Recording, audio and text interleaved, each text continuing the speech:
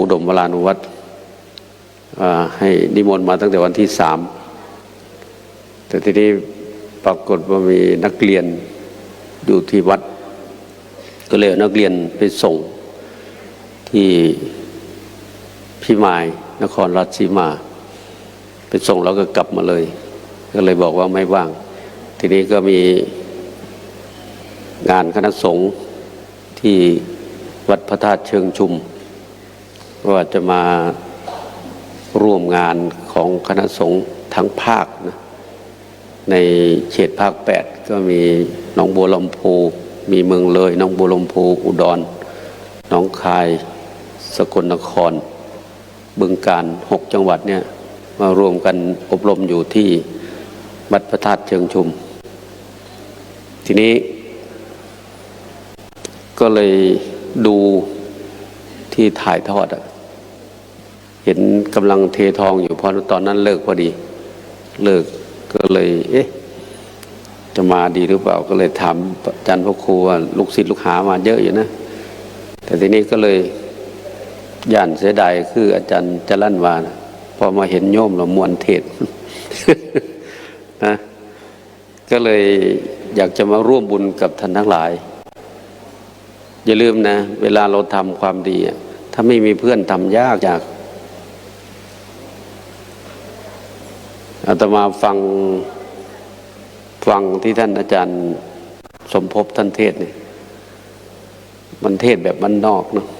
เทศอุปมาแบบง่ายๆให้เข้าใจก็เลยอุปมาเหมือนว่าวัวหรือควายที่มันจะข้ามน้ำตัวหัวหน้ามันไปตัวเล็กๆมันก็เอาคางเกยก้นไปเกยตูดไปก็ข้ามน้ำได้เหมือนกัน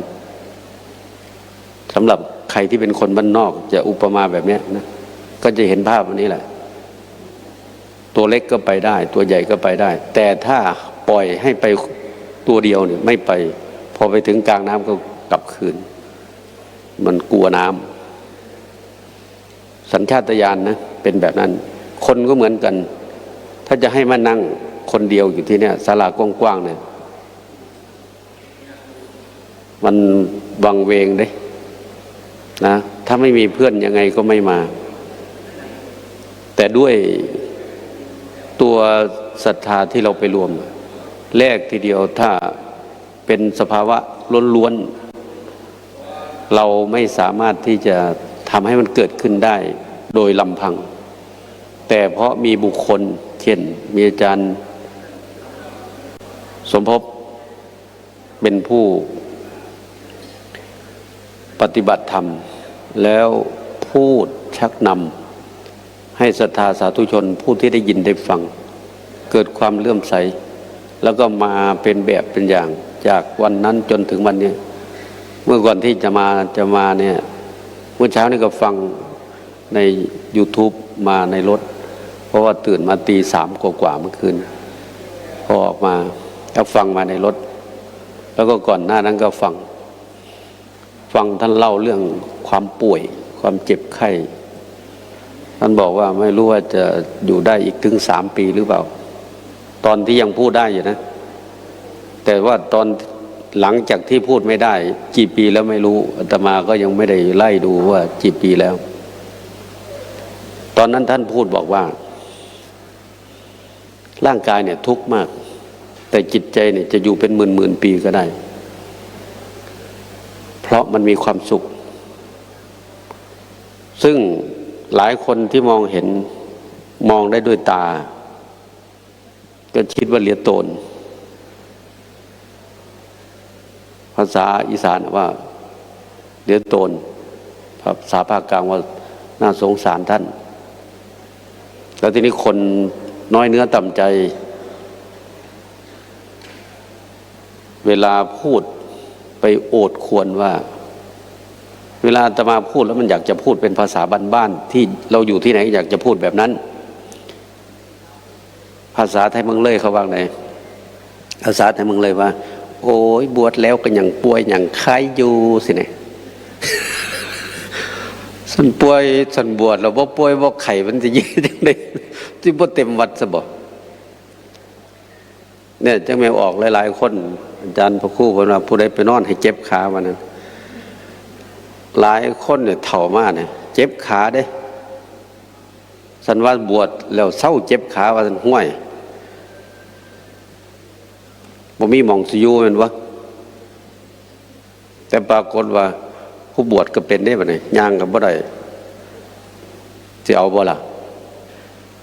บวชก็เป็นคือเก่าแล้วว่านี่หลายคนที่มีความทุกข์เวลาพูดเวลาอธิษฐานนี่แหละมาทำแบบนี้ตัวเองเป็นอะไรอยากจะหายจากอันนั้นรักษาศีลมือเดียวสาธุปุ่นที่ข้าพระเจ้ารักษาศีลให้เศร้าเจ็บขาให้เศร้าเจ็บตาให้เศร้าเจ็บแอว ความเจ็บความไข้ให้หายไปให้มีแต่สิ่งดีๆเข้ามาพะนะว่าโอ้ยป่านมันสิเศร้ามื้อนี้มื้ออื่นไม่หายนะจะบอกให้ไม่หายเพราะตัวบุญก็จะสนองที่ร่างกายตัวบาปก็จะ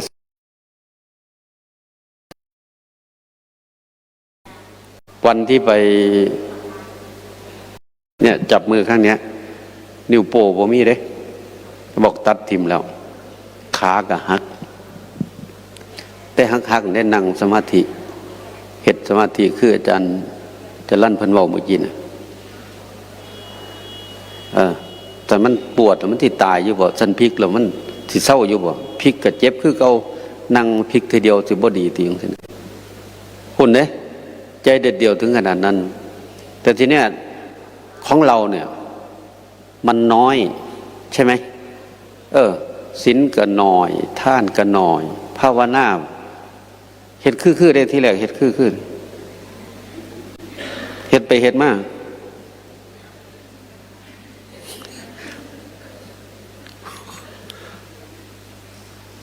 มันหายมันพระนั่งอยู่สูงกว่าเขานอนให้เขาเบิ่งแท้ๆบ่แม่นปฏิบัติธรรมดอกมาเบิ่งเขานั่งสมาธิขึ้นเมื่อก็ไปเว้าแต่เรื่องนี้น่ะใหญ่นึงนั่งอยู่มอๆกันนั้นเงานอนขนาดพุ่นน่ะดีเว้าเท่านี้จริงๆเนี่ยบ่แม่นแต่เฮาเด้เคยได้ยินอยู่บ่พระโมคคัลลานะเพิ่นเป็นพระโสดาบันเด้ฟังเทศจากหมู่น่ะพระสารีบุตรไปฟังจากพระอัสสชิมาบอกให้โมคคัลลานะฟังโมคคัลลานะเป็นโสดาบันหนึ่งแต่ว่าท่านได้บวชมาบวชแล้วยังสิ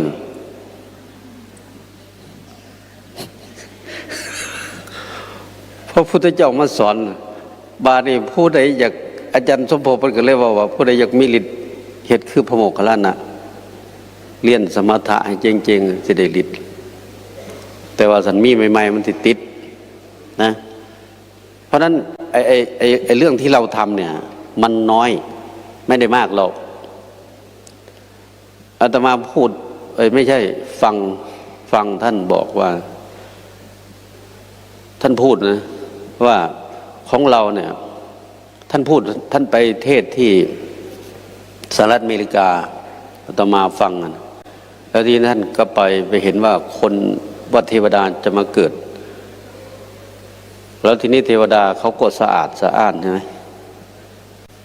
ท่านก็ยังไม่เชื่อนะมันสิมีอยู่ว่าคนเอามือป่องฟังเลยว่าสันว่าเนี่ยฟังมาเมื่อเช้าหรือเมื่อไหร่เนี่ยที่ฟังมาเมื่อเช้าที่ไหนได้พวกเทวดามาเกิดแล้วมันเกิดไม่ใช่เกิดผิดที่หรอกมันเกิดตามบุญของเขานั่นแหละถ้าบุญมากจะไม่เจอนะแต่ถ้ามันบุญพอกระเทินจังเฮาเนี่ยมันที่เจอบ่ได้บุญหลายได้บุญซ้ำเฮาเนี่ยบ่ได้หลายมันพอสิแก้ไขได้นะของเขาเนี่ยมันเกินน้ำก็ใสสัตว์ก็หลายคนก็สะอาดสะอ้านมีระเบียบวินัยเวลาสิฟัง สนใจโสตาวัฏฐานังตั้งใจฟังอย่างยิ่งกลัวมันจะหายกลัวไม่ได้ฟังอาจารย์เพิ่นว่าแม่นสิบ่มีพระพุทธเจ้าเพิ่นบอกว่าตั้งใจเงี่ยโสดสดับอย่างยิ่งนานๆเขาจะได้ฟังได้พวกคนมีบุญเหมือนกับเทวดาจะมาฟังเทศพระพุทธเจ้านานๆพระพุทธเจ้าจะเกิดขึ้นครั้งหนึ่งหรือแม้แต่ตอนนี้ก็เหมือนกันไม่ใช่มีวัดทุกวัดจะทำได้เลยตื่นเช้าขึ้นมาจะมาไหว้พระสวดมนต์ก็ไม่ได้ทำได้ทุกวัดนะจะบอกให้ถึงจะบวชก็จริงนี่คือมันน้อยบวชอยู่แต่มันทำยากถ้าไม่มีเพื่อนไม่มีหมู่คณะจะทำไม่ได้เลยอาจารย์จะลั่นเพิ่นก็บอกแล้วเมื่อกี้นี่สิมีเฮียนใดลุกขึ้นมาทำวัดพร้อมกันนะสิไปเฮ็ดคือพระบ่ได้เลยชาวบ้านเฮ็ดบ่ได้สิไปเฮ็ดข้อวัดของนักบวชก็เป็นอีกแบบหนึ่งข้อวัดของคนครองเรือนก็เป็นอีกแบบหนึ่งจะไปทำเหมือนพระเนี่ยเขาสิเว้าให้สมัยจังเฮาเขาติว่าเนาะบ่แม่นแม่สูกินยาบ่เขย่าขวดสิว่ามึงปากดีเด้อกูสิย้ายมองมึงได้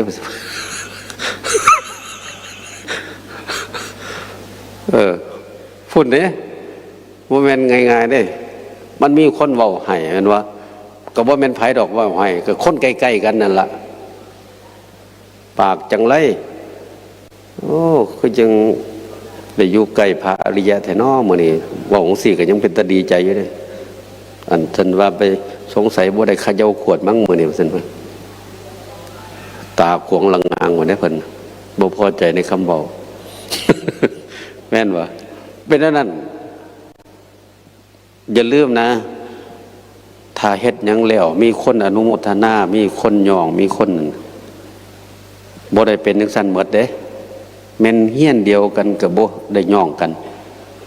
ยกเว้นคนสิมีบุญเสมอมีศรัทธาเสมอกันเท่านั้นเองจังสิเว้าสมมุติว่ามาจังซี่ธรรมดาคือเฮานี่ล่ะฟังแล้วจะว่ามันเป็นจังได๋อยากบริจาคก็เลยไปบริจาคน้ำเพิ่น5,000บาดนี้ขึ้นเมื่อว่าสิไปอ้างผัวโอ้ยค่อยไปแล้วค่อยบริจาคน้ำเพิ่น5,000โอ้ยจะเป็นนักบุญใหญ่เพิ่นสิว่า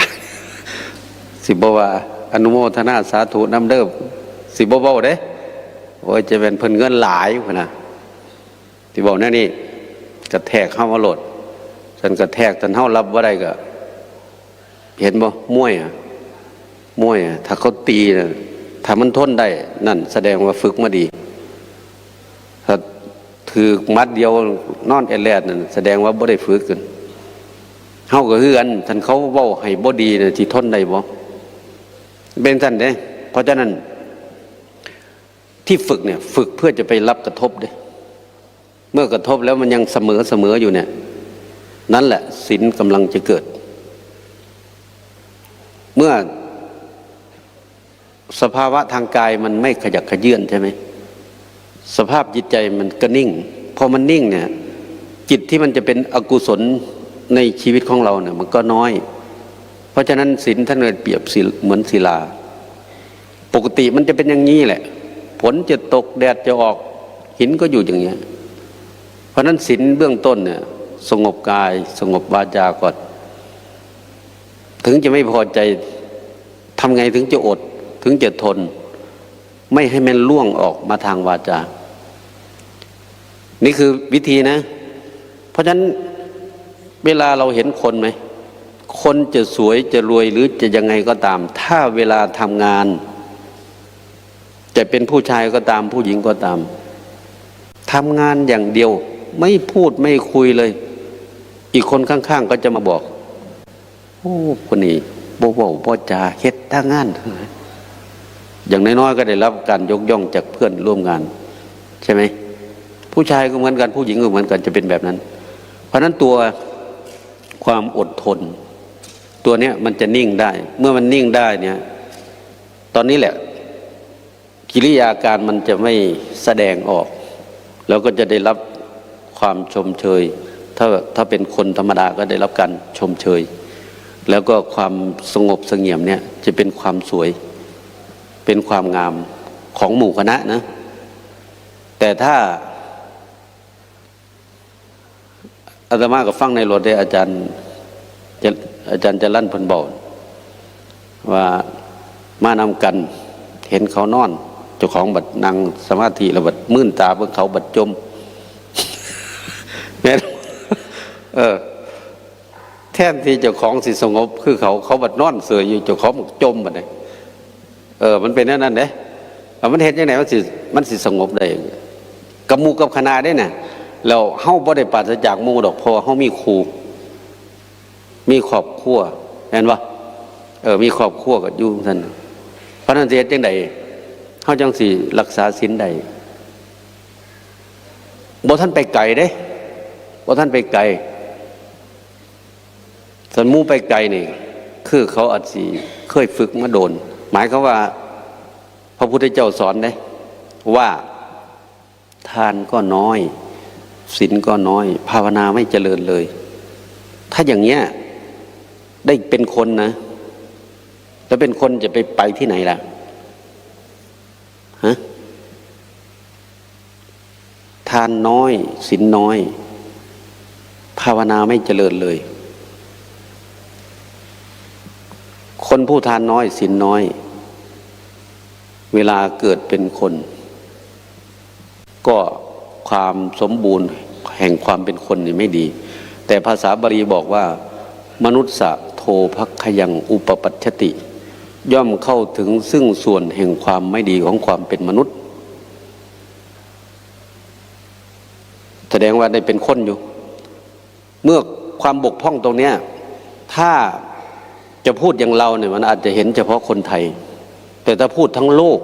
เพราะคำสอนของพระพุทธเจ้าเนี่ยสอนเทวดาและมนุษย์ไม่ได้จำกัดนะว่าต้องเป็นคนไทยแต่ทีนี้ใครจะเจอทีเนี้ยในจำนวนคนเนี่ยตอนนี้ประชากรคนประมาณ 8,000 ล้านคนแต่ผู้ที่นับถือพุทธศาสนาเนี่ยทั่วโลกที่เขามาประชุมกันเนี่ยเขายกให้บ้านเราว่าเป็นศูนย์กลางของพุทธศาสนา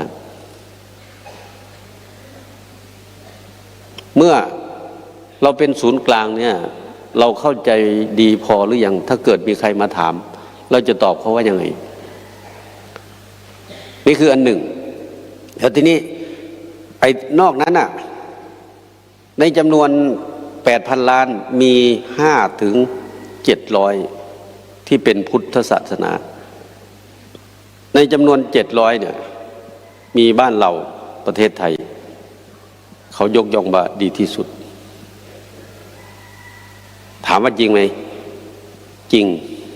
จริงโดยที่มีวัดอยู่ทุกหมู่บ้านที่นับถือพุทธศาสนาแต่ก็ไม่ได้ใช่ทุกบ้านนะไม่ได้ใช่ทุกบ้านเพราะว่าประเทศไทยของเราก็ไม่ได้มีเฉพาะพระพุทธศาสนาแต่ทีนี้ในจำนวนนั้นน่ะจะทำได้กี่คนอย่างสมมุติว่าวันนี้อย่างอาตมาวิ่งมาจากตัวจังหวัด100 กว่ากิโลประมาณ1 ชั่วโมงกว่าวิ่งมาตรงนี้จะหาคนอย่างเนี้ยที่มานั่งแบบเนี้ยจะมีสักกี่คนแล้วจำนวนคนที่นั่งอ่ะใช่คนอำเภอคำตะกร้าหรือเปล่าใช่คนสกลนครหรือเปล่าแล้วมาจากไหนบ้างคนที่มาต้องเกิดศรัทธาถึงมานะถ้าไม่มีทรัพย์ภายในจะไม่มาเลยทรัพย์ภายนอกต่อให้มีมากขนาดไหนก็มาไม่ได้เพราะใจไม่พอใจที่จะมาสัพเพธัมมาฉันทะมูลกาธรรมทั้งหลายมีความพอใจเป็นมูลมีความพอใจเป็นรากฐานสติถามโยมไปว่า จ้าบ่มีเวียกบ่เจ้าคือมานั่งสิเจ้าสิตอบว่าจังได๋แสดงว่าเจ้าอยากได้ศีลนั่นวะเจ้าอยากได้ทานวะภาวนาเฮ็ดได้แน่นิดหน่อยเท่านั้นเด้เนี่ยตัวภาวนาก็สิฟังซ้ำนี่ล่ะอาจสิบ่ทันหลายแต่ว่านี่ฉันเทศถือจริตแน่ก็สิเป็นตะฟังอยู่ฉันบ่ถือจริตก็สิเอาละเดี๋ยวก็2หาว3หาวแล้วได้ปะนี่หาวดังซ้ำเด้หาวคืออะไรเฮานี่นะว้าวโอ้ยค่อยๆก็ได้ดอกเนาะบ่ให้พระได้ยินก็ได้นะมันคืออะไรกันผลไหมแต่วันบ่สุดสาวเนาะอันใดหาวเต็มที่มันสุดสาวแน่ก็ถามไปอีกผู้ใดบอกหาวนะ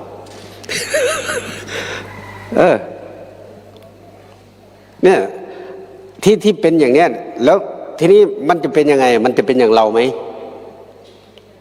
อาตมาเพิ่งกลับมาเนี่ยบอกอาจารย์พระครูดว่าโอ้ไปก็ได้อยู่ดอกร่างกายไปได้อยู่แต่เสียงบ่มาตั้งแต่วันที่18พุ่นเด้จนเมื่อฮอดมื้อนี้ยังอยู่ซ้ำเนี่ยมื้อเช้ามาไอมาตลอดทางก็เลยว่าไปสั่งบุญจักหน่อยซั่นก็เลยมานี่แต่ที่นี่มันหมายความว่าไงเราอ่านหนังสือแต่มันไม่เคยเห็นตัวจริงเราก็คิดว่าเฉพาะคนไทยแต่จริงๆไม่ใช่คนแอฟริกาก็ไม่เคยเห็นพระคนยุโรปมันก็มีบางรัฐบางที่ที่มันไม่มีมันมีตอนที่คนไทยออกไปมีคนยุโรปเขาเลื่อมใสเขามาศึกษาพุทธศาสนาในประเทศไทยเขากลับไปบ้านเขาก็อาจจะดีหน่อยแต่ที่ท่านพูดเอาไว้ว่าเดี๋ยวต่อไปพระอาทิตย์จะขึ้นทางตะวันตกพระอาทิตย์นี่คือเปรียบเหมือนพุทธศาสนานะตะวันตกหมายถึงคนยุโรปอาจจะย้ายจากบ้านเราก็ได้อย่าเพิ่งคิดนะว่ามันเจริญที่นี่ขนาดอินเดียมีพระพุทธเจ้ามีพระปัจเจกพุทธเจ้ามีพระอรหันต์คนครองบ้านครองเรือนก็เป็นพระอรหันต์มีอริยะเต็มไปหมดสุดท้ายหายไปเลยถ้าวันหนึ่งมิจฉาทิฏฐิครอบงำสิมานั่งบอกสิบ่ได้เด้บ่ให้เฮ็ดเอาผู้เทศดีๆไปหาไถหน้าก็ได้วันนี้ได้อยู่ใกล้ๆบ้านเฮาเนี่ยเขาเฮ็ดมาแล้วเขาปกครองบ่ไปเขาไฟเผาเลยเอารถเหยียบทีนี้หรือพวกนี้ก็สินะนี่คือมิจฉาทิฏฐิไม่เห็นดีเห็นงามกับที่ทำแบบนี้แต่ที่ทำแบบเนี้ยมันมาจากไหนมาจากคำสอนที่เป็นแบบนี้แหละที่ฟังแล้วเข้าใจที่ว่าเข้าถึงส่วนแห่งความไม่ดีของความเป็นคนความไม่ดีของความเป็นคนจะอาศัย2 อัน 1อาศัยปัจจัย4กับอาศัยรูปสมบัติคนที่มีเสียงดีเขาก็ขายเสียงได้คนที่รูปสวยเขาก็ขายรูปของเขาได้อย่างเช่นนางเอกละครแสดงละครแต่ละเรื่องเขาได้เป็นล้านไอ้คนขี้เหร่ก็ได้เดินผ่านกล้องเขาให้200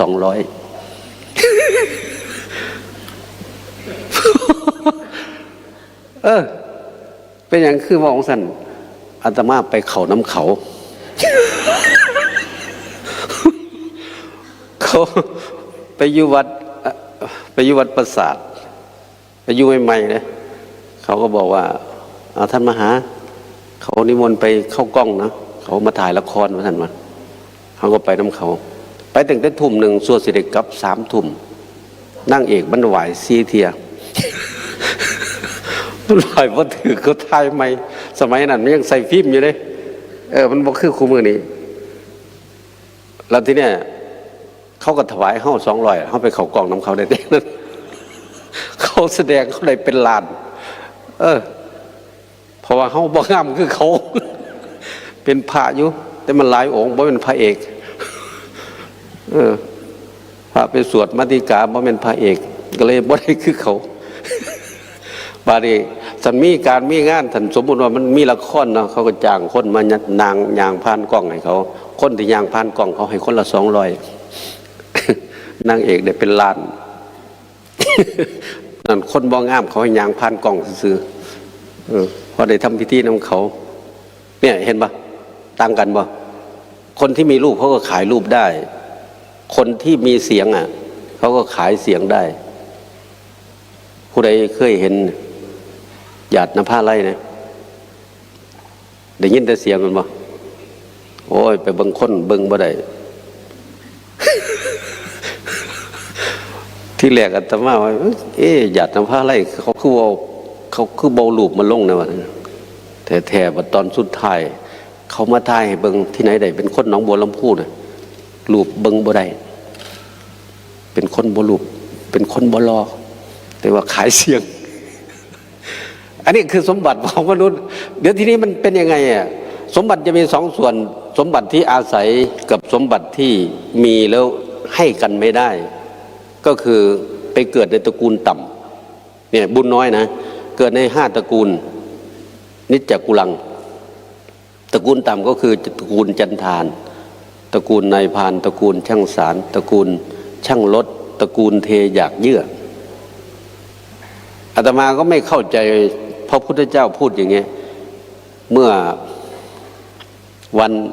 ที่ไปอินเดียวันที่จะกลับมาวันที่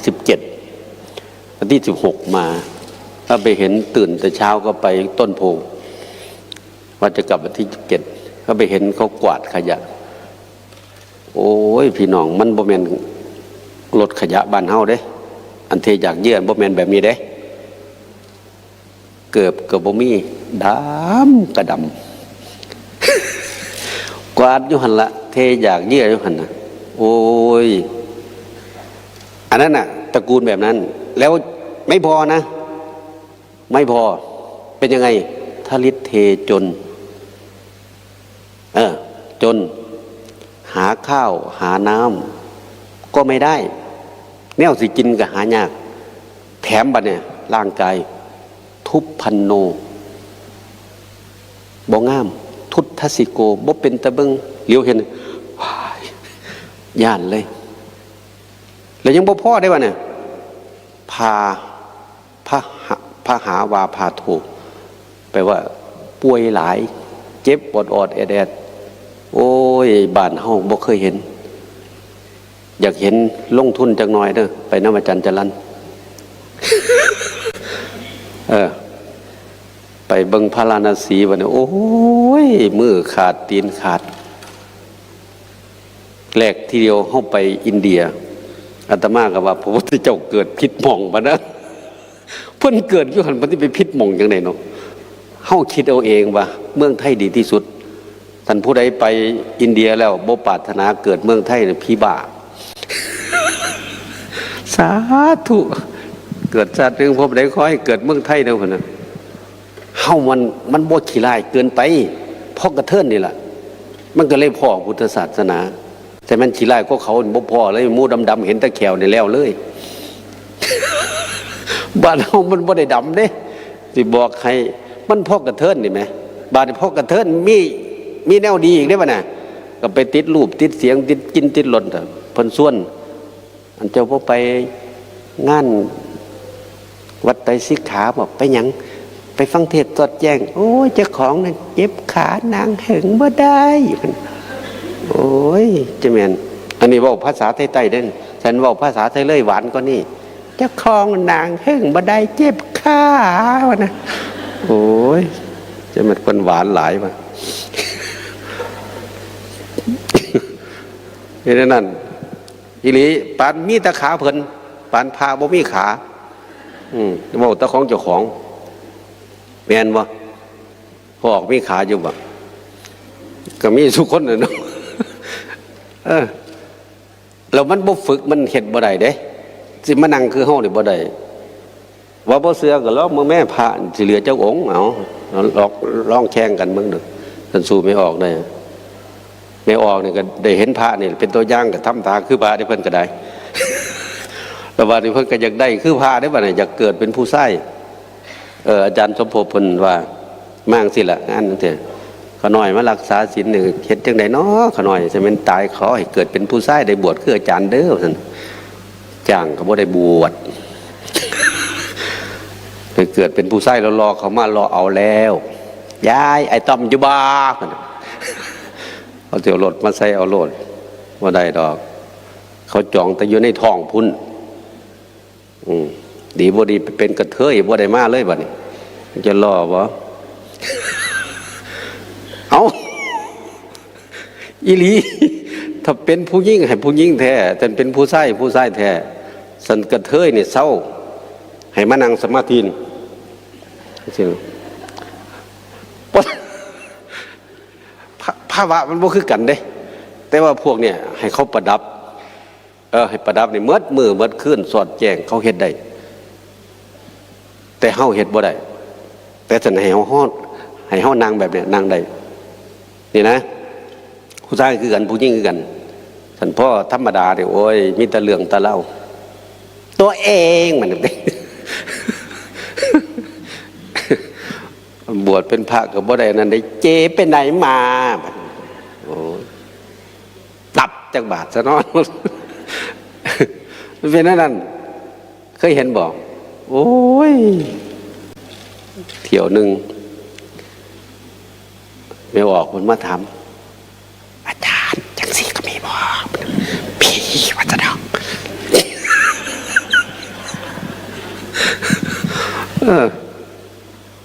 มันยังมาต้องหูจักได้น่ะยายด้วยหลานชายหรือหลานสาวยังไม่รู้เจ้าข้าวะนะไปเขาโรงเรียนฮอดป.6เป็นกระเทยจอย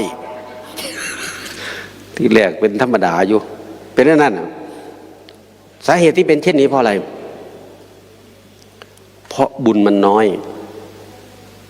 ไปฟังอาจารย์สมภพเพิ่นเว้าเด้อนั่งอันหนึ่งแต่งงาน3 เถื่อเอาไปไขขอทานเอาถิ่มย้อนมันสินหน่อยตรงกลางๆเด้ตรงกลางๆมาเกิดเป็นกระเทยพอสุดท้ายมาเกิดเป็นผู้หญิงมันเนี่ยพอศีลมันน้อยเพราะนั้นศีลมันน้อยก็ทีนี้ยังไม่พอเด้ป่วยแล้วก็ยังไม่พอทีนี้เป็นผู้ไม่ได้เด้ทีนี้ขี้เลตาบอดตายเฟี้ยงบ้านเฮาว่าตายเฟี้ยงเป็นหยังภาษาไทยเลยว่าแค้นซ้อยมือซ้อยเป็นอัมพาตมันเป็นอัมพาตคือกันกับรถแมคโครไฮดรอลิกมันแตกยกบ่ขึ้นเลยบัดเวลาสิยกมือยกเถอะนักขากับนักเพราะมันบังคับบัญชาไม่ได้นี่คือถ้าเห็นอย่างนั้นน่ะต่อให้มีคนละ5 ล้านเลยรักษาก็ไม่หายมีเงินเนี่ยจะเอาโรคภัยไข้เจ็บออกจากตัวเองเนี่ยอาตมาเวลาบอกก็จะบอกให้โยมเข้าใจว่าถ้ายังไม่รู้จักอะไรพรุ่งนี้ให้ป่วยพอป่วยแล้วไม่ต้องบอกหายามากินเองอยากให้ตัวเองหายแล้วถ้าป่วยนะถึงหนักมันจะเอาออกได้ไหมที่โรคภัยไข้เจ็บต่อให้มีเงินมากขนาดไหนเขาเล่าสตีฟจ็อบส์ที่ว่าเป็นคนรวยที่สุดแต่ก่อนนะอายุ50 กว่าปีป่วยเงินกองเต็มอยู่เอาโรคภัยไข้เจ็บออกไม่ได้สุดท้ายตายจากเงินแล้วอาตมาฟังอาจารย์สมภพท่านก็บอกว่าพระพุทธเจ้าไม่ได้ยกย่องเรื่องการมีเงินแต่พระพุทธเจ้ายกย่องเรื่องการใช้เงินเป็นจะมีมากหรือมีน้อยไม่สำคัญแต่สำคัญว่าใช้เป็นหรือเปล่าบางคนมีมากแล้วหวงสุดท้ายตายจากบางคนมีน้อยยังใช้สอยได้เมื่อจีวิ่งเข้ามาคนเขาทำทานเขาไม่มีโอกาสมานั่งอย่างเรานะเตรียมอาหารหวานข้าวอยู่งานไหนงานนั้นต้องไปเลี้ยงดู ทำพอใจอย่างเงี้ยทำแต่ลงทานจะให้เราไปทำอย่างนั้นเราไม่ชอบแต่เขาชอบแบบนั้นสมัยที่มีคนเยอะๆอาจารย์สมภพว่าบางทีพ่อแม่เข้ามาเขาตายแล้วพวกนี้เข้ามาเขาไม่ทำอะไรเลยเขาไม่เอาอะไรเลยเขามีจิตอาสาอยากจะให้ผู้ประพฤติปฏิบัติธรรมเหมือนกับพระนี่แหละพระไม่ทำอะไรแต่ต้องมีคนให้ถึงจะอยู่ได้พอมีคนให้ปฏิบัติธรรมจนเห็นธรรมแล้วมาบอกมากล่าวคนทั้งหลายจะต้องเชื่อคำพระอรหันต์แล้วทำตามทรัพย์สมบัติก็จะเป็นอุปกรณ์ในการสร้างคุณความดีให้เกิดให้มีขึ้นจะน้อยเนี่ย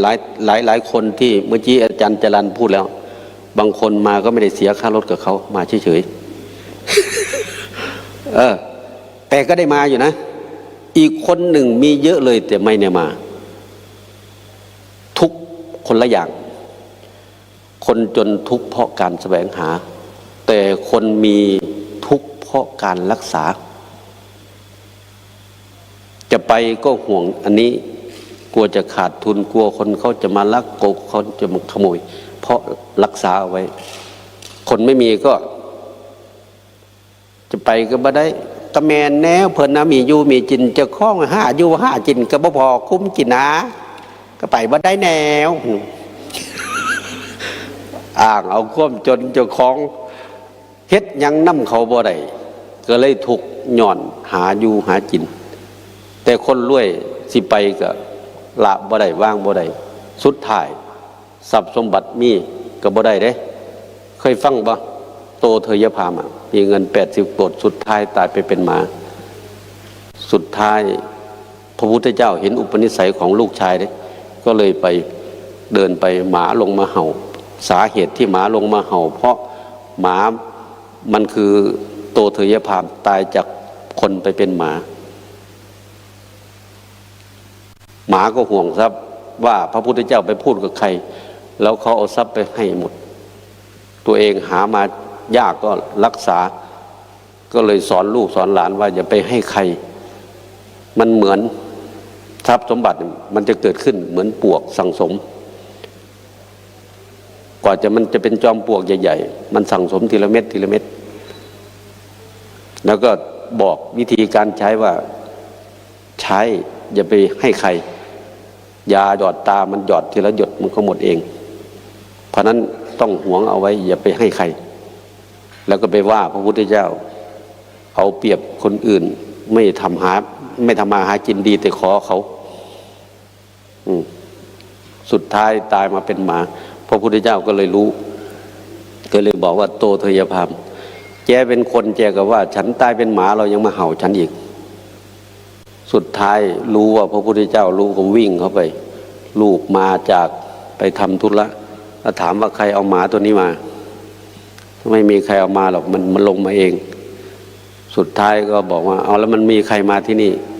ก็บอกนอกจากพระพุทธเจ้าก็ไม่มีใครมาแล้วถามว่าอย่างไงพระพุทธเจ้าพูดอะไรมาเนี่ยเขาบอกว่าโตเทยพามแกเป็นคนแกก็ว่าฉันตายเป็นหมายังมาเห่าห่วยกินเข่าพื้นยังว่าพอเขาเป็นหมาอยู่ติดลิ้วพุ่นหอดวัดพุ่นแล้วบอกไปก็ถามเลยแล้วบ่กราบสำเร็จว่าพอผมเป็นหมาบอกว่าโอ้ยจะบอก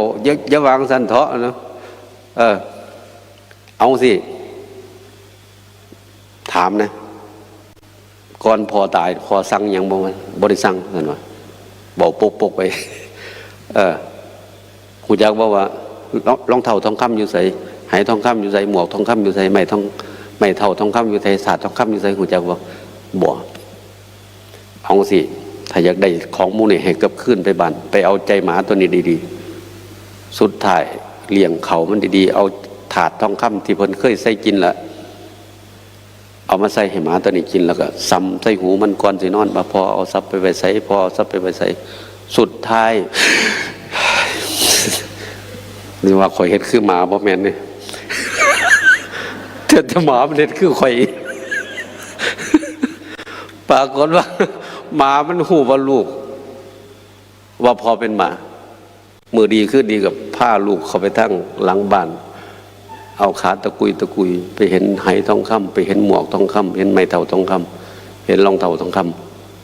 ำเกิดอัศจรรย์ว่าพระพุทธเจ้าเกิด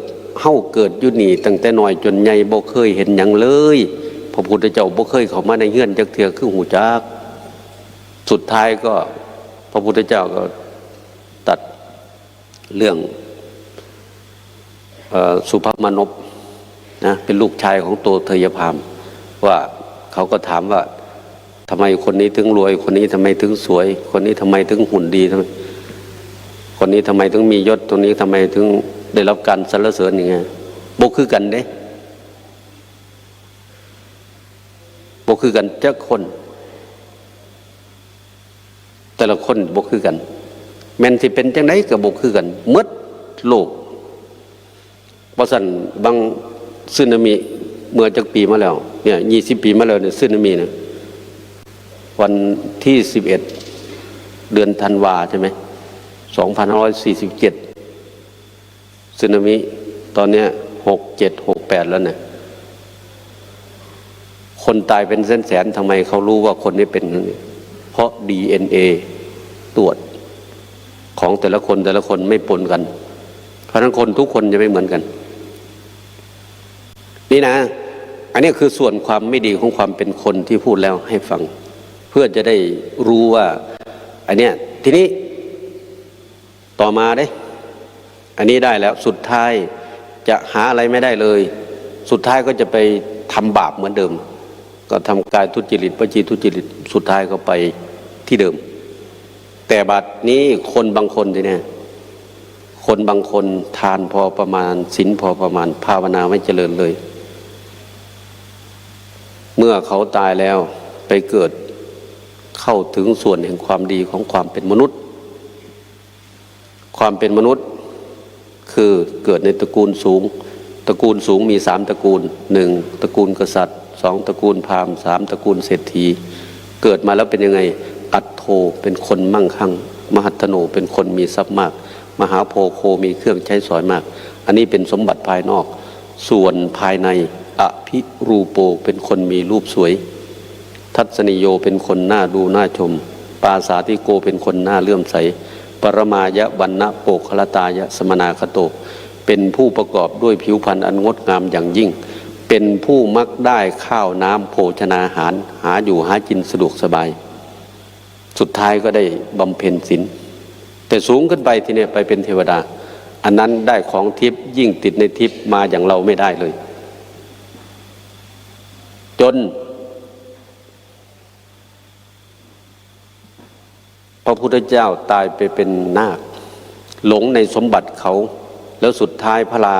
เชิญพระราชาไปเยี่ยมเมืองพญานาคก็เลยบอกว่าชนินทะนันยตระมนุษย์โลกาสุทธีวะสังวิชติสัญญโมวาท่านผู้เป็นใหญ่แห่งนรชนทั้งหลายนอกจากมนุษย์โลกแล้วความบริสุทธิ์ความสำรวมไม่มีข้าพเจ้าอหันจะรัตถามนุษย์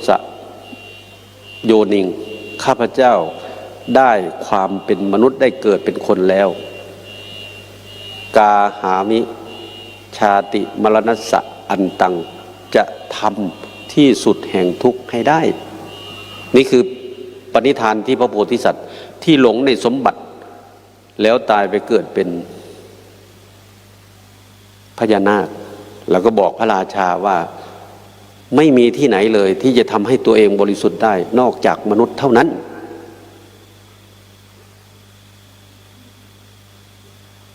เพราะฉะนั้นเวลาเราจะเอาสมบัติเราจะเอา2 ส่วน1ส่วนที่เป็นวัตถุข้าวของเงินทองเครื่องใช้ไม้สอยรถลานบ้านช่องเครื่องประดับประดามีมากได้ใช้มาก2สมบัติที่จะต้องนำไปในภายภาคหน้าสมบัติที่เป็นวัตถุข้าวของจะต้องเอามากินมาใช้แล้วก็เป็นอุปกรณ์ในการสร้างคุณงามความดีส่วน สมบัติที่จะนำไปภายภาคหน้าเนี่ยซื้อไม่ได้หาไม่ได้นอกจากเราจะหาเองเมื่อกี้ท่านอาจารย์จรัญพูดแล้วเรามารับผิดชอบเพื่อจะสร้างชีวิตของตนเองลูกผัวเมียภรรยาไม่มีทางจะรักกันขนาดไหนก็ไปด้วยกันไม่ได้ยกเว้นคนมีบุญจะมาบอกกันได้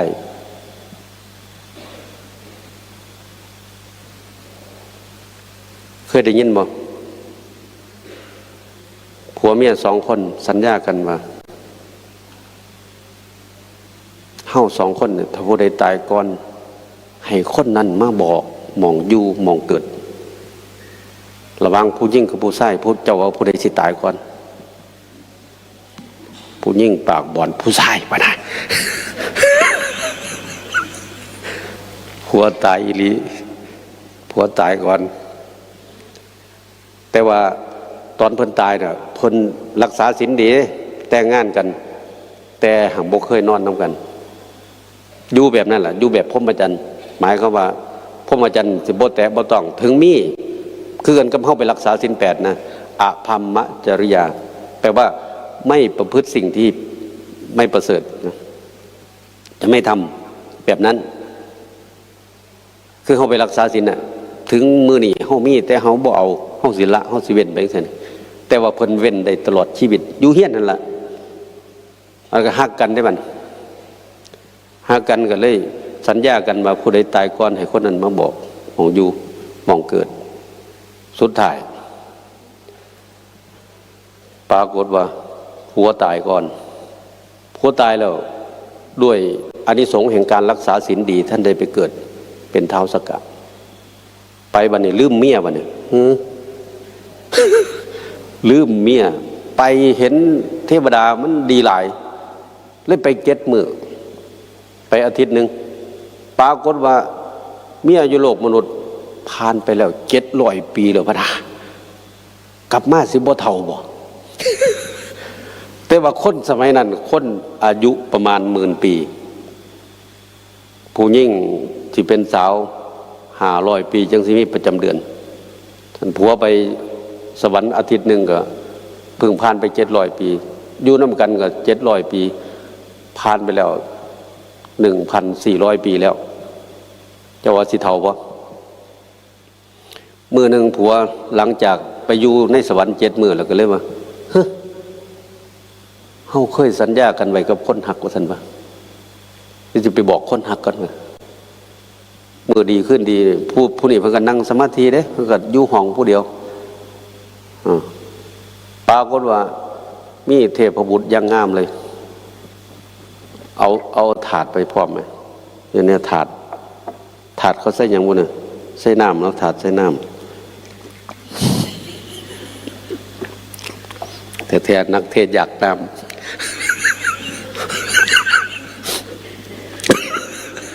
มุมีน้ำโมอย่าได้เบิ่งซื่อๆดอกที่นี่ปรากฏว่าเอาถาดทองคำใส่ทองคำมามากเลยมาประโลมมาเธอก็เป็นสาวฉันก็เป็นหนุ่มในเวลานี้ไม่มีใครเห็นแล้วเรามาร่วมอภิรมย์กันเถิดนางนี่ก็งงเลยฮะเนี่ยพระนครก็ต้องกวงใหญ่ว่าท่านว่ามีทหารล้อมไอ้หมอนี่มันเขามาได้ยังไงวะโจ้เป็นไผว่าท่านว่าเป็นไผบ่ต้องเกี่ยวเลยมื้อนี้เฮามาเกี่ยวกันอยู่นี่แล้วผู้หญิงก็บอกความในใจว่านอกจากพระเจ้าอุทัยพัฒน์แล้วดิฉันจะไม่สนใจใครเลยมันเพราะได้สัญญากันไว้แล้วกับผัวพอตะวาท่านก็เทวดาก็หายแวบไปมือรุ่นมาอีกมือรุ่นก็ถือมาอีกถือถาดโลหะแต่ใส่ทองคำมาได้บ่คนนี้ก็เอาอีกแล้วผู้บ่าวผู้นี้มาอีกแล้วสันสิเว้านำเดี๋ยวสิมาคู่มือบ่เว้าก็หายไปวับคือกันเลยสุดท้ายถือถาดขีดตะกัวใส่ ถาดโลหะใส่ขีดตะกัวมาในบัดนี้มึงบ่เว้าบ่ได้บัดนี้ ต้องเว้าใส่แม่นเฮาก็สิห้องเนาะ โอ้ยเจอหลายสิวางเสียภาษาไทยเลยจะมาซัวหลายเจ้าอยากให้ผู้ยิ่งเขาดีใจเจ้าแทนที่เจ้าสิเพิ่มขึ้นมื้อนี้เจ้าเป็นบ้าบ่มื้อก่อนเจ้ามาเอาถาดทองคำใส่ทองคำมามื้อว่านเนี่ยเอาถาดสำริดใส่ทองคำมามื้อนี้เอาถาดขีตะกัวใส่เหรียญกระสาบมาเนี่ยเจ้าเป็นบ้าบ่ซั่นว่าเมียว่าเด้อันนางอุทัยพัฒนาเว้าสุดท้ายเราก็เลยว่าพระโพธิสัตว์ผู้เพิ่นเป็นหักกันเนี่ยอดีตพระพุทธเจ้าเด้เพราะฉะนั้นเมื่อมีตัณหาจะต้องอาศัยตัณหาเพื่อจะละตัณหานะเพิ่นก็เลยว่าโอ้ยท่านคอยเป็นพ่อข้าคอยก็มีหัวอยู่ดอกว่าท่านว่าเป็นหยังว่าท่านว่าเอ้าคอยมากเมื่อวานเนี่ยเจ้าเป็นสาวคนนี้มากเมื่อนี้เท่าหลายว่าท่านว่ารับบ่ได้ว่าเท่าคำว่าเท่าพูดเบาๆก็เจ็บเหมือนว่าโอ้ยเฉียดหลายผู้ใส่ว่าเท่าแล้ววันนี้เจ้าจะไปเสียเขาได้หาลังเทียก็ไปหลงคำย่องเขาแล้วเมื่อวานก็ดีสวยดีเมื่อวานก็ดูสวยดีแต่วันนี้สวยกว่าเมื่อวานพนักเพิ่นยิ้มสวยแท้ๆเท่าแล้วก็ปีใหม่ได้ว่าเนี่ยปีใหม่อาตมาก็เลยว่าให้เท่าก็เก่าเด้อสันบ่อยากเท่าให้เฝ้าตายว่าซั่นว่าเอ้าอายุยืนก็มีแต่เท่าตัวนี้แม่นบ่สันอายุยืนล่ะสิให้มันซอยด้อยคือเก่าเนี่ยเป็นไปบ่ได้โลกนี้ไม่มีให้เลือกแต่ต้องมีให้รับรู้ใช่ไหมถ้าสมมติว่าตอนเนี้ยเราอายุ60หรือ70สาธุขอให้ข้าน้อยอายุยืนเท่าปะ เท่าแน่นอนยังไงก็เท่า สุดท้ายผัวก็เลยว่าเมียก็เลยว่าปานเพิ่นบ่เท่าว่าท่านโอ้ยที่ฉันเกิดเนี่ยไม่เท่าไม่แก่หรอกว่าท่านว่าขึ้นเบิ่งเอาตอนอยู่ด้วยกันน่ะตอนนั้นผัวจากไปเลยเด้ตอนอยู่ด้วยกันก็700ปีตายไปก็700ปี 4,000 ปีแล้วมันบ่เท่าให้มันอยู่ที่คนน่ะแม่นบ่แต่ว่าเท่าสักกะบ่เท่าได้บัดนี้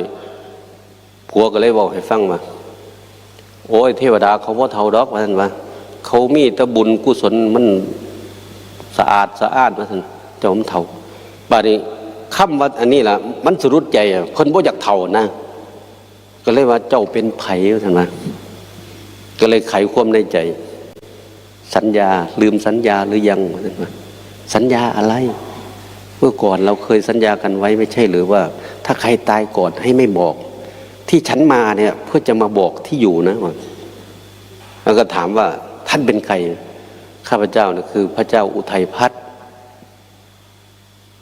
ที่เคยสัญญากันไว้ว่าถ้าใครตายก่อนจะมาบอกฉันไปแล้วลืมไปเทวดามันดีเกินไปก็เพิ่งนึกขึ้นได้ก็เลยมาหานี่แหละจะบอกทีนี้ก็บอกภรรยาว่าร่างกายเนี่ยมันเป็นอาหารของสัตว์อื่นสุคติทุกขติเนี่ยเป็นที่พักชั่วคราวเพราะฉะนั้นเธออย่าลืมประพฤติพรหมจรรย์รักษาศีลรักษาธรรมให้ดีเพิ่นก็เลยบอกว่าถ้ายังสั่นให้สอนขอหน่อยแน่ขอหน่อยจะได้ไปเกิดน้ำพนันแสดงว่ามักผู้บ่าว สุดท้ายก็ได้ไปเกิดน้ำผัวเด้สุดท้ายอีหลีเลยวันนี้นี่แหละมาเกิดเป็นนั่งมัสซี่เนี่ยเห็นว่านั่งเกิดเป็นสิริมหามายาเนี่ยสุดท้ายเนี่ยเห็นบ่เนี่ยคืออาศัยตัณหาเพื่อจะละตัณหาสุดท้ายไม่ใช่ทิ้งนะลูกไม่ใช่แม่รักเมียพระนางมัตสีไม่ใช่เกียรติชังแต่สิ่งที่รักมากคือโพธิญาณเมื่อตรัสรู้แล้วแม่ก็เป็นพระโสดาบันลูกเป็นพระอรหันต์ภรรยาเก่าก็เป็นพระอรหันต์ออกบวชพากันไปได้หมดนี่คือวิธีรวบรวมทรัพย์สมบัตินะไอ้ขุมเงินขุมทองทั้งสี่เวลาคนมีบุญมันหายไปเองไม่มีใครเลยตอนที่แม่ขนาดแม่นะพระนางพิมพา ว่าตอนเจ้าชายออกบวชไม่ได้มอบทรัพย์สมบัติให้ใครแต่งองค์ทรงเครื่องลูกอย่างดีให้ไปขอราชสมบัติถามว่าทรัพย์ไปไหนพระพุทธเจ้าก็บอกว่าทรัพย์อันนั้นมันอาจจะแย่งกันได้เราจะมอบโลกุตตรทรัพย์ให้ลูกชายในที่สุดบวชซะลุนหาลาหุนเห็นไหมนี่คือวิธีที่จะดำเนินชีวิตจากน้อยไปหามากเพราะนั้นตัวศีลนี่แหละจะเป็นหนทางที่จะนำเราไปสู่สุคติได้อาตมายกภาษิตขึ้นว่าพัทธเกนะจะสีเลนะพัทธิกายจะทิฏฐิยาเอเตหิทวีหิธรรมเมหิโยสมนาคโตนโลนรชนใดประกอบด้วยธรรมสองประการคือหนึ่งศีลอันงามทิฏฐิอันงามกายัสสะเพทาปลัมมรณาสัพปัญโยสักขังอุปโสอุปปัชชติบุคคลนั้นหลังจากผู้มีปัญญาหลังจากตายแล้วย่อมเข้าถึงสุคติโลกสวรรค์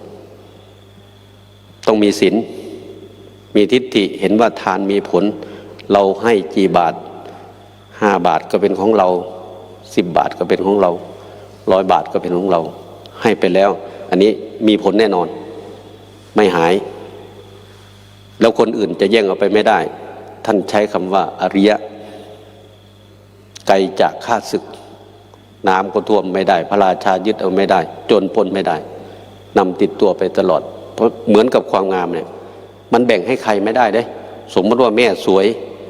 ลูกเกิดมาไม่สวยจะแบ่งให้ลูกสักหน่อยแบ่งไม่ได้เพราะลูกเกิดมาจากกรรมแม่ก็เกิดมาจากกรรมใครทำคนนั้นได้เพราะนั้นก็ถือโอกาสอนุโมทนาบุญกับทุกบุญที่เกิดขึ้นโดยมีท่านพระอาจารย์สมภพเป็นแบบเป็นอย่างในตัวพระอาจารย์ดีก็อยู่ที่นี่บาปก็อยู่ที่นี่เมื่อต้องการบุญจะไม่เอาบาปเลยไม่ได้ทั้งบุญทั้งบาปอยู่ด้วยในร่างกายเนี่ยจะสนองถ้าขันยังมีอยู่บาปจะต้องสนองจนสุดท้ายเมื่อบุญจะสนองก็สนองจนสุดท้ายมีความสุขตลอดถ้าทุกข์ก็ต้องทุกข์นะเพราะนั้นก็บุญกุศลทุกคนที่ได้สร้างธรรมภาพในนามผู้แสดงธรรมก็ถือโอกาสอนุโมทนาด้วยสรุปสุดท้ายภาษิตสุดท้ายที่ท่านพระเถระรูปหนึ่งท่านสรุปคำสอนของพระพุทธเจ้าว่าทานังทัตตวามหาโพโคคนผู้มีโภคะมากเพราะการให้ทานสีเลนะสุขตูปโคคนจะเข้าถึงสุคติความเป็นคนได้เพราะศีลภาวนายะจะนิพพาติจะดับโลภะโทสะโมหะได้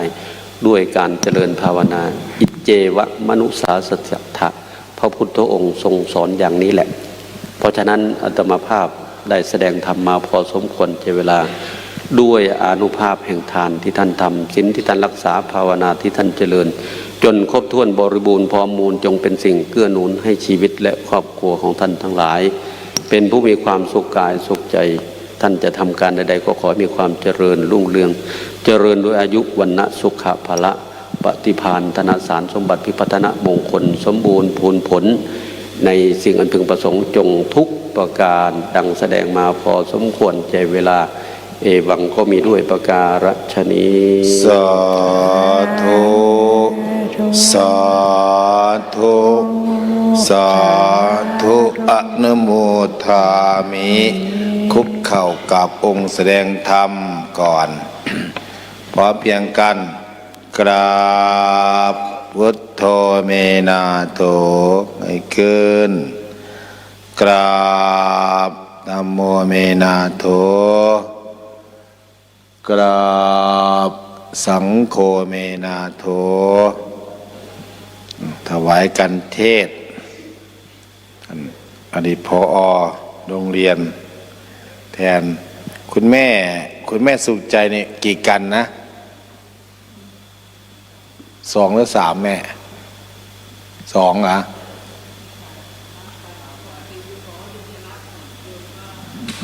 3 กันเดี๋ยวกันต่อไปได้ทมถวายโยมสุดใจจากภูเก็ตแล้วคุณโยมอะไรคนหนึ่งที่ ถวายโยมมนต์ป่ะยังอยู่ไหม่ยอมเดี๋ยวถวายตอนหลังอาจจะมาแบ่งเป็นสองกันรับพรเด้ออิจิตังปัฏฐิตังตุมหังคิปะเมวะสมิจจตุสัพเพปุเรนตุสังกปปาจันโทปนะระโสยถามณิโชติระโสยถาสัพพิติโยวิวัชชันตุสัพพโรโควินัสสตุมาเตภวัตวันตรายโยสุขีติกายุโกภวะอภิวาทนะสิริสนิจังพุทธาปจายโนจัตตารโอธัมมาวัฏันติอายุวันโนสุขังภะลังสา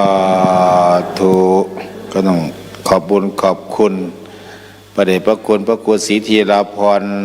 รองเจ้าคณะจังหวัดเลยวัดวารีสารอำเภอภูเรือได้มาแสดงธรรมให้กับญาติโยมบุญใดกุศลใดในวันนี้ขอให้บุญบารมีให้กับอาจารย์พระครูอายุยืนพรรษายาวเป็นล้มโพล้มใสศิษยานุศิษย์ตลอดกาลและนานเทิน รูปต่อไปก็อาจารย์พระครูประหลัดณรงค์ฤทธิ์อุปรกิจโตสมัยก่อนอดีตเป็นอดีตเนาะรายการตะเวนคนตะเวนธรรมรายการอะไรคดีโลกคดีธรรมยังเปิดอยู่ทุกวันนี้ทางสถานีขึ้นต่างๆดีทีวีจอดำอยู่แนวโน้มว่าจะมาได้อีกสักครั้งหนึ่งเพราะนั้นก็ได้ขึ้นสู่ธรรมาสน์แสดงธรรมให้กับญาติโยมได้สดับรับฟัง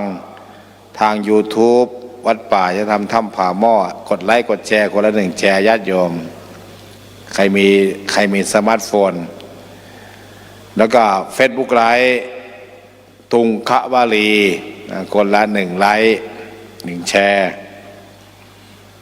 ญาติโยมฟังทางแอปพลิเคชันระบบ Android สถานีวิทยุพุทธศาสนาทั่วไทยระบบ Android ระบบ Play Store วัดป่าจะทำถ้ำผาหม้อ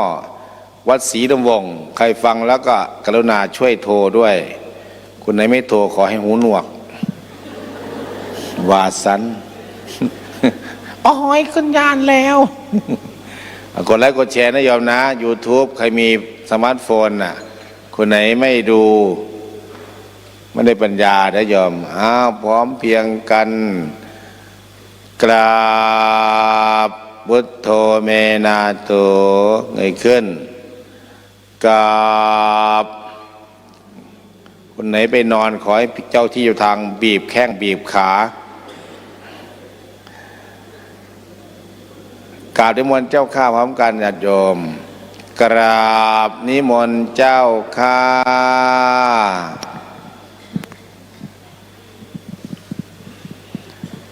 นะโมตัสสะภะคะวะโตอะระหะโตสัมมาสัมพุทธัสสะนะโมตัสสะภะคะวะโตอะระหะโตสัมมาสัมพุทธัสสะนะโมตัสสะภะคะวะโตอะระหะโตสัมมาสัมพุทธัสสะปัญญายะ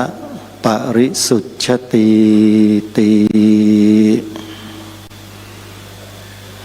ขอกราบถวายความนอบน้อมแด่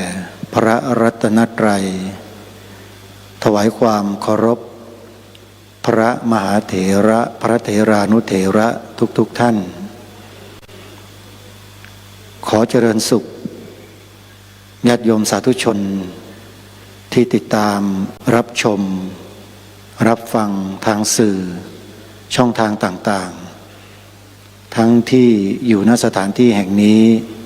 และญาติโยมที่อยู่ทางบ้านทุกท่านทุกคนณโอกาสนี้ขอเจริญพรขอเชิญทุกท่านนั่งตามสะดวกไม่ต้องพนมมือนะโยมนะ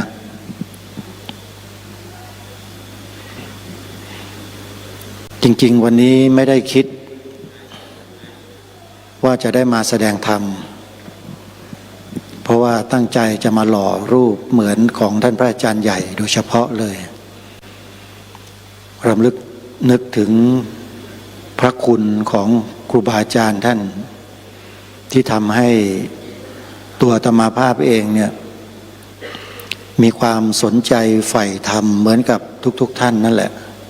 หลังจากที่ได้ฟังพระธรรมเทศนาการบรรยายของท่านแล้วถึงแม้ว่าจะเป็นเพียงแค่เสียงก็ตามแต่เสียงนั้นมีอิทธิพลในด้านของจิตใจเป็นอย่างมากแล้วก็ยังคงยืนยันอยู่เสมอว่าไม่ว่าใครก็ตามถ้าตั้งใจฟังพระอาจารย์สมภพโชติปัญโยรูปนี้กล่าวธรรมแสดงธรรมบรรยายธรรมไม่ว่าเรื่องใดก็ตามเชื่อเหลือเกินว่าผู้นั้นจะต้องศรัทธาในธรรมนั้นๆของพระอาจารย์ใหญ่ท่านและการฟังนี่แหละเป็นเหตุเบื้องต้นแห่งปัญญาความรู้ที่สามารถทำให้คนเรานั้นพ้นจากความทุกข์ได้จริงๆต้องเริ่มต้นจากการฟังโยมที่ต่างว่าญาติโยมทุกท่านทุกคนหรือพวกเราทั้งหลายทั้งปวงถ้าเราไม่ได้รับการฟังหรือไม่มีใครพูดไม่มีใครแนะแนวทางหรือนำด้วยการพูดแล้วเราฟังด้วยหูเราไม่มีการฟังเกิดขึ้นถามว่าเราจะรู้ภาษารู้ความหมาย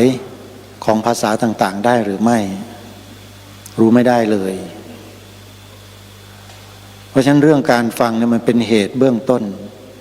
ของชีวิตมนุษย์ของเราจริงๆโยมต้องย้อนกลับไปนึกถึงตอนที่เรา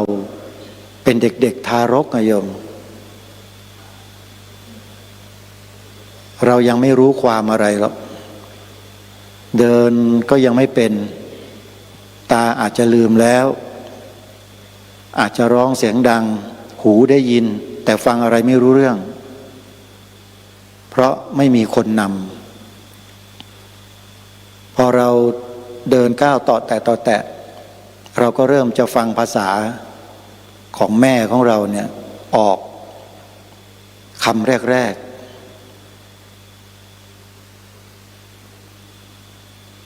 ๆคำแรกๆที่เรารู้ที่แม่บอกเราก็คือกินอะไรล่ะกินนม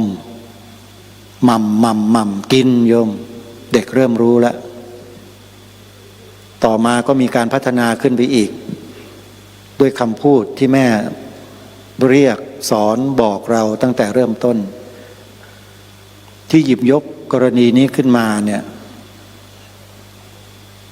มันจะมาเชื่อมกับชีวิตของมนุษย์เราที่เติบโตขึ้นมาแล้วในปัจจุบันโยม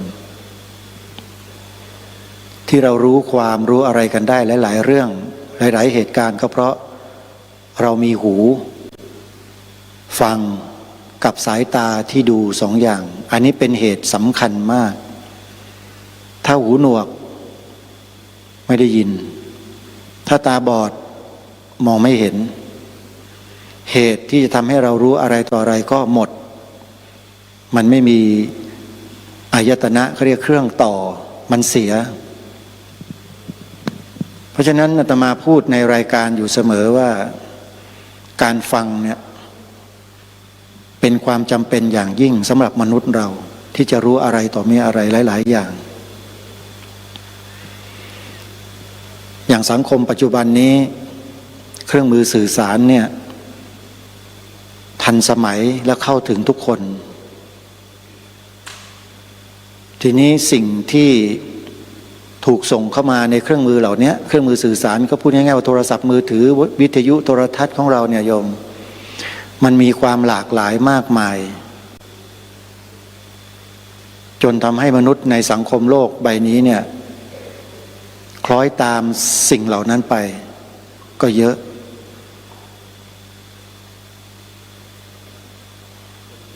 วันนี้ก็เลยขึ้นต้น ในการบรรยายธรรมวันนี้ด้วยภาษาบาลีว่าปัญญายะปริสุทธติ ปัญญายะปริสุทธติ แปลโดยอัดก็คือคนเราจะบริสุทธิ์ได้เนี่ยด้วยปัญญา ปัญญาอยู่ตรงไหนปัญญามีหน้าตาเป็นยังไงรูปร่างอย่างไรไม่มีตัวตนนะปัญญานี่ไม่มีตัวตนเป็นสภาวะที่ได้รับการพัฒนาให้เกิดมีขึ้นในใจของทุกคนปัญญานี้พัฒนาได้โยมเริ่มต้นจากการฟังที่พูดเมื่อสักครู่นี้แหละอ้าวถ้าพวกเราเนี่ยที่นั่งอยู่ที่นี่ทั้งหมดถ้าเราไม่ได้ฟังธรรมบรรยายของพระอาจารย์สมภพโชติปัญโยนะมันจะมีวันนี้สำหรับพวกเราไหมมีไหมไม่มีใช่ไหมอันนี้เราต้องยอมรับในข้อแรกก่อนว่าเพราะเราได้ฟัง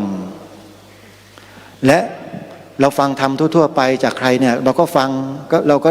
รู้ก็เท่าที่นั้นน่ะแต่ว่าความตื่นรู้มันไม่เกิดแต่ฟังพระอาจารย์สมภพแล้วไม่ใช่รู้ธรรมดาตื่นรู้หมายความว่าไงมันรู้แล้วมันตื่นอยากจะรู้ต่ออยากจะรู้อีกอยากจะฟังอีกว่าพระอาจารย์ท่านพูดเรื่องอะไรต้องขอขอบคุณพระอาจารย์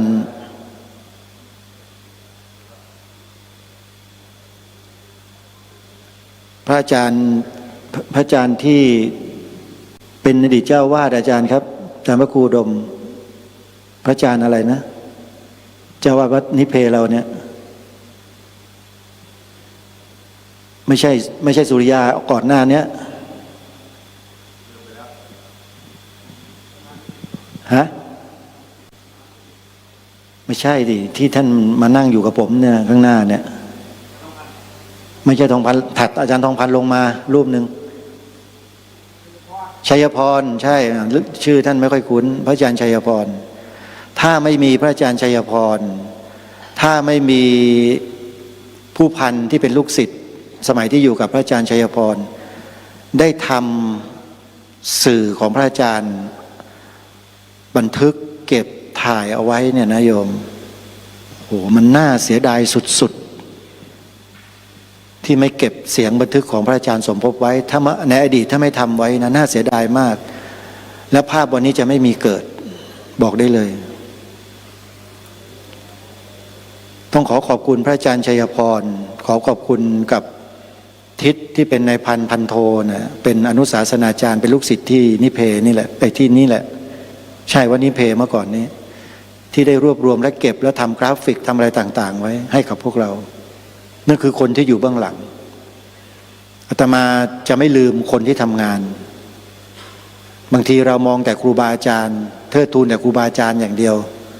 แต่อาตมาแปลก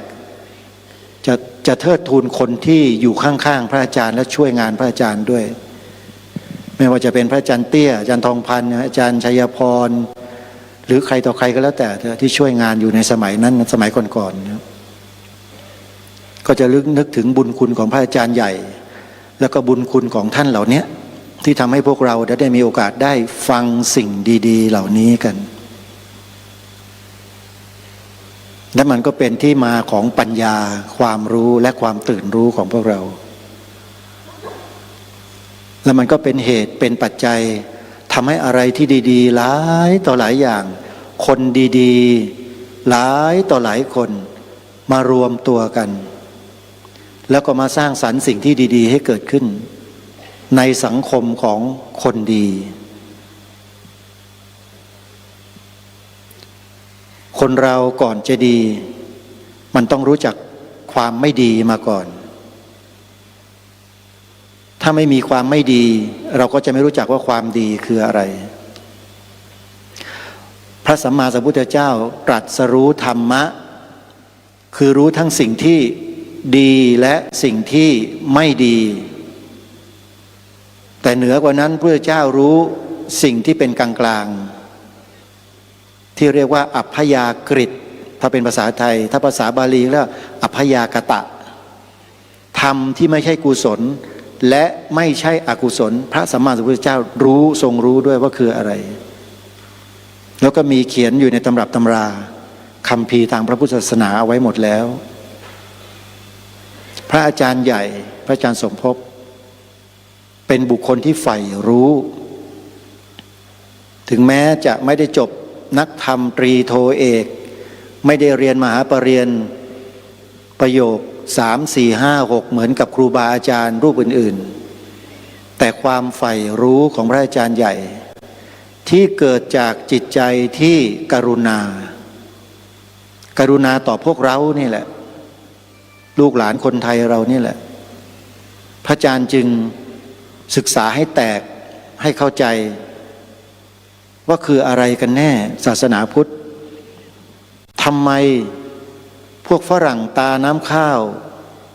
จึงบินข้ามน้ำข้ามทะเลมาบวชเป็นพระอยู่ในประเทศไทยถ้าใครฟังเทปของพระอาจารย์ก็จะทราบที่ท่านพูดถึงพระอาจารย์สุเมโธวัดหนองประพงถูกไหมนั่นแหละที่ทำให้พระอาจารย์สมภพบินไปในต่างประเทศไปทำงานสร้างสนามบินใหญ่โต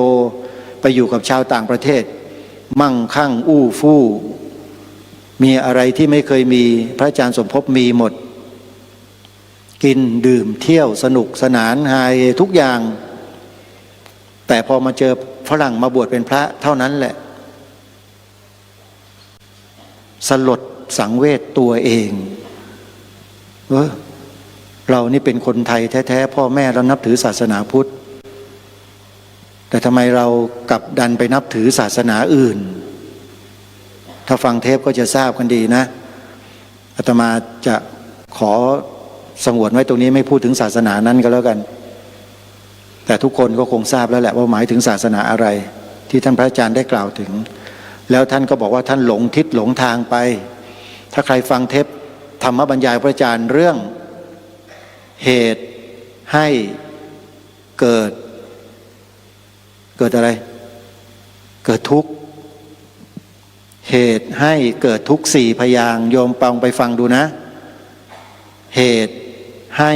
เกิดทุกข์พระอาจารย์จะเล่าประวัติของท่านไว้แล้วก็มีอีกหลายๆเรื่องที่ท่านเล่าไว้แต่อาตมาภาพเนี่ยฟังชุดนี้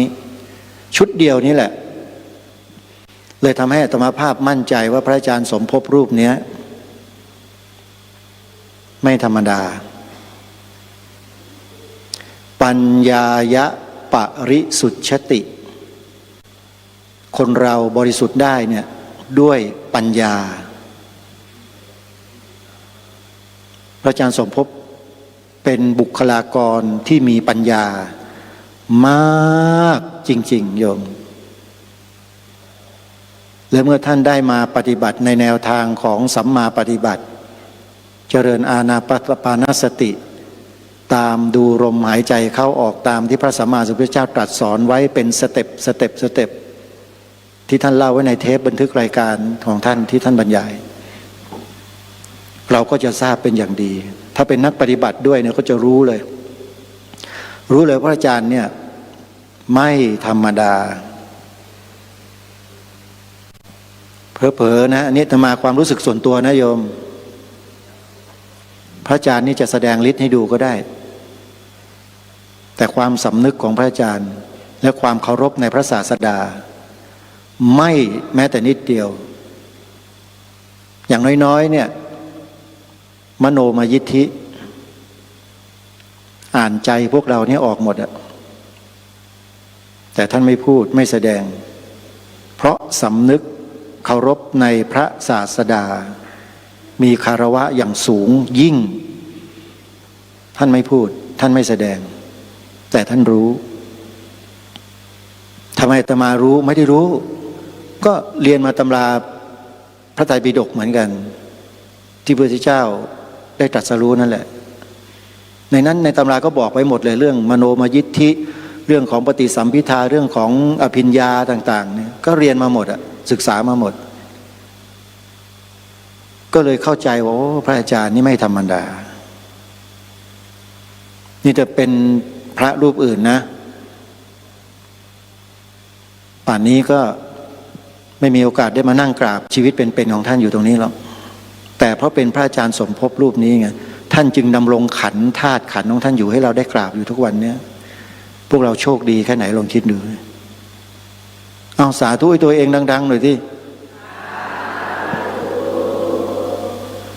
ท่านเป็นผู้ปลุกพวกเราเนี่ยให้ตื่นกันขึ้นมา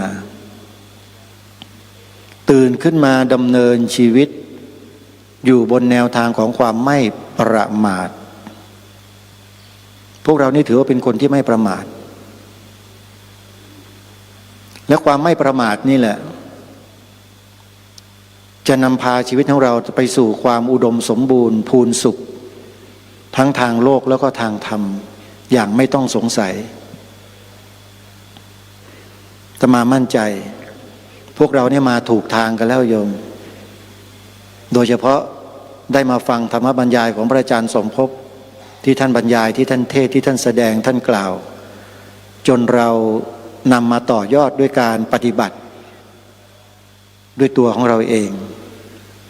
จนกระทั่งเข้าใจหลายๆสิ่งหลายๆอย่าง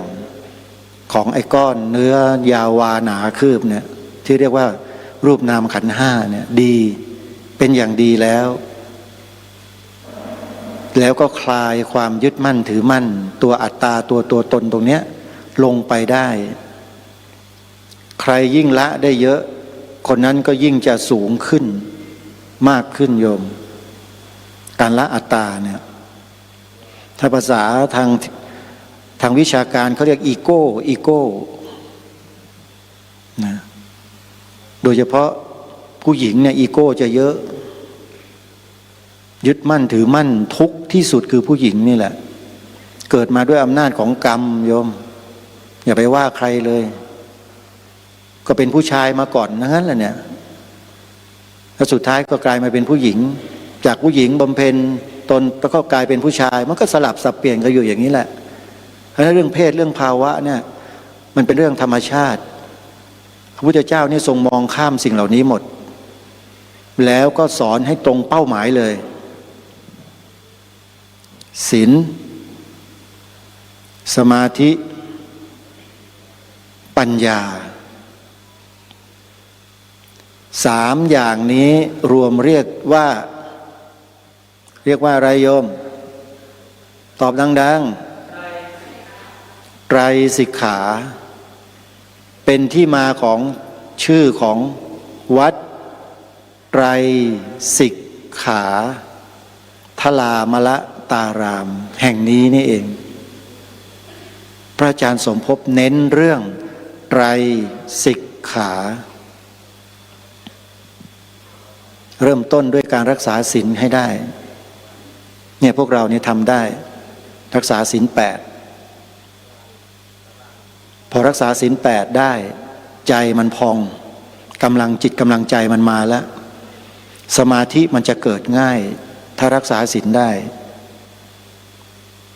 เมื่อสมาธิเกิดปัญญาจะตามมาแล้วคนเราจะบริสุทธิ์ได้สะอาดได้ขาวได้ก็ด้วยปัญญาตัวนี้แหละที่เรียกว่าภาวนามยปัญญาจากการที่เราเจริญสติสมาธิปัญญาเดินจงกรมนั่งสมาธิเดินจงกรมนั่งสมาธิกำหนดลมหายใจเข้ากำหนดลมหายใจออกนี่แหละทำซ้ำๆนี่แหละโยม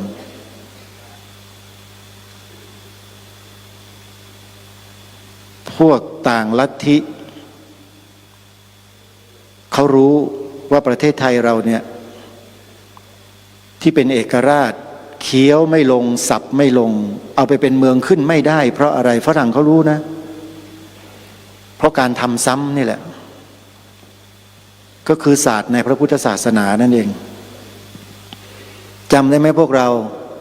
ญาติโยมที่อายุ55ขึ้นเราเรียนหนังสือชั้นประถมนโยบายของรัฐนะโยมทุกวันศุกร์วันสุดสัปดาห์เราจะต้อง ไหว้พระสวดมนต์ทุกวันศุกร์ถูกไหมทำซ้ำทุกสัปดาห์ใช่ไหมเห็นแล้วยังว่าการทำซ้ำมันทำให้พวกเรามานั่งกันอยู่ตรงนี้เห็นหรือเปล่าเพราะปลูกฝังพวกเรามาตั้งแต่ในโรงเรียนแต่พอมาสักระยะหนึ่งยกเลิกใครยกเลิกนี่คือปัญหาไงคนเหล่านั้นคือใครไปยกเลิกหลักสูตรเหล่านี้ของพวกเรายกเลิกทำไมเพราะเขารู้ไงถ้าขืนปล่อยให้พวกนี้มันเรียนต่อเนี่ยประเทศนี้มันก็มั่นคงยิ่งกว่าเดิมอีกชาติศาสนาพระมหากษัตริย์จะเข้มแข็งยิ่งกว่าเดิมอีกแล้วก็เลยหาวิธีการยกเลิกมันซะเอาหลักสูตรใหม่ไปให้มันเรียนกันนะแล้วดูเด็กลูกหลานเราทุกวันนี้เป็นไงหลักสูตรใหม่เป็นไงสะใจไหมล่ะโยมลูกหลานทุกวันนี้นี่เด็กกรุงเทพนะเกิดกรุงเทพเรียนกรุงเทพโตกรุงเทพรู้อะไรในโรงเรียนหมดสมัยที่อยู่นั้นในกรุงเทพไม่งั้นพูดไม่ได้โยมเป็นนักกีฬาของกรุงเทพไปแข่งกีฬาในสนามสุพัชราไสยถือธงประจำกทมเมืองหลวงเนี่ยเข้าสนามมีธงชาติธงกีฬาธงกทมเพราะเป็นกีฬาของโรงเรียนนักเรียนกทมธงกทมเป็นธงสีขาวโยมฟังให้ดีนะเป็นสัญลักษณ์ของเมืองหลวงของเราเป็นสีขาวอยู่มาผีหาซาตานที่ไหนก็ไม่รู้ไปทำให้สีขาวธงประจำเมืองหลวงของประเทศเปลี่ยนไปเป็นสีเขียวแล้วเขียวอะไรล่ะมันไม่ใช่เขียวอย่างที่เรารู้จักเขียวใบไม้เขียวใบตองไม่ใช่เขียวตะวันออกกลางนู่นพอพูดอย่างนี้หลายๆคนก็เริ่มมีความรู้สึกแล้วใช่ไหมเอาอีกแล้วพระรูปนี้เอาอีกแล้วนะถ้าไม่พูดแล้วจะรู้กันไหมเนี่ยถามจริงเนี่ยจะรู้ไหมเนี่ยพูดอยู่แค่นี้รู้เรื่องไหมไม่รู้เพราะมันเกิดอะไรขึ้นกับบ้านนี้เมืองนี้ใช่ไหมก็เพราะอยู่กรุงเทพไงโยมเป็นเด็กกรุงเทพเด็กเทพจึงรู้ทุกอย่างไงโยมว่าเกิดอะไรขึ้นกับบ้านนี้เมืองนี้แต่เขาบอกไม่ให้พูด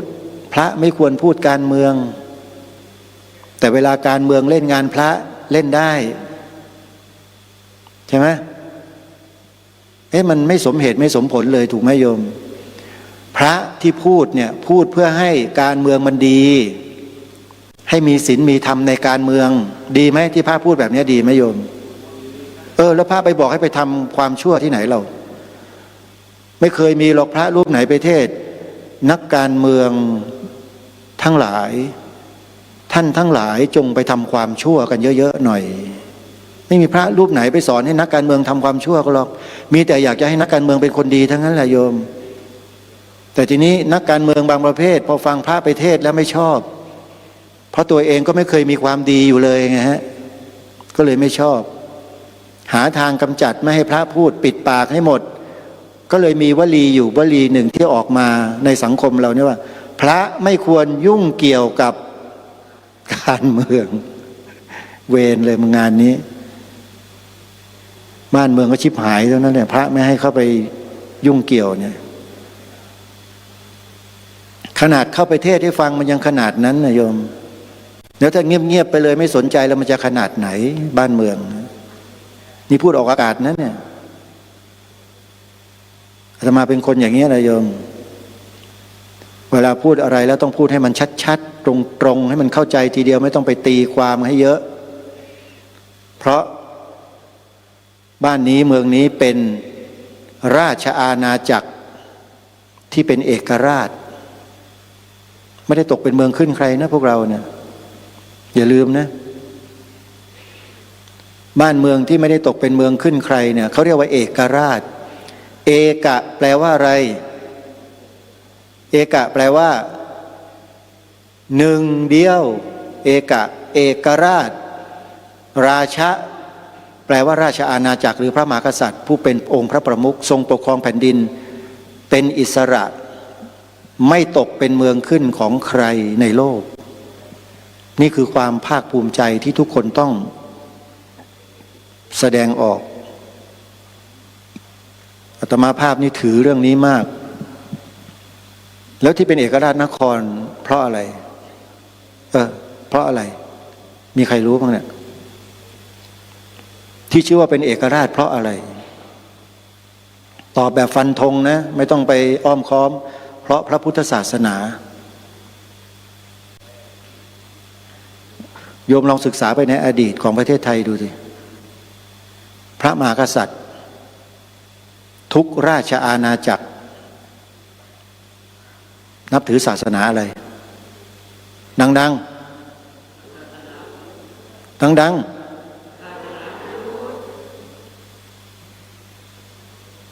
มีเหตุผลนะที่ถามโยมเนี่ยถ้าองค์พระมหากษัตริย์พระราชบรรพบุรุษไทยของเราตั้งแต่ยุคไหนต่อไหนมาไม่นับถือศาสนาพุทธไม่ดำรงสืบสารรักษาต่อยอดความเป็นพุทธมามกะมาเนี่ยป่านนี้ประเทศไทยเราก็ตกเป็นเมืองขึ้นเข้าไปตั้งนานแล้วโยมเขาพยายามทุกวิถีทางแล้วแต่เขาทำไม่สำเร็จเพราะพระมหากษัตริย์ไทยของเราทรงไม่ยอมเปลี่ยนไปนับถือศาสนาอื่น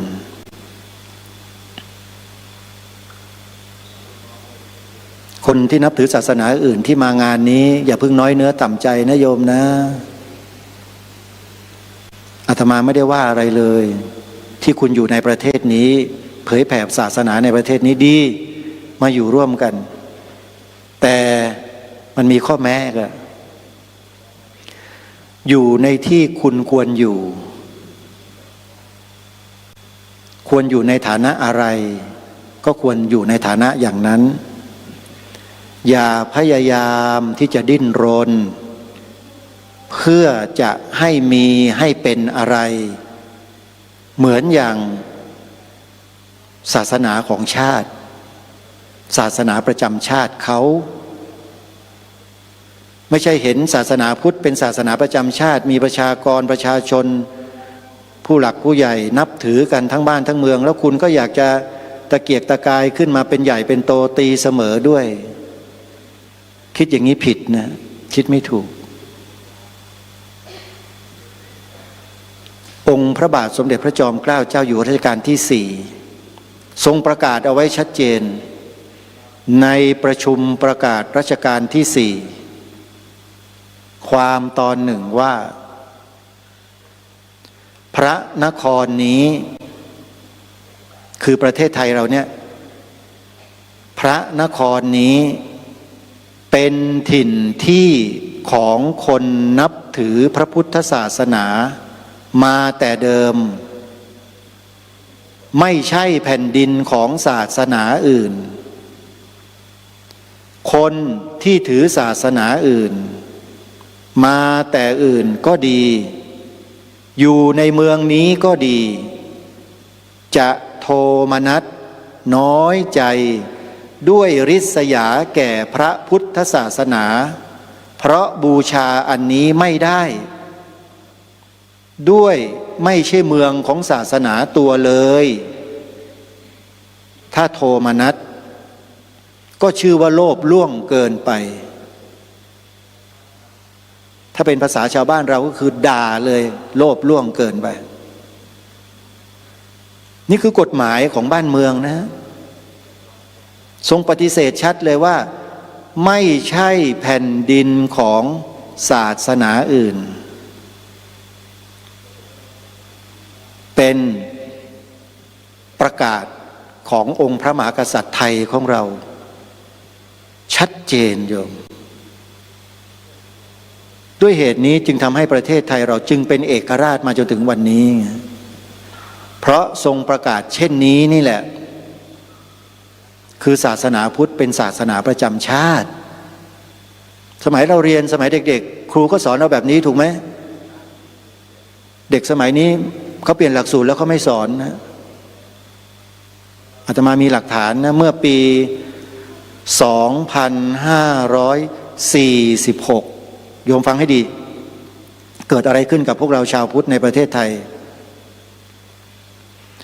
คณะกรรมการร่างหลักสูตรวิชาพระพุทธศาสนาจัดทำผังมโนทัศน์เพื่อเสนอต่อกรมวิชาการเพื่อจัดทำหลักสูตรวิชาพระพุทธศาสนาซึ่งเป็นตำราเรียนหนังสือพระพุทธศาสนาแบบเรียนน่ะให้กรมวิชาการพิจารณากรมวิชาการอนุมัติให้พิมพ์เพื่อเป็นแบบเรียนวิชาพุทธศาสนาในโรงเรียนได้ทั่วราชอาณาจักรและในผังมโนทัศน์นั้นมีคำอยู่ประโยคนึงที่ผู้จัดทำหลักสูตรได้อัญเชิญมาใส่ไว้ในหนังสือพระพุทธศาสนาแบบเรียนพุทธศาสนาคือคำว่าประเทศไทยมีพระพุทธศาสนาอันเป็นศาสนาประจำชาติเป็นกระแสพระดำรัสของพระบาทสมเด็จพระเจ้าอยู่หัวรัชกาลที่ 9ตรัสไว้หลายวาระเยอะมากก็อัญเชิญมาประโยคนี้ความตอนนี้เชิญมาใส่ไว้ในหนังสือเลยปรากฏว่าเดือนกุมภาพันธ์2 กุมภาพันธ์ 2546มีคนต่างศาสนาคนหนึ่งทำหนังสือขึ้นไปถึงอธิบดีกรมวิชาการเพื่อไปทักท้วงและมีคำที่ส่อถึงอาการที่ข่มขู่อธิบดีกรมวิชาการเล็กๆมีลักษณะขู่ด้วยนะบอกว่าข้อความดังกล่าวนี้เขียนไว้ไม่ได้ต้องลบออกเขาบอกว่าไงมาที่ต้องให้ลบออกเขาอ้างว่าหนึ่งเนื่องด้วยประเทศไทยปกครองด้วยระบอบประชาธิปไตยและมีกฎหมายรัฐธรรมนูญเป็นกฎหมายสูงสุด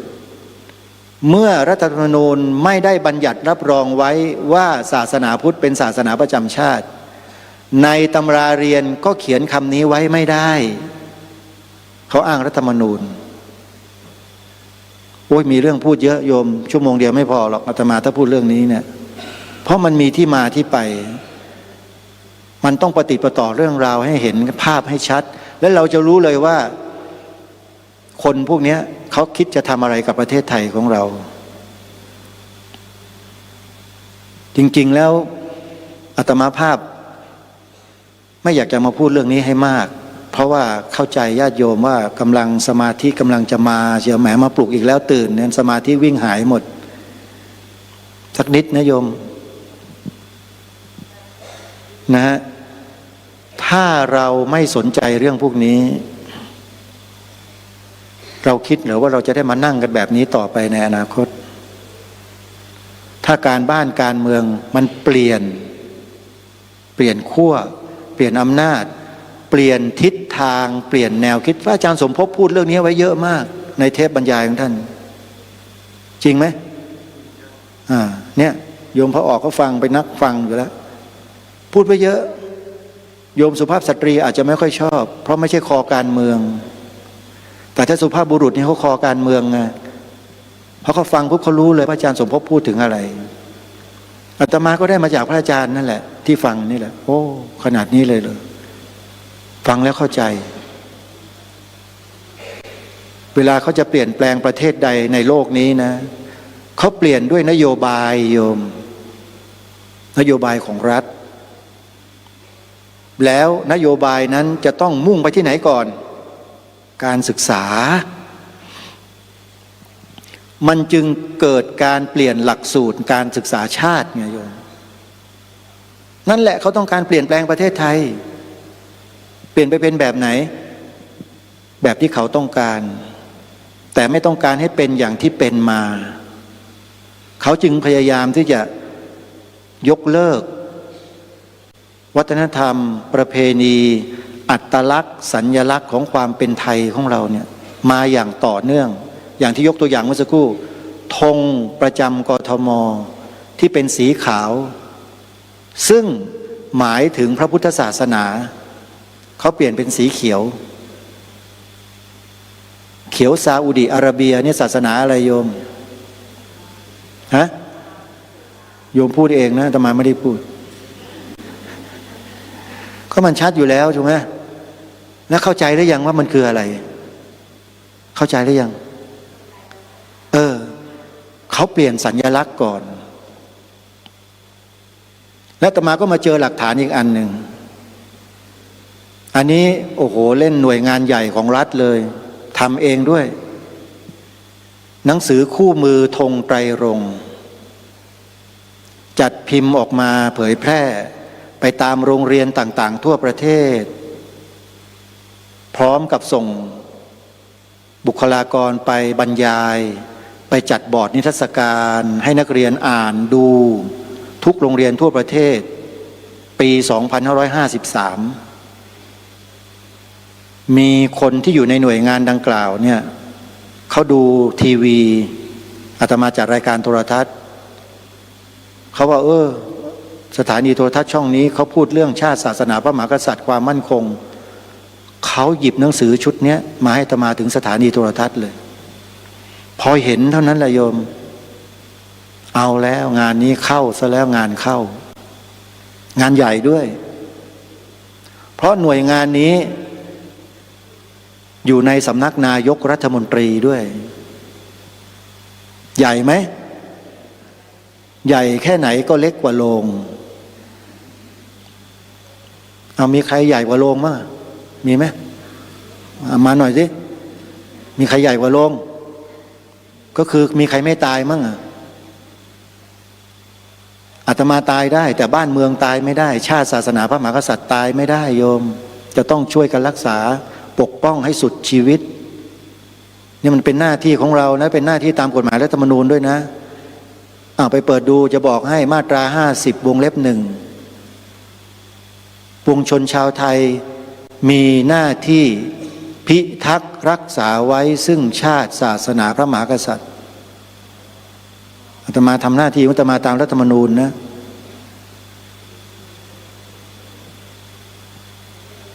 แล้วก็ไม่ได้ผิดพระธรรมวินัยด้วยเพราะไม่ได้ไปด่านักการเมืองใช่ไหมฮะไม่ได้ไปกล่าวหาเขาแต่เราพูดถึงพฤติกรรมของเขาที่ทำไม่ถูกต้องเพราะมันจะส่งผลร้ายต่อความมั่นคงของประเทศในอนาคตหมดรุ่นเราไปแล้วเนี่ยรุ่นเด็กๆเนี่ยเด็กเยาวชนลูกหลานเราเป็นไงล่ะดูสิวันหนึ่งเขาทำอะไรกันนะ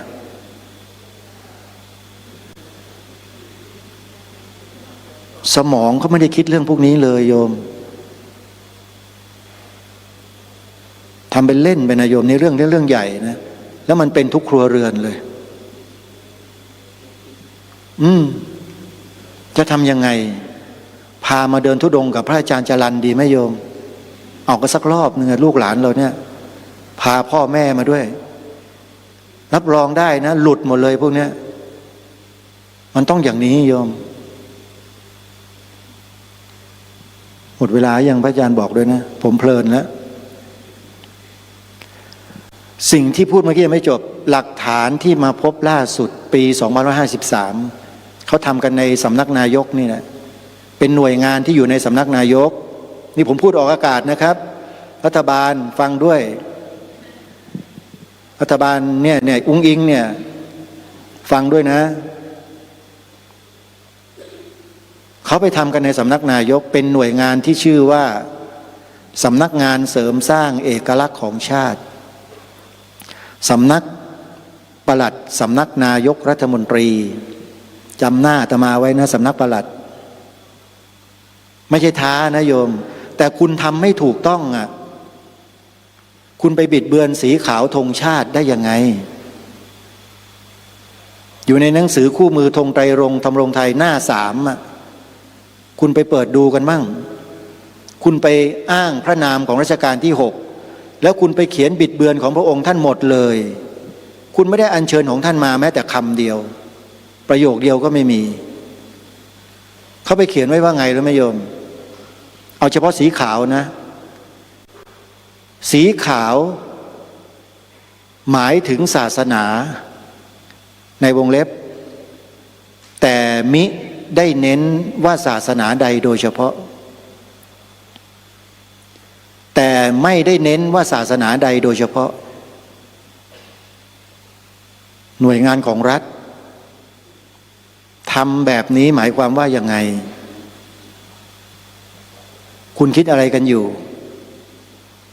หรือคุณไปรับจ็อบจากใครมาหรือเปล่าอาตมาก็พูดในวิทยุมาหลายปีแล้วนะเรื่องพวกนี้เป็น10 ปีแล้วคุณไปรับจ็อบใครมาเปล่าต่างประเทศอะแล้วคุณมาทำแบบนี้กับประเทศไทยของเราเนี่ยคุณมีสำนึกบ้างหรือเปล่าสีขาวที่รัชกาลที่6พระราชทานเอาไว้ให้ชัดเจนนะโยมพระองค์พระราชนิพนธ์ไว้อย่างนี้ขาวคือบริสุทธิ์ศรีสวัสดิ์หมายพระไตรรัตน์และธรรมะคุ้มจิตไทยเมื่อพระองค์พระราชทานไว้อย่างนี้แล้วสีขาวในธงชาติหมายถึงอะไรโยมศาสนาอะไรหมายถึงศาสนาอะไรจ๊ะพุทธพระไตรรัตน์ก็คือพระรัตนตรัยนั่นเองโยมเห็นไหมแล้วคุณไปเขียนไว้ได้ยังไงว่ามิได้เน้นศาสนาใดโดยเฉพาะแปลว่าคุณมีความพยายามที่จะบิดเบือนความจริงในข้อนี้ของพระองค์ท่านใช่หรือไม่ถ้าอาตมาพูดผิดหรือพูดไม่ถูกต้องหรืออะไรก็แล้วแต่โยมช่วยกรุณามาหาอาตมาที่วัดหน่อยนะจะได้เอาหลักฐานให้โยมดูชัดๆนะฮะเพราะอาตมานี่รู้สึกว่าอึดอัดใจกับพวกคุณเหลือเกินที่คุณเข้ามาบริหารกิจการบ้านเมืองแล้วคุณมาทำอะไรกันแบบนี้นี่พูดเพราะแล้วนะเนี่ยถ้าเป็นรายการคดีโลกคดีธรรมนี่หนักกว่านี้นะแต่เดี๋ยวนี้ไม่พูดหนักแล้วล่ะโยมเพราะว่าเกรงใจเขาเดี๋ยวเขาจะอึดอัดทำงานกันไม่ค่อยได้เรื่องนี้เป็นเรื่องคอขาดบาดตายของความมั่นคงของประเทศและเป็นเรื่องของการทำรงรักษาไว้ซึ่งเอกราชของชาติไทยของเราและพระพุทธศาสนานั่นคือหัวใจของประเทศหัวใจนะฮะแล้วถ้าเกิดหัวใจตีบหัวใจหยุดเต้นนะประเทศไทยเป็นยังไงล่ะยังคงเป็นประเทศไทยอย่างทุกวันนี้หรือเปล่ายังไม่ได้เปิดโอกาสให้ถามแป๊บหนึ่งใจร้อนแปลว่ามีเรื่องดีสักครู่นะเดี๋ยวเปิดให้ถามเหลือเวลาอีก15 นาทีพอหนังสือเล่มนี้เขียนบิดเบือนออกมามีคนนำมาให้ที่สถานีโทรทัศน์วันนั้นอาตมาก็ออกทีวีวันนั้นเลยและจังหวะพอดีเลยโยมหัวหน้าส่วนป้องกันประเทศของวิทยาลัยป้องกันราชอาณาจักรมาออกรายการกับอาตมาเป็นนายทหารระดับพลเอกเลยโชว์ให้ท่านดูที่หน้าจอด้วยปรากฏว่าพอท่านเห็นท่านก็รับไม่ได้เห็นไหมท่านรับไม่ได้พอวันรุ่งขึ้นทำหนังสือในนามของส่วนงานท่านไปยังสำนักนายกบอกให้แก้ไขนะทำอย่างนี้ไม่ได้นะเขาก็แก้ไขเหมือนกันแต่แก้แบบไหนรู้ไหมโยมแก้ดีมากเลยแก้แบบรูปหน้าปะจมูกรู้จักไหมฮะลองรูปหน้าตัวเองดูสิแล้วก็ปะจมูกดูได้เป็นยังไงโยมไปดูเอานะว่าคำนี้หมายถึงอะไรไม่ได้แก้เราโยมเพียงแค่เอาคำในวงเล็บเอาออกไปแล้วพิมพ์เพิ่มอีก 20,000 เล่มแล้วก็แจกต่อเข้าไปอีกก็แปลว่าคุณก็ยังบิดเบือนอยู่ทำไมคุณไม่อัญเชิญพระราชนิพนธ์ของพระองค์ท่านมาให้หมดพ พระราชนิพนธ์ความหมายธงไตรรงค์สามสีที่พระองค์พระราชทานไว้นะโยมอาตมาอยากจะให้ทุกคนเนี่ยจำไว้สอนลูกหลานและพวกเราก็ต้องท่องจำให้ได้ด้วยขอร่ำรำพันบรรยายความคิดเครื่องหมายแห่งสีทั้งสามงามถนัดขาวคือบริสุทธิ์สีสวัสดิ์หมายพระไตรรัตน์และธรรมะคุ้มจิตไทยแดงคือโลหิตเราไซซึ่งยอมสละได้เพื่อรักษาชาติศาสนาน้ำเงินคือสีโสภาอันจอมประชาถ้าโปรดเป็นของส่วนองค์จัดริ้วเข้าเป็นไตรรงค์จึงเป็นสีธงที่รักแห่งเราชาวไทยทหารอวตารนำไปยงยุทธวิชัยวิชิตก็ชูเกียรติสยามจำได้หมดแล้วนะให้ท่องได้ป่ะเนี่ยนี่แหละเพราะความที่พวกเราเนี่ยไม่ใส่ใจเรื่องพวกนี้กันเลยลูกหลานเราจะมีเหรอที่เขาจะรู้สิ่งเหล่านี้ก็เมื่อผู้ใหญ่เราไม่นำพากันใช่ไหมอาตมาจัดรายการวิทยุเนี่ยถามอาจารย์พระครูดมวรานุวัฒน์ดูสิฮะย้ำแต่เรื่องเนี้ยอ้าวโยมมีลูกหลานสอนลูกมีหลานสอนหลานครูสอนนักเรียนนะแปลความหมายสีขาวธงไตรรงค์ให้ถูกต้องตรงกันนะสีขาวในธงชาติไทยหมายถึงพระพุทธศาสนาเท่านั้นโยมจำไว้นะอย่าแปลเป็นอย่างอื่นเด็ดขาดไม่เช่นนั้นจะสูญเสียความเป็นเอกราชไปตลอดกาลเพราะคนที่เขาต้องการจะทำลายความเป็นประเทศไทยเราเนี่ยเขาทำทุกวันขอย้ำว่าทุกวันโดยอาศัยสื่อนี่แหละสื่อโซเชียลนี่แหละโยมและลูกหลานเราเนี่ยก็ดูแต่พวกนี้ก็ไปเจอไงพอเจอก็ไปยึดเอาสิ่งนี้เป็นความถูกต้องไปแล้วสุดท้ายเดี๋ยวเขาก็ใช้วิธีการทำประชาพิจารณ์บ้างอะไรบ้างต่างๆเด็กเยาวชนเหล่านี้เมื่อโตขึ้นมาเป็นผู้ใหญ่อย่างเราปุ๊บเขาก็ถูกฝังสิ่งเหล่านี้มาใช่ไหมที่ผิดอ่ะก็ไปคล้อยตามเขาเห็นไหมถ้าเราไม่รีบเร่งสอนบอกลูกหลานเราให้ถูกต้องเนี่ยหมดฮะไม่มีเหลือเลยอย่าคิดว่าไม่สำคัญนะครับอย่าคิดว่าไม่สำคัญนะครับครูบาอาจารย์ที่เป็นผู้นำจิตวิญญาณของญาติโยมเราเนี่ยพระเรานี่ก็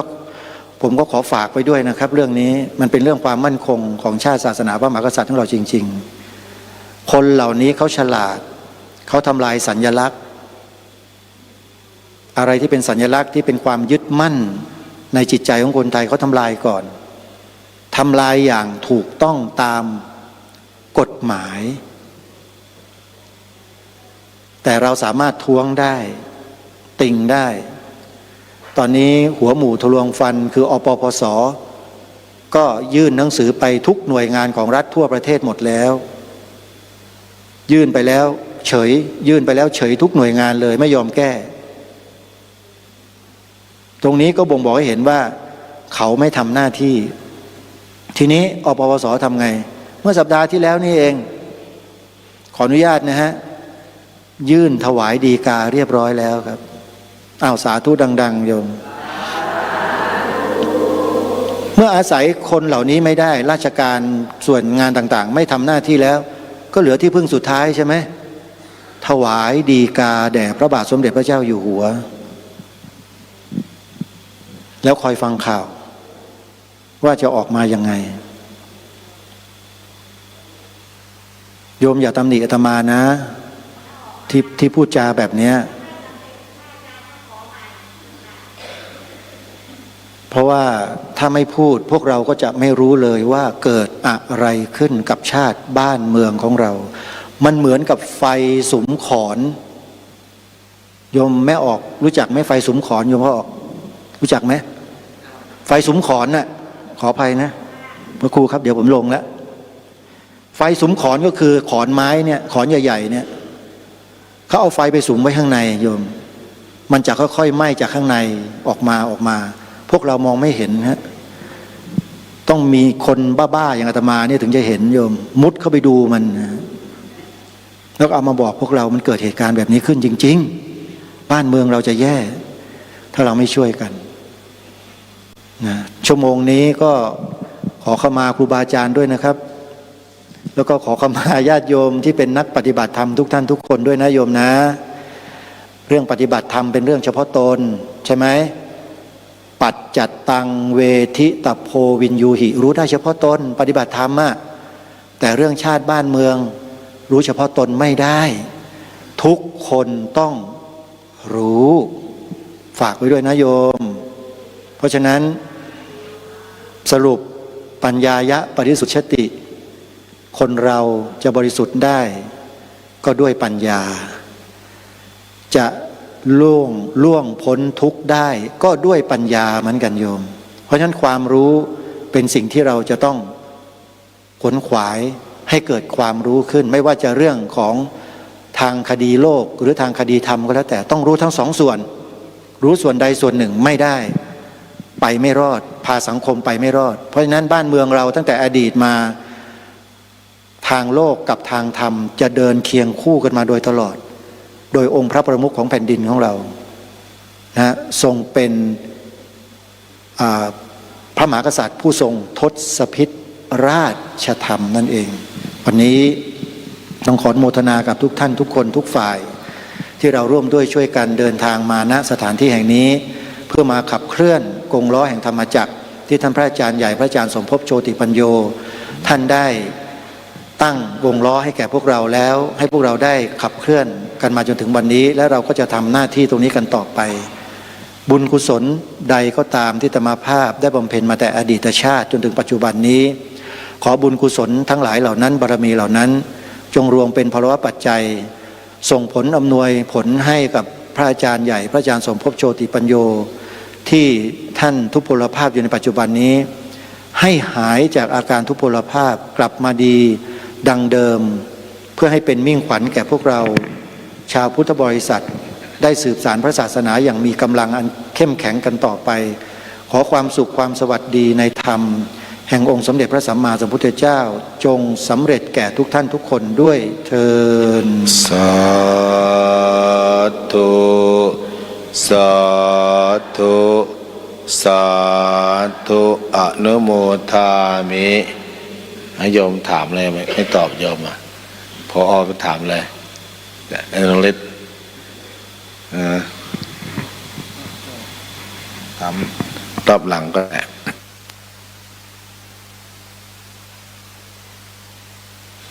กราบหรือยังโยมพร้อมเพียงกันธรรมกราบธัมโมเมนาโถขึ้นกราบสังโฆเมนาโถถวายชัยธรรมกันเทศคุณโยมไหมนะเป็นไงนะคุณโยมสุดใจว่ะให้ยายถวายว่ะตัวกระเตี้ยคุณโยมสุขใจเป็นเจ้าภาพบูชาธรรมกันเทศ3 กันมาแม่จากภูเก็ตถวายไปแล้วเนาะเอาใส่ไปเมื่อกี้ที่ไปแผ่กันเทศแผ่ค่าโอบี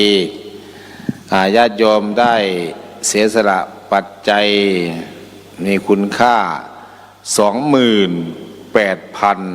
28,118 บาทสาธุขอให้กลับคืนไปเป็น100 เท่าพันเท่าในสติปัญญาดวงตาเห็นธรรมรับพรสั้นๆนะโยมนะอภิวาทนาสีลิสนิจังวุธาปจายโนจัตตารโอธรรมาวัฏันติอายุวันโนสุขังพระลังสาธุขอให้รวยขอให้รวยขอให้รวยทุกคนจบลงทีอย่างเงี้ยถาตู้เสียงดังจ้ะจบลงไปอาจารย์พระครูประหลัดณรงค์ฤทธิ์อุปราคิตโตเจ้าของรายการคดีโลกคดีธรรมออกอากาศทุกๆวันหลายสถานีแล้วก็ตะเวนคนตะเวนธรรมดีทีวีที่โดนจอดำอาจจะเปิดทั้งนี้ก็ได้อาจารย์รูปต่อไป รูปต่อไปโอบีป่ะโอบีถ่ายทอดสอดแจ้งใส่ขันเลยโยม แบ่งเป็นกันเทศนะโยมนะประมาณ2-3กันเฉลี่ย28,118 บาทแบ่งเป็นโอบีประมาณสัก 8,000 แล้วก็เป็นการเทศรูปต่อไปก็จะเรียกว่าจะพระครูจริยสารธรรมตอนนี้ก็มีอาจารย์เสาแล้วกันเนาะอาจารย์เสาขึ้นก่อนอาจารย์เสาที่เดินทุดงไปกับอาจารย์จรัญที่มีเครื่องเสียงรถโมบายถือว่าเป็นลูกศิษย์ลูกหาพระอาจารย์สมภพอีกรูปหนึ่งจะนิมนต์ขึ้นสู่ธรรมาสน์ก็จะมีลีลาอาจจะพาญาติโยมยืนนั่งแล้วแต่1 ชั่วโมงเนาะ อาจารย์เสาญาติโยมก็อยู่ทางบ้านเด้อฟังทาง YouTube วัดป่าธรรมถ้ำผาหม้อฟังทาง Facebook ไลฟ์ตุงคะวารีกดไลค์กดแชร์คนละ1 แชร์ฟังทางสถานีวิทยุพระพุทธศาสนาก็ฟังนะโยมเด้ออาจารย์เสาขึ้นสู่ธรรมาสน์แล้วญาติโยมเตรียมยก2 ขาหน้าขึ้นมาใครนอนว่าจะเรียกรถกู้ภัยมาเอาเด้อโทรศัพท์ไปเรียกกู้ภัยไปเก็บศพละใครคลุมผ้าขาวอาตมาจะเรียกโยมติ๊กมาเก็บโยมขึ้นรถกู้ภัยประมาณทั้ง3 คันกำลังวิ่งเดินทางมาใครนอนนะใครเอาผ้าขาวคลุมได้พร้อมเพียงกันกราบพุทโธเมนาโถกราบระวังนะกู้ภัยมาแล้วนะโยมนะกราบใครตอนผมผ้าระวังนิมนต์เจ้าข้าพร้อมกัน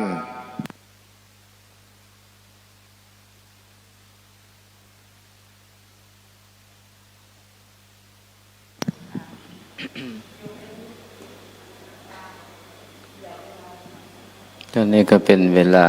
เที่ยง20เที่ยงตอนกลางคืนจะให้ผ่อนคลายยาบทสักหน่อยนั่งดนแล้วว่าเป็นก้นโป่งหากแล้วบัวลุกได้อยู่ตีเอาผู้ใดก็นอนก็นอนหล่นเด้อ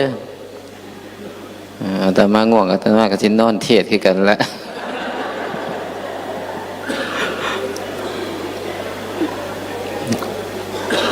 มันยังบ่เสียเปรียบกันเนาะ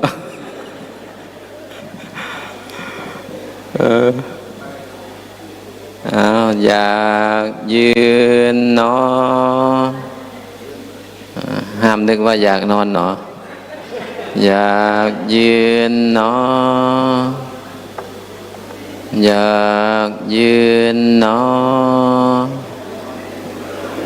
ยืนเนาะไม่มีเสียงนะ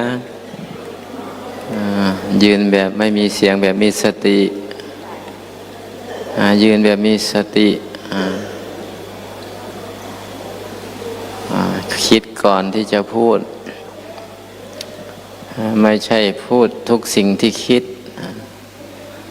ให้คิดก่อนที่จะพูดหันหลังกลับคนละหันกลับไปทุกคนละหันหลังกลับมองไปให้สุดสายตาสูดลมเข้าลึกๆให้เต็มปอดเดินย้ำเท้าอยู่กับที่หรือจะบริหารร่างกายบิดตัวขับไล่ความง่วงวิธีไล่ความง่วงที่พระพุทธเจ้าสอนพระโมคคัลลานะคือการบิดตัวลูบตัวเอาบัดเดิลมาแยงหูเอากลไกมาแย่หูความง่วงจะหายไปเดิน นึกถึงบทสวดมนต์เธอมีสัญญาอย่างไรให้ใส่ใจสัญญาอย่างนั้นนึกย้อนหลังก่อนที่เราจะมาอยู่ตรงนี้เราอยู่ที่ไหนตั้งแต่3 ทุ่ม2 ทุ่ม1 ทุ่ม6 โมงตอนกลางวันตอนเที่ยงเราอยู่ที่ไหนทำให้จิตมันเดิน แก้ง่วงหรือนึกถึงบทสวดมนต์บางทีครูบาอาจารย์ก็พาสวดมนต์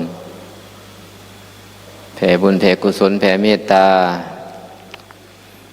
มองไปจนสุดสายตาสูดลมหายใจกายบริหารขับไล่ความง่วงเปลี่ยนอิริยาบถ เพื่อบรรเทาทุกข์นะมันแก้ไม่ได้แค่บรรเทาทุกข์ทางกายอย่างหนึ่งทุกข์ทางใจก็อย่างหนึ่งแต่ก็รวมลงที่ใจเหมือนเดิมทุกข์กายใจก็ทุกข์ด้วยเพราะใจยึดทุกข์ใจก็ทุกข์เหมือนเดิมพอยึดในขันธ์ห้าตัวเราเวทนาเราสุขเราทุกข์สัญญาสังขารวิญญาณขันธ์ห้าเดินย่ำอยู่กับเท้าสลัดมือแงนขึ้นมองดูดาวมีดาวหรือเปล่าข้างบนบางคนเลือดลมไม่ดีก็ระวังลมเด้อระวังลมตึงน็อกขึ้นเดี๋ยวเป็นอัมพาตเดี๋ยวมาปฏิบัติธรรมทำไมทำไม่คุ้มครองสัตว์โลกย่อมเป็นไปตามกรรมเก่าก็มีกรรมใหม่ก็สร้างถ้าไม่มีอนิจจังทุกอย่างก็ไม่เปลี่ยนเปลี่ยน2 อย่างคือเปลี่ยนไปสู่ความเสื่อมกับเปลี่ยนไปสู่ความเจริญถ้าไม่มีอนิจจังก็ไม่มีการเปลี่ยนแปลงไม่มีการเจริญไม่มีความเสื่อมเสื่อมได้ก็เจริญได้เจริญได้ก็เสื่อมได้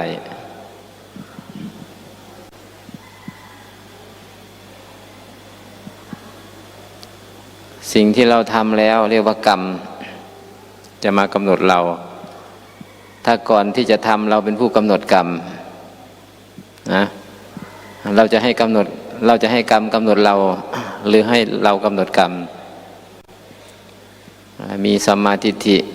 ความเห็นถูกต้องการพูดการกระทำที่ถูกต้องก็จะเป็นกรรมดีและก็ส่งผลดีถ้าเป็นมิจฉาทิฏฐิการกระทำก็ไม่ถูกต้องใครจะหนักจะเบาก็ไปใครที่นอนอยู่ก็ให้นอนฝันว่าได้ฟังธรรมเด้อได้ฟังธรรมฟังเทศน์แล้วก็ฝันว่าได้ถวายกันเทศน์ด้วยได้บุญทั้งความฝันเอาหันกลับมาทีนี้หันหน้าหันหลังปีนปึ๊บงวกซ้ายงวกขวาประเทศลาวงวกซ้ายงวกขวา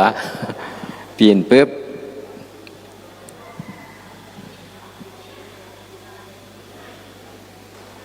ใครยืนก็ยืนใครนั่งก็นั่งใครนอนก็นอนถ้าบ่อายหมู่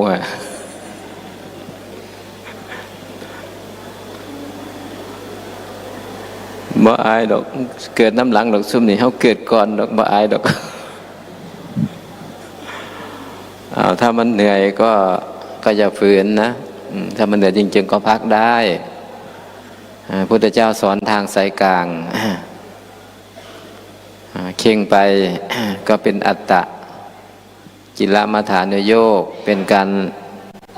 ทรมานตนให้ลำบากถ้าหย่อนจนเกินไปก็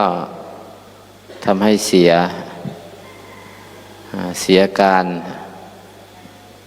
พุทธเจ้าชี้ทางสายกลางคือมัชฌิมาปฏิปทาไม่เข่งไม่หย่อนพอดีครูบาอาจารย์เพิ่นบอกว่าถ้าหย่อนให้ดึงถ้าตึงให้ผ่อนถ้ามันตึงมันเครียดก็ให้ผ่อนให้คลายแต่ถ้ามันหย่อนเละเทะเกินไปหลวมเกินไปก็ต้องดึงปรับจูนให้มันพอดี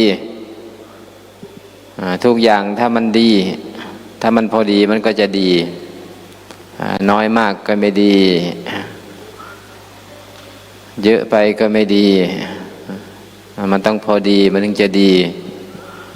เป็นมนุษย์เป็นได้ที่ใจสูง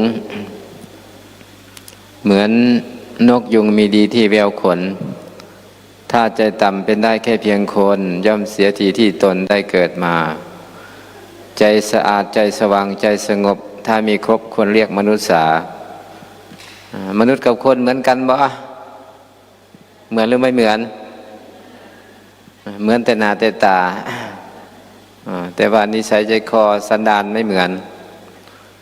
มีแขนสองแขนมีขาสองขามีหูตาอย่างละสอง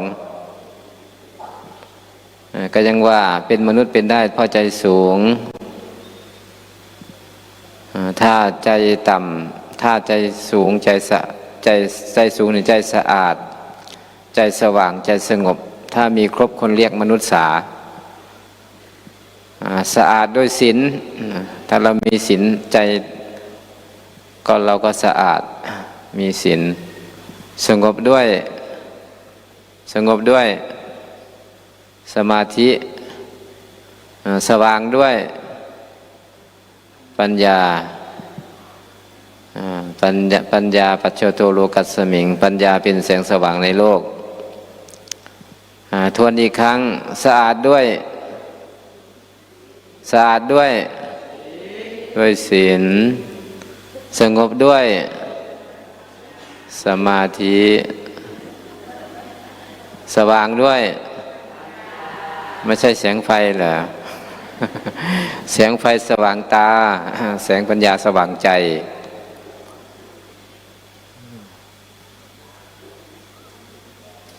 เอาใจดูกับเอาตาดูนะถ้าเอาตาดูถ้ามันมืดมันจะมองไม่เห็นนะแต่ถ้าเอาใจดูนี่มืดก็เห็นนะเทวดานี่มีตารอบทิศถึงจะหันหลังให้เราแต่เขาก็เห็นนะถึงเราจะอยู่ในที่ในห้องเขาก็เห็นเพราะว่าเขามีตาทิพย์เขาไม่ได้เอาตาเนื้อดูนะตาทิพย์เนี่ยมันไม่มีอะไรปิดกั้นปิดบังเรามาปฏิบัติธรรมเพื่ออะไรผู้ใดมาวันที่5ยกมือขึ้นมาหลังวันที่5มาวัดไตรสิกขาหลังวันที่5ยกมือขึ้นมี1 2 3ประมาณ10 คนนอกนั้นมาก่อนวันที่5เนาะผู้ใดได้ฟังอาจารย์ธีรพัฒน์เทศเนี่ยยกมือขึ้นมือลงผู้ใดได้ฟังอาจารย์เสาเทศเนี่ยยกมือขึ้นอาจารย์เสาไหลกว่าอาจารย์ธีรวัฒน์เนาะ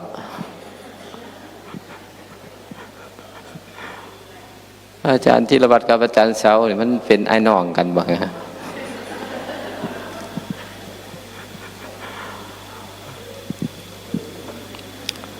มันเจ้าสิฟังเรื่องอย่างคนเทศถามคนฟังนึกว่าคนฟังสิถามคนเทศ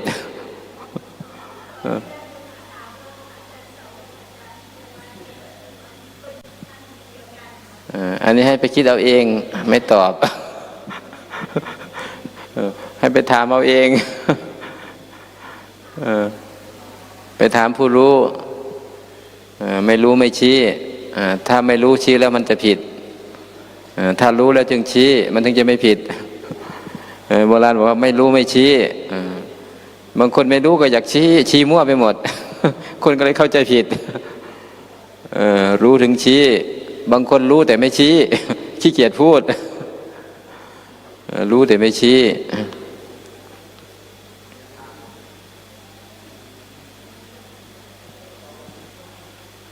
หลายคนก็ง่วงอนุโมทนากับผู้ที่ยังอดทน ขันติบารมีวิริยะบารมีผู้ใดจะไปเดินเนี่ยพรุ่งนี้มีใครบ้างจะไปเดินยกมือให้ดูหน่อยยกขึ้นสูงไม่เห็นเลยเอามือลง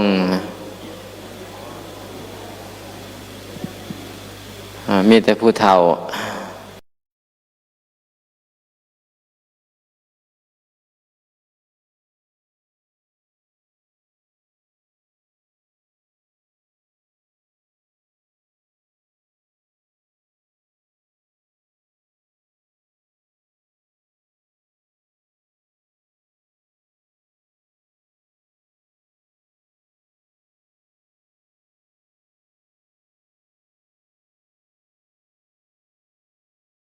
เหมือนศาสนาอื่นศาสนาที่ดีที่สุดไม่ใช่ศาสนาที่คนนับถือมากที่สุด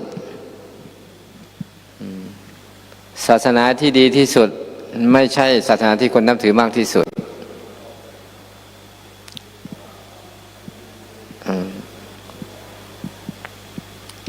สหประชาชาติ มีทั้งพุทธคริสต์อิสลามเขาโหวตให้พระพุทธเจ้าเป็นศาสดาเอกของโลกแสดงว่าเขายอมรับพระพุทธเจ้าใช่ไหมแต่ทำไมเขาไม่มารับถือพระพุทธเจ้าล่ะมันมีเงื่อนไขเหตุผลหลายประการที่มองเห็นก็หนึ่งเขานับถือมาตั้งแต่ปู่ย่าตายายสองมันเป็นกลไกทางการปกครองทางกฎหมายด้วยและก็เพื่อความอยู่รอดที่มองเห็นก็มีอยู่3 สาเหตุแล้วก็มีอีกหลายสาเหตุแต่พุทธศาสนานี่ศาสนาไม่ได้บังคับว่าจะต้องเชื่อพระพุทธเจ้าแต่พระองค์ให้เชื่อด้วยปัญญาให้เชื่อด้วยปัญญาไม่ได้เชื่อด้วยการบังคับนึกถึงสนชัยอาจารย์ของพระสารีบุตรพระโมคคัลลาสารีบุตร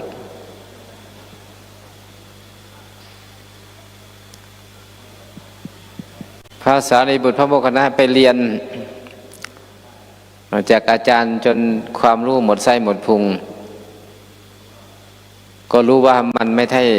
ใช่ที่สุดแห่งทุกข์มันไม่ได้พ้นทุกข์พอไปฟังธรรมจากพระพุทธเจ้าเป็นธรรมอันแท้จริง พ้นทุกข์ได้ก็อยากให้อาจารย์ไปฟังด้วยเข้าใจธรรมะด้วยแต่อาจารย์ก็ปฏิเสธไม่ไปที่อาจารย์ไม่ไปเพราะอะไรเขาไม่รู้หรือว่าพระพุทธเจ้าเป็นศาสดาเอกเป็นผู้ที่เก่งที่สุดรู้แต่ทำไมไม่ไปถามลูกศิษย์กลับว่าในโลกนี้คนโง่กับคนฉลาดอันไหนมากที่สุดลูกศิษย์ก็ตอบแบบไม่ต้องคิดเพราะว่าเป็นผู้มีปัญญาอยู่แล้วคนโง่มากกว่าคนฉลาดอาจารย์ก็บอกว่าคนโง่มาหาเราส่วนคนฉลาดไปหาสำนักโคดมคนโง่มาหาเราทำไมอาจารย์ไม่ไปได้เป็นอาจารย์คนแล้วจะไปเป็นลูกศิษย์ใครอีกไม่ได้นี่คืออีโก้มานะความถือตัวคือได้เป็นอาจารย์คนแล้วจะไปเป็นลูกศิษย์อีกไปเป็นลูกศิษย์ใครอีกไม่ได้จะให้เราไปเป็นลูกศิษย์สมณโคดมเราไม่เอาถึงคำสอนของเราจะไม่ถึงฝั่งไม่ถึงที่สุดก็ช่างเราก็จะสอนแบบนี้อันนี้คือสิ่งที่ทำมามันเป็นอุปนิสัยเป็นสันดานทิ้งไม่ได้จึงบอกว่าศาสนาที่คนนับถือมากที่สุดจึงไม่ใช่ศาสนาที่ดีที่สุดศาสนาที่ดีที่สุดไม่จำเป็นต้องมีคนนับถือมากที่สุดแต่เป็นคนที่มีสติปัญญาเป็นคนที่มีสติปัญญาแต่คนที่นับถือพุทธก็ไม่ใช่ว่าฉลาดทั้งหมด ก็นับถือตามวงตระกูลเนาะก็ไม่ใช่ว่าฉลาดทั้งหมดโง่ก็มีแต่คนที่นับถือศาสนาอื่นคนที่เขาฉลาด เขาก็จะแตกปอกแตกคอกมาเองเมื่อเขารู้แล้วว่าอันไหนเป็นแก่นสารอันไหนเป็นสาระเขาก็จะแสวงหาของเขาเองคนที่มีปัญญาที่มาจากศาสนาอื่นถ้ามานับถือพุทธศาสนามาศึกษาแล้ว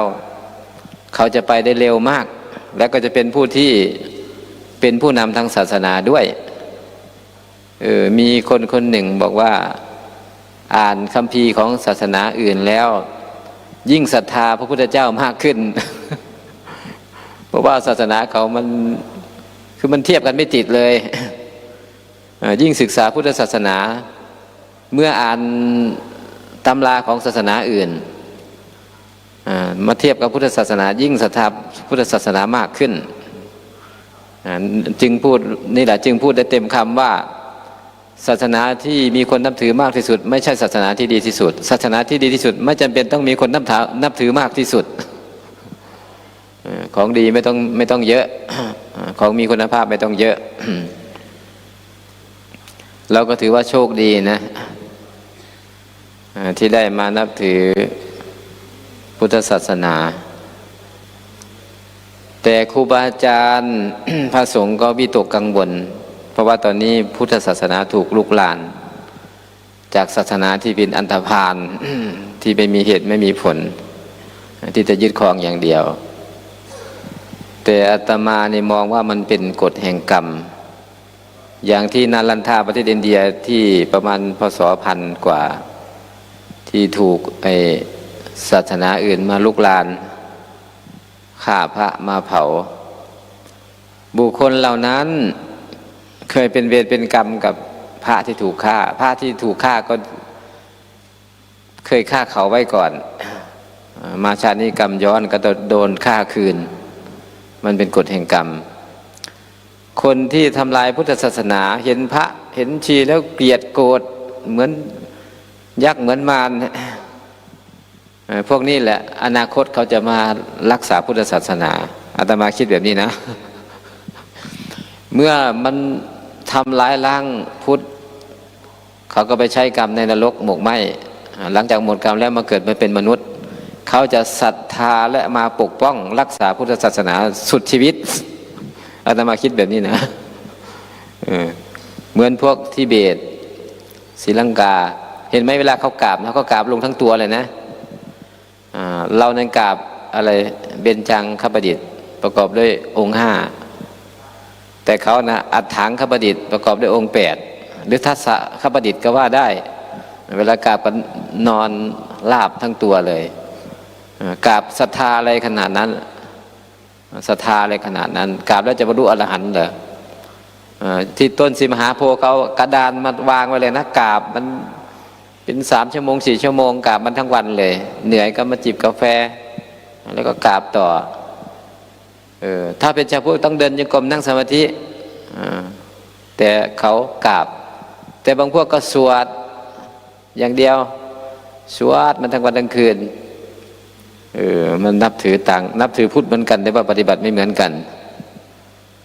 ไอ้ที่กราบเนี่ยอดีตชาติเห็นพระแล้วแข็งกระด้างเห็นพระแล้วคำแอวจักสรวด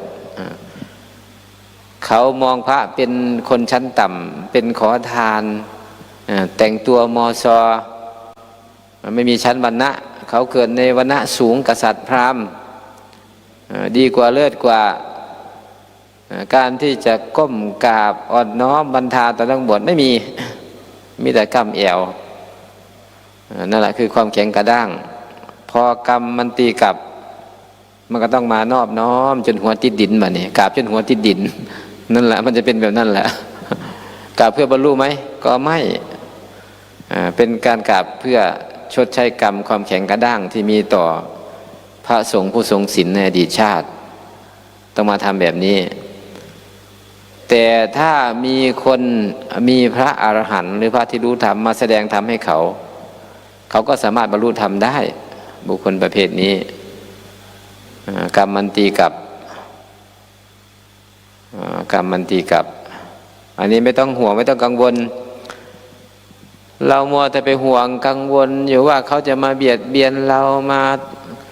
กลืนกินศาสนาพุทธ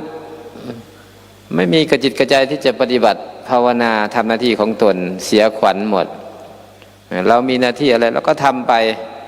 มันจะไปหวั่นวิตกไอ้ตัวกังวลเนี่ยมันก็เป็นตัวนิวรณ์นะนิวรณ์ห้ามีอะไรบ้างท้อแท้หดหู่ลังเลสงสัยความไม่แน่ใจก็เป็นตัวนิวรณ์ขวางกั้นไม่ให้จิตเราเจริญสู่อริยมรรคอริยผลจิตที่เราชอบไปจับผิดคนอื่นไปโกรธไปเกลียดคนอื่นมันเป็นจิตผ่องใสหรือเศร้าหมองต่อไปไม่ต้องคิดมันเศร้าหมองแน่นอนเมื่อจิตเศร้าหมองแล้วมันดีไหมการภาวนาการทำงานมันจะมีคุณภาพไหมมีประสิทธิภาพไหมไม่มีเลยคำสอนของพระพุทธเจ้าข้อที่ 3ว่าไงสัจจิตาปริโยทปนังชำระจิตให้บริสุทธิ์สิ่งไหนที่จะทำให้จิตเราเศร้าหมองมัวหมองเราอย่าเอามาเข้ามาในจิตใจเรามองข้ามเราทำหน้าที่ของเราให้ดีที่สุดเดี๋ยวมันก็จะแยกทางกันแล้วถ้าเรารักษาจิตเจริญภาวนาแล้วเราจะได้มาเกิดกับพวกนั้นไหมพวกอันธพาลทั้งหลายเนี่ยเราจะมาเกิดกับร่วมเขาไหมมันก็แยกทางกรรมย่อมจำแนกสัตว์ให้เลวและประณีตคนที่มีสันดานหยาบช้าเข็นฆ่าเบียดเบียนก็ไปเกิดอยู่รวมกันอยู่ไสอยู่นรกนั่นแหละเราจะเป็นพวกกันกับเขาไหมล่ะเราจะเป็นพวกเดียวกันกับเขาไม่ไปทะเลาะกับเขาไหมอย่าเลยไม่คุ้มเอามือไปแตะกับเพื่อนมือเอาใจไปแตะกับเพื่อนใจไอ้พวกสกปรกทั้งหลายเนี่ยเหมือนเขามีขี้โคลนติดตัวมาเราเอามือไปแตะเปื้อนเรามือก็เปื้อนไปกอดเขาตัวเราก็เปื้อนเอาใจไปแตะใจก็เปื้อนอย่าไปยุ่งกับเขาดีกว่าเอาไว้ให้คนที่หยาบกับหยาบเหมือนกันเขาจัดการนะกรรมจำแนกสัตว์ให้เร็วและปราณีตคนมีนิสัยระดับกลางก็มาเกิดเป็นมนุษย์ด้วยกันมีนิสัยละเอียดก็เป็นเทวดาด้วยกันมันจะแยกทางกันนี่แหละตรงนี้แหละถ้าเราไปทะเลาะบ่อแว้งกับเขาเราก็เป็นพวกเดียวกันกับเขาไปอยู่ในนรกด้วยกันเมียนบ่เรามุ่งถือศีลภาวนาของเราให้ดีที่สุดสัจจิตาปริโยทปนังชำระจิตให้บริสุทธิ์ไม่ต้องไปทะเลาะกับเขายังไงมันก็สู้เขาไม่ได้อยู่แล้วไปสู้กับโจรเนี่ยมันสู้มันไม่ได้อยู่แล้วล่ะเพราะว่ามันไม่ฟังเหตุผลคนพาลไม่ฟังเหตุผลไม่เอาเหตุผลเอาแต่ใจเอาตามความอยากเขาอย่างเดียวเราต้องหนีด้วยความดีเมื่อเราความดีทำความดีไว้เยอะๆรักษาศีลให้ดีภาวนาให้ดีเราก็ไปเกิดสวรรค์แล้วเขาก็ไปลงนรกมันก็แยกทางกันแล้วไม่ต้องไปทะเลาะกันอีกแล้วหรือใครชอบทะเลาะก็ตามใจถ้าเราไปทะเลาะกับเขาจิตใจเรากับจิตใจเขามันก็ระดับเดียวกันใช่ไหมระดับเดียวกันเราจะทำให้ใจเราต่ำขนาดนั้นเลยเหรอไม่ยกจิตใจเราสูงให้ประเสริฐให้มีหิริโอตตัปปะมีศีลมีธรรมยิ่งกว่าเขาแพ้เป็นพระชนะเป็นมารแพ้เป็นพระชนะเป็นมารเดี๋ยวก็เป็นมารเป็นผู้ปราบมารก็เป็นมารกับเขาจะเป็นผู้ปราบมารก็เป็นมารซะเองกิกะละลานเบียดเบียนเนาะเอามีเรื่องหนึ่งเล่าให้ฟังเรื่องอะไรคิดก่อนลืมได้ยินคำว่าทำบุญกับพระปุถุชนได้ไปสวรรค์ทำบุญกับพระอรหันต์ตกนรกเคยได้ยินบ่เคยมันเป็นยังไงโยมเล่าให้ฟังหน่อยสิโยมเทศให้พระฟังหน่อยสิพระอาจจะลืมแล้วทำบุญกับปุถุชนไปเกิดสวรรค์ทำบุญกับพระอรหันต์ดันไปตกนรกนี่แหละก็เพราะชอบจับผิดชอบมองในแง่ลบนี่แหละนี่แหละชอบวิพากษ์วิจารณ์ตำหนิติเตียนเพ่งโทษนี่แหละจิตใจมันอยู่ซื่อๆบ่เป็นนี่เห็นแล้วก็แล้วไปบ่ได้ติกันเห็นแล้วไม่ได้ต้องขยายต้องประจานมันเป็นความจริงความจริงก็ไม่ใช่ว่าจะพูดได้ทุกที่ ทุกเวลาทุกบุคคลต้องพูดไปแล้วประโยชน์เกิดขึ้นไหมมีประโยชน์ไหมมีโทษไหมต้องมีสติไม่ใช่รู้ทุกเรื่องก็จะพูดทุกเรื่องถ้าพูดไปแล้วมันมีโทษไม่เกิดประโยชน์สติเบรกใจ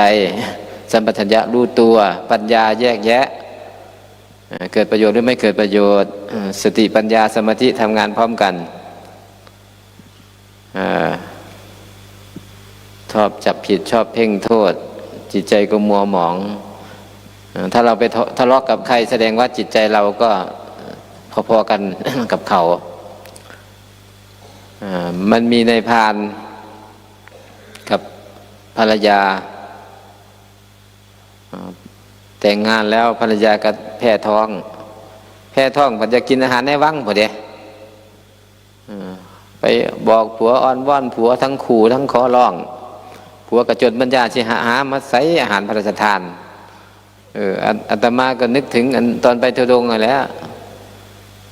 ได้ฉันอาหารพระราชทานทุกวันเลยก็เลยนึกถึงในพานคนนั้นโอ้ยกันมันเกิดสมัยเดียวกันเสียไปให้เล่าอยู่ดอก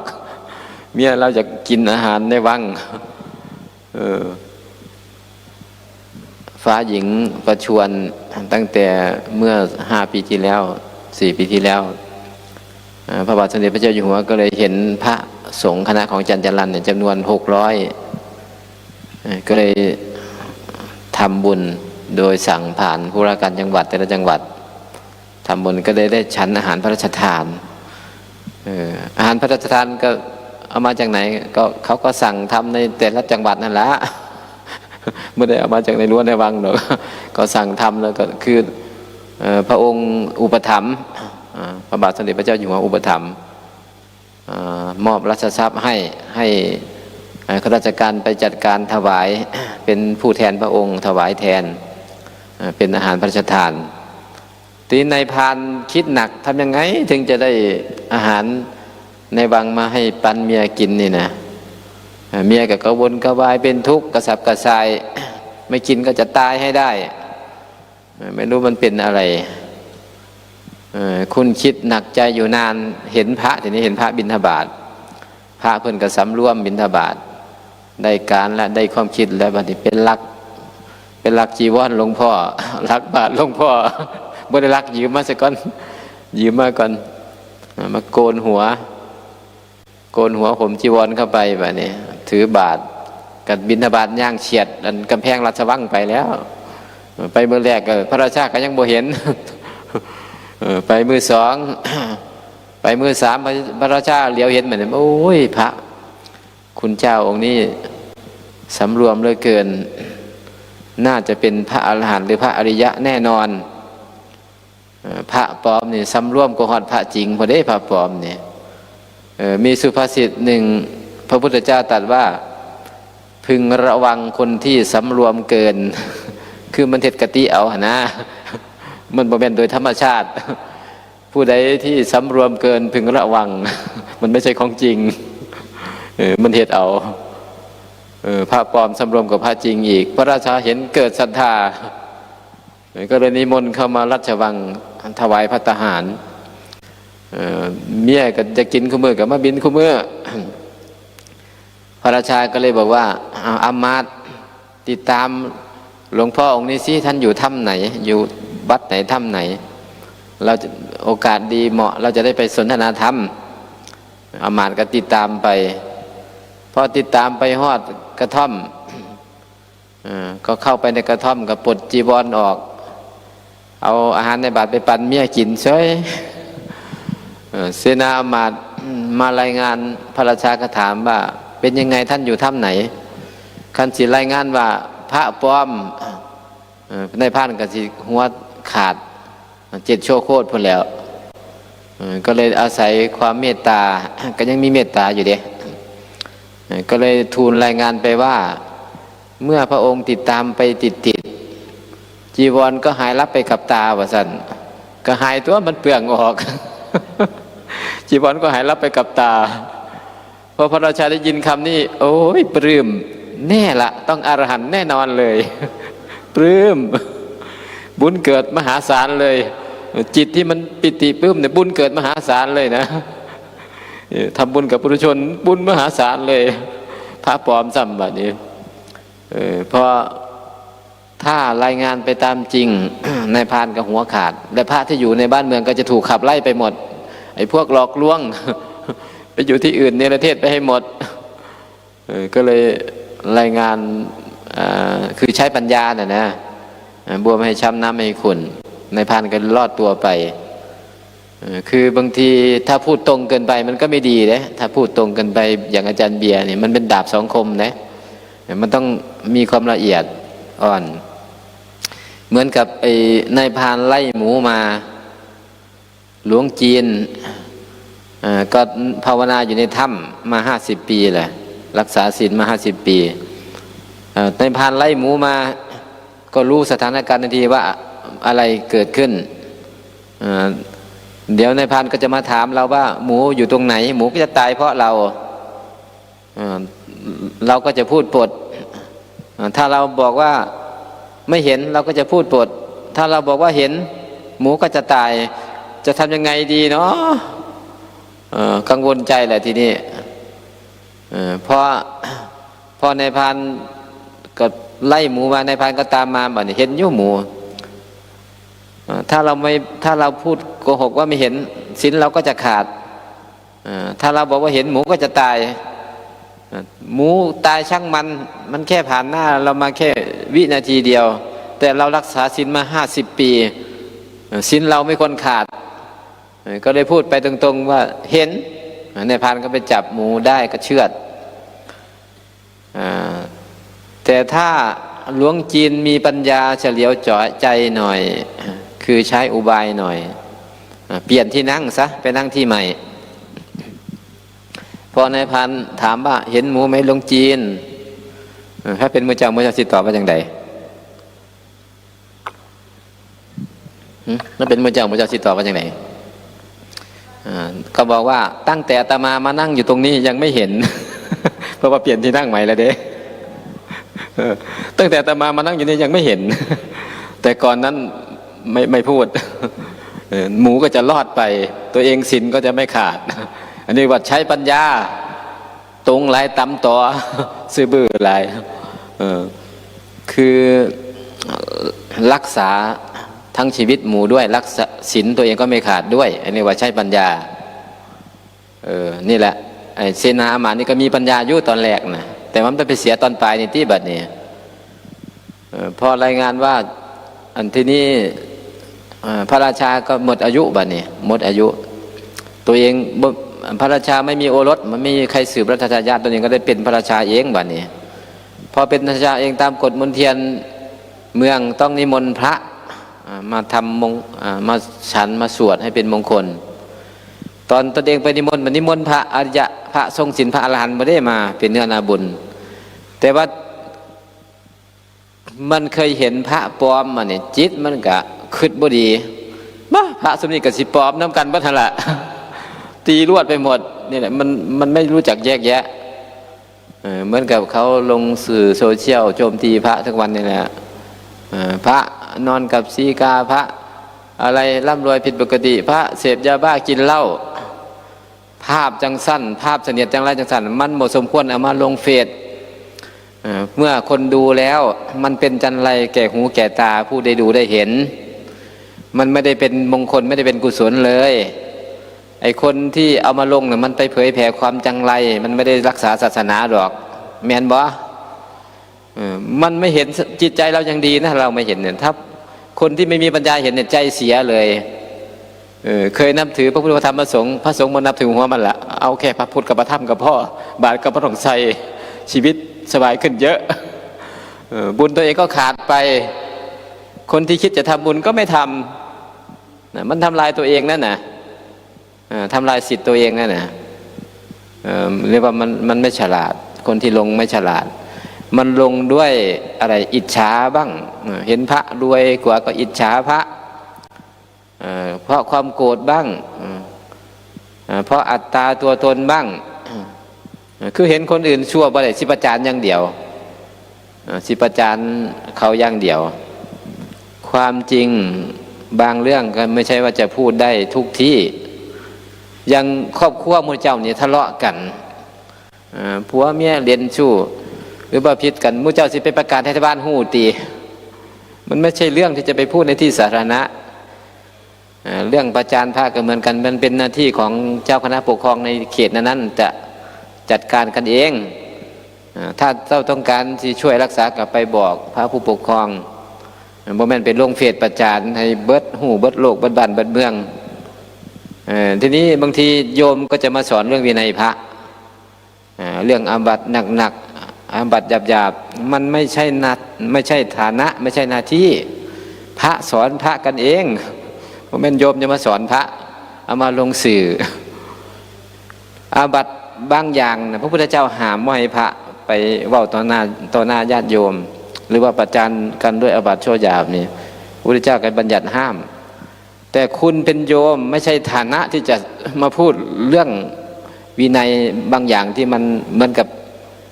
เรื่องมันไม่ดีนะเกี่ยวกับพระนะคือจัดการกันในวงในอันนี้คือความไม่ละเอียดอ่อนของผู้ประกาศธรรมหรือผู้สอนคือรู้เท่าไม่ถึงการมันก็จะทำให้เสียหายมันก็จะเป็นบาปติดตัวเองด้วยคือมีเจตนาดีแต่การกระทำนะมันไม่ถูกต้องเจตนาดีแต่การกระทำนะมันไม่ถูกต้องมันต้องละเอียดอ่อนกว่านี้แต่นี้พอนายพรานได้เป็นไม่ใช่นายพรานเสนาอมาตย์ได้เป็นพระราชานิมนต์พระอรหันต์มาทำบุญจิตใจก็ตำหนิไปด้วยตำหนิติเตียนไปด้วยโกรธเกลียดไปด้วยทั้งที่เป็นผู้บริสุทธิ์มีพระมีศีลพระอรหันต์ก็มีอริยะก็มีหลังจากตัวเองตายแล้วไปไหนตำหนิพระอรหันต์ตายแล้วไปไหนลงนรกนานเห็นบ่พระราชาทำบุญกับพระปลอมได้ไปสวรรค์ด้วยความปลื้มปิติแต่ตนเองทำบุญกับพระอรหันต์แท้ๆทำไมดันลงนรกเพราะจิตคิดไม่ดีจิตอกุศลคิดไม่ดีกับพระอรหันต์พระอริยเจ้านี่พิจารณาเอาดูคนทุกวันนี้มันนี่แหละมันจิตมันชอบคิดไม่ดีคิดลบจับผิดโจมตีจิตใจมันก็เลยเปื้อนก็เลยเศร้าหมองหนึ่งคำหัวใจพุทธศาสนาหนึ่งสัพพะปาปัสสะกะระนังสวดในโอวาทปาฏิโมกข์ไม่ทำบาปทั้งปวงก็คือหลักของศีลห้าเนี่ยแหละสองกุศลสูปสัมปทาทำกุศลให้ถึงพร้อมความดีทุกอย่างทานศีลภาวนาสามสัจจิตาประโยชน์พานังชำระจิตให้บริสุทธิ์อย่าให้จิตมันเป็นทุกข์เป็นเศร้าหมองคนที่ฉลาดมีปัญญานี่เขาจะไม่ฟังเรื่องคนนินทากันคนประจานกันเนี่ยเขาจะไม่ฟังเขาถือว่าสิ่งนั้นมันเป็นเสนียดเขาจะไม่เอาเสนียดมาใส่ตาใส่หูใส่ใจตัวเองเขาจะมองผ่านเขาจะไม่สนใจมู่เจ้าเป็นนักปราชญ์หรือเป็นคนพาลถ้าเป็นคนพาลเขาทะเลาะกันเขาใส่ไล่กันเนี่ยไม่ต้องไปฟังมันเสียใจเฮาเปื้อนหูบ่ไม่ต้องไปสนใจหรอกสนใจแต่สิ่งที่มันดีมันงามครูบาอาจารย์ประพฤติดีปฏิบัติชอบนั่นไปสนใจนั่นจิตใจเราจะได้ผ่องใสเป็นมงคลแก่หูแก่ตา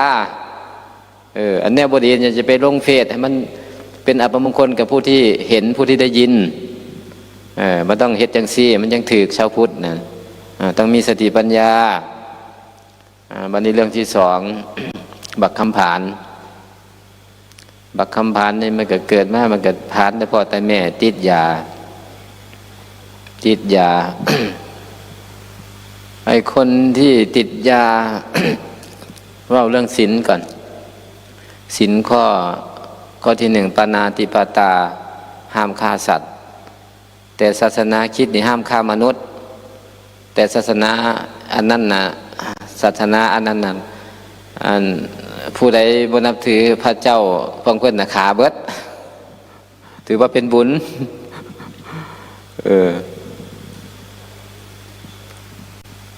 ปาณาห้ามฆ่าสัตว์ ถ้าคนมีศีลห้าเนี่ยมันบ่หวาดระแวงดอกไอ้คนที่เป็นขลักเล็กขโมยน้อยนะมันก่อความเดือดร้อนให้เบิดบ้านเบิดเมืองผู้ใดก็ระวังยันแต่มางัดยันลักของเวลาไม่อยู่ ประเทศที่เขาเจริญเนี่ยเขาจะไปจัดการไอ้ตัวขโมยมันมีแค่3-4 คนที่มันทำให้ชาวบ้านเป็นหมื่นเป็นพันหวาดระแวงเขาจะไปจัดการไอ้พวกนี้แต่ประเทศที่ยังไม่ชัดเจนไม่แน่นอนนี่มันจะทำให้ประชาชนหวาดระแวงยันแต่มาหลักเอาของเวลาไม่อยู่ถ้ามันมีศีล 5มนุษย์มีศีล 5นี่มันจะไม่มีปัญหาเหล่านี้เลยประเทศอะไรนิวซีแลนด์ประเทศออสเตรเลียอันที่ท่านพระครูเพิ่นว่าน่ะเทวดามาเกิดมหาดุสิตไปอยู่บอกว่าเขามีศีล 5โดยอัตโนมัติพระนี่ไม่ต้องไปสอนเรื่องศีล 5ดอกถ้าจะสอนก็สอนเรื่องสมาธิเรื่องปัญญาไปเลยเพราะว่าเขาบ่ผิดศีลเขามีระเบียบมีวินัยสะอาดสะอ้านตรงต่อเวลาบ่มีขยะบ้านเมืองเขาก็สะอาดสัตว์เขาก็บ่ฆ่าในกลางเมืองก็มีสวนสัตว์มีเก่งมีกวางเขาบ่ฆ่าสัตว์เพราะว่ากฎหมายเขาปกครองดีบ่มีคอร์รัปชันตรงไปตรงมาเป็นเทวดามาเกิดถ้าพระจะไปสอนศีลธรรมเขาเนี่ยบ่ต้องไปสอนศีล 5ประเทศไทยเวลาสิถวายสังฆทานกับสมทานศีล 5เวลาคนตายนิมนต์พระขึ้นบ้านสมทานศีล 5ก่อนสิลงกับสมทานศีล 5ไปประสาทกับสมทานศีล 5รอบ6 รอบมีอยู่บ่ศีล 5สมทานซื้อบ่ได้ปฏิบัติอย่างเลยแต่เขาบ่ได้สมทานจักเทื่อแต่เขามีศีล 5มันบ่จำเป็นต้องไปสอนศีล 5เขาเลยอันนี้เว้ามื้อละ5 รอบก็ยังบ่มีศีล 5อยู่ยังสุราระยะมันจะประมาทคนสมทานก็ยังเมาอยู่มานี่ ปาณาติปตาผิดศีลข้อนี้เพราะกิเลสตัวไหนเพราะโทสะแต่ชาวอีสานชาวเกษตรกรผิดศีลข้อนี้เพราะอะไรเพราะโลภะมือปืนรับจ้างขาเพราะหยังเพราะโลภะมี2 อย่างคือโทสะกับโลภะ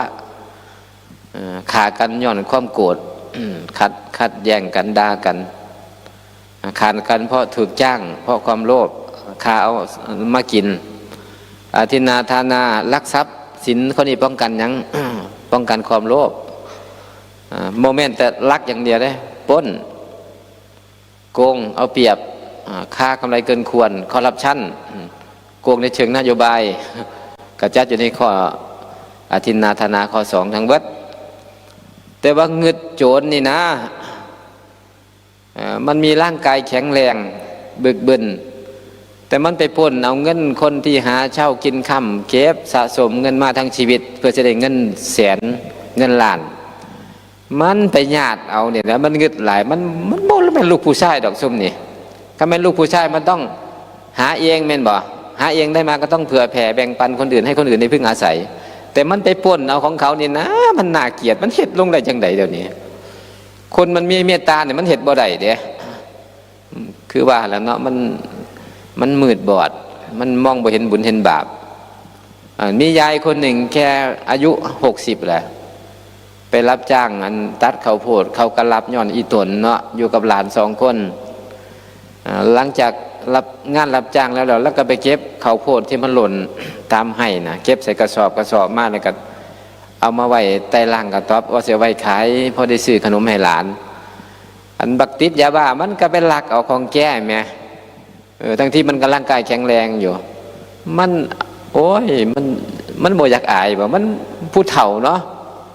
คือคนโจรสมัครมันไม่ผู้ชายแข็งแรงนะแต่มันไปปล้นไปบังเบียดเอาคนที่เขาเป็นคนแก่คนที่อ่อนแออย่างสิมันบ่สมควรเลยนะมันบ่สมศักดิ์ศรีเลยแทนที่มันจะเป็นที่พึ่งคนอื่นมันเป็นบักคำผานเงินพ่อแม่นอนหยังย้อนศีลข้อ 5สุราเมรยะศีลข้อ 3ป้องกันราคะป้องกันกิเลสตัวราคะศีลข้อ 3ของโยมเนี่ยป้องกันได้ระดับ 1คือสามารถอยู่กับสามีภรรยาตนเองแต่ถ้าศีลข้อ 8 10 227ศีลพรหมจรรย์คือเว้นเด็ดขาดจากเรื่องกามคุณ ศีลข้อ3 มุสาวาทามุสาวาทานี่มันทำเพราะอะไรเพราะความโกรธหรือเพราะความโลภทำเพราะความโลภเพราะจะหลอกลวงคนอื่น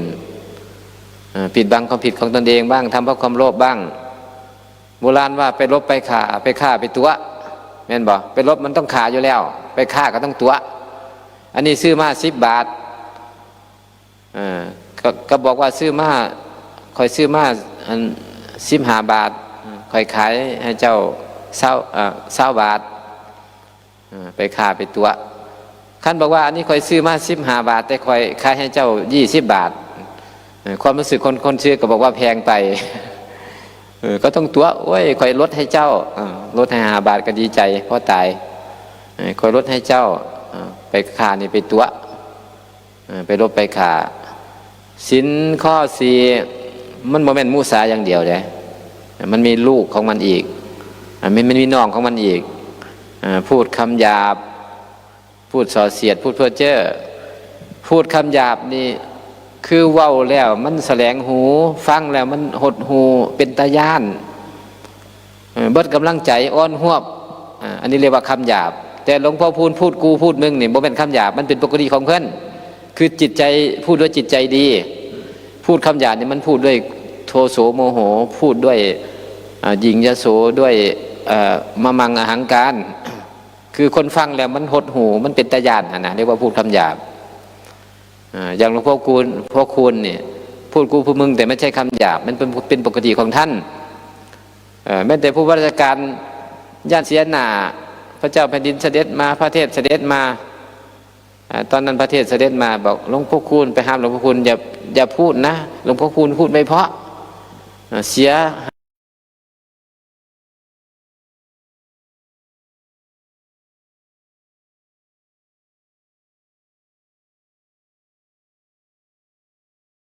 พูดไม่เพราะอันนี้ไม่ใช่คำหยาบมันเป็นปกติของท่านแต่ท่านมีเมตตาคือพูดแล้วมีกำลังใจอุ่นใจนั่นแหละคือถึงจะพูดกูมันก็ไม่ใช่คำหยาบพูดส่อเสียดพูดให้คนสร้างกันหรือว่าเชื่อมเขาให้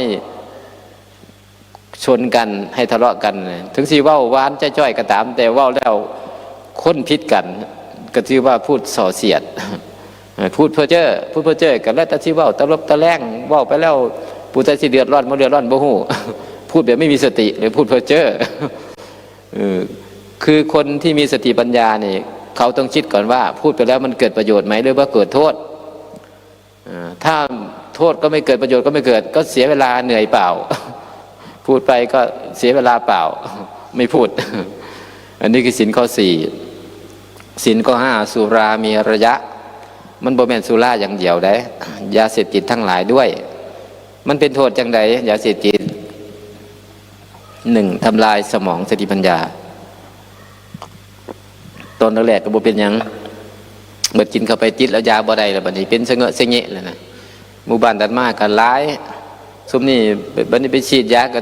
ช่วงนี้เขาขี้ข้านนะบ่อยากเฮ็ดหยังทั้งที่ร่างกายก็สมบูรณ์ที่เวียกกระเวทอาศัยแต่พ่อแต่แม่กินถ้าเยาวชนของเรามันเป็นแบบนี้ประเทศชาติมันจะพัฒนาได้ไหมไม่ได้อ่อนแอคนขี้เกียจก็คือคนพิการถาวรแทนที่มันสิเลี้ยงพ่อเลี้ยงแม่มันไหนพ่อแม่เลี้ยงพ่อแม่กระเฒ่าแล้วบัดนี้บักคำผานหาแต่เรื่องให้พ่อแม่เสียเงินลูกไทยบ้านหาเงินใหม่พ่อแม่บักคำผานหาเรื่องให้พ่อแม่เสียเงินอันมันมีคนหนึ่งติดยาบ้าเลยแหละไปขู่เอาเงินอยู่น้ำย่ายไปขู่เอาแต่เงินน้ำย่ายยายบอกว่าบ่มีกับคนเอาเมื่อนั้นยายกับเบิดเงินมีเงินอยู่20 บาทมันไปจกเอาในพกสินฮะจกเอายายกับอุกอังโอ้ยอยากห้องอยากหายยายก็ได้กูยังเป็นเว้นเป็นกรรมนะมึงเนาะเกิดมามีหลานก็บ่เป็นคนน้ำบ้านน้ำเมืองเพิ่นพอได้เงิน20 บาทมันก็โทรศัพท์ไปเอื้อนนั้นหมู่มันเอายามาส่งให้เอามาส่งหน่อยมึงมีตังค์ไหมล่ะวันนี้ไม่มีเดี๋ยวติดไว้ก่อนวันนี้มีอยู่20 บาทโอ้ไม่ได้หรอกติดไม่ได้หมู่มันก็เลยบอกเอายามาให้มันบอกยามาให้มันกับพิษหวังอะไรแบบนี้ก็เข้าไปในบ้าน เขาไปก้มตู้สู้อยู่ในประตูบ่เลี้ยวไปเห็นยายเอาติ๊บข้าวเหนียวมาตั้งไว้แล้วก็จานเกลือเอาข้าวเหนียวน่ะจิ้มเกลือให้ไปพร้อมจมไปพร้อมโอ้ยลูกเขาหาแต่เรื่องมาให้เสียเงินเสียทองลูกเขาหาเงินมาให้กินไปน้ำให้ไปน้ำมันสลดใจจักเทวดาโดนใจมันก็บ่ฮู้มันสลดใจป้ากูมาสั่วปานนี้เนาะเหตุความเดือดร้อนให้ยายเลี้ยงมาตั้งแต่ใหญ่ปานนี้แล้วก็ยังเป็นภาระเหตุให้ยายเดือดร้อนมันสำนึกได้ไหมไปกราบยายโอ้ยขอโทษเด้อยายว่าท่านลูกผิดไปแล้วลูกมันชั่วมันเรียบบัดนี้ลูกสิกลับใจสิเศร้ายาบ้าเมื่อนี้เลยเศร้าเลยเหตุการณ์เหตุงานบัดนี้เป็นคนดีของยายเป็นจังซี่ก็ให้อยู่ได้เนาะบักคำผ่านกลับใจมีลูกผู้ใดเป็นจังซี่อยู่บ่คำผ่านกลับใจแล้วก็มีอีกคนหนึ่งคนนี้ชื่อประสิทธิ์นี่มันชอบกินหมาเพราะว่าเนื้อหมาอร่อยที่สุดมันว่าคนจีนกับเขาก็มักคือกันคนเกาหลีคนจีนก็มักคือกันแต่หมานี่มันบ่เป็นแต่ไปกินมันดอกมันเป็นแต่อีตนมันก็คือคนนี่แหละมันก็หูเรื่องหูความคือกันไปขาไปตีมันเป็นแต่อีตนเห็นเขาเคยติดรถกับโยมไปลงเชือดเขาเชือดงัวควายเห็นมันห้องโอ้อยู่โอ้ยเบิ่งบ่ได้เลยคือไม่ใจแข็งพอที่จะไปดูภาพแบบนั้นมันเป็นภาพที่สลดหดหูมากเลย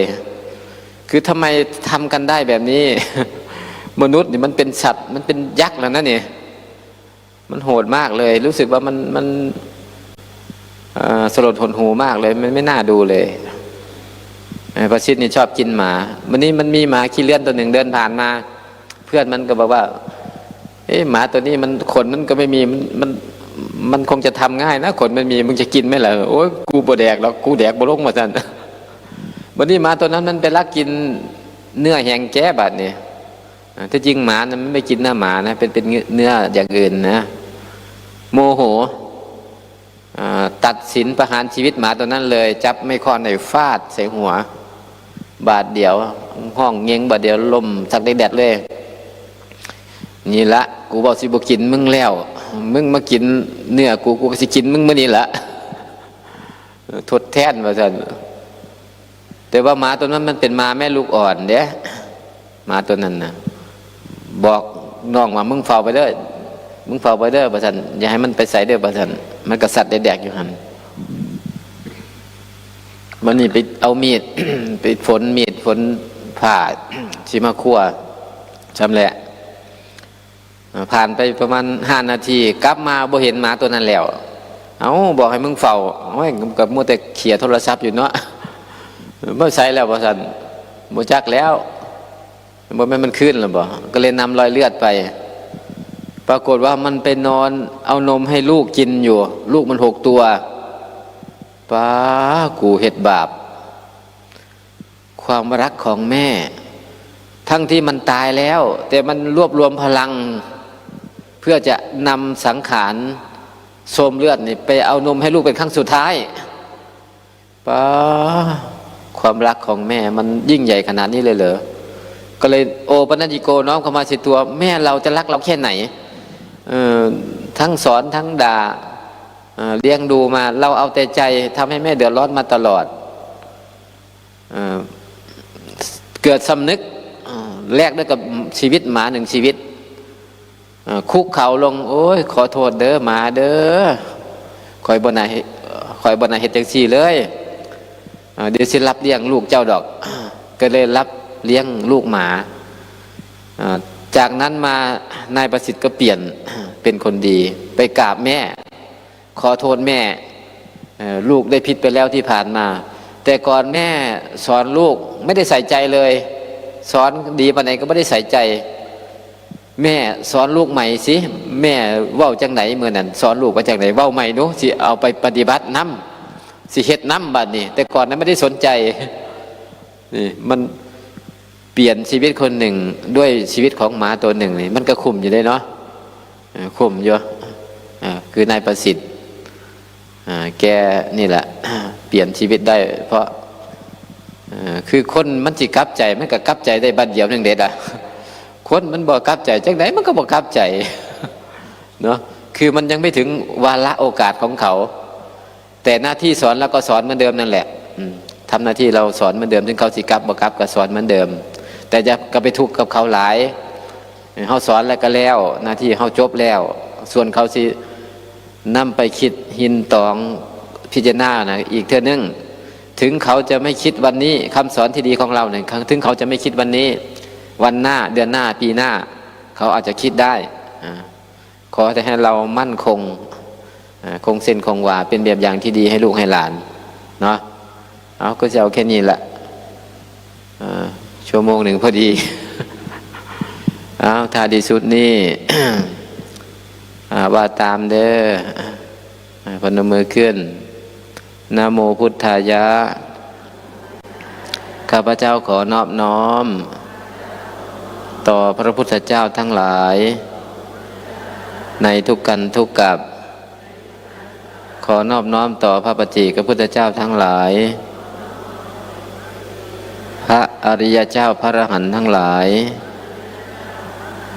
พ่อแม่ครูบาอาจารย์ผู้ทรงศีลทรงธรรมทั้งหลายขอนอบน้อมด้วยเสียงกล้าวสรณะอื่นของข้าพเจ้าไม่มีพระพุทธพระธรรมพระสงฆ์เป็นสรณะอันสูงสุดของข้าพเจ้าขอมอบกายถวายชีวิตบูชาแด่พระรัตนตรัยกรรมใดมโนกรรมวจีกรรมกายกรรมที่ประมาทพลาดพลั้งล่วงเกินต่อพระพุทธพระธรรมพระสงฆ์พุทธสถานลานเจดีย์ประมาทประมาทดูถูกดูหมิ่นวิพากษ์วิจารณ์ทำร้ายทำลายเอาสิ่งของในสถานลานวัดโดยไม่ได้รับอนุญาตข้าพเจ้ากราบขอขมาล่วงเกินต่อคุณบิดามารดาผู้มีพระคุณทั้งหลายครูบาอาจารย์กราบขออโหสิกรรมล่วงเกินต่อเจ้ากรรมนายเวรทั้งหลายที่ได้เคยเบียดเบียนกันมาทุกภพทุกชาติข้าพเจ้าน้อมสำนึกขออโหสิกรรมต่อทุกดวงจิตวิญญาณได้โปรดให้อภัยให้อโหสิกรรมซึ่งกันและกันนับแต่การบัดนี้เถิดบุญกุศลบารมีใดที่ข้าพเจ้าได้กระทำบำเพ็ญมาแล้วตั้งแต่ต้นจนบัดนี้และจะมีมาในอนาคตขออนุโมทนามีส่วนในบุญกุศลอธิวาสนาบารมีขององค์พุทธพระอรหันต์ทั้งหลายในการโปรดสรรพสัตว์ให้พ้นจากวัฏฏทุกข์วัฏฏสงสารความสว่างไสวตื่นเบิกบานแห่งดวงจิตทั้งหมดทั้งมวลจงถึงแก่บิดามารดาครูบาอาจารย์หลวงพ่อสมภพเจ้ากรรมนายเวรของข้าพเจ้าของหลวงพ่อสมภพของทุกหมู่ทุกเหล่าเทวาอารักษ์ภูมิเจ้าที่ธรณีเจ้าทางเหล่าเปรตอสุรกายมนุษย์เดรัจฉานท้าวจตุโลกบาลทั้งสี่พญายมราชนายนิรยบาลกุมพันธ์อินทร์พรหมคนทันยมยักษ์พญานาคนาคครุฑบางบทรับแลสัมภเวสีทั้งหลายแม่ตะเคียนแม่ตานีแม่ยานางประจำยานพาหนะ ปกป้องรักษาความปลอดภัย มีส่วนโดยทั่วกัน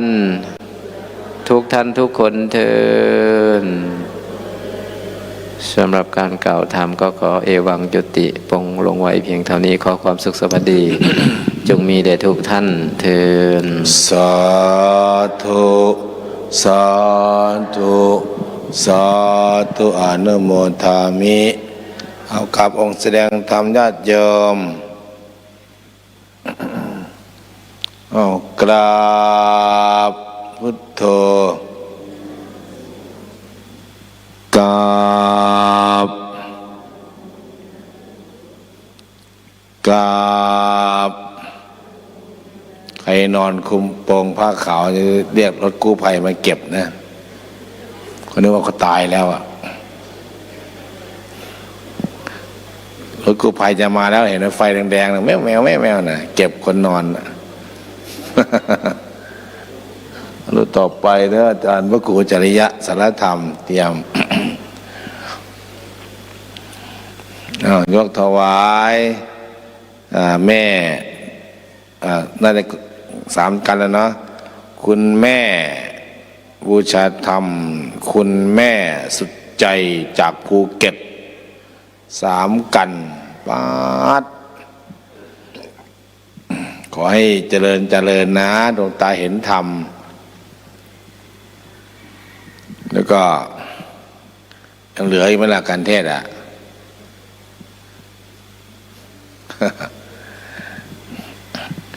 เอาใครยังคุมผ้าอยู่แล้วรถกู้ภัยแล้วเอามาเก็บไปแล้วเอามา2 คันไอ้ที่มาจากกาฬสินธุ์นี่นอนดีเนี่ยจ้างเขาแล้วมาเสียแล้วมา300มานอนวัดสร้างบ้านเรือนแล้วเป็นแสนก็ไม่นอนวัด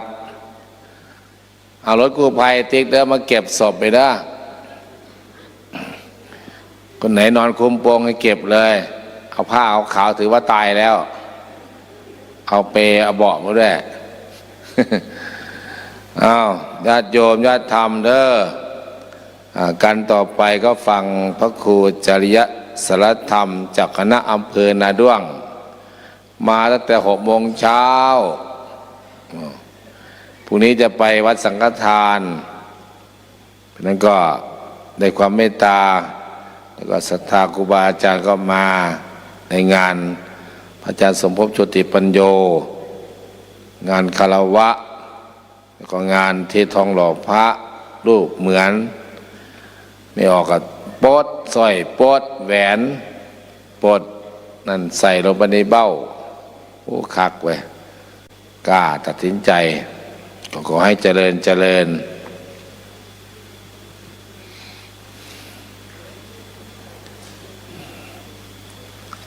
การเทศคุณโยมมนจากอำนาจเจริญนะ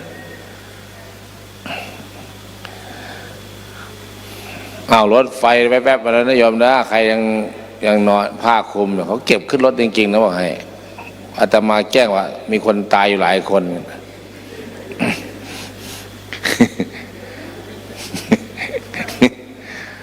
พอเพียงการกราบพุทโธเมนาโถพระพุทธเจ้าที่พึ่งของเรากราบธัมโมเมนาโถกราบโกเมนาโถนิมนต์ดังๆกราบนิมนต์เจ้าค่ะ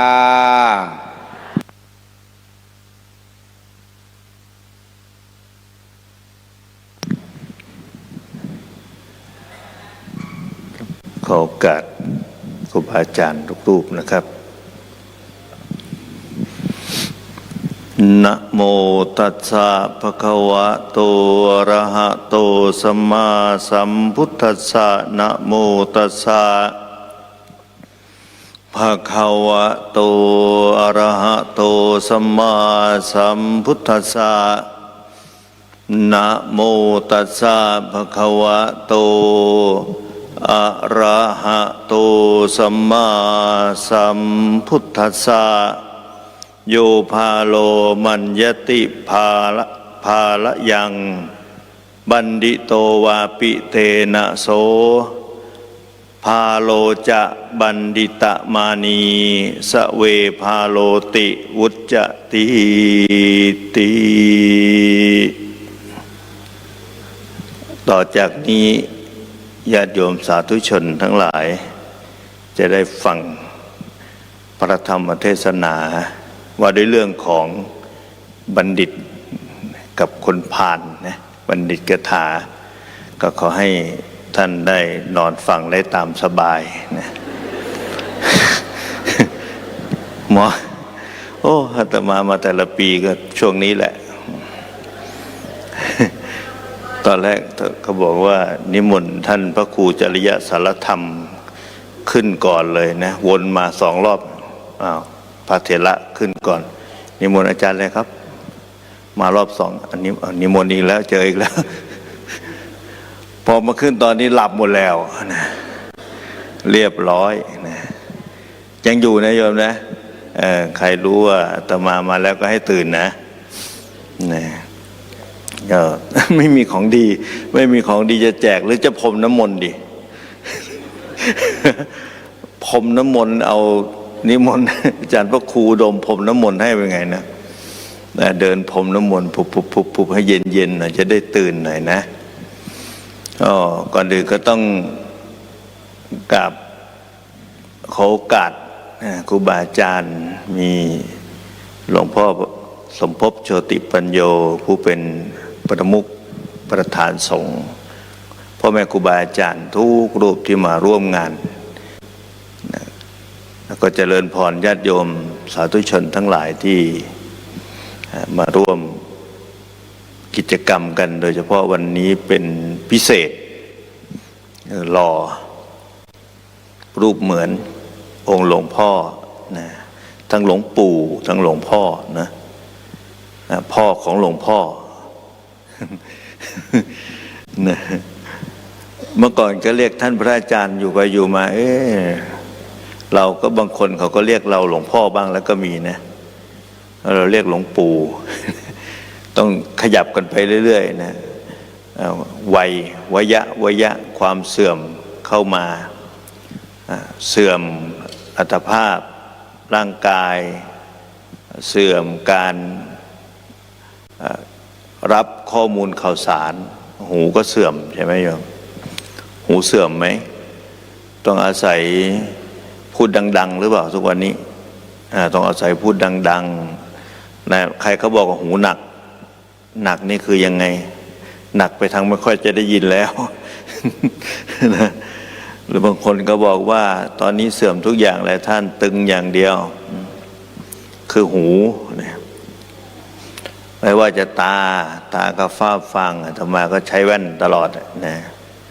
ตาหูจมูกลิ้นกายนะที่สำคัญที่สุดคือจิตใจจิตใจในวันไหวเต็มไปด้วยความหวาดหวั่นอดีตที่ผ่านมาก็จดจำไม่รู้ลืมโอ้ยคุยกันเจอหน้ากันอาตมานั่งรถมากับโยมนะบางทีนะโยมไม่รู้คุยอะไรกันนักหนาคุยแต่เรื่องเก่านั่นแหละผ่านมากี่ปีแล้วก็ยังจำได้อีกเนาะจำได้ก็เอามาคุยกันม้วนกลับไปม้วนกลับมาเหมือนกับเปิดฟิล์มหนังม้วนเก่าอยู่นั่นนะอนาคตก็ยังมาไม่ถึงเรื่องราวยังมาไม่ถึงเป็นไปอย่างนั้นคิดว่าน่าจะโอ้โหทุกข์ไว้รออีกแล้วเราปกติบริหารมันอยู่เป็นปกติธรรมดาเนี่ยมันก็ลำบากแล้วนะเนี่ยบริหารเนี่ยมันกินพอดีอยู่เนี่ยกินนอนดื่ม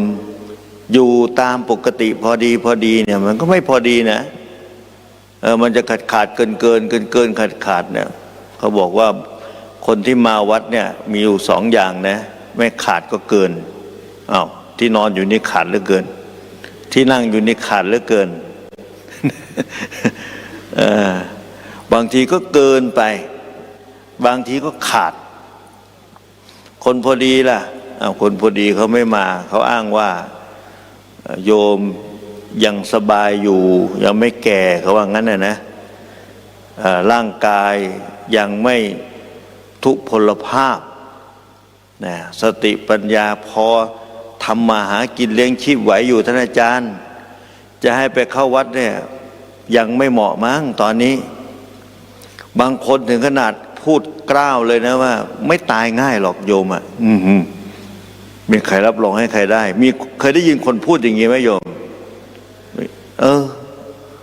อย่างนี้ก็ยังมีนะมีนำซ้ำนะเขาบอกว่ายังไม่ไปหรอกวัดอ่ะนะนู่นแหละตอนไม่ไหวนู่นแหละโยมถึงจะไปนะตอนนี้ยังไหวอยู่แล้วก็มีอะไรมารับรองรับประกันกันได้บ้างถามว่าแล้วเวลามาวัดได้อะไรมาวัดได้นอนศาลาใช่ไหม นอนป่าฟางที่บ้านได้มีนอนเหรอมีมันไม่เหมือนมานอนกับหมู่อย่างเงี้ยนะ มันเป็นบรรยากาศไงมันเป็นบรรยากาศของคนที่มาฝึกตนเองโยมดูคำที่ท่านเรียกว่าวัฒนะเนี่ยวัฒนะกับวยะเนี่ยมันเสื่อมนะโยมวยะหรือว่าวัยเนี่ยมันเสื่อมไปตลอดเสื่อมไปวัฒนะนี่ท่านบอกว่าเจริญว่างั้นน่ะเจริญในไหนเจริญทางไหนเจริญมันมีสองอย่างนะเจริญทางด้านวัตถุกับเจริญทางด้านจิตใจทีนี้ถ้าเกิดว่าเรามาแสวงหาความเจริญเราอยากเจริญทางไม่ดีหรือทางดีทางไม่ดีหรือทางดีทางดีเนี่ยท่านบอกว่าเปรียบได้กับธรรมะนี่เวลาเราไปเรียนหลักอภิธรรมท่านบอกธรรมะเป็นกลางๆนะมันมีธรรมที่เป็นกุศลก็มีธรรมที่เป็นอกุศลก็มีธรรมที่เป็นกุศลเนี่ยเป็นธรรมฝ่ายดีใช่ไหมธรรมที่เป็นอกุศลเป็นฝ่ายที่ไม่ดีแต่ถ้าเกิดว่าเอาตามหลักถ้าพูดถึงธรรมะให้หมายเอาสิ่งดีแล้วกันธรรมะเนี่ยให้หมายเอาสิ่งดีเลยมาจากภาษาสันสกฤตอะธรรมังอะธรรมคำนี้เนี่ย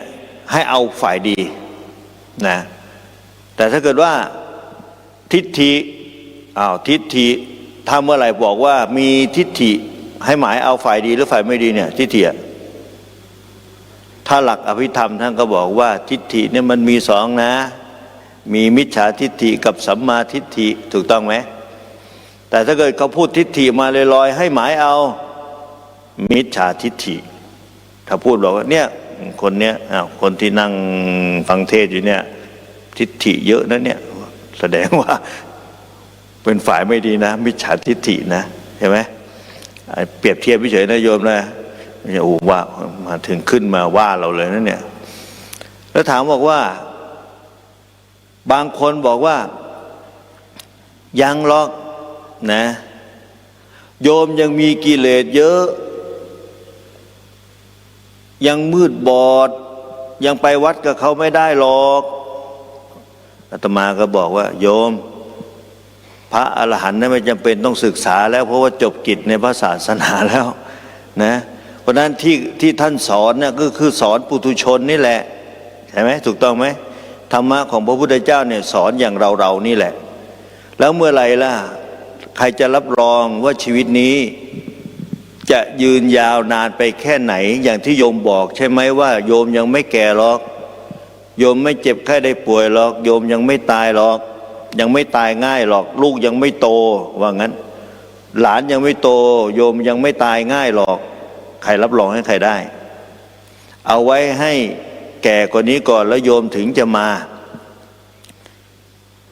เพราะนั้นเนี่ยพุทธศาสนานี้เป็นศาสนาของมหาบัณฑิตเห็นไหมที่ครูบาอาจารย์พูดไป อาตมาก็ฟังแต่ละรูปท่านยกย่องว่าเป็นมหาบุรุษโลกนะเป็นบรมศาสดานะเรียกว่าศาสดาใดๆในโลกนี้เนี่ยไม่มีใครมาเทียบเท่าหรอกนะมหาศาสดาโลกโอ้โหยิ่งใหญ่เลยใช่ไหมเพราะนั้นเนี่ยธรรมของผู้รู้ระดับมหาศาสดาโลกเนี่ยเหมาะสมกับผู้ที่พอจะเปิดหูเปิดตาเปิดใจสดับรับฟังแล้วก็นำธรรมนั้นไปประพฤติปฏิบัติถ้าฟังไปเฉยๆแล้วไม่เอาไปปฏิบัติก็เหมือนกับเราท่านที่ผ่านมานี่แหละนะยากหน่อยก็เอาไว้ก่อนถ้ามีอะไรอ้อนวอนขอให้ได้เอาอย่างนั้นดีกว่าเขาเรียกว่าสายมูมูอะไรไม่รู้มูไปมูมาเมาฟ้องร้องกันให้มั่วไปหมดนะไม่รู้ใครเป็นใครไม่รู้ใครถูกไม่รู้ใครผิดหรือพอๆกันหรือเปล่าเราก็ไม่ทราบได้ถามว่ายังไงอ่ะต้องรู้ก่อนสิศึกษาเราจะเห็นว่าการศึกษาหรือว่าทำให้ตนเองได้เกิดปัญญาในพระศาสนานี้เป็นอมตะเนี่ยอมตะนิรันดร์การเลยก่อนจะเข้าคิวแสดงธรรมอาตมาก็ได้เจอครูบาอาจารย์ก็นั่งพูดคุยกันบอกคนนั้นเขาออกมาสื่อเป็นอย่างนั้นอย่างนี้ครูบาอาจารย์ก็บอกว่าน่าจะมีคนไปแก้เมื่อกี้ท่านก็พูดเห็นไหมท่านลงไปแล้วก็พูดนะต้องมีการแก้ให้มีความเห็นถูกรู้ถูกก็จริงอยู่อีกมุมหนึ่งอาตมาก็มองว่าดีเหมือนกันนะถกเถียงกันเรื่องธรรมะจะได้รู้ว่าอันนี้ถูกอันนี้ไม่ถูกแล้วถูกมันอยู่ใครมันต้องมีบัณฑิตออกมาเห็นไหมทำให้ผู้รู้ในศาสนาไม่นิ่งนอนแล้วเนี่ยนึกถึงนะอาตมาก็นึกถึงที่เราเรียนกันมาศึกษากันมาตอนที่พญามารเนี่ยมาทูลขอให้พระพุทธเจ้าเสด็จดับขันธ์ปรินิพพานเถิดไม่ต้องอยู่แล้วนะศาสนานี้ไม่มีอะไรน่าห่วงแล้วนะทำสารพัดนะมารเนี่ยพญามารเนี่ยจนสุดท้ายแล้วเนี่ยยังมาทูลขอให้พระพุทธเจ้าเสด็จดับขันธ์ปรินิพพานเถอะมารเธออย่าพยายามเลยพระพุทธเจ้าพิจารณาดูว่าความจริงแล้วเนี่ยพุทธบริษัททั้งหลายเนี่ยพระพุทธองค์เนี่ยให้ความรู้สอนแล้วก็สามารถนำธรรมนั้นไปปฏิบัติและรักษาศาสนาหากว่ามีใครมาจับจ้วงพระศาสนาของพระองค์พุทธบริษัททั้งหลายเนี่ยจะเป็นผู้ที่แก้นะท่านมั่นใจวางใจได้เลยว่าต่อไปเนี่ยพวกเราดูแลศาสนาถ้าว่าพระพุทธองค์จะทรงเสด็จดับขันธ์ปรินิพพานไปเนี่ยพวกเราก็สามารถที่จะรักษาได้แม้อัตถกถาจารย์ก็ยังได้ทำนายไว้อธิบายไว้ว่าตั้ง 5,000 ปีเห็นไหมศาสนาของพระสมณโคดมพระองค์นี้จะมีอายุถึง 5,000 ปีอย่างนี้นะทำให้วันนั้นเนี่ยจะบอกว่ามารสมใจหรือเปล่าแต่พระพุทธเจ้าได้เล็งข่ายพยานแล้วก็พิจารณาด้วยพุทธญาณแล้วว่าพุทธบริษัททั้งหลายจะสามารถดูแลพระศาสนานี้ได้แล้วก็เลยบอกพญามารว่ามารเธออย่าได้พยายามเลยเอาละต่อจากนี้ไปอันนี้พูดภาษาบ้านเราง่ายๆนะอีก3 เดือนต่อจากนี้ไปเราตถาคตจะเสด็จดับขันธ์ปรินิพพานแล้วเนี่ยปงพระชนมายุสังขารเนี่ยโยมว่ามารจะดีใจไหมใครเป็นลูกน้องมารมั่งยกมือ ว่าจะไปฟังธรรมคักๆนอนคักๆหรือฟังธรรมคักๆคืนนี้นะวันนี้เราจะสู้เต็มที่สู้ไม่ถอยอยู่บนเสื่อผืนนี้แหละในท่าทางใดก็ตาม จะอยู่ในท่าทางใดก็ตามเราจะอยู่บนเสื่อผืนนี้จะไม่ไปไหนเลยโอ้โหเด็ดเดี่ยวมากเลยตอนนี้หัวห้อยไปแล้วนะบางทีหัวกลับ ม้วนซ้ายม้วนขวาไปไหนยังอยู่ในเสื่อผืนนี้อยู่นะยังอยู่ในศาสตร์ยังอยู่ในเลนไม่ออกเลนอยู่นะปกติดีอยู่ใช้ได้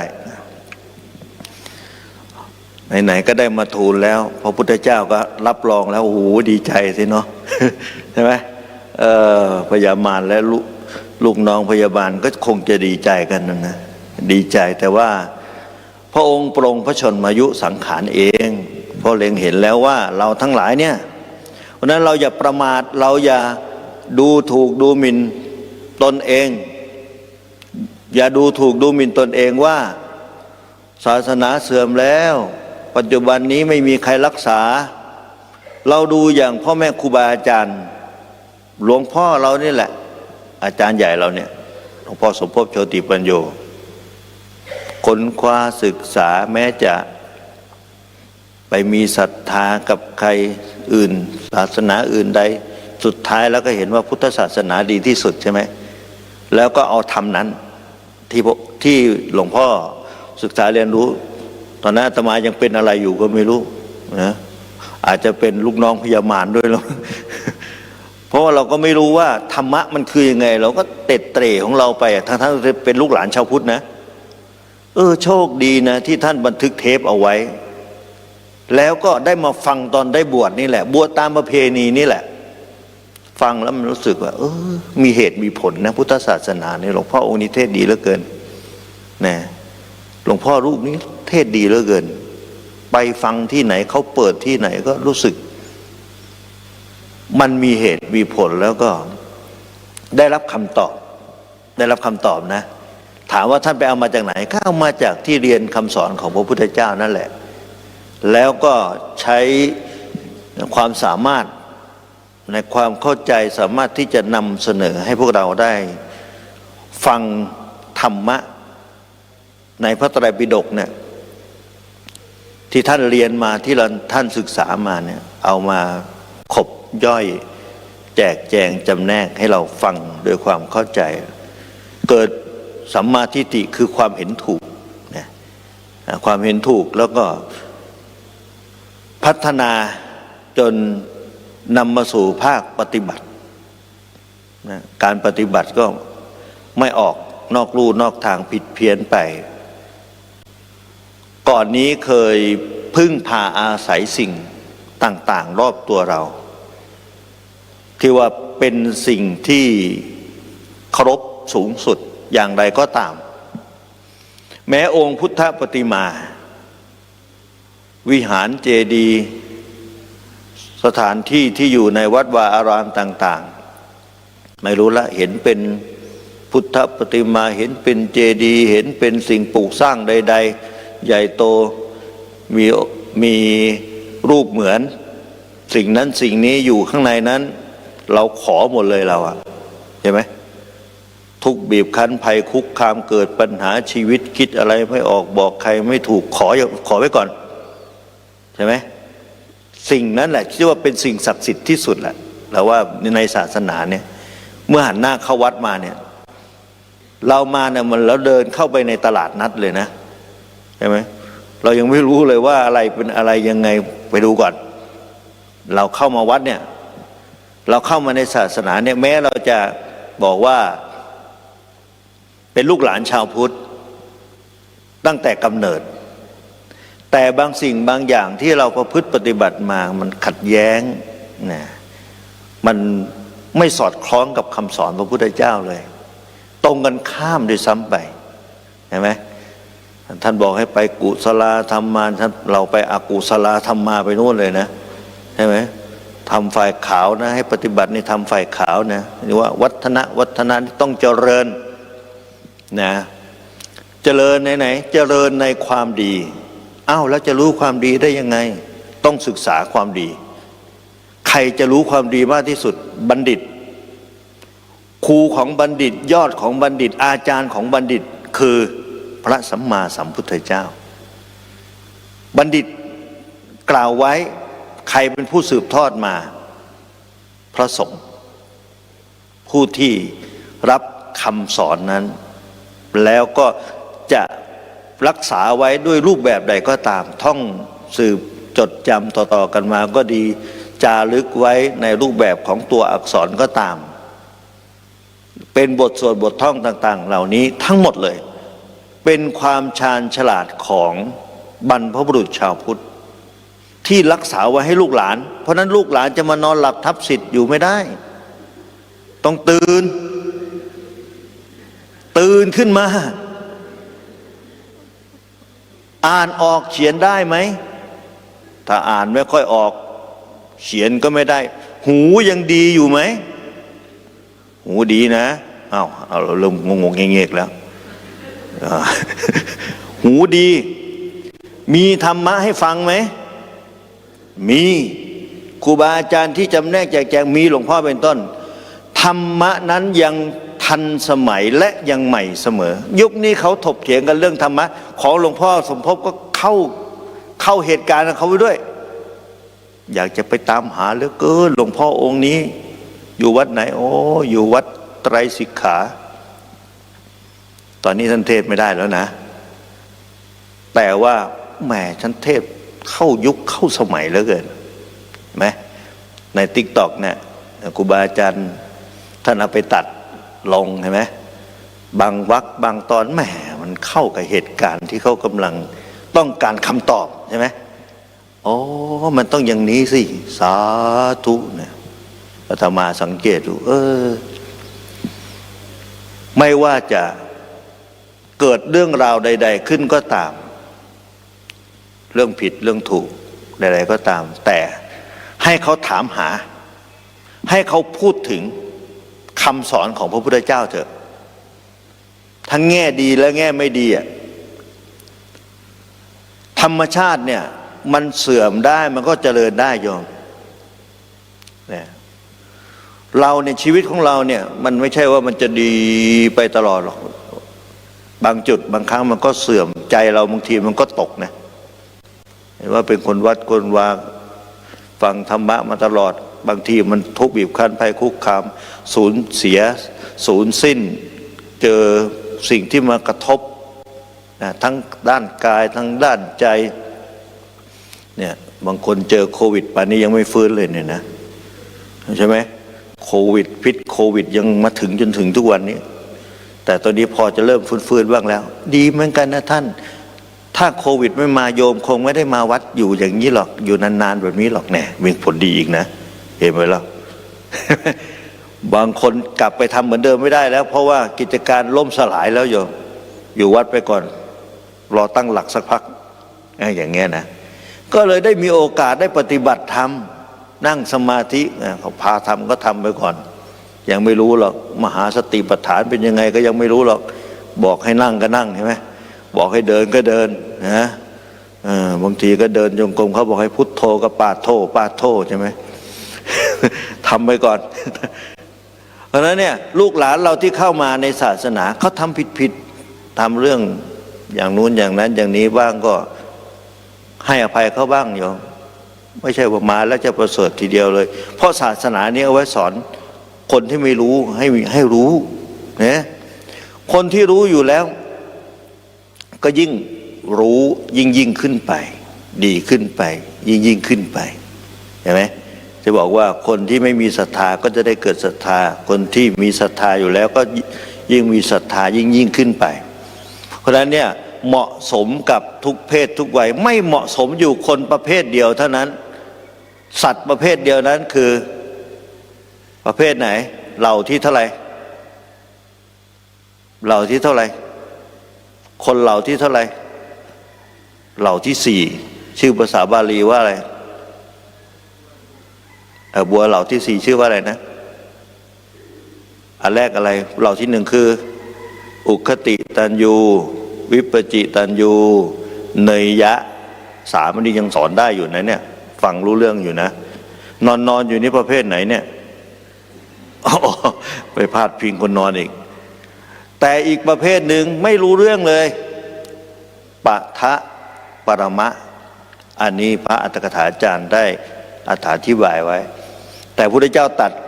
ที่จะสอนได้นี่สามเหล่านั่นแหละสามเหล่าบนนั่นแหละ1 2 3เหล่าที่หนึ่งฟังหัวข้อธรรมแล้วรู้เลยใช่ไหมมีภาษาดิบุตรเป็นต้น ยกตัวอย่างนะเห็นไหมฟังปุ๊บเนี่ยพระอัสสชิบอกเห็นไหมสิ่งใดสิ่งหนึ่งมีความเกิดขึ้นเป็นธรรมดาสิ่งนั้นทั้งปวงมีความดับไปเป็นธรรมดาพึบอะไรพึบมีดวงตาเห็นธรรมเข้าใจธรรมเลยนะเข้าใจธรรมพระสารีบุตรเอาไปบอกพระโมคคัลลานะอีกเห็นไหมเรื่องเดียวกันนี่แหละเอามีดวงตาเห็นธรรมอีกเห็นไหมล่ะสำหรับคนที่ไม่เอาเนี่ยเขายกตัวอย่างไปแล้วเขาเล่าไปทีแล้วอาตมาเล่าซ้ำเติมเขาอีกนะมาต่อเขาอีกนึกว่าอาจารย์ใช่ไหมอาจารย์สัญชัยใช่ไหมไหนล่ะพวกโง่กับพวกฉลาดใครมากกว่ากันนะมีการจำแนกอีกนะเนี่ยโอ้โหยังอวดฉลาดอีกนะคนฉลาดที่มีน้อยกว่าคนโง่มีมากกว่าพวกฉลาดไปนู่นไปอยู่กับพระสมณโคดมใช่ไหมพวกที่โง่มาอยู่กับเราจะอยู่สอนคนโง่ใช่ไหมนะยังรักษาฟอร์มคนโง่อยู่นะเพราะฉะนั้นเนี่ยพวกปัฏฐปรมะเนี่ยมีมากท่านจึงจำแนกว่าคนที่พอรู้ความพอที่จะศึกษาธรรมถ้าหากว่าฟังธรรมแล้วรู้ว่าตนเองประพฤติที่ผ่านมานั้นประพฤติมีข้อบกพร่องผิดพลาดไปบ้างแล้วรู้ตัวเองแล้วก็ยินดีที่จะปรับปรุงแก้ไขยอมรับในความผิดนั้นรู้ตัวเองนะท่านบอกว่ายังนับว่าท่านผู้นี้ยังเป็นบัณฑิตอยู่เห็นไหมท่านบอกว่าส่วนผู้ใดเป็นพาลแต่สำคัญตนว่าเป็นบัณฑิตเนี่ยเห็นไหมเป็นพาลนะไม่รู้เรื่องอะไรหรอกหลงงมงายไม่รู้เหตุรู้ผลรู้ตนรู้ประมาณรู้การเวลาเยอะแยะไปเดี๋ยวนี้เยอะมากเลยแสดงออกทางสังคมแสดงออกทางสื่อมากมายยิ่งมีการสื่อสารเยอะแยะเราจะเห็นว่าโอ้โหมันไม่ใช่น้ำขุ่นๆหน้าด้านๆอะไรยังไงบอกไม่ถูกเห็นแท้ๆว่าไม่ถูกต้องแต่ว่าตัวเองถูกก็ไปอย่างนั้นแหละเพราะนั้นไม่ต้องไปตกใจไม่ต้องไปสนใจกับสิ่งเหล่านี้โยมมันมีมานานแล้วเพียงแต่ว่าเราไม่ได้ไปสัมผัสทั้งหมดตอนเนี้ยหูมันไกลตามันกว้างหูมันไกลเราก็เลยได้เห็นสิ่งเหล่านี้ที่เป็นอยู่ซึ่งมันมีอยู่ก่อนแล้วมันมีอยู่อย่างนั้นแหละผู้คนทั้งหลายเมื่อก่อนเนี่ยอีกมุมต่างๆของโลกเนี่ยเราไม่เห็นนะเพียงแต่ว่านานๆมีสื่อในสมัยก่อนทีวีก็ตามวิทยุก็ตามเรามีเขามานำเรื่องราวเหล่านี้มาพูดว่าบ้านนั้นเมืองนั้นคนนั้นแบบนี้เราถึงจะได้ยินใช่ไหมแต่เดี๋ยวนี้โอ้ใครก็ปุ๊บทำอะไรก็ถ่ายออกมาเลยเห็นเลยถูกต้องไหมเราเห็นเลยแต่ว่าเราจะกั่นกรองไหมเราเป็นลูกศิษย์พระพุทธเจ้าเนี่ยใช่ไหมเรามีโยนิโสมนสิการไหมนี่แหละเห็นไหมฟังให้ดีนะสุดสูสังละพะเตปัญญังนะใช่ป่ะฟังให้ดีถ้าฟังดีๆจะเกิดปัญญาถ้าฟังไม่ดีเกิดปัญหาดิ เกิดปัญหาก็โอ้ยทำไมเนี่ยก็เลยเวียงไปหมดเลยเวียงงวงเวียงงาไปหมดเลยแต่ต่อไปนี้ฉันจะไม่เคารพนับถืออ้างนู่นอ้างนี่โอ้เมื่อกี้อาจารย์ท่านพูดได้หมดแล้วอาจารย์เสาพูดได้หมดแล้วนั่นแหละมันเกิดมาจากมิจฉาทิฏฐิความเห็นผิดของเราเพราะฉะนั้นเนี่ยเราจะต้องมาฝึกหัดขัดเกลาเข้ามาอย่างนี้แหละมาเรียนรู้อย่างนี้มาทำอย่างนี้ทำแบบที่พ่อแม่ครูบาอาจารย์ทำให้เราดูก่อนโอ้ยเรายังไม่เท่าไหร่พ่อแม่ครูบาอาจารย์ท่านมากกว่าเราอีกถึงขนาดประกาศยุติไม่เอาแล้วศาสนานี้จะไปอยู่กับศาสนาอื่นเลยใช่ไหมขนาดนั้นนะแต่พอท่านกลับมาเห็นไหมท่านทำประโยชน์ให้กับศาสนานี้มากมายมั่นคงแล้วก็โอ้โหอมตะถาวรมันจะถึงยุคนี้ด้วยซ้ำไปเนี่ยเห็นไหมแล้วโยมว่ายิ่งถ้าเกิดว่าในระบบโซเชียลยังมีเสียงพ่อแม่ครูบาอาจารย์อย่างนี้ก็ยังจะสามารถสืบทอดต่อไปให้ลูกหลานในยุคหลังที่อยากจะทราบความจริงในศาสนานี้ที่เป็นข้ออัดข้อธรรมที่ถูกต้องก็สามารถที่จะ คลายข้อสงสัยใดๆก็ไม่ต่างอะไรกับพวกเรานี่แหละที่มานั่งเนี่ยที่ได้ยินได้ฟังคำเทศน์คำสอนของครูบาอาจารย์เราก็ตามมาใช่ไหมพอได้ยินได้ฟังใช่หรือเปล่าเราต้องได้ฟังเทศน์ใครไม่เคยได้ยินได้ฟังเทศน์หลวงพ่อสมภพเลยยกมือคนที่นอนยกมือ มาเจอตัวท่านแล้วฟังหรือยังได้ฟังหรือยังมาเจอตัวเป็นๆแล้วฟังหรือยังท่านแสดงธรรมให้เราได้ยินได้ฟังหรือยังไม่มีคำตอบเมื่อกี้ทำไมตอบดีเหลือเกินองค์ก่อนๆทำไมตอบดีเหลือเกินนะตอนนี้ท่านแสดงธรรมอยู่นี่สัจธรรมความจริงนั่นแหละความเกิดมาแล้วแก่เจ็บป่วยนะอันนี้เป็นธรรมดาใช่ไหมสุดท้ายทุกคนต้องจากไปโลกนี้เป็นธรรมดาทุกคนแต่ถ้ายังมีชีวิตอยู่ทำประโยชน์ใดๆแก่โลกบ้างล่ะคนทำประโยชน์ใช่ไหมจึงมีผู้คนแห่แหนห้อมล้อมเดินทางไกลมาหาขนาดนี้ทั้งที่ท่านสุขภาพต่างๆการปฏิสัมพันธ์ที่จะมาพูดมาคุยกับเราก็ไม่มีแล้วไม่สามารถที่จะสื่อสารกันรู้เรื่องแล้วเพราะความดีของท่านใช่ไหมที่เรามาเนี่ยเพราะเป็นบุคคลที่ทำคุณประโยชน์แก่โลกแก่พระศาสนาเห็นไหมนี่คือประจักษ์ชัดต่อหน้าต่อตาเลยว่าทำดีได้ดีเป็นอย่างนี้อาตมาเห็นไปแต่ละที่อุ้ยมีแต่คนเคารพกราบไหว้หลวงพ่อนั่งรถเข็นไปที่ใดเนี่ยอยากจะทำบุญควักปัจจัยออกมาโอ้ยใส่พวกเราก็เป็นหนึ่งในจำนวนนั้นเหมือนกันนะอยากจะร่วมทำบุญต่อหน้าต่อตาอยู่ร่วมกับหลวงพ่ออย่างเงี้ยมีอะไรก็อยากจะทำอย่างนี้เป็นต้นเพียงแต่ได้เห็นท่านได้ใกล้ชิดท่านอย่างนี้เป็นต้นเนี่ยคือผลของบุญเนี่ยคนบุญเนี่ยเป็นอย่างนี้ท่านกำลังแสดงด้วยรูปกายแสดงด้วยรูปกายว่าเนี่ยสังขารร่างกายเนี่ยไม่เที่ยงเป็นอย่างนี้นะเป็นอย่างนี้นะแม้เราเองเนี่ยเมื่อเวลาเจอทุกข์บีบคั้นเวลาเจอภัยคุกคามสุขภาพกายสุขภาพจิตที่มันมีปัญหาหาทางออกไม่ได้กระทบอารมณ์ต่างๆหรือเป็นโรคร้ายเข้ามาฉับพลันนี่ต้องดูแล้วนะบางคนนี่โรคยังไม่ทันบีบคั้นเลยใจสลายช็อกตายไปก่อนแล้วนะหมอบอกว่าเป็นมะเร็งไม่รอดเลยกินไม่ได้นอนไม่หลับตายก่อนโรคอีกเพราะว่าใจบางคนเป็นมะเร็งไม่เป็นไรตอนนี้บอกครอบครัวเลยว่าพ่อก็ดีแม่ก็ดีไม่สามารถที่จะอยู่กับลูกหลานต่อไปได้อีกนานแล้วนะมีเวลาน้อยแล้วพ่อขอยุติกิจการงานทั้งหมดแม่ขอยุติกิจการงานทั้งหมดหันหน้ามุ่งหน้าเข้าสู่ทางธรรมปฏิบัติเต็มที่กายก็ค่อยๆบำรุงรักษาจะทานอะไรก็ไม่ให้มันมีเรื่องสารที่จะมาทำให้โรคกำเริบระมัดระวังตนเองโภชเนมัตตัญญุตารู้จักปริมาณรู้จักพิจารณาในการบริโภคใจก็เสพธรรมะฟังธรรมะจิตใจเริ่มมีกำลังใจขึ้นมีกำลังใจขึ้นหมอบอกว่าไม่เกินปีแต่อยู่มาได้เป็น10 ปีก็มีอย่างนี้เป็นต้นเห็นไหมเนี่ย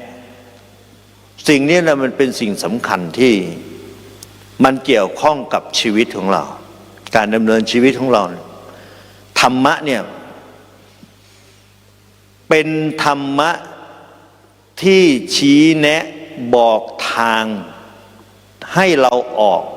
จากความทุกข์ให้พ้นออกไปจากทุกข์แล้วท่านบอกว่าถ้าจะออกจากทุกข์นี่นะต้องศึกษาทุกข์นะแต่เราไม่ยอมสู้ทุกข์ก็สิไม่ไหวแล้วมั้งนะถ้าเจอทุกข์นี่ไปก่อนดีกว่าต้องบอกว่ายาชนิดนี้หายนะแต่มันขมหน่อยนะเคยต้มฟ้าทลายโจรดื่มไหมเนี่ยถ้าเกิดมันไม่มีนะไม่มียาแบบแผนปัจจุบันนี้เมื่อก่อนนี้นะท่านก็บอกว่า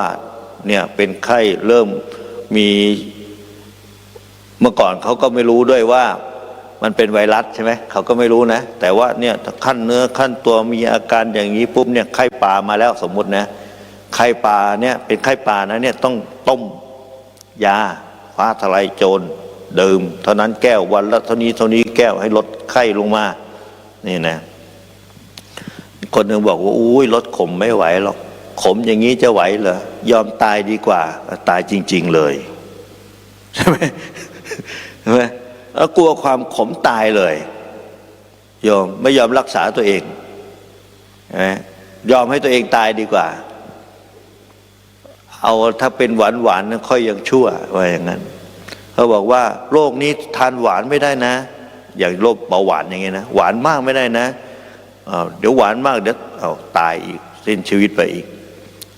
ตายก็ตายว่าแต่มันแสบมันว่า เนี่ยเคยได้ยินมาแล้วนะแล้วก็ตายไปแล้วด้วยคนพูดคนเนี้ยตายไปเรื่องจริงด้วยตายกินขนมหวานเนี่ยที่พระบิณฑบาตมาเนี่ยไอ้ที่ก็เป็นห่อมาเนี่ยนะไอ้ที่ขนมหวานลอดช่องบ้างอะไรที่มันเป็นถุงเนี่ยเอาตาทายกวัดนะมันตาเป็นโรคเบาหวานไม่ใช่เลยเขาไม่ให้กินหวานมากไม่ใช่เลยโอ้ยมันบ่แซ่บไหมกินข้าวไม่แซ่บนะโอ้ยตายก็ตายเถอะอาจารย์ว่าแต่มันแซ่บว่าตายอีหลีไหมตาย ตายมาแล้วนะตายมาแล้วเห็นมาแล้วเนี่ยปล่อยไปเรียกว่าตามความชอบใจพอใจเหมือนกับคนที่เขาเพลิดเพลินอยู่กับอบายมุขปากทางของความเสื่อมเขาก็บอกว่าเสื่อมแล้วจะตกแล้วจะตกเหวแล้วเนี่ยตกแล้วนะเนี่ยเอามาเอื้อมมือมาขึ้นดึงจับแน่นๆทางนี้ก็ดึงเต็มที่เลยทางนู้นก็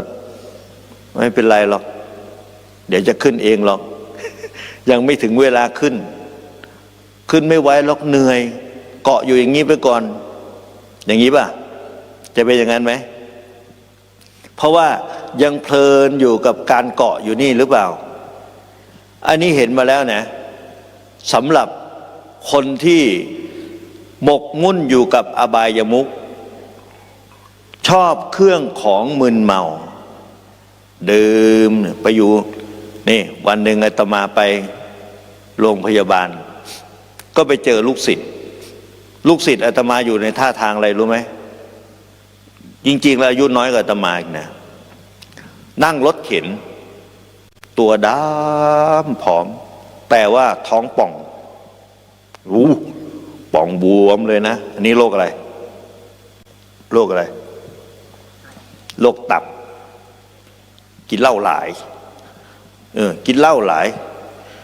ทีนี้เขาก็บอกว่าเจอหน้าโอ้ยอาจารย์ว่าได้พ่อโดนแล้วผมหายผมจะไปหาอาจารย์โอ้อาจารย์ก็คิดในใจมันที่หายหมดแล้วมันบวม เมื่อก่อนเคยไปบวชอยู่กับอาจารย์แล้วก็หายไปเลยมันเขาบอกว่าชอบกินเหล้าตอนไปบวชในบวชเลิกเหล้าแต่พอศึกไปก็กินคือเก่านักก็เก่าทีนี้ว่าผมไม่ได้เจออาจารย์นานเลยถ้าผมหายผมจะไปกราบอาจารย์โอ้ยอาจารย์ก็คิดในใจมันที่หายบ่น้อยิ่งไปได้ยินคำของญาติอีกโอ้ยอาจารย์เลิกบ่ได้ดอกให้ลูกเข็นรถออกไปข้างไอ้โรงพยาบาลน่ะนะมันมีที่รถเข็นออกไปได้นะคุณไปกึบเอาอีกอะ นั่นแหละตายคักสมใจเลยตายถึกม่องถึกที่เลย นั่นแหละเพราะเขายังหมกมุ่นยังพอใจอยู่กับความเสื่อมเพราะนั้นเนี่ยสำหรับธรรมะของพระพุทธองค์เนี่ยสอนเฉพาะคนที่สอนได้นะผู้ที่เป็นเนยยะบุคคลนะทักขิเนยยะเนี่ยคือผู้ที่ยังพอสอนและพัฒนาถ้าเกิดวันนี้เราฟังธรรมะแล้วรู้เรื่องสามารถเอาไปปรับใช้ สามารถจะเปลี่ยนแปลงชีวิตเราได้เนี่ยแสดงว่าเราเป็นผู้ที่ยังพัฒนาได้ ไม่ใช่ด้อยพัฒนา หรือพัฒนาไม่ขึ้น เรายังอยู่ในกลุ่มบัวสีเราเนี่ย1 2 3ยังอยู่ใน1 2 3นี่อยู่นะ1 2นี่อาจจะยากหน่อยละ3เนี่ยอาจจะยังมีสิทธิ์อยู่นะแต่ถ้าเกิดว่าเราปล่อยเนื้อปล่อยตัวไม่สนใจเราไม่แน่แล้วเราอาจจะตกไปอยู่ลำดับที่4นะแต่อาตมามั่นใจว่าคนที่มาวัดมานอนก็ดีนะนั่งฟังอยู่นี่ก็ดีอันนี้มั่นใจว่ายังพัฒนาได้อยู่เพราะอาตมาเห็นมาแล้วคนเกลียดวัดวาเกลียดพระสงฆ์เกลียดไม่สนใจเลยนะพูดเรื่องวัดไม่กระดิกไม่เอาเลยนะอย่ามาเว้าอย่ามาเว้าเหมือนคล้ายๆแบบโกรธเกลียดกันมาตั้งแต่ชาติปางไหนก็ไม่รู้อยู่มีมาแล้วนะอาตมาเห็นกับตามาแล้วนะไม่ญาติดีกับพระกับสงฆ์เลยไม่เกี่ยวข้องไม่เดินฉากใกล้เลยเขตวัดนี่ไม่เอาเลยอ่ะมีนะโอ้ยแล้วก็ตายหมดจากกันไปอย่างนั้นอ่ะไม่รู้เลยบุญบาปนรกสวรรค์ยังไงว่าแต่พระมาคิดตัวนะเนี่ยมีการถกเถียงมีการว่าให้กันยังไงว่าคนที่ไปวัดอีกคนที่ไม่ไปแล้วยังไปว่าให้คนไม่ไปวัดอีกนะไปเฮ็ดหยังได้ประโยชน์อีหยังใช่ไหมฮอดโกนให้ฮอดโกนหัวนี่โอ้เจ้านี่หลงพระหลายเติบเลยด้วยเนี่ยป่านนั้นเนาะโยมว่าคนประเภทนั้นในชุมชนละเราพูดในคนในชุมชนเราระหว่างคนไปวัดกับคนอยู่บ้านเวลาวันสำคัญเห็นอยู่นะไปกันเยอะอยู่เนาะวันสำคัญเนาะไปไหมไปตามประเพณีกับไปเพื่อฟังเอาเนื้อหาสาระธรรมเพื่อนำมาปฏิบัติเอามาปฏิบัตินี่น้อยนะแล้วเผลอๆไม่ยอมฟังธรรมก็มีว่าแต่เสร็จพิธีเป็นใช้ได้อาจารย์อย่าว่าโดนหลายให้พอลดสิเฝ้าเมียทำไมพูดดังเรียกคนที่นอนหลับเนี่ยจักว่าอาจารย์ใดเลยอาจารย์ยังเลยเดินคุยอยู่นะอาจารย์โฆษกอาจารย์นิมนต์ไปข้างหลังองค์ที่เขานอนนู่นหน่อยเนี่ยอาจารย์นั่นไปบอกองค์ที่นอนว่าอาจารย์นิรุตจะไปแล้วนะใกล้จะถึงเวลาลงแล้วนะคือเขาไม่เอาเลยโยมแล้วก็โอกาสที่จะได้ยินได้ฟังแล้วก็มาปฏิบัติอย่างพวกเราเนี่ยแม้แต่เป็นชาวพุทธญาติพี่น้องเราเนี่ยชอบวัดชอบวาชอบศาสนาเหมือนกันแต่จะมาฟังธรรมะและปฏิบัติอย่างเราเนี่ยก็ยังยากเลยถูกต้องไหมคัดเกรดได้เลยพี่น้องเรานี่แหละไม่ต้องไปว่าใครอื่นไม่ต้องไปพูดไกลเนี่ยลูกหลานชาวพุทธบ้านเฮือนเดียวกันนี่แหละยังไม่คือกันเลยถูกต้องไหมเป็นพี่น้องกันเฉยนะเป็นพี่น้องกันเฉยนะเพราะฉะนั้นเนี่ยที่นั่งอยู่ก็ดีที่นอนอยู่ก็ดีเนี่ยเขาจึงเรียกว่ามาเป็นญาติทางธรรมเนี่ยหลวงพ่อใช้คำว่าผู้ใฝ่ในธรรมอันนี้ญาติทางธรรมเนี่ยญาติธรรมเนี่ยเพราะเราเสมอกันที่เราคบกันที่เราอยู่ด้วยกันได้นะนอนอันนั้นมาบ้านเดียวกันหรือเปล่าที่นอนในพิงกันไปพิงกันมาเนี่ยถามดูสิบางทีไม่มาคนละบ้านนะมาคนละบ้านอาศัยผ้าห่มผืนเดียวกันหรือเปล่า มาอยู่ที่นี่มาอาศัยกันนะ ญาติโดยธรรมก็ยังมาอุตส่าห์ทนนอนฟังพระจะเรียกยังไงกูก็ไม่ลุกอยู่เนี่ยนะ ก็ยังอยู่ได้นะโอ้ยอย่าจะเอิ้นหลายอาจารย์อยู่สอดแจ้งพุละนะมองนี่แล้วบ่ไปได้ดอก ประท้วงในใจหรือเปล่าไม่รู้นะทีนี้นะเราอยู่กันเนี่ยพอใจในธรรมพอใจที่จะมาอยู่จะลำบากแค่ไหนก็มาอยู่เนาะมาอยู่ด้วยกันใช่ไหมหนาวเหน็บหนาว บางคนไม่ได้เอาเครื่องนอนเครื่องอะไรมาเลยนะโอ้ยเอาไปก็ไม่ได้นอนดอกอาจารย์นะเอาแต่เครื่องห่มมานิดหน่อยกล่าวว่าซอดแจ้งใช่ไหมถ้าเกิดว่ามันจะหลับไปบ้างตื่นขึ้นมาฟังบ้างก็จึงถือว่าเป็นชีวิตที่ประเสริฐกว่าทุกๆวันที่เราดำเนินมาถูกต้องไหมเพราะสถานที่แห่งนี้มันเป็นสถานที่ที่ฝึกหัดขัดเกลาดึงจิตดึงใจดึงกายวาจาใจของเราเนี่ยเข้าสู่ศีลสู่ธรรมได้ยินบริเวณนี้ไม่มีเลยที่จะดึงชักพาเราไปออกจากศีลจากธรรมจะไปอยู่มุมไหนก็ได้ยินทั่วเมื่อกี้อาตมาก็เดินไปถึงนู้นตั้งไกลก็ยังชัดเจนอยู่เป็นปกติแม้จะนอนอยู่ในที่นอนที่กลางเต็นท์อยู่เห็นเป็นแถวๆอยู่ในป่าฟังก็ยังได้ยินนะแถวนั้นนะได้ยินนะเนี่ยบางทีเนี่ยเขาอาจจะตื่นมาฟังประโยคหนึ่งวรรคหนึ่งประโยคทองวรรคทองของชีวิตอาจจะเปลี่ยนชีวิตนะอาจจะเปลี่ยนโอ้กูอยู่บ่ได้แล้วเว้ยกูไปดีกว่าพระห้องว่าฮอดกูตัวเนี่ย พอดีนอนพักมาพอสมควรแล้วมีแรงพอดีอย่างนี้นะรปภไปสำรวจมาแล้ว ฟังกันเยอะอยู่นะนี่แหละเนี่ยมันเป็นบรรยากาศลานบุญลานธรรมนะโยมนะโยมดูขนาดเขามักม่วนเขาชอบม่วนพวกเจ้าเนี่ยก็ต้องเคยม่วนมาหมอลำคณะใหญ่คณะดังระดับประเทศโอ้โหมาหอบศาสตร์หอบเสือไปกองไปจองไว้ก่อนนะอาตมาเห็นก็ทำกันอ่ะไปจองไว้ก่อนตรงนี้นะจองไว้ก่อนตรงนี้นะอย่าใครอย่าย้ายมองนะ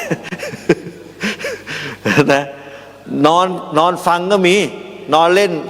เต้นลำอะไรของเขาอะนะก็ดูนี่แหละอาตมาเดี๋ยวนี้มันมีสื่อเนาะก็เลยใกล้เห็นกันนี่ทุกยากวันนี้ก็ยังไปกันอยู่นอนเลยไหมเบิดคืนเหมือนกันเขาก็อยู่ของเขาเนี่ยโอ้ยมวนเกือบตายคุณวะ ใครเคยใช้ชีวิตแบบนั้นมาแล้วใครไปซอดแจ้งแบบนั้นมาแล้วยกมือนานเห็นไหมตอนนี้ไปอีกไปไหมมาแบบนี้ก็มาไปแบบนั้นก็ไปหรือเปล่า อย่าเป็นคนเทาๆนะ อันนี้ฝั่งขาวใช่ไหม อันนั้นฝั่งดำยังไงล่ะโอ้วันหนึ่งอาตมาเปิดไปเจออย่าไปหามมันอย่าไปหามมันผู้ใดอย่าหามเด้อให้มันตีกันรถนั่นนะเอาทุกคนหยุดหมดเลยให้ไอ้2 คนนี้มันตีกัน คนแปะคนไปในงานนั้นต้องเยอะต้องแยะเขาก็อ้างเอาบุญอีกนะงานบุญผมว่าบุญคือกันนี่บุญไหมคือกันไหมแต่ไม่คือกันเกิดในวัดเรื่องเกิดในวัด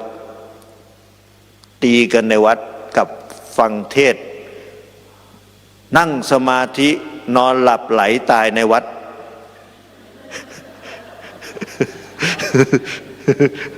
อีกพวกหนึ่งตีกันตายเพราะเล่นสนุกสนานหมอลำตายเอาแล้วตายไม่คือกันนะวัดเดียววัดเหมือนกันนะนอนหลับไม่ตื่นพรุ่งนี้ทำยังไงดีพระอยู่ในวัดทุกรูปเตรียมเลยนะสวดฟรีนะสวดฟรีห้ามรับซองไม่ต้องถวายซองนะถือว่าท่านผู้นี้ตายในหน้าที่ ความดันขึ้น เบาหวานซัดเอาเมื่อคืนนี้ซอดแจ้งประงาบอาตมาเดินตอนช่วงบ่ายมีแม่ชียายหนึ่งไม่รู้กลับมาหรือยังโอ้โหบ่ไหวแล้วไปหาพระไปหาหมอแน่พระไปหาหมอแน่ไปไหนละยายที่ไปหาหมอกลับมาหรือยังอยู่โรงพยาบาลอยู่หรือเปล่าเห็นแกให้เจ้าหน้าที่คนวัดพาไปหาหมอคนวัดเขาก็พาบอกเดี๋ยวไปพาไปหาหมอก่อนบ่ไหวแล้ว นั่งอยู่ข้างทางยนต์กองฟังตรงเนี้ยทางออกไปที่จะไปเอาลงทานบ่ไหวแล้วนะแล้วบอกว่าเป็นคณะทะลุดงนะใช่ป่ะเดินทะลุจากนู่นไปที่นี่ทะลุดงเลยใช่ป่ะ เดินพวกขาแข็งพวกแข็งแรงอดทนต่อสู้มาตลอดถามเนนบอกผมไปเดินมาแล้วเนนตัวเล็กๆไงผมเดินมาแล้วป่าหนึ่งบอกเนี่ยผมมารอเดินอีกเขาจะเดินวันพรุ่งนี้อีกไปที่พระธาตุพนมอีกแหมตัวเล็กๆนี่ใจสู้ดีเหลือเกินเนี่ยท่านบอกว่ามนุษย์เนี่ยที่ว่าเป็นสัตว์ประเสริฐได้ด้วยการฝึกตนต้องมีคำนี้ต่อท้ายอาตมาจะพูดตรงนี้ประจำนะว่าอย่าไปบอกว่าตัวเองประเสริฐแล้วแค่นี้แหละเฮ้ยอย่าไปวางสั้นมนุษย์เป็นสัตว์อะไรเป็นสัตว์ประเสริฐประเสริฐพอแล้วซ้ำนี่ละมันว่าโมเมนต์นี่มนุษย์เนี่ยจะประเสริฐได้ด้วยการฝึกตนแล้วถ้าประเสริฐที่สุดเป็นยอดแห่งมนุษย์คือพระสัมมาสัมพุทธเจ้าบรมครูของเราเนี่ยเห็นไหมแล้วมนุษย์ที่แย่ที่สุดมีไหมมีตัวเป็นมนุษย์ใจเป็นสัตว์เดรัจฉานก็มีตัวเป็นมนุษย์ใจเป็นสัตว์นรกก็มีเห็นไหมตัวเป็นมนุษย์เป็นใจเป็นอสุรกายก็มีเห็นไหมตัวเป็นมนุษย์ใจเป็นเปรตก็มีตัวเนี่ยเป็นมนุษย์ใจเป็นเปรตโอ้โหเป็นตอนไหนวันนี้ก็ดูในนี้อีก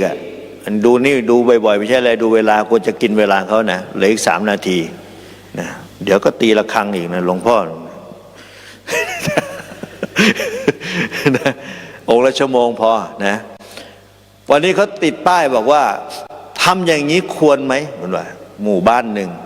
ณหมู่บ้านหนึ่งไม่ต้องไปเอ่ยชื่อหมู่บ้านแล้วกันเขาติดป้ายบอกว่าโรงทานอย่าพึ่งห่อเขาว่างั้น เฮ้ยของเรานี่ห่อหรือเปล่ายายห่อมาที่พักบ่เขาบอกว่าโรงทานอย่าพึ่งห่อถ้าจะห่อมีขนาดถุงนะข้าวเปล่าถุงขนาดไหนอะไรคูณเท่าไรอีกนะถุงถุงร้อนขนาดมีนะลงในโซเชียลเนี่ยเห็นก็ดูถ้าเอากับข้าวเอาแกงถุงขนาดไหนไม่เกินนั้นเขาว่างั้นโอ้ต้องให้เขาคุมขนาดนี้เชียวเหรอแล้วเขาก็ถามว่าโรงทานทำได้ด้วยเหรอเขาทำไปแล้วเขาติดป้ายมาแล้วเพราะอะไรเขาต้องควบคุมความโลภให้เราหรือเปล่าเวลาเราไปเอาเราไม่เผื่อแผ่กันหรือไม่เมื่อเช้ามาได้ยินอาจารย์เตี้ยพูดอยู่อย่าไปเลือกร้ายคือหอดพูดดีมาทีหลังแน่อย่าซ่าหลาย เอาอะไรดีวะ มันหลายอย่างเนาะอยู่บ้านเฮ็ดอย่าง2 อย่างมันก็กินแล้วก็แล้วไปเถอะแม่นบ่อันนี้มันอยู่วัดมันหลายอย่าง ไม่ไปสักทีข้างหลังก็รอท่าไปเถอะจะเที่ยงแล้วอดเนสูป่ะ ต้องโดนกำกับดูแลอีกต้องโดนผู้ปฏิวัติใหม่ประกาศเตือนสติอีกเนาะเตือนสติเร็วๆหน่อยเด้อจะเป็นห่วงคนข้างหลังบ้างเด้อยืนขาแข็งแล้วนะจริงๆแล้วเนี่ยถ้ามันมีน้อยเราไม่ได้ตัดสินใจยากขนาดนี้เลยถูกต้องไหมมันมีเยอะนี่สิมันมีตัวเลือกเยอะนะมันมีตัวเลือกเยอะสังเกตไหมเรากินทุกวันมันก็ไม่ได้มากมายอะไรแต่วันไหนมีโรงทานเวลาที่มีงานบุญที่ว่ามันหมดเยอะเพราะมันเห็นว่ามันมีเยอะก็เลยเอาเยอะเอาไม่หมดเอาไม่พอสักทีขนไปใส่รถแล้วยังกลับมาเอาใหม่อีกโอ้โหพูดไปแล้วเนี่ยตัวเป็นมนุษย์แต่ใจเป็นเปรตนะว่าหายเป็นตาญาณ ปกติมันกินท้องมันมีแค่นี้กินอิ่มเดียวก็หมดแล้วพอแล้วใช่ไหมพอแล้วก็แล้วไปตัวแบบมาปฏิบัติอย่างเงี้ยอิ่มแล้วก็จบกันใช่ไหมเพราะเราไม่มีห่วงเราไม่มีห่อหรือห่ออยู่เพราะเราถือศีล 8เราไม่ห่อเพราะเลยเที่ยงไปแล้วโดยบังคับโดนบังคับเพราะเป็นวิกาลโภชนาแล้วถูกต้องไหมไม่ใช่เวลาที่เราจะต้องมาหาอะไรทานแล้วเราไม่ต้องมาสับปุกเป๊กปุกเป๊กคนอะไรขอกแขกแต่บางที่ก็มีเหมือนกันนะเอาไว้เฮ็ดไว้มืออื่นเพื่อขายเฮ็ดแต่อาหารอยู่ในเบิดมือมีวัดอาจารย์เป็นตัวอย่างอาจารย์ไปทวงหลายทีทำอะไรยายโอ้ปอกหน่อไม้มันว่าบ่ายๆมานั่งรวมกันปอกหน่อไม้ต้มหน่อไม้ไว้แกงพรุ่งนี้เขาว่า โอ้ยยากแต่น้อเนี่ยมันยากหาอยู่หากินกันอย่างนั้นนะขนาดหมดเวลากินแล้วก็ยังมีเวลาต้องมาทุ่มเทกับเวลาหาอีกคนที่ออกจากบ้านออกจากเรือนมาอยู่แบบนักปฏิบัติเนี่ยพระพุทธเจ้าบอกว่าเอาละเราออกจากบ้านออกจากเรือนไปแล้วก็ไปขอเขากินเป็นนักบวชเนี่ยนะก็ไปขอชาวบ้านเขาอุ้มบาตรไปนะอุ้มบาตรไปขออาหารชาวบ้านเขากินได้มาแค่ไหนก็ให้มายังไงก็อย่างนั้นจะไปลุ้นไว้ว่าวันนี้จะได้อะไรกินใช่ไหมอยากร้อนๆก็ไม่ได้ร้อนนะมันเย็นก่อนแล้วค่อยได้กินนะ นั่นแหละมีอะไรก็กินไปฉันไปพอได้ยังอัตภาพพอให้อยู่ไปพวกเรานี่ก็เหมือนกันมาอย่างนี้ก็มาฝึกอย่าเรื่องมากอย่าไปมีข้อแม้เยอะเห็นไหมอยู่กับปัจจุบันมันมีความสุขเมื่อรู้เท่าทันแล้วมันก็เป็นการละความอยากมีอยากได้อยากเอาอยากเป็นต่างๆเหล่านั้นที่เป็นตัวตัณหาเป็นต้นเหตุของทุกข์เห็นไหมในอริยสัจสี่มันเป็นตัวต้นเหตุของทุกข์เนี่ยมาดับได้โดยการที่รู้เท่าทันแล้วก็จัดการระเบียบข้อประพฤติปฏิบัติตามธรรมตามวินัยที่มันก็เดินเข้าสู่มรรคเนี่ยอริยมรรคเนี่ยเดินถูกทางทุกอย่างเห็นถูกปฏิบัติถูกประพฤติตนเองถูกเลี้ยงชีพถูกเลี้ยงชีพชอบสมาธิชอบเห็นไหมสติชอบมันถูกมันตรงประมวลในความถูกต้องทั้งหมดเนี่ยเพราะว่าเรามีอาจารย์ดีคือพระพุทธเจ้าสอนเราแล้วทีนี้ได้ปัญญาจากการได้ยินได้ฟังแล้วใครควรพิจารณาแล้วลงมือปฏิบัติเห็นไหมจินตามยปัญญาสุตตปัญญาจินตามยปัญญาภาวนาปัญญากระบวนการนี้หมุนติ้วๆไปเนี่ยมันจนถึงนู่นมรรคผลนิพพานเลยนะเพราะนั้นก็ขออนุโมทนากับทุกท่านที่มาร่วมประพฤติปฏิบัติที่อาตมาได้ยกบาลีขึ้นมาเบื้องต้นโยพาโลเป็นต้นเนี่ยนะแปลว่าผู้ใดเป็นพาลรู้ตัวว่าเป็นพาลก็ยังนับว่าเป็นบัณฑิตได้บ้างส่วนผู้ใดเป็นพาลแต่สำคัญตนว่าเป็นบัณฑิตผู้นั้นแหละเรียกว่าเป็นพาลแท้ขอความสุขความเจริญจงบังเกิดขึ้นมีแก่สาธุชนยิ่งขึ้นไปโดยทั่วกันทุกท่านทุกคนเทิน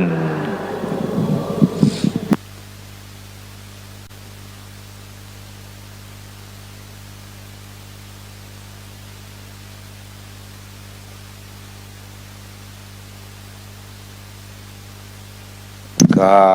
บองค์แสดงธรรมกับพุทโธเมนาโถมือขึ้นกรา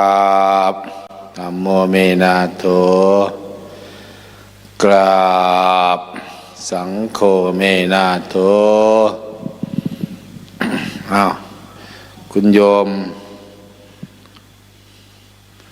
เจ้าของการเทศไปถวายโยมมนเนาะมาจากอำนาจเจริญพระครูจริยสารธรรมเจ้าคณะอำเภอนาด้วงไหนว่าไม่ออกนาด้วงมากี่คนล่ะวัดป่าธรรมยกมือเด้มีป่ะหรือหลอยไปนอนไปละอ้าวอยู่ตรงนู้นป่ะสาธุรับพรโยมรับพรนะอิชิตังบติตังตุมหังคิปะเมวะสมิจตุสัพเพบุเรนดูสังกปาจันโทปนรโสยถามณิโชติระโสยถาอภิวาทนะสีริสนิจังวุธาปัจจายโนจัตตารโอธรรมาวัฏันติอายุวันโนสุขังภาลังสาธุบุญใดกุศลใดที่เราได้ประพฤติปฏิบัติธรรมตั้งแต่วันแรกจนถึงวันนี้ก็ขอให้อาจารย์พระครูเจริญสารธรรมอายุยืนมันสายยาวเป็นล้มโพล้มใส่ศิษยานุศิษย์ตลอดกาลนานเทินแสดงว่าไม่ออกไม่ชี้ถวายค่าสถานีนะรายการปกติมันก็ออกรายการเสียงธรรมจากถ้ำผาหม้อในเวลาตี 5 หรือ 6 โมงนี่แหละเขาใส่เทป อาจารย์บุเรียนว่าเสียงบ่นจะถ้ำผาหม้อ เอาญาติโยมที่ไปนอนเด้อได้ละเวลาเขาตีระฆังมาเด้อปกติเขาตีระฆังตี 2:45เนี่ยฮะตี 5:45เนี่ยวันนี้ยังไม่ตื่นเลยไปตั้งแต่กันแรกละโอ้พอดีไปแจ้งกู้ภัยแล้วจะให้มาเก็บศพใครยังห่มผ้าอยู่ก็จะไปเก็บมาเด้อมาเก็บมาฟังประจำเลยปนฟังประจำด้วยเสียงธรรมถ้ำผาหม้อได้ยอมเด้อฟังมีเพลงว่าเพราะฟังด้วยคุณโยมมนต์นอกจากถวายกันนะยอมเด้อกันนี้ไม่มีสังฆทานแล้วล่ะมาจันยุทธมาผมจะขึ้นแล้วเนี่ยเขาส่งนะ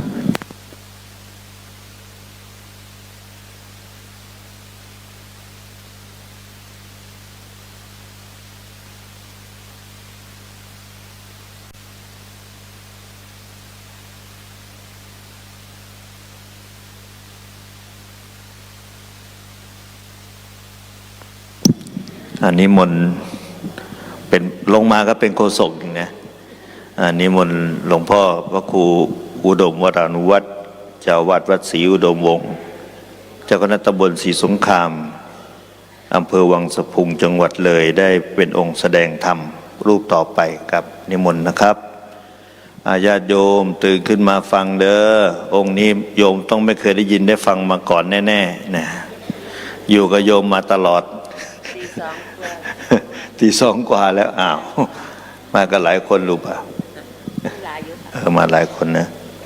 สาธุน้องคายโยมกราบองค์แสดงธรรมพร้อมกันพร้อมแล้วกราบ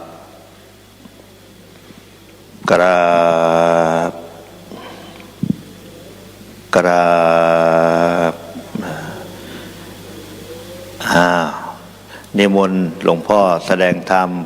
พร้อมๆกันญาติโยมสวดในขณะเดินไปเดินมาก็อิติปิโสได้จบหนึ่งแล้วอิติปิโสภะคะวาสัมโพธโธวิชชาเดินมาด้วยสวดมาด้วยเดินเข้าลานธรรม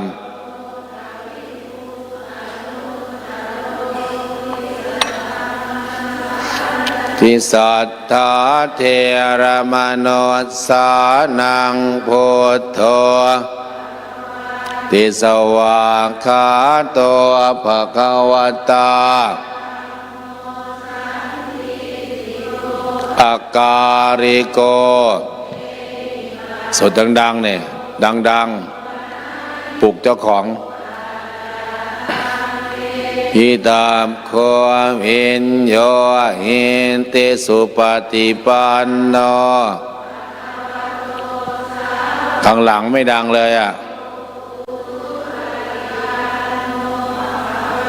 กาฬสินธุ์ขอเสียงหน่อยกาฬสินธุ์ภะคะวะโตสาวกสังโฆติปฏิปันโนภะคะวะโตวะกสังโฆ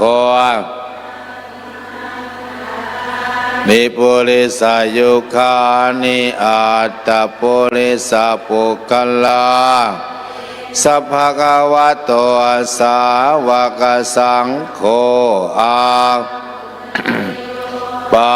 หุนายโยทักอัญชาริกานานิโยดาลังปุญญาเขตโลกันสัตติสวดค่อยเองในกาฬสินธุ์ยกมือขึ้นในกาฬสินธุ์ตายหมดหรือยัง เห็นตายกันหลายคนแล้วว่าจะกู้ภัยมาเอาอยู่เลยเหมือนปลาขาวตายน้ำนะ นั่งรถกันมาคนละ300-400กันมานอนอยู่นี่แหละมันคุ้มค่าเลยไม่ออกคนไหนจะไปบวชชีพราหมณ์มันพวกนี้ยกบวชชีโกนหัวยกมือโอ้สอดแจ้งไว้นะระวังเดินเป็นลมนะน่ะบางคนก็โอ้ข้าน้อยไปนอนแล้วเมื่อเอินโกนหัวอย่าเป็นลมเป็นแรงนะ ตื่นเลยนะโยมตื่นเลยแล้วโยมตี 2:30แล้ววัดไตรสิกขานี่ก็ตื่นกันตี 1:45ตีระฆังแป้งแงงเรียกกันลุกปลุกกันตื่นแล้วก็วัดอาจารย์จรัญก็ตีระฆังประมาณนี้แหละแต่ไปบางวัดก็ตีระฆังตี 3แต่วัดอาตมาเนี่ยวัดศรีดำรงเนี่ยตีไม่ได้แล้วตีเนี่ยเดี๋ยวก็มีบัตรสนเทศมาละฟ้องร้องกันวัดศรีดำรงตีเสียงดังอย่างนี้ต่างๆ พญามารก็ปวดเวลาตีระฆังแป้งแง่งนี่ปวดสมองปวดหูจะเป็นจะตายนะแต่คนนี่เป็นบัณฑิตเป็นชาวพุทธเลยสาธุเนี่ยสาธุเด้นั่นคือคนที่มาในวันนี้วันสุดท้ายใครที่ไม่ได้ไปเดินธุดงค์กับครูบาอาจารย์ธรรมยตาก็ถือว่ามาปฏิบัติธรรมวันนัดพบผู้ใฝ่ธรรมพนมมือขึ้นยก2 ขาหน้าขึ้นมา ยกมือขึ้นมาเด้อวันนั้นก็พูดไปแล้ววันนี้ก็พูดซ้ำใครที่ยังพระคุณเจ้ารูปไหนที่จะมาเทศตอบผมเด้อมีการเทศอีกกันเด้อ ตอนตี 5เนี่ยหลวงพ่อบุญมาตี 4 กว่าตี 5หลวงพ่อบุญมาวิสารโธเทศตี 5 ถึง 6 โมง6 โมงก็แผ่เมตตาไหว้พระสันข้าวต้มตัว7 โมงก็เอากว่าก็ตั้งแถวใส่บาตรเป็นวาระสุดท้ายใส่บาตรแล้วก็ปีหน้าไปพบกันตั้งนะโมกันนะโมตัสสะภะคะวะโตอะระหะโตสัมมาสัมพุทธัสสะนะโมตัสสะภะคะวะโตอะระหะโตสัมมาสัมพุทธัสสะนะโมตัสสะภะคะวะโตอะระหะโตสัมมาสัมพุทธัสสะธัมโมสักจังโสตโพติติขอนอบน้อมต่อพระผู้มีพระภาคเจ้าผู้เป็นบรมครูของเทวดาและมนุษย์ทั้งหลายแม้เสด็จประกันปรินิพพานนั้นแล้วพวกนั้นเสียนก้าวกราบขอโอกาสแต่พระมหาเถรานุเถระทุกรูปทุกวัดด้วยความเคารพอย่างสูงยิ่งกราบนมัสการขอโอกาสแต่พระอาจารย์สมภพโชติปัญโยด้วยความเคารพอย่างสูงยิ่งขอความสุขความเจริญจงบังเกิดขึ้นมีแต่เราญาติโยมสาธุชนคนดีทั้งหลายโดยกันทุกท่านทุกคนณโอกาสนี้วางมือลงกอดอกก็ได้กอดอกก็ได้หนาว อาตมาเทศน่าจะไม่มีสังฆทานก็จะใส่วันนี้ก็ได้มาตั้งใจมาโยมตื่นมาแต่เช้าออกมาจากวัดศรีดำรงประมาณ2 โมงนัดรถไว้6 โมงมาถึงเรื่อยๆกินแล้วก็ฉันข้าวปั๊มน้ำมันเสร็จแล้วก็มาถึงนี่ประมาณสักเที่ยงแล้วก็ตั้งนู้นไม่ออกคุยมันบนรถขมเข้มหัวล็อกเข้มคิกคักไม่ได้นอนซ้ำเนี่ยปัจจุบันยังไม่ได้นอนแต่มาเนี่ยเบาหวานขึ้น250โอกาสตายสูงวันนี้ก็ได้มีโอกาสมาขึ้นเทศปีหน้าอาจจะไม่เห็นอาจารย์อาจจะตายข้างทางก็ได้เพราะวันที่ 9เดินธุดงค์ ธรรมยตาจากจังหวัดเลยสู่จังหวัดตราดเหยียบน้ำทะเลจืดตรงไหนมันจืดก็ไปเหยียบเอาทำไมถึงเดินล่ะเมื่อวานจัดรายการเด็กน้อยมันถามหลวงพ่อทำไมเดินทำไมไม่ขี่รถแม้มันถามจะตอบเด็กน้อยยังไงวะอธิบายยากไอ้เด็กน้อยมันถามเนี่ยน้องทอฝันพอดีอาตมาไปสร้างโบสถ์ ไอ้ฐานไว้ สร้างโบสถ์พอดีปีไปกับอาจารย์นิรุตเนี่ยไปธุดงค์ไม่ใช่ไปอินเดียเขาถวายค่าเครื่องบินไป25,000อาตมาก็ได้ไปก็ไม่มีตังค์พระจน ไม่เคยไปอินเดียเขาทีหรอกอยากไปพออยากไปแล้วก็ไม่อยากไปละเหยียบแต่ขี้ไปคนอื่นก็เดินดีเราก็เหยียบขี้แล้วต้องทิ้งรองเท้าเหม็นทั้งรถไปกับเขาพาไปสังเว4 ตำบลไปนู่นไปนี่เมืองตะโพขึ้นไปคันทกุดีก็ขึ้นกันไปกับเขา ไปทุกที่แต่มากระซาวเอามือซาวหาพระธาตุอะไรที่เป็นติดมือมากับพระธาตุมันเนี่ยที่พุทธเจ้าประทับอยู่ไปเห็นคนที่เบตพระที่เบตกราบดูดแล้วก็ตูดก็เลยถามว่ากราบทำไมทำไมกราบเยอะผมอธิษฐานไว้ผมประสบความสำเร็จนะสำเร็จอะไรผมเป็นรับราชการนะเลยมาบนไว้1,000 ครั้งนะ1,000 ครั้งตัวไอ้นี่ก็ทำนั่นไอ้นี่ก็ประสบความสำเร็จอันนั้นอันนี้ก็ประสบธุรกิจจริงๆพระทิเบตเขากราบแบบหุ่นก็ดีนะกล้ามท้องนี่เป็นมัดๆเลยนะปื๊ดเหมือนหนอนปื๊ดมาอาตมาก็นั่งสมาธิมองเลยแต่ละคนในหุ่นดีๆทั้งนั้นเลยพระไทยมีแต่ขี้โพกไปดูก็หุ่นดีนะเลยก็ถามเขาก็พูดภาษาเขาเนี่ยผมประสบความสำเร็จผมรับราชการมาเนี่ย10,000 ครั้งก็มีนะบางองค์10,000 ครั้งเราก็ได้ไอเดียไว้อาตมาก็ไปนั่งเสร็จแล้วก็ลงไปหลวงพ่อเนี่ยขน้อยกำลังสร้างโบสถ์อยู่เด้อลูกกำลังสร้างโบสถ์อยู่เด้อหลวงพ่อเด้ออาตมาสื่อสารว่าอาตมาเนี่ยพุทธเจ้าเรียกหลวงพ่อกำลังสร้างโบสถ์อยู่เด้อแล้วไปอายุ57 ปี ก็เลยกราบเบญจางเนี่ยกราบที่สวยเนี่ยพุทโธเมนาโธเนี่ย57 ครั้งแล้วขออธิษฐานว่าสร้างโบสถ์ปีเดียวให้เสร็จเด้อหลวงพ่อเด้อมันไม่น่าเสร็จหรอกครับใครจะไปสร้างโบสถ์ปีเดียวเสร็จราคาทั้ง10 กว่าล้านเกือบ20 ล้าน แต่มาก็อธิษฐานแล้วก็นั่งสมาธิต่อไปแล้วก็กลับไปที่วัดที่พัก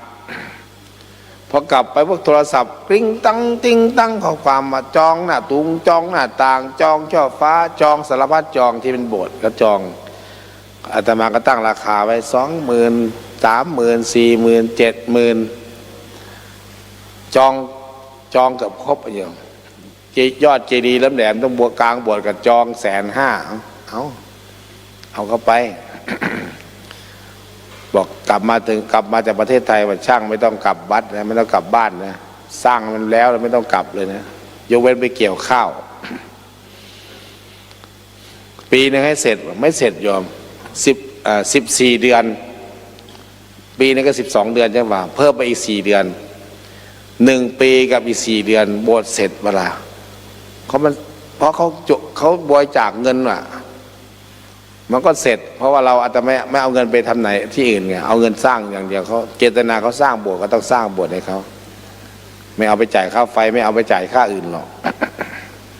14 เดือนโบสถ์เสร็จตัวแรงอธิษฐานอาตมาว่าไงถ้าโบสถ์1 ปีเสร็จจะเดินธุดงค์นะจากจังหวัดเลยไปจังหวัดตราดดีนะไม่อธิษฐานเดินไปจากอินเดียงั้นตาย ไปคักๆเลยหรอกเดินจากจังหวัดตราดจังหวัดเลยไปจังหวัดตราดเสร็จแต่ก็เลยว่าไม่ได้เสร็จปีเดียว14 เดือน1 ปีกับ4 เดือนบวชเสร็จข้างนอกเสร็จทาสีทองลงมาละบุข้างในเสร็จอาตมาว่ามันเล็กไปก็เลยขยายออกอีก4 เมตรข้างละ4 ทำอีกประมาณ2 ปี2 ปีก็ใช้งบประมาณมาสัก5 ล้านวิหารคดบดุงบันไดเสร็จบันไดวินแชร์เสร็จจริงเสร็จตั้งแต่ปี67นะ65 66 67ละแต่อาตมาดึงมาเพื่อจะให้เศรษฐกิจให้มันดีนะเลยฉลองอยู่ฉลองก็เลยในก่อนฉลองก็อธิษฐานว่าให้คนไปบวชชีพราหมณ์ทั้ง 2,600 คนมันไม่เคยทำมาก่อนไม่เคยมีมาก่อนประวัติศาสตร์ของจังหวัดเลยบวชชีพราหมณ์ก็ประมาณ100 กว่าคน80 คนอาตมาไปบวชให้หลายวัดอยู่16 คนก็มีเปิดโบสถ์วันแรก16 คนเขาฉลองพุทธาภิเษก30 คนก็มีอาตมาไปบวชชีพราหมณ์ให้แต่ว่าศรีนวงศ์เนี่ย 2,100 คนอาตมาก็ประกาศไปแค่นั้นพอถึงวันเวลามาจริงๆเวลามาจากนู่นมาจากนี่อาตมาก็ใช้เป็นประวัติศาสตร์หน้าใหม่ของจังหวัดเลยว่าไปคนถ้าไม่ได้มาเนี่ยถือว่าเสียชาติ เทคนิคการประชาสัมพันธ์ คนก็มาสอดแจ้งเขาก็สวดพุทธาภิเษกไปแล้วก็ฟังเทศพุทธาภิแล้วก็ฟังเทศจากครูบาอาจารย์มาจากกาฬสินธุ์ก็ไปใครไปวัดศรีนวงศ์บ้างยกมือเมื่อกี้น่ะมีไหมมีสามนี้บอกคนเดียววะปาดอันนี้ก็มาบอกกันนะบอกให้ไปแล้วปีหน้าแล้วนะอาจารย์สมภพเพิ่นกับพาหมู่คณะไปเพิ่นไปก็เลยโยมก็ไปกราบไปไหว้แพร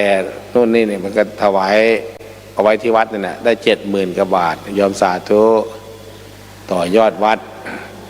แม่ชีมวลก็ไปถ้ำโรงทาน17 18 19กับ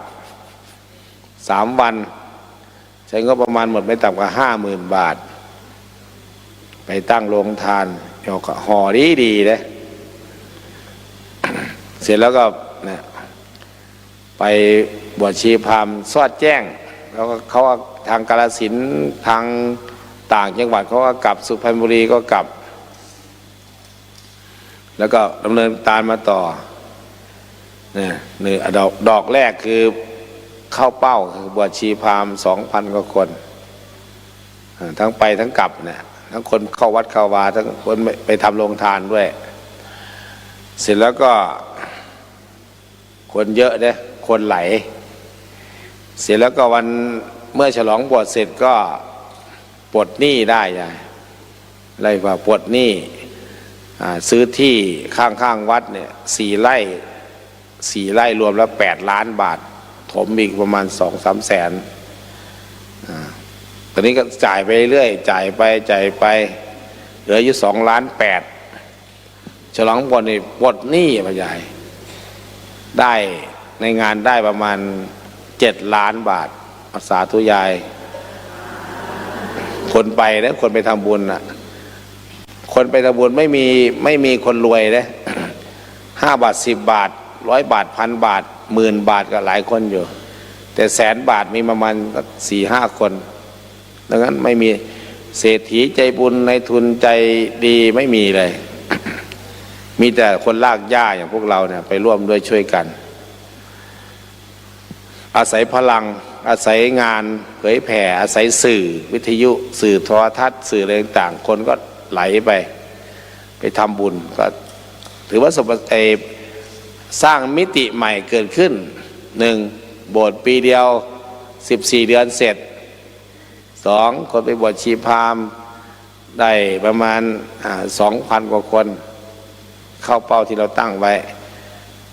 เป็นมิติใหม่เกิดขึ้นในรอบ100 ปีไม่เคยมีมาก่อน จัดฉลองอุโบสถปิดทองอ่ะจะเป็นหนองคายแต่ไม่ยอมรับเนี่ยใครหนองคายยกมือขึ้นหนองคายแต่มาเชื่อหนองคายว่าแถวบ้านบ่อแถวเฝ้าไร่น่ะคนบวชชีพราหมณ์ฉลองโบสถ์วันแรก8,000 คนก็มีนะสถิติเขาทำลายว่า12,000 คนมีละแต่มาบวชแป๊บเดียวนะไม่ได้มาฟังธรรมงี้นะแค่มาบวชโซโคโนภะคะวะโซโคโนเขาพาลูกพาหลานพาเมียมาบวชเต็มไปหมดพอตี5-6 โมงก็หายเรียบแล้วแต่คนมักไปบวชแถวอุดรเชื่อมต่อหนองคายน่ะ8,000 คน 5,000 คน 3,000 คน 2,000 คนไม่ขาดอ่ะอย่างน้อยขี้เก๊ก็1,000 คนบวชชีพราหมณ์วันแรกแต่ก็ไม่ได้เน้นฟังธรรมเน้นไปมันมีคติของเขาเนี่ยแต่จังหวัดเลยไม่มีเราตั้งแต่สร้างจังหวัดมาก็มีวัดศรีดวงเป็นวัดแรกมีวัดพันกวัดแล้วก็ปลดหนี้ได้ปลดหนี้วัดก็เลยมีที่ธรณีสงฆ์ซื้อไว้เอาไว้เป็นลานธรรมจัดงาน5 ธันวาจัดงานต่างๆ3 ประเด็นก็คือว่าอาตมาจึงได้เดินทำไมไม่อธิษฐานอย่างอื่นไปวัดนั้นวันนี้ก็ได้หรือไปอินเดียก็ได้ไปเดินเมื่อยนั่นน่ะอาตมาได้ตัดสินใจเคลียร์พื้นที่เคลียร์กับวันนั้นมาเทศแต่ก็ไปเคลียร์เก็บข้าวเก็บของโน่นนี่ตกแต่งรถเส้นทางเดินจากวังสะพุงไปภูกระดึงจากภูกระดึงไปชุมแพจากชุมแพไปภูเขียวจากภูเขียวไปอะไรมาแก่งค้อจากแก่งค้อไปซ้ำสอมหมอไปชัยภูมิจากชัยภูมิไปจัตุรัสหนองบัวโคก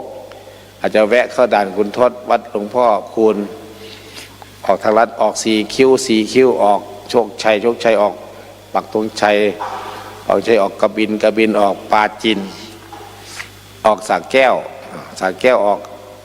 อะไรเขาจะกันวังน้ำเย็นเขาสอยดาวกระโปรงน้ำร้อนเลี้ยวซ้ายเกิดศรีทานไปจังอำเภอบ่อไร่จังหวัดตราดวัดเนินตากแดดทะลุไปถึงแหลมงอบในเส้นทางที่จะเดินหลับตาเนี่ยมันง่ายเด้แต่ในไปเพื่อรถ10 ล้อก็หลายอะไรก็หลายอาตมาจะได้กลับมาถึงนี่แล้ว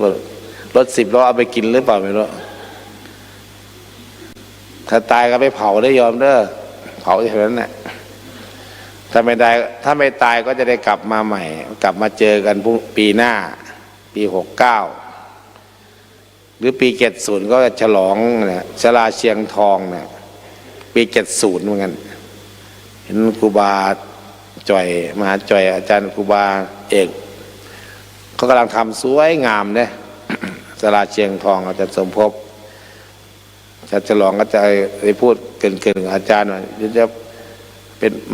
มาพาญาติโยมบวชชีพราหมณ์100,000 คนโยมว่าเป็นไปได้มาวัดอาจารย์สมภพฉลองเชียงทองเนี่ยคนมาปฏิบัติธรรม100,000 คนน่ะเชื่อหรือเปล่าใครเชื่อยกมือใครไม่เชื่อยกมือมีคนไม่เชื่อเลยนะบารมีอาจารย์สมภพไม่ได้บอกว่า100,000 คนนะ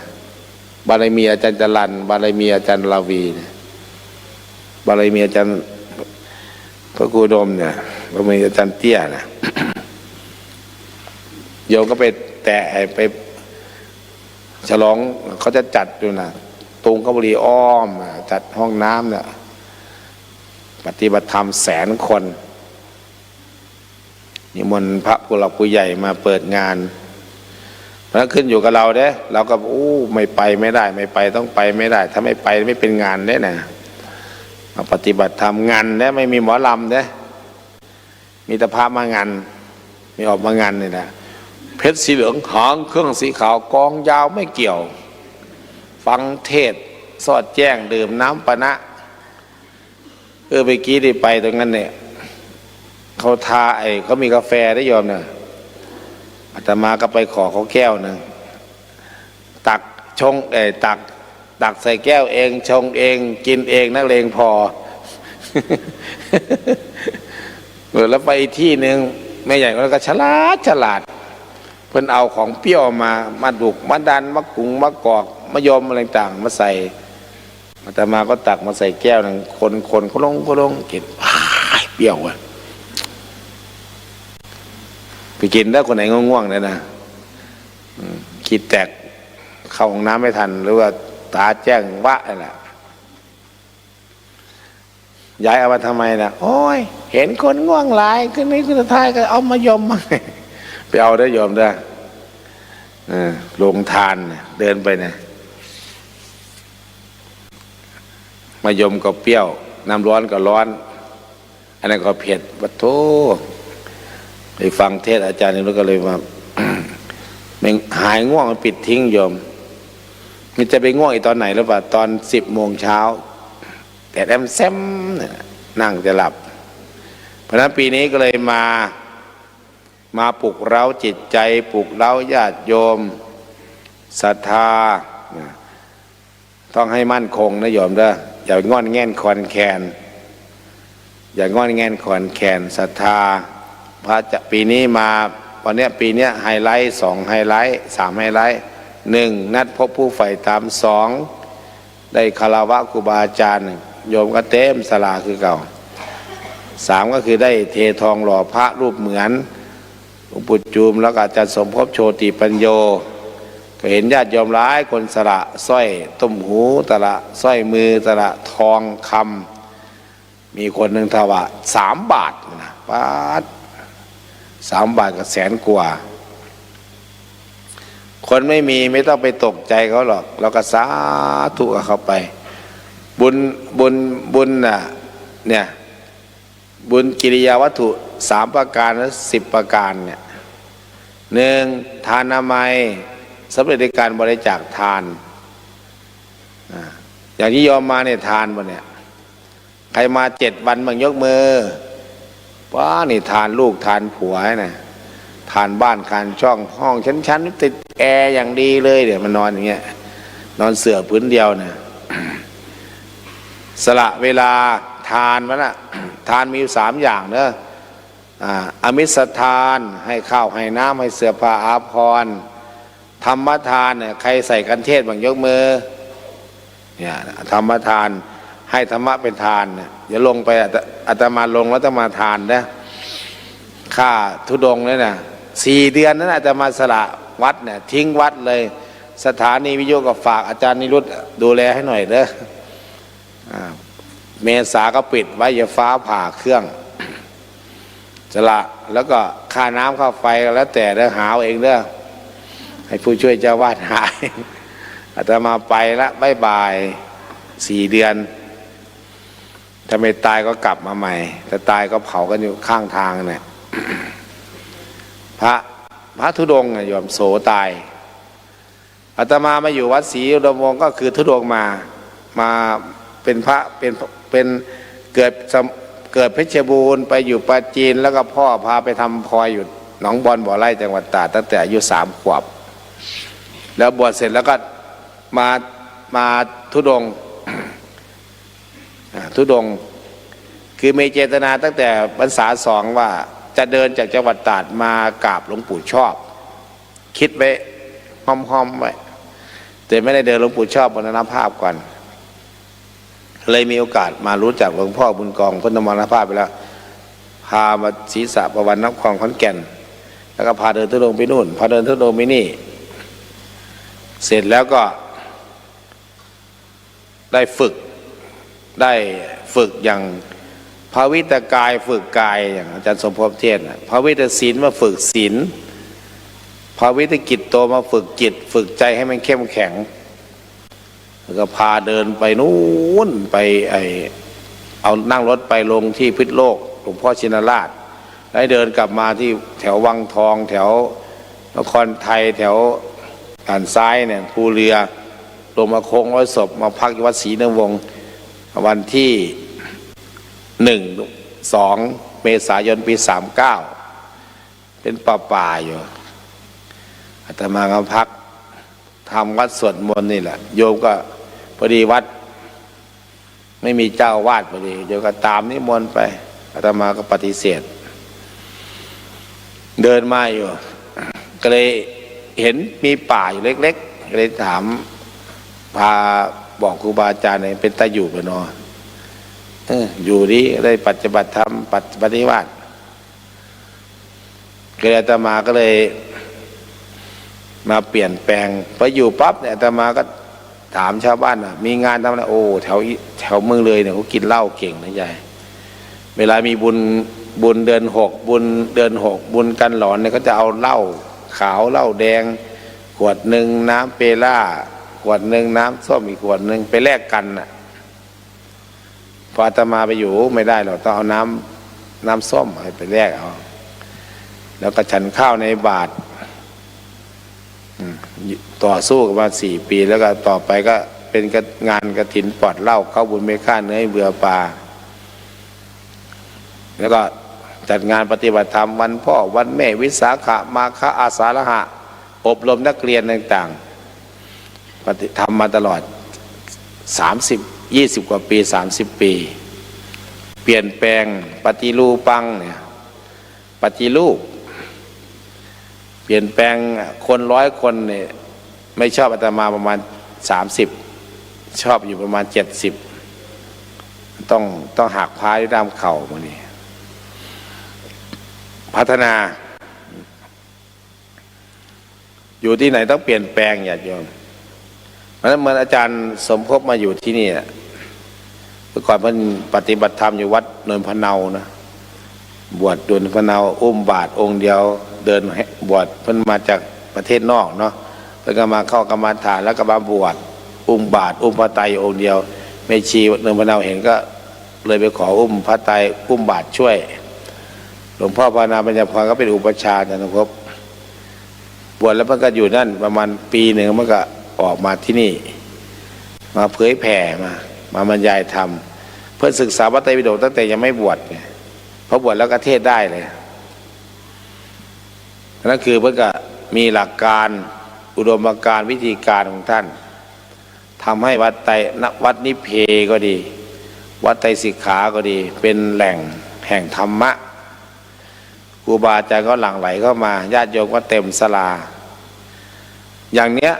ภาพอย่างเงี้ยภาพเต็มศาลาเงี้ยมีดูอยู่ที่ประมาณไม่เกิน4 ที่ในประเทศไทย1วัดธรรมกายจะเห็นอยู่เป็นระเบียบแต่ที่นี่ก็ขอเสริมนิดนึงเห็นเวลาเขาเล่าให้ฟังทีมงานทางกู้ภัยก็ดีหรือทางแม่ครัวก็ดีทางแผนกอาหารก็ดีอาตมาก็เห็นว่ามันบางทีเนี่ยอาหารก็เขาขนไปขนมาต่างๆถามว่าโยมผู้ชายโยมแม่ขาวเนี่ยที่มันไม่แก่เกินแกงเนี่ยช่วยงานเพิ่นได้ไหมเราสละเวลามาจากบ้านแล้วมาจากหลายจังหวัดพร้อมที่จะมาช่วยงานอาจารย์ก็ช่วยได้โยมช่วยล้างถ้วยล้างชามช่วยปฏิบัติธรรมช่วยยกนู่นยกนี่ต่างๆช่วยกันเราเป็นชาวพุทธต้องช่วยกันโยมจะเป็นชาวพุทธรุ่นใหม่รุ่นเก่ารุ่นไหนก็ตามนะเจนใหม่เจนเก่าช่วยกันอย่าไปเกี่ยงฉันมาปฏิบัติธรรมฉันไม่ได้มาทำอาหารฉันไม่ได้มาทำไอ้นี่บ่แมนถ้าเราชาวพุทธไม่ช่วยกันจะให้อิสลามมาช่วยบ่คิดมาช่วยบ่แมนเขาก็ไม่มาหรอกชาวพุทธต้องช่วยกันจับช่วยกันบ่ายเป็นกิจอาสาเวลาเพิ่นบิณฑบาตก็ไปคัดอะไรต่างๆก็อยู่ด้วยกันไปดูแม่ครัวเนี่ยวันนี้ก็ตื่นแล้วนะหันนั่นหันนี่หันนั่นหันนี่ไม่ออกบางคนยังนอนอยู่นะถึงเวลาก็อะไรสวรรค์ชั้นยอมาอาหารมากินแล้วเพราะนั้นคือทุกคนเนี่ยธรรมะคืออะไรโยมก็ถามกันทีวีเลยธรรมะคือคุณากรหรือธรรมะอะไรธรรมะคือคุณากรที่เราสวดกันเนี่ยสมัยเป็นนักเรียนน่ะมันได้มีแบ่งเป็นชั้นธรรมะคือธรรมชาติธรรมะคือหน้าที่ใครมีหน้าที่อะไรก็ทำหน้าที่ไปช่วยได้โยมอย่างเนี้ยอาตมาก็บอกโยมแผนกกับข้าวเนี่ย อาตมาเห็นคนมันเยอะขึ้น สมัยก่อนคนไม่เยอะนะ สมัยก่อนเนี่ยเสขาเนี่ยหลังคามีแค่นี้เองเนี่ยคนก็ไม่เต็มหรอกศาลาเนี่ยมันก็พอดีอยู่ แต่ว่าปฏิบัติธรรมพอใช้ออกทีวีบ้างนู่นนี่อาตมาไปปลุกทำเป็นคนที่มาสมัยก่อนคนไม่เยอะหรอกนะใช้สื่อทีวีของดีดีทีวีบ้างของ YouTube Facebook แล้วก็ช่วงนี้มีโยมอาทิตย์มาทำ YouTube แบบเทศเก่าแต่ภาพใหม่คนก็ติดตามมาดูกันเยอะคนเข้ามาเยอะศาลาเนี่ยยังเต็มเลยไหมช่วงพีคๆเนี่ยช่วงคาราวะเนี่ยศาลาเต็มต่อไปก็ต้องขยับศาลาไปนู่นอีกมีแนวโน้มด้วยนะโต๊ะอาหารเนี่ยต้องอยู่ตรงนั้นสมัยก่อนเนี่ยคนที่มาปฏิบัติธรรมวัดที่อาตมาจำได้เนี่ยเคยมาเนี่ยอาจารย์สมภพแกเป็นคนที่เป็นคนที่สร้างสนามทางรถไฟสร้างอะไรอยู่ต่างประเทศสร้างสนามบินเอนจิเนียร์เป็นทำงานเป็นหัวหน้าแล้วแกจะทำงานเป็นระบบเวลาทำงานปุ๊บมันก็เวลาเลิกงานปั๊บมันก็มาชุมพระได้3 ทุ่มก็ชุม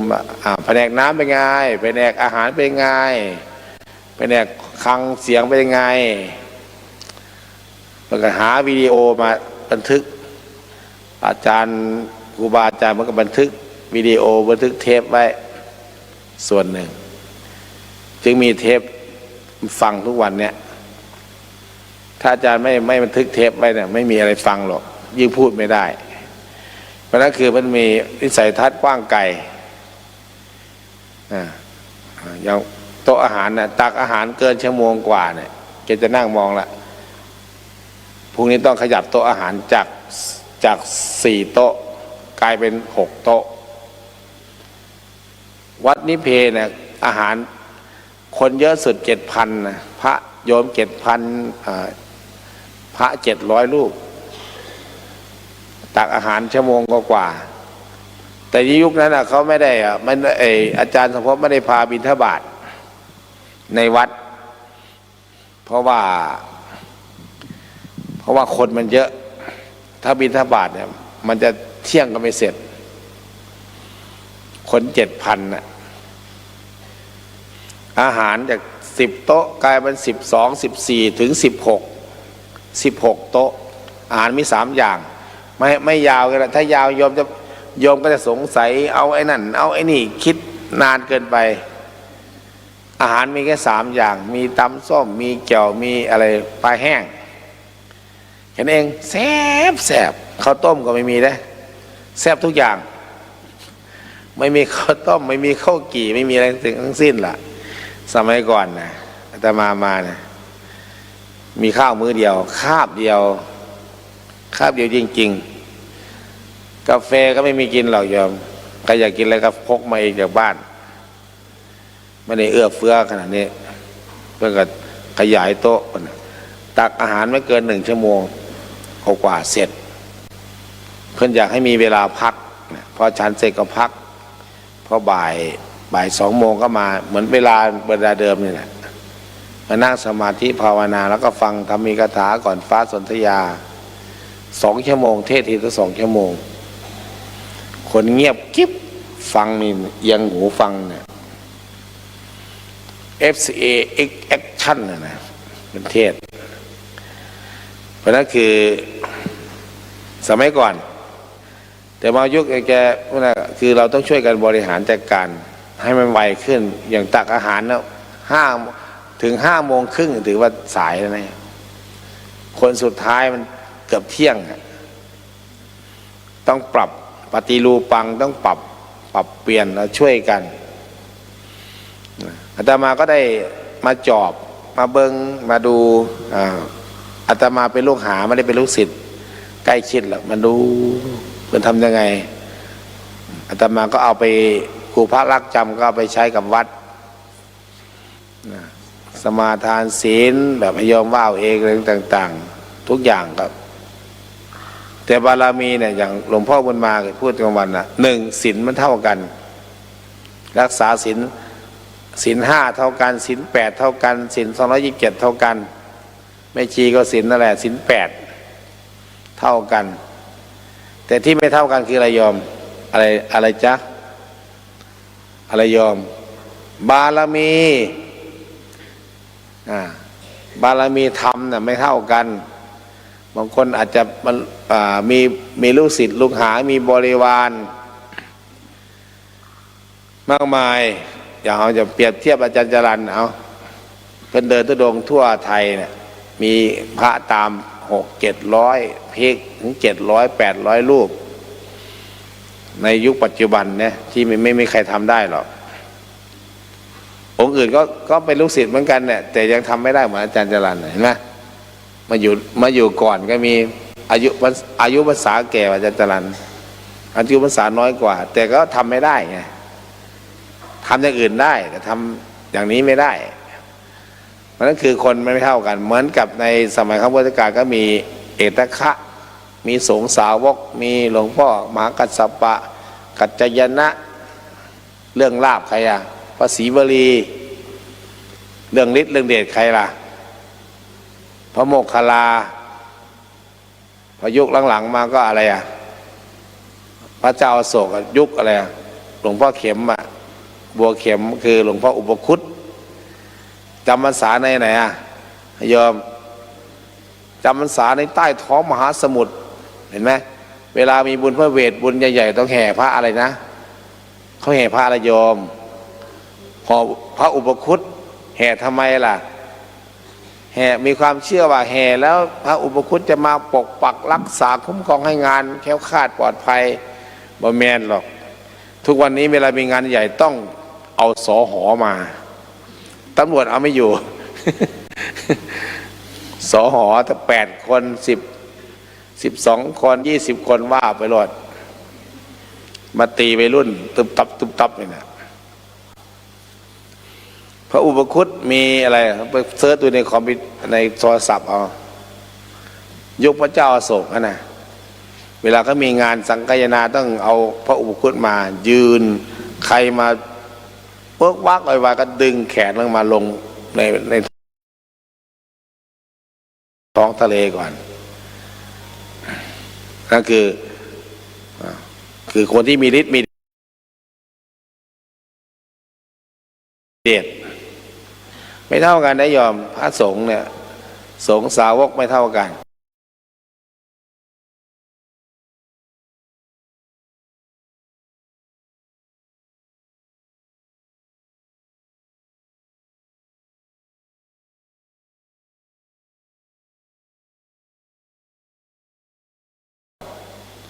พอยุคหลังๆในประเทศไทยมีใครบ้างล่ะเอาหลวงปู่มั่นหลวงปู่ฟั่นหลวงปู่นุ่นหลวงปู่นี่ที่เราฟัง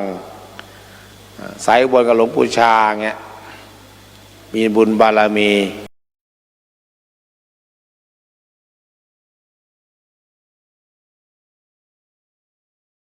ยังเหนียวแน่นบางองค์ก็ยังทำไม่ได้องค์ทำได้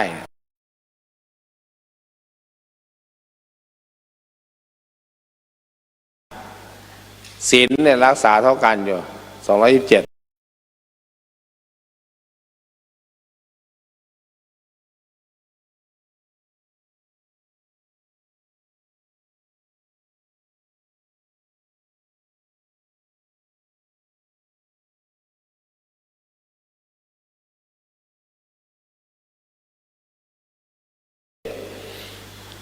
แต่บารมีธรรมไม่เท่ากัน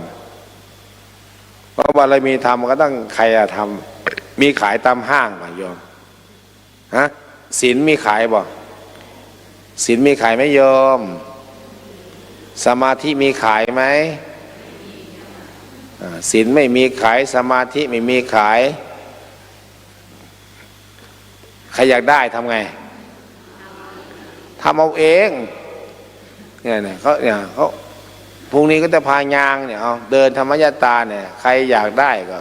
ยางไปได้ล่ะยางไปคนหนุ่มก็ยางได้คนแก่ก็ยางได้คอเคลียร์ก็ไปถึงจุดหมายปลายทางคือกันเนี่ยอันไหนยางไม่ได้อาจารย์เสาก็จะรับไม่ออกไปถึงนั่นน่ะรถท้องแถวน่ะยางเดิน นั่นคือบารมีเนี่ยสอดแจ้งเนี่ยหนึ่งได้ทำเนี่ยเรียกว่าบุญกิริยาวัตถุ10ประการเนี่ยทานามัยศีลไมัยภาวนาไมัยอัปปะจนามัยอ่อนน้อมถ่อมตนเดินมาเนี่ยใครพนมมือบ้างเอาใครแกว่งแขนบ้างเอาเดินต้องพนมมืออ่อนน้อมถ่อมคนที่นั่งอยู่บางทีคนแก่อายุมากกว่าเราต้องแม้แต่ศีลเท่ากันก็จริงอยู่แต่เขาอายุมากกว่าเราวัยวุฒิคุณวุฒิต่างๆเราต้องอ่อนน้อมถ่อมตนเป็นคนน่ารักอายุจะยืนคนไหนแข็งกระด้างคนนั้นอายุสั้นแล้วก็วายาวัจจะไมเนี่ยขนขวายเห็นขยะเห็นแก้วมันตกเห็นขวดน้ำไม่ดีก็หยิบใส่ไม่ใช่เดินผ่านเฉยเตยเว้ยเนี่ยอันนี้บาปเนี่ยมันดีบุญหรอกแค่นี้ทำไม่ได้อย่างอื่นก็ทำไม่ได้หรอกนั่นคือแล้วก็มาปฏิบัติธรรมแล้วก็กลับไปบ้านเอาบุญมาฝากเด้อปฏิทานามัยแผ่เมตตาแล้วก็แบ่งบุญไปแล้วก็นั่งฟังเนี่ยคนไหนนั่งฟังยังไม่ไปนอนเลยนะนี่เขาเรียกว่าอะไรนะธรรมสวนาใหม่บุญในการฟังธรรมพระมาเทศก็ได้บุญธรรมเทศนาเนี่ยไม่บุญทั้งพระทั้งโยมว่าทิฏฐุกรรมทำความเห็นให้ตรงกันเป็นสัมมาทิฏฐิเห็นตรงเห็นชอบเห็นตามขนองคองธรรมนี่แหละเป็นบุญกิริยาวัตถุเนี่ยเป็นกิริยาบุญน่ะถ้าโบกวากโวยวายตีหัวหมาด่าไม่เค้กหัวฝรั่งมันไม่ใช่บุญหรอกมันเป็นบาปบุญมันต้องเงียบถ้าอึกกระทึกคึกคอมันเป็นบาปมันเป็นกิริยาได้บุญแน่เนี่ยทำไม่ได้ไปได้ถามว่ามีขายไหมล่ะไม่มีอยากได้ต้องทำเองสมาธิไม่มีขายหรอกศีลกระป๋องสมาธิกระป๋องมีมาอะไรมีแต่ปลากระป๋องเบียร์กระป๋องปลากระป๋องผลไม้กระป๋องศีลกระป๋องไม่มีขายสมาธิกระป๋องไม่มีขายหรอกทานกระป๋องไม่มีขายอยากได้ทำเองเดี๋ยวโยมแล้วก็ได้บารมีนั่นน่ะใครที่อยู่สอดแจ้งส่วนมากก็งานวันแรกวันที่1ที่2ที่3ที่4ก็ปกติฟังเทศกันนึงก็ไปนอนแต่วันสุดท้ายเนี่ยอาตมาพาทำ2-3 รอบครูบาเอกหรือว่าแม่มวลก็อาจารย์มาพาทำสอดแจ้งหน่อยอย่าลืมนะคนทำสอดแจ้งเจ้าของก็ต้องสอดแจ้งเลยนะอาตมาเนี่ยอาตมาได้ไปนอนไม่ยอมไม่อาตมาจะไปนั่งสะเงาะสะแงะไม่ได้นะสมัยก่อนอาตมายอมรับอยู่เขาพาสวดมนต์แค่สวดมนต์แปลอาตมาก็รำคาญแล้วทำไมสวดนานจังเลย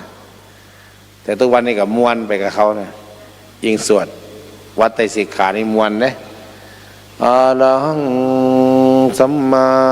สัมพุทโธภะคะวาเสียงดังกังวานเหมือนขึ้นสวรรค์เนี่ยแต่สวดภาคกลางเนี่ยอะระหังสัมมาสัมพุทโธภะคะวาพุทธังภะคะวาก็มาวิ่งตามควายวิ่งตามงัวมันเลยงัวหลุดจากคอกวิ่งเลยสวดไว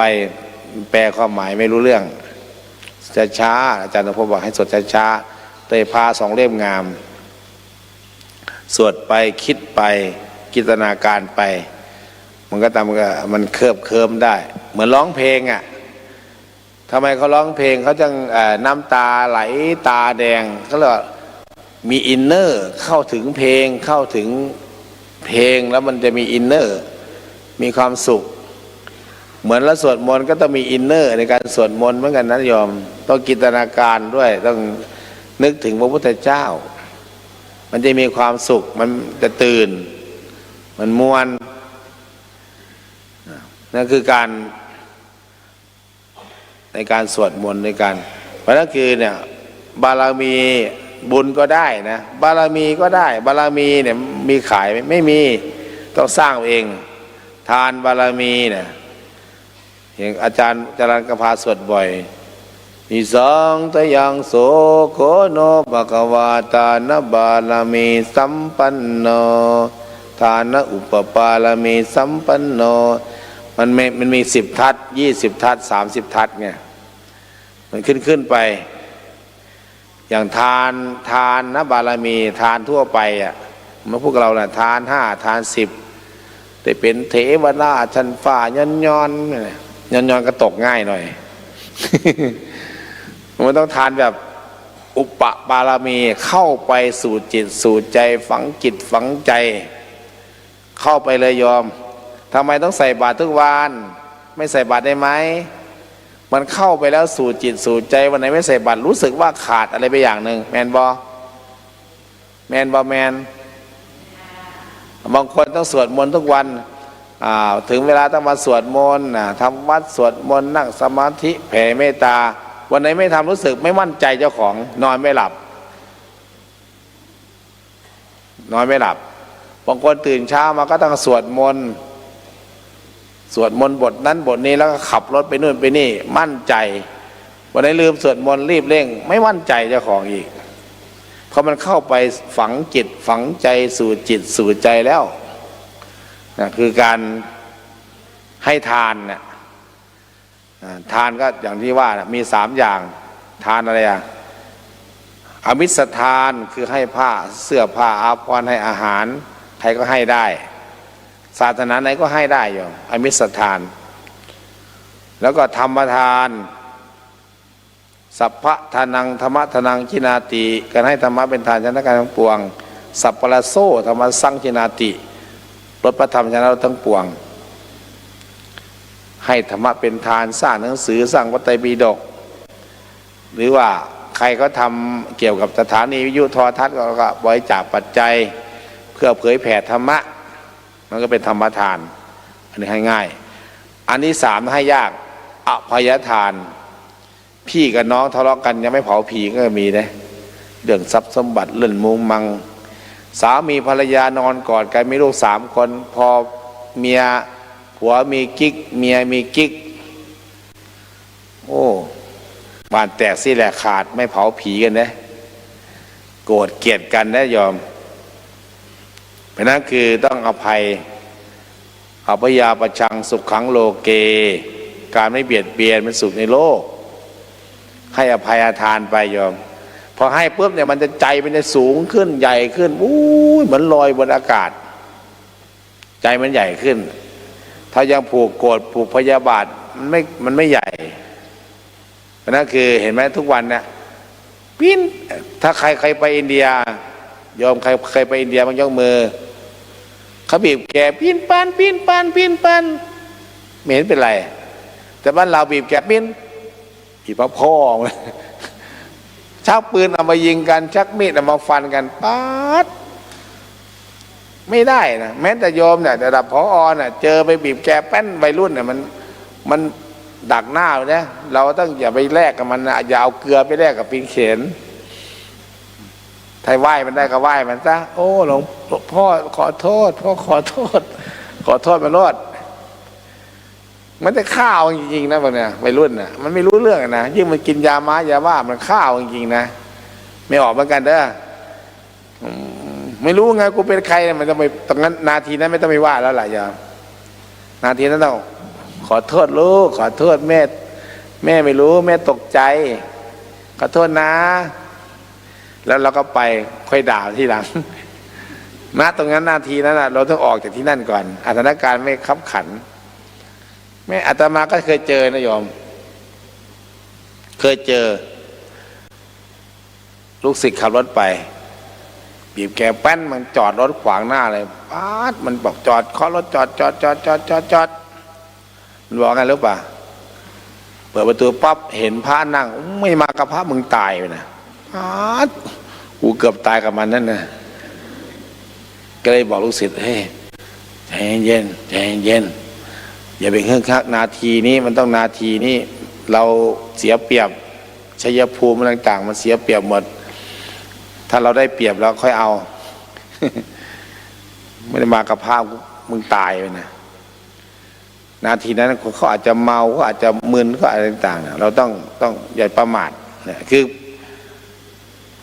อภัยนะยอมอภัยยอมเป็นก็เย็นได้หลวงพ่อพุทธทาสว่ายอมเป็นก็เย็นได้ถ้ายอมไม่เป็นเย็นไม่ได้เลยจะไม่ยอมเพราะนั้นคืออภัยทานทานบารมีศีลบารมีเนี่ยศีลศีล 5ศีล 8รักษาไปศีลยังมั่นคงมั่นใจบวชชีพราหมณ์ศีลอุปปารมีศีลปรมัตถบารมีเพื่อบารมีนะสะสมเนี่ยนี่ชอดแจ้งได้บารมีนะหนึ่งทานบารมีศีลบารมีเนกขัมมะข่มใจเนี่ยข่มจิตข่มใจมานี่นับ1 ถึง 10ไปไม่ไปไม่ไปเนี่ยไปอยู่เนี่ยพอมาถึงนี่มีอาจารย์จรัญก็มาเตาะมาคุยมาเล้าใครจะบวชชีมั่งยกมือมาสมัครกันปุ๊บเนี่ยด้วยความเล้าในความพูดโยมก็คิดได้ว่าเอาบวชก็บวชนะเนกขัมมะนั่นนะข่มใจนั่นแหละบางคนก็ไปเดินธรรมยาตาข่มจิตข่มใจบอกทางบ้านถ้าเราไม่ข่มใจเนี่ยโอ้มันก็ไปตามกิเลสมันอะใจเบาๆถ้าข่มใจมันหนักแน่นแต่นิ่มนวลเนกขัมมะบารมีปัญญาบารมีปัญญาเกิดจากการฟังเกิดจากการคิดเกิดจากการอ่านหนังสือสุจิปุริเนี่ยหัวใจนักปราชญ์เกิดจากการฟังเนี่ยฟังได้ดีย่อมได้ปัญญาฟังแล้วก็เกิดปัญญาก็ทำให้เรา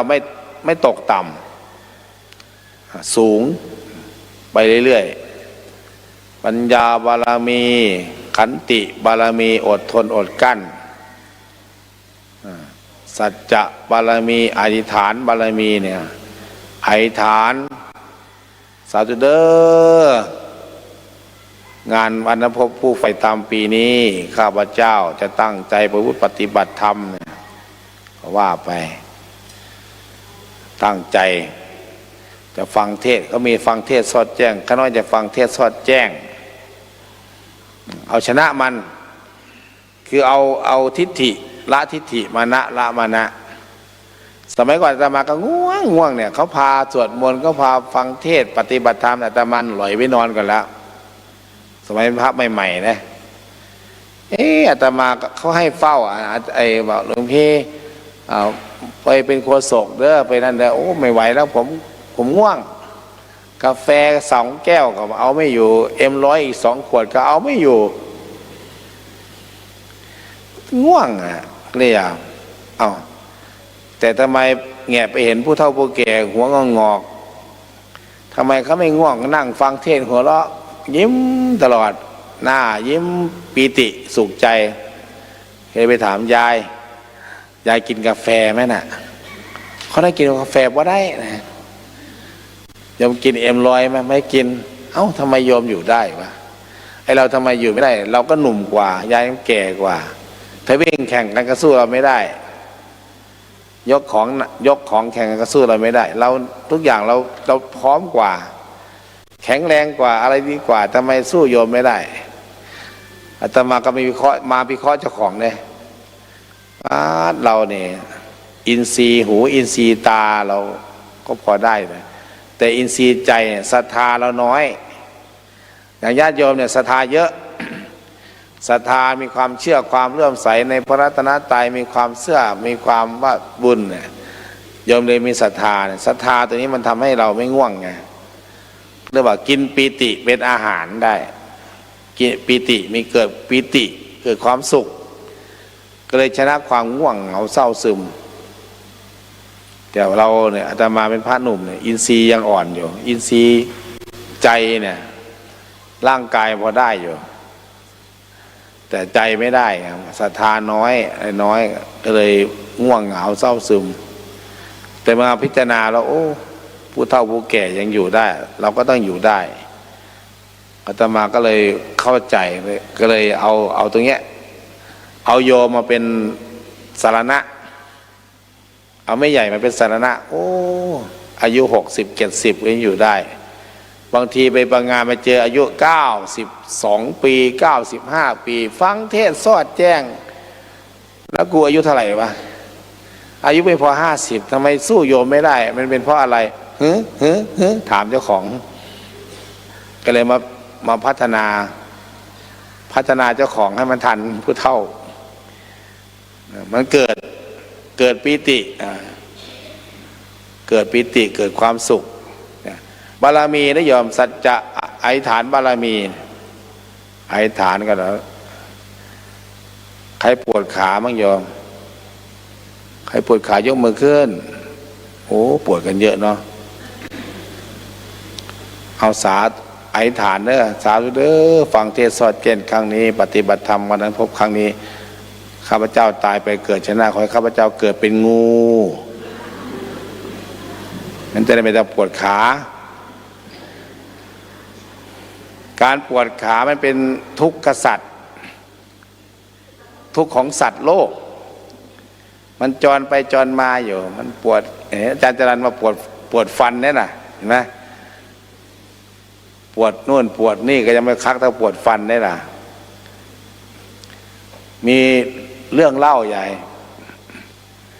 มีพระราชาตนหนึ่งมีพระราชาองค์หนึ่งเสด็จไปพระพาสป่าไปเจอ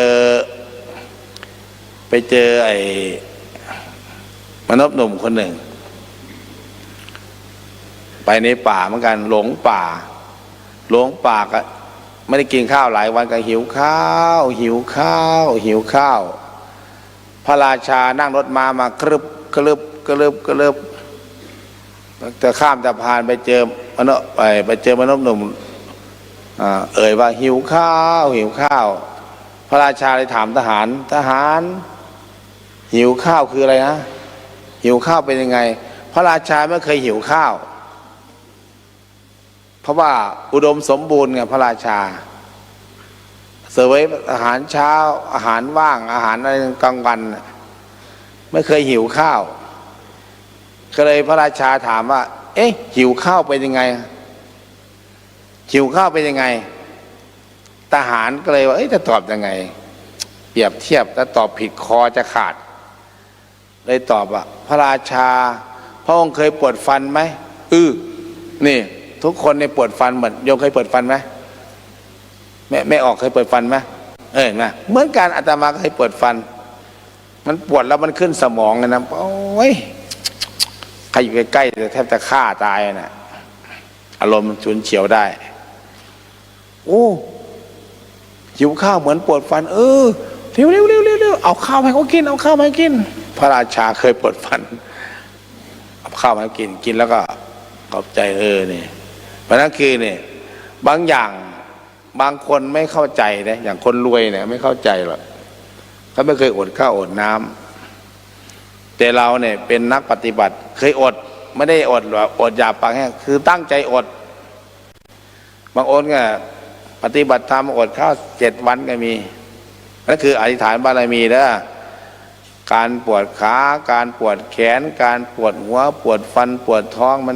มันก็ปวดขึ้นเลยเดี๋ยวพิจารณาเอามันทุกข์ของสัตว์โลกหรอกหมูหมากระไก่มันก็ปวดเหมือนกันเนี่ยเราก็ต้องเอาชนะมันให้ได้นะเพราะว่ามันทั้งปวดไม่ปวดมีขาก็ปวดขามีแขนก็ปวดแขนมีหัวก็ปวดหัวมีฟันก็ปวดฟันมีผัวก็ปวดหัวมีเมียก็ปวดหัวเนี่ยมีลูกก็ทุกข์เพราะลูก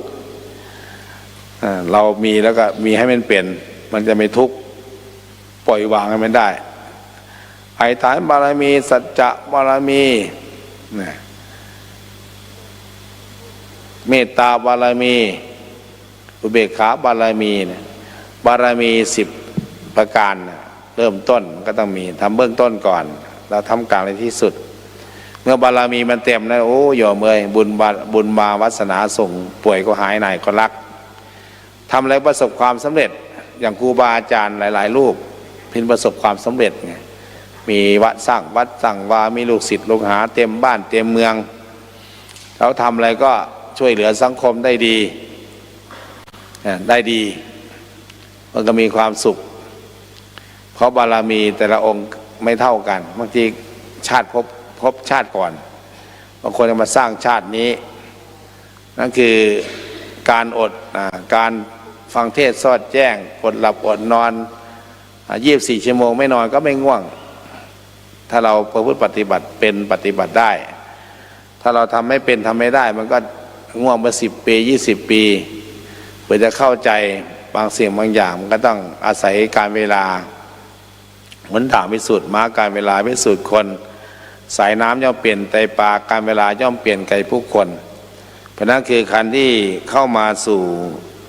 วัดไตรสิกขานี่ได้บุญบารมีพระอาจารย์ใหญ่สมภพโชติปัญโยเนี่ยมันก็เป็นแล้วก็ฟังเทปมีกล่องเทปอะไรต่างๆแล้วก็ฟังแล้วก็ใช้โยนิโสมนสิการไข้ควรพิจารณามันตรงมันถูกแล้วปฏิบัติตามมันก็เกิดผลเรียกว่าตอนทำเนี่ยเป็นมรรคพอทำแล้วมันเกิดเป็นผลดีต่อตัวเองต่อครอบครัวแต่สังคมต่อประเทศชาติพระศาสนาถ้าเราไม่เริ่มทำมันก็ไม่ได้สังคมมันเริ่มเปลี่ยนไปอย่างไวผู้คนใจไวอะไรไวต่างๆแต่มันก็ยังมีในประเทศไทยก็ยังเห็นอยู่อย่างที่จะมาว่าวัดธรรมกายคนเยอะเนี่ยวัดหนองประพงนี่คนเยอะเนี่ยวัดไตรสิกขายังมีเห็นคนเยอะอยู่วัดอาจารย์จรัญเนี่ยคนยังเยอะอยู่ที่อื่นก็อปะไปแต่ทุกที่ก็ต้องทำอยู่อาตมาอยู่จังหวัดเลยก็ต้องทำจะไปอยู่ที่เดียวกันไม่ได้ก็ต้องทำเพราะว่าทุกจังหวัดทุกที่เนี่ยมันก็มีกิเลสตัณหาราคะเห็นไหมปีใหม่เมื่อกี้เนี่ยตายไป300-400 คนเกิดจากการเมาเท่าไหร่ขับรถไวเท่าไหร่มันก็เกิดใจร้อนทะเลาะกันตีกันเพราะคนขาดศีลขาดธรรมสรุปว่าโลกนี้ถ้าเกิดมีศีล5เนี่ยศีลธรรมศีล5 ประการทำ5 ประการเนี่ยมันทำให้สังคมน่าอยู่ผู้คนน่ารักถ้าเกิดไม่ศีลธรรมไม่กลับมาเนี่ยโอ้นี่ไม่น่าอยู่ได้โยมบิณฑบาตไปก็เห็นสังคมจุงปีไปสงกรานต์ก็เห็นสังคมทะเลาะเบาะแว้งกันแต่มาอยู่สังคมวัดไตรสิกขาเนี่ยมันดูแล้วมีความสุขแค่เห็นก็เป็นความสุขเลยโยมเกิดปีติคนแต่ก็ต้องปรับยบทนี่หนึ่งยิ้มไหว้ทักทายทุกคนอยู่ด้วยกันเป็นร้อยเป็นพันก็ถือว่าเป็นญาติธรรมญาติธรรมโมคือญาติธรรมเหมือนพี่เหมือนน้องเหมือนพบกันชาติไหนเจอกันก็ยิ้มไหว้ทักทายใช้ภาษาธรรมไปง่ายมาง่ายกินง่ายอยู่ง่ายแล้วก็ไปไหนก็ตามเนี่ยอย่างอาจารย์เคยสอนอาจารย์สมภพเคยว่าบางคนเนี่ยถามว่ามายังไงเรานั่งรถโดยสารมาจ้างรถมาส่งแต่ขากลับไปพวกนี้นะโยมถ้าโยมรถว่างโยมรับคนที่นั่งใกล้ๆนะไปด้วยกันมันจะเป็นบุญนะโยมเป็นบุญเป็นกุศลเลยมาทางเดียวกันไปทางเดียวกันรับกันไปเป็นกัลยาณมิตรกันสมัยก่อนเนี่ยที่วัดนิเพเป็นงั้นแต่ว่าไตรสิกขาก็ให้เป็นอย่างนั้นเหมือนกันนะโยมนะอาตมาเดินเลาะถามว่าเหมารถมาหลงทางมาก็มีเมื่อมาแล้วก็เราได้กัลยาณมิตรที่ดีต่อกันแล้วก็ขากลับมีใหญ่หนึ่งขับรถมา3 คนรถกระบะนั่งได้อีกหลายคนมันทุกไปส่งถึงจุดหมายปลายทางเนี่ยมันให้ยานให้ที่อยู่ให้ที่อาศัยให้ยานให้รถเรือมาช้างเนี่ยมันก็จะมีอานิสงส์เพราะนั้นก็อาตมาภาพได้ปรารภไว้ให้กับญาติโยมให้กำลังใจนะโยมอาตมาก็มาเสริมกำลังใจวันที่9ก็ออกเดินธุดงค์ละ4 เดือนกว่าได้กลับวัดอาตมาสั่งไว้ว่าใครตายก็ไม่ต้องโทรไปเด้อไม่ไปไม่กลับผู้ใหญ่บ้านตายญาติโยมวัดตายก็ไม่ต้องนั่นไม่กลับ กลับมาแล้วก็กลับไปมันเสียสัจจะก็เลยว่าไปสุดปลายทางแล้วก็ถึงเวลาก็โค้งกลับมาเอง 4-5 เดือน 800-900 โลได้โยมเดินไปถึงก็อาจจะเดินกลับอีก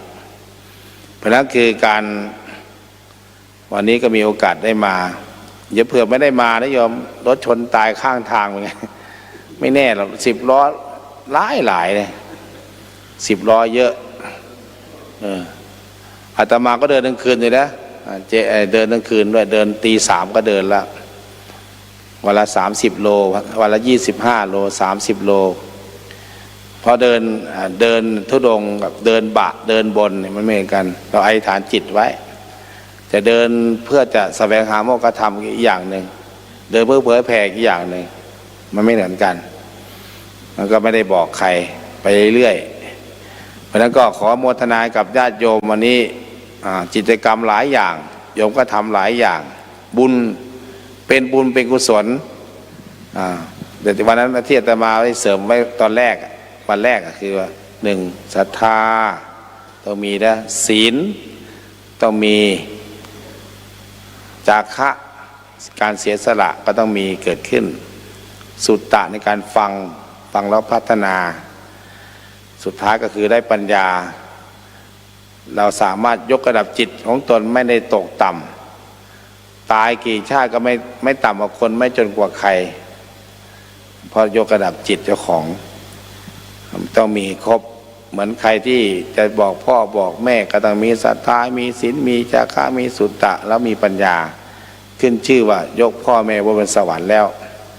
เพราะนั้นก็ต้องให้ญาติโยมเนี่ยคือคุณธรรมของโสดาบันบุคคลที่เกิดขึ้นกับญาติโยมญาติโยมก็ต้องตั้งใจทำเด้ไม่มีขายถ้าอยากได้ต้องทำเองประพฤติเองปฏิบัติเองซึ่งคุณงามความดีพระก็เป็นแค่ชี้บอกเป็นผู้ชี้ผู้บอกผู้ทำนั่นคือพวกเราเพราะนั้นขอโมทนากับญาติโยมที่มาวันนี้ทุกคนทุกท่านในมีแต่ความสุขมีแต่ความเจริญรุ่งเรืองก้าวหน้าในศีลในธรรมของพระสัมมาสัมพุทธเจ้าในชาตินี้ชาติหน้าตลอดชาติอย่างยิ่งจนกว่าถึงความพ้นทุกข์เก่าคือมรรคผลนิพพานด้วยกันทุกท่านทุกคนเทินสาธุสาธุสาธุอนุโมทามิญาติโยมนั่งคุกเข่าจะได้กราบองค์แสดงธรรม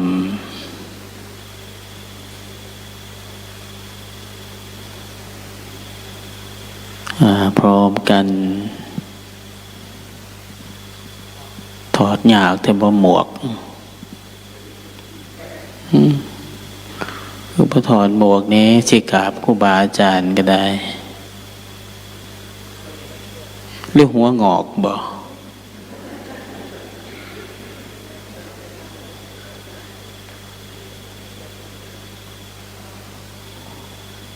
มาใส่น้อยองค์นี้ก็มาหนหวยทีเนาะพร้อมกันกราบ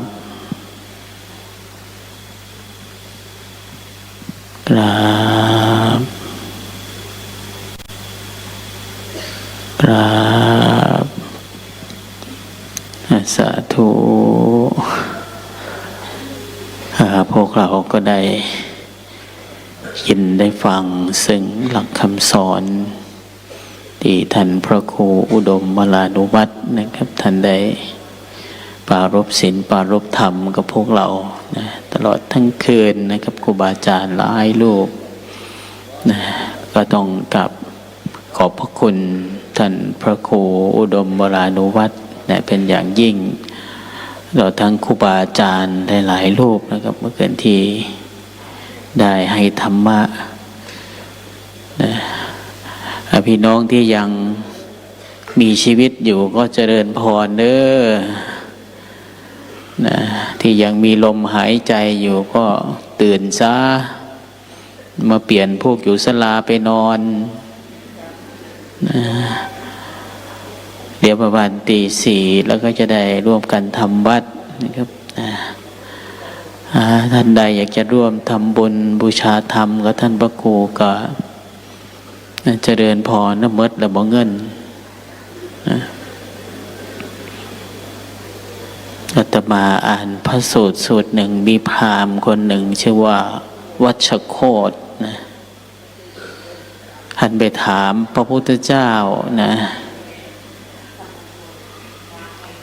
เขาบอกว่ามาใครจะทำบุญใครอยากไปห้องน้ำก็ไปนะแต่ว่ามาทำบุญซะก่อนยังไปตีสี่จะได้ทำวัดไม่ทราบว่าหลวงพ่อท่านกลับไปยังหลวงพ่อบุญมาเทศยัง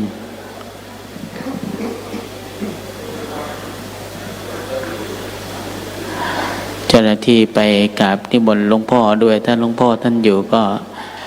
ตีสี่ก็แสดงธรรมต่อเลยท่านแสดงธรรมเสร็จค่อยทำวัด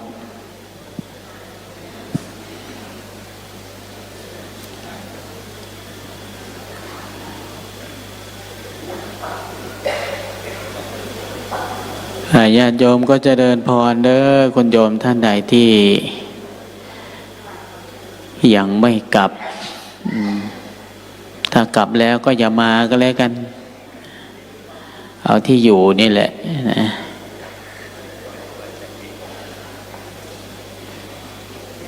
ใครอยากจะร่วมทำบุญหรือว่าใครอยากจะร่วม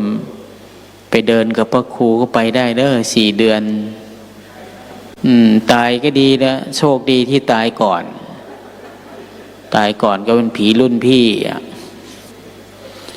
ตายทีหลังก็เป็นผีรุ่นน้องนะสำหรับคณะที่จะเดินทางไปพระธาตุพนมเย็นนี้ก็จะไปพักที่วัดที่หนองบ้านหนองบัวสิมนะครับที่วัดทุ่งถาวรถ้าวัดทุ่งถาวรไม่สะดวกก็จะไปที่วัดป่านายางนะครับหลังจากเสร็จกิจกรรมในภาคเช้าช่วงบ่ายก็คงจะออกเดินทางนะครับ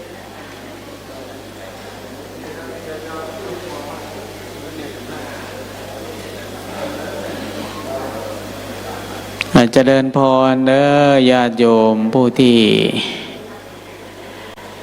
ใครในศีลในธรรมนะถ้าเสร็จจากตรงนี้นะก็อาจจะได้กราบนิมนต์หลวงพ่อนะท่านหลวงพ่อปุณมาวิสารโธนะครับซึ่งเป็นพ่อแม่ครูบาอาจารย์ที่มีปฏิปทาน่าเลื่อมใสนะทุกปีหลวงพ่อก็เมตตามาเป็นประมุขประธานมาให้ธรรมะนะทั้งที่ภาระธุระของหลวงพ่อเองก็เคยอยู่ที่หนองประพงบวชที่นั่นดูแลอุปถากหลวงปู่อยู่ที่นั่นจนถึงวาระสุดท้ายนะเป็นสิ่งที่หาได้ยากเด้ในปัจจุบันนะครูบาอาจารย์ที่เป็นแบบเป็นอย่างให้กับลูกศิษย์ลูกหาให้กับญาติกับโยมมาเด้อโยมใครอยากจะสร้างทานบารมีให้ยิ่งขึ้นไปก็เจริญพ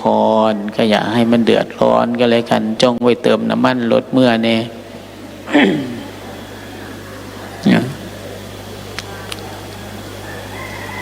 หรือว่าขันผู้ใดว่ามีเงินค่ารถกับ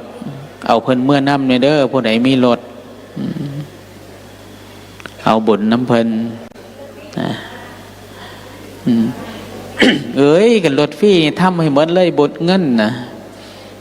ว่าต้องไปวิจิกิจฉาสงสัยลังเลมาเข้ามาเด้อท่านใดที่จะไปห้องน้ำก็เจริญพรเด้อคุณโยมนะ ดี๋ยวท่านพระครูลงจากธรรมาสน์แล้วก็จะพาไหว้พระสักนิดหนึ่งเพื่อเตรียมความพร้อมแล้วก็จะได้กราบนิมนต์หลวงพ่อบุญมาวิสารโธนะครับได้เป็นองค์แสดงธรรมนะก่อนที่ฟ้าจะสางก่อนที่ฟ้าจะแจ้งมาเนี่ยจะว่าที่เขาต้มจะว่าอย่างจะว่าเอากระเป๋าแล้วนะแต่ว่าก็ลืมของดีซุ่มมาปฏิบัติธรรมก็ได้เนี่ยบ่เป็นแต่ลืมก็ลืมโอ้ยแนวพระใส่บ่ได้จะว่าสิเอาถิ่มไปให้หยัง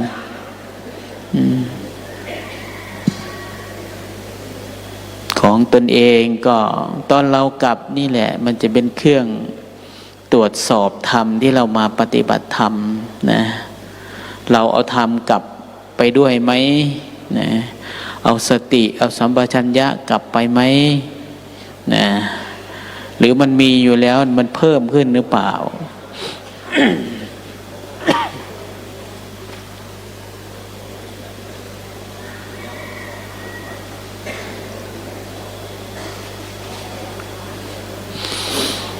ก็เจริญพรเด้อญาติโยมนะเจริญพ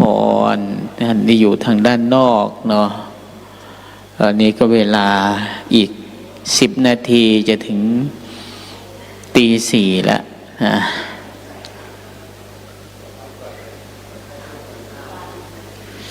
ชั่วโมงหนึ่งไม่พอหลวงพ่อเทศหรอก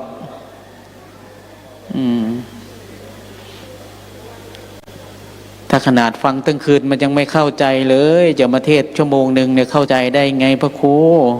ผมฟังมา30 ปีแล้วก็ยังปึกอยู่เราไม่ใช่อุคติตันยูเนี่ยถึงท่านเคาะกิเลสให้ขนาดนั้นก็ยังโง่อยู่นะวัดนะทำทุกวันนะวัดนะ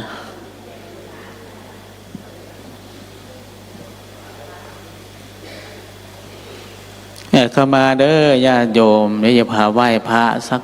นิดหนึ่งเนี่ยหลวงพ่อมาก็จะได้กราบนิมนต์ท่านเป็นองค์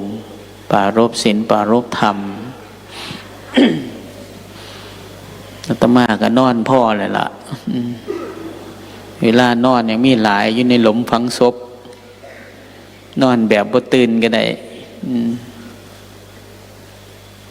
ผู้ที่ไม่ได้นอนโอ้น่าอนุโมทนาเนาะเมื่อบ้านก็จึงไปนอนเว้นเด้อ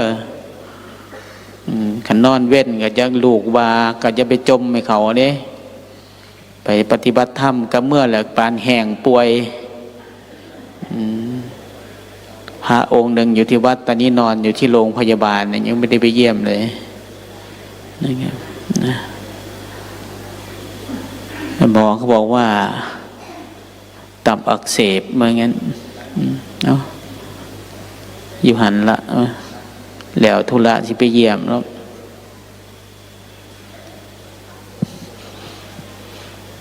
เราจะไหว้พระรอหลวงพ่อนะญาติโยมก็เชิญทุกท่านนะตั้งอกตั้งใจมีผ้าโพกหัวมีหมวกก็ถอดออกเด้อเวลาทำวัดเวลาฟังเทศมันจะไม่ได้เป็นบาปเป็นกรรมกับตนเองไม่ได้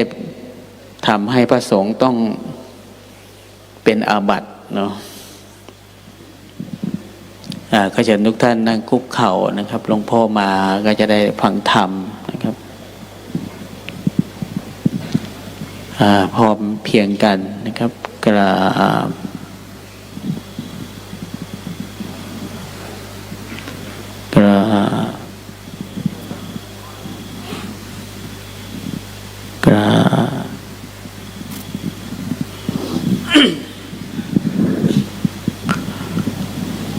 โย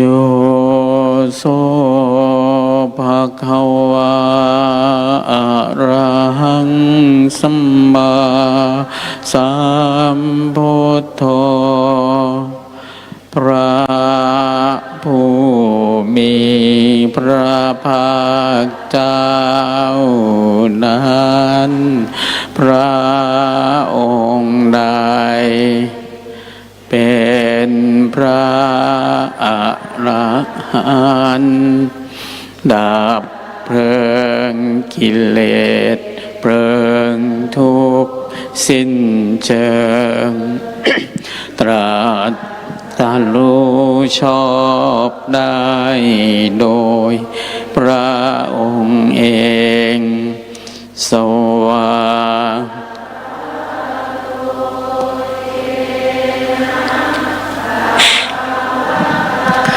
ธัมโมพระธรรมเป็นธรรมอันพระผู้มีพระภาคเจ้าพระองค์ใดตรัสไว้ดีแล้วสุปฏิปันโนยัสสะภะคะวะโตสาวกสังโฆพระสงฆ์สาวกของพระผู้มีพระภาคเจ้าพระองค์ใดปฏิบัติดีแล้วธรรมะยังภวันตังสัทธัมมังสัสังฆังอิเมหิสักการเรหิยัตถาระหังปิเตหิอภิปูชยามะข้าพระเจ้าทั้งหลายขอบูชาอย่างยิ่งซึ่งพระผู้มีพระภาคเจ้าพระองค์นั้นพร้อมทางพระธรรมและพระสงฆ์ด้วยเครื่องสักการะ เหล่านี้อันยกขึ้นตามสมควรแล้วอย่างไรสาธุโนพันเตภคะวาสุจิระปารินิพพุทโธปิข้าแต่พระองค์ผู้เจริญพระผู้มีพระภาคเจ้าแม้ปรินิพพานนานแล้วทรงสร้างคุณอันสำเร็จประโยชน์ไว้แก่ข้าพระเจ้าทั้งหลายปัจฉิมาชนตานุกรรมนะสาทรงมีพระหฤทัยอนุเคราะห์แก่พวกข้าพระเจ้าอันเป็นชนรุ่นหลังอิเมสกกาเลทุกขตะปันนาการะภูเตปฏิคันหาโตพระผู้มีพระภาคเจ้าจงรับเครื่องสักการะอันเป็นบรรณาการข ของคนยากทั้งหลายเหล่านี้อัมหากังทีคารตังหิตายา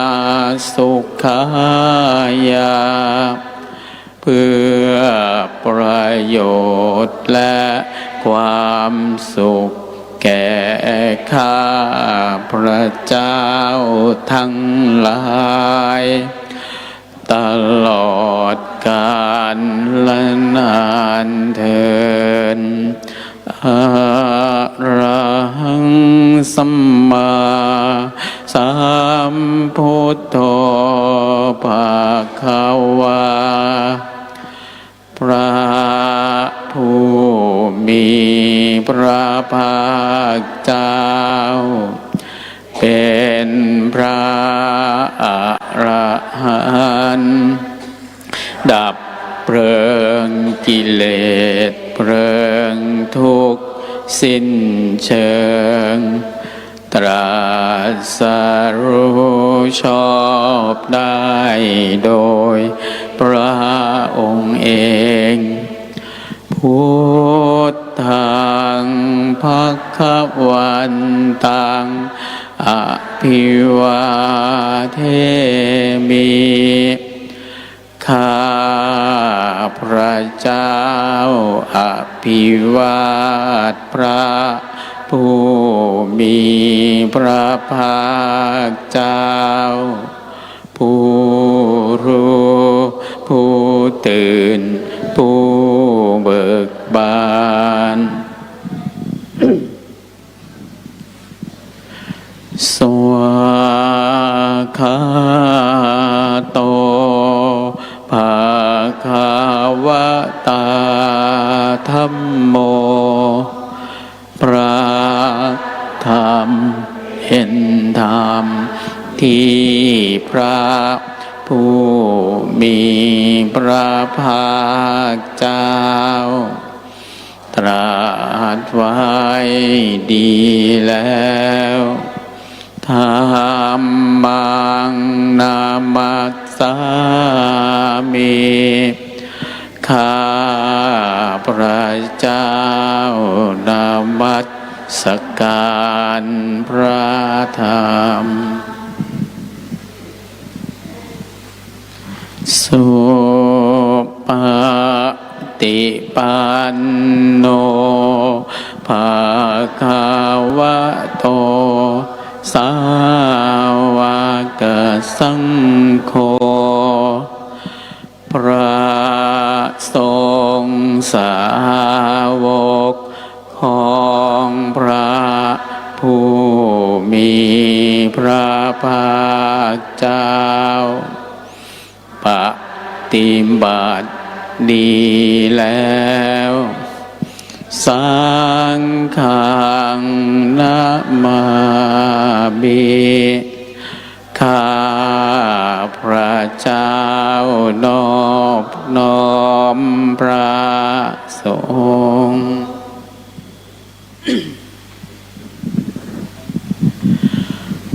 หันธรรมยังพุทธัสสะภะคะวะโตบุพภาคณมกรังกโรมะเสนะโมตัสสะภะคะวะโตอะระหะโตสัมมาสัมพุทธัสสะนะโมตัสสะภะคะวะโตอะระหะโตสัมมาสัมพุทธัสสะนะโมตัสสะภะคะวะโตขอนอบน้อมแด่พระผู้มี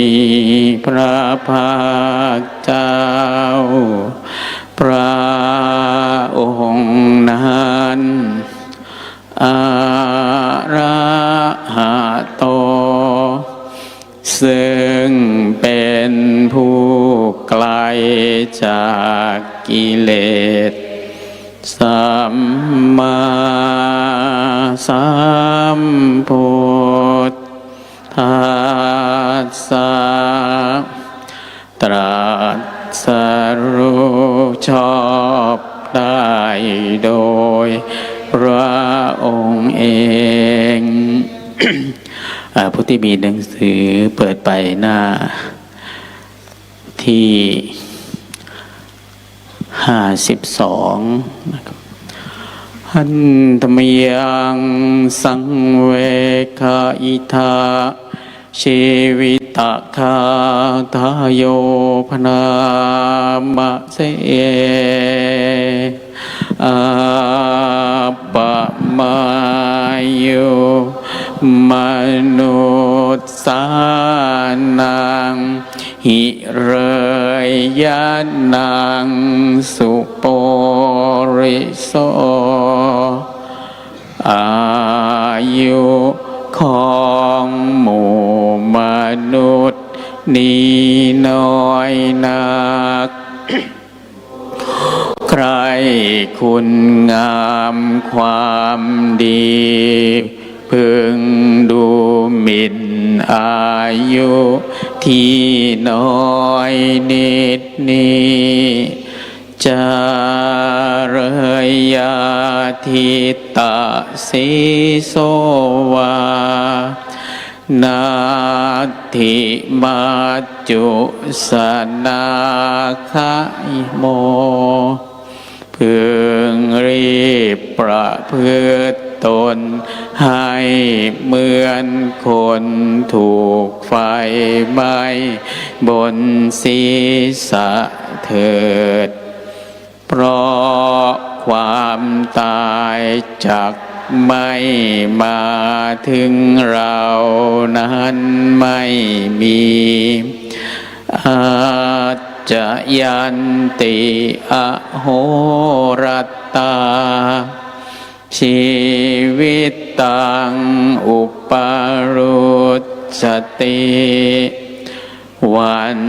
คืนก็ล่วงเลยไปชีวิตก็ใกล้สู่ความตายอายุขิยติมัจจานังกุณทีนังวาอุทากันติอายุของสัตว์ทั้งหลายย่อมสิ้นไปเหมือนน้ำในแม่น้ำน้อยไหลบ่อยย่อมหมดสิ้นไปนาเหวาติทังนาสีนังนาสยานังนาปัตถคงอายุสังขารจะปล่อยประมาทไป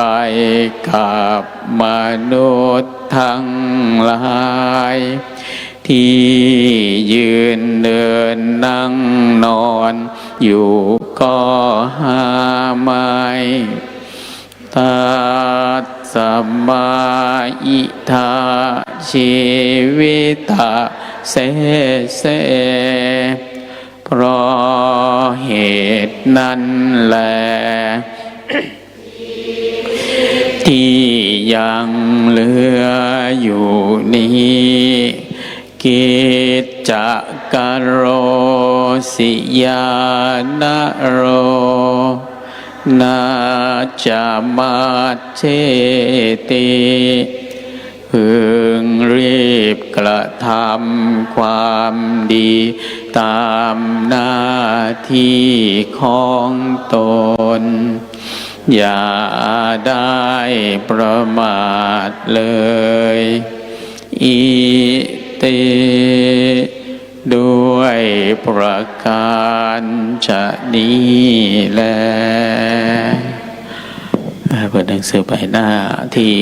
55เขมาเขมะสรณทีปิกะคาถาหันธมยังเขมาเขมะสรณทีปิกะคาทาโยพนามะเสพาหุงเวสารนังยันติปาปะตา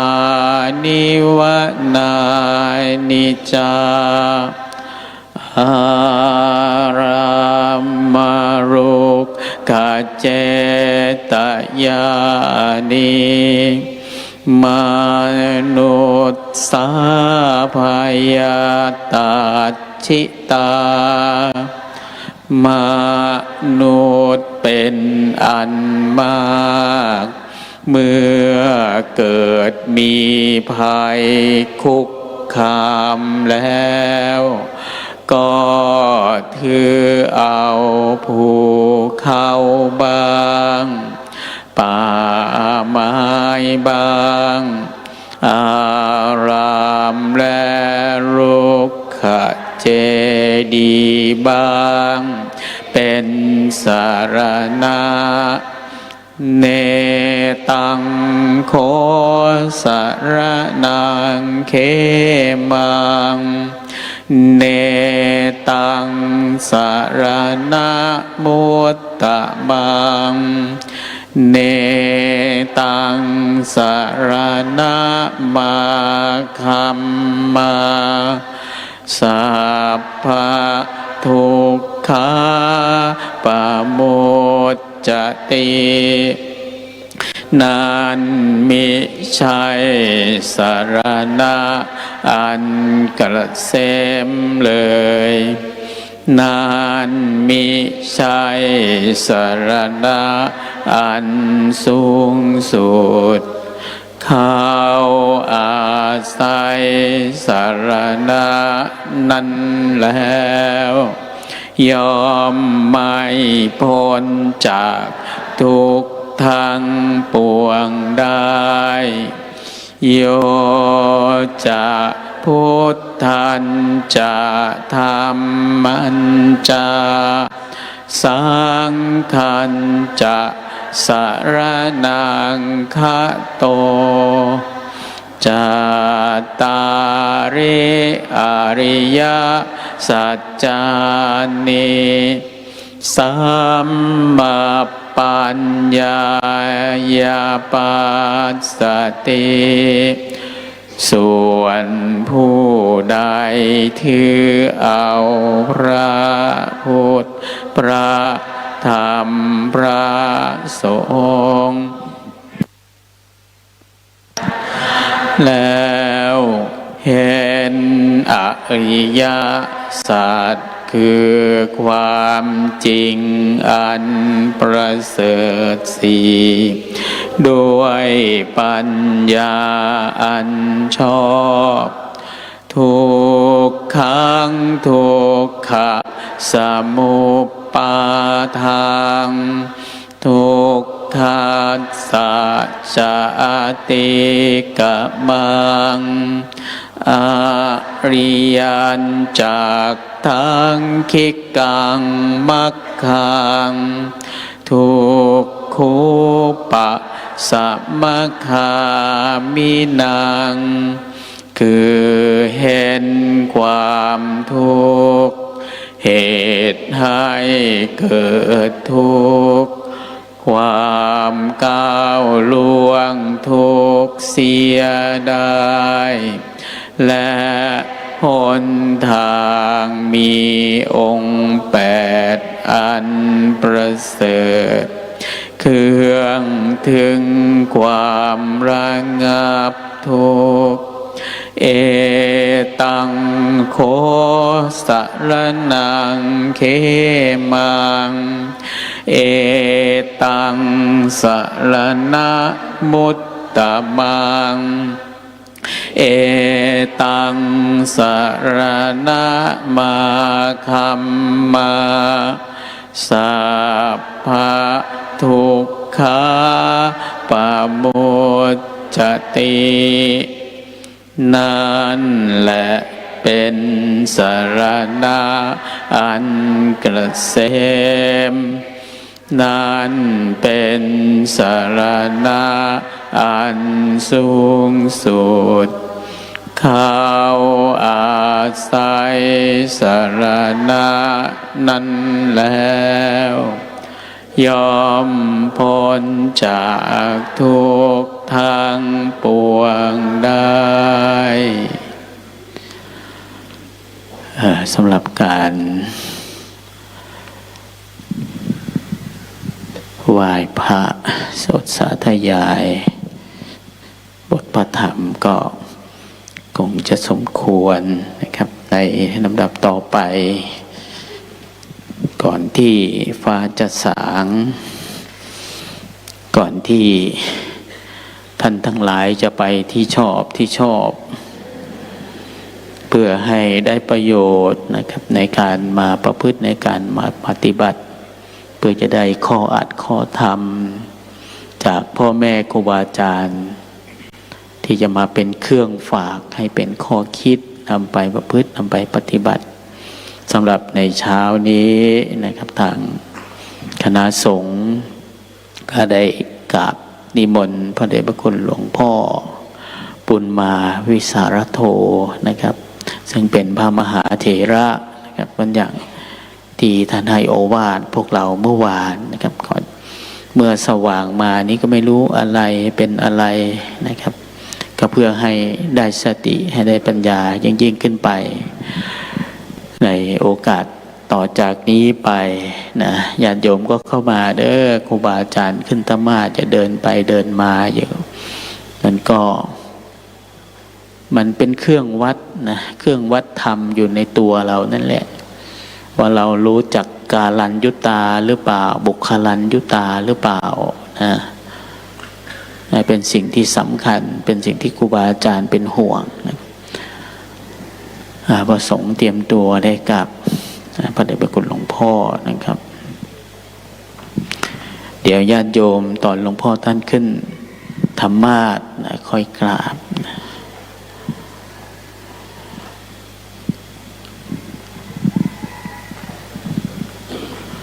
พร้อมกันนะครับกราบ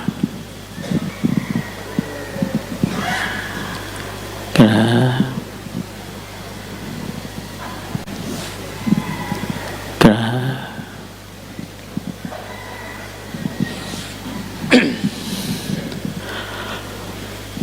บสำหรับในโอกาสต่อจากนี้ไปนะครับเราก็จะได้ยินได้ฟังซึ่งหลักคำสอนขององค์พระศาสดาสัมมาสัมพุทธเจ้านะทุกปีนะครับหลวงพ่อมาให้สติให้ปัญญากับพวกเราในปีนี้ก็เช่นเดียวกันกับผมในนามตัวแทนพระเดชพระคุณหลวงพ่อท่านพระอาจารย์ใหญ่ท่านพระอาจารย์สมภพโชติปัญโยก็ขอกราบนิมนต์ท่านหลวงพ่อบุญมาวิสารโธได้ขึ้นปรารภศีลปรารภธรรมกับลูกพระลูกเนรตลอดทั้งญาติโยมผู้มาประพฤติมาปฏิบัติธรรมเนื่องในงานวันนัดพบผู้ใฝ่ธรรมในปีนี้ตามแต่หลวงพ่อจะเห็นสมควรนะครับในโอกาสนี้ก็ขอกราบนิมนต์ครับ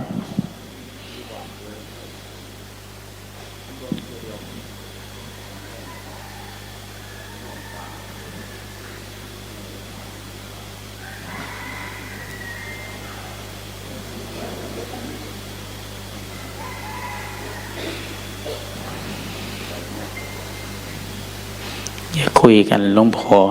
คุยกันนะลงไปคุยทางล่างไป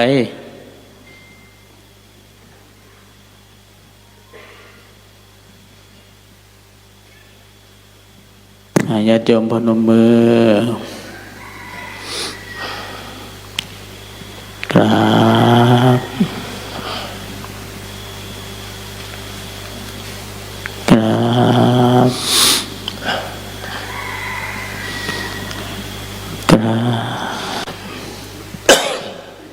ในลำดับต่อจากนี้ไปนะครับก็ขอให้พวกเราได้ตั้งใจฟังธรรมด้วยความเคารพเพื่อก่อให้เกิดประโยชน์ให้ยิ่งขึ้นไปในโอกาสนี้ก็ขอกราบนิมนต์ครับกับผม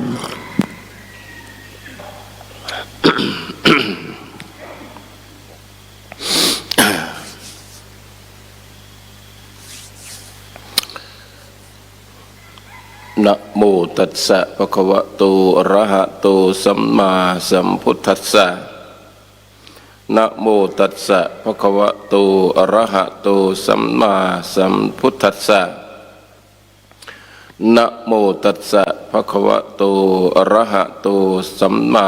สัมพุทธัสสะพุทธังธัมมังสังฆังนะมัสสามิ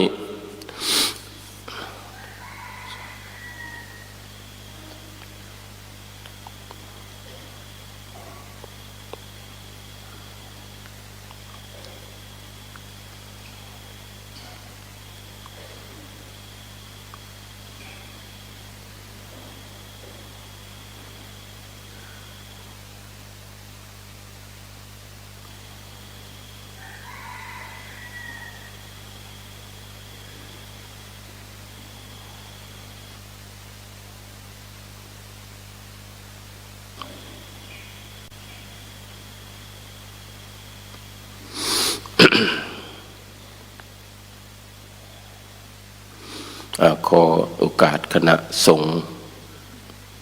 ทั้งหลายแล้วก็ขอเจริญพรญาติโยม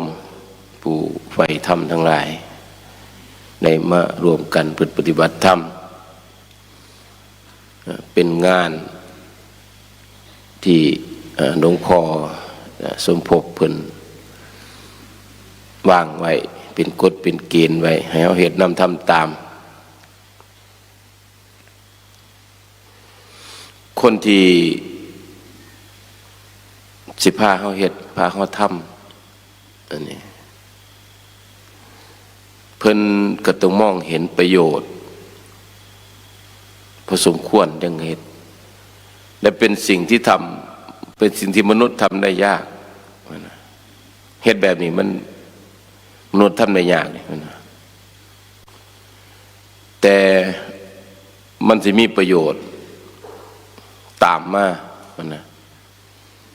เฉพาะยิ่งขึ้นใจเฮานั่นแหละใจเฮา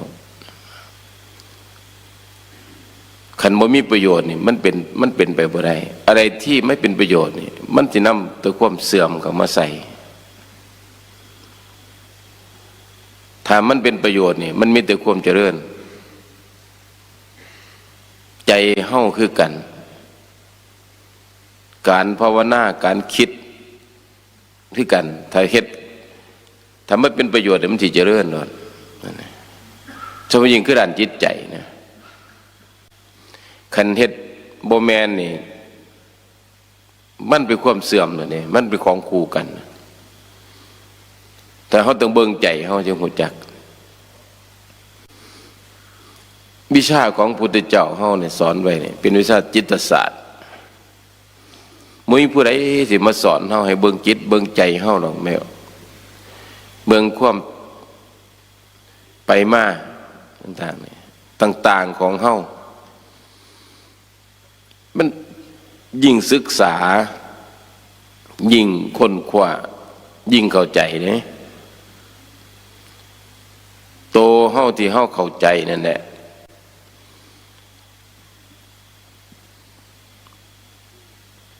มันสิทำให้เฮานั้นปรุงว่างภาระได้ถ้าเฮาบ่เข้าใจแม่นสิเว้าแม่นสิว่าแม่นสิบอกสิสอนปานใดก็ตามมันบ่เข้าใจพวกความอยากของเฮาโมหะของเฮามันขัดขวางไว้ตัวมันไหมความอยากความโลภของเฮานี่อันตรายนี่การขับเคลื่อนชีวิต ของพวกเฮาเราท่านทั้งหลายนี่เคลื่อนกับเฮาขับรถ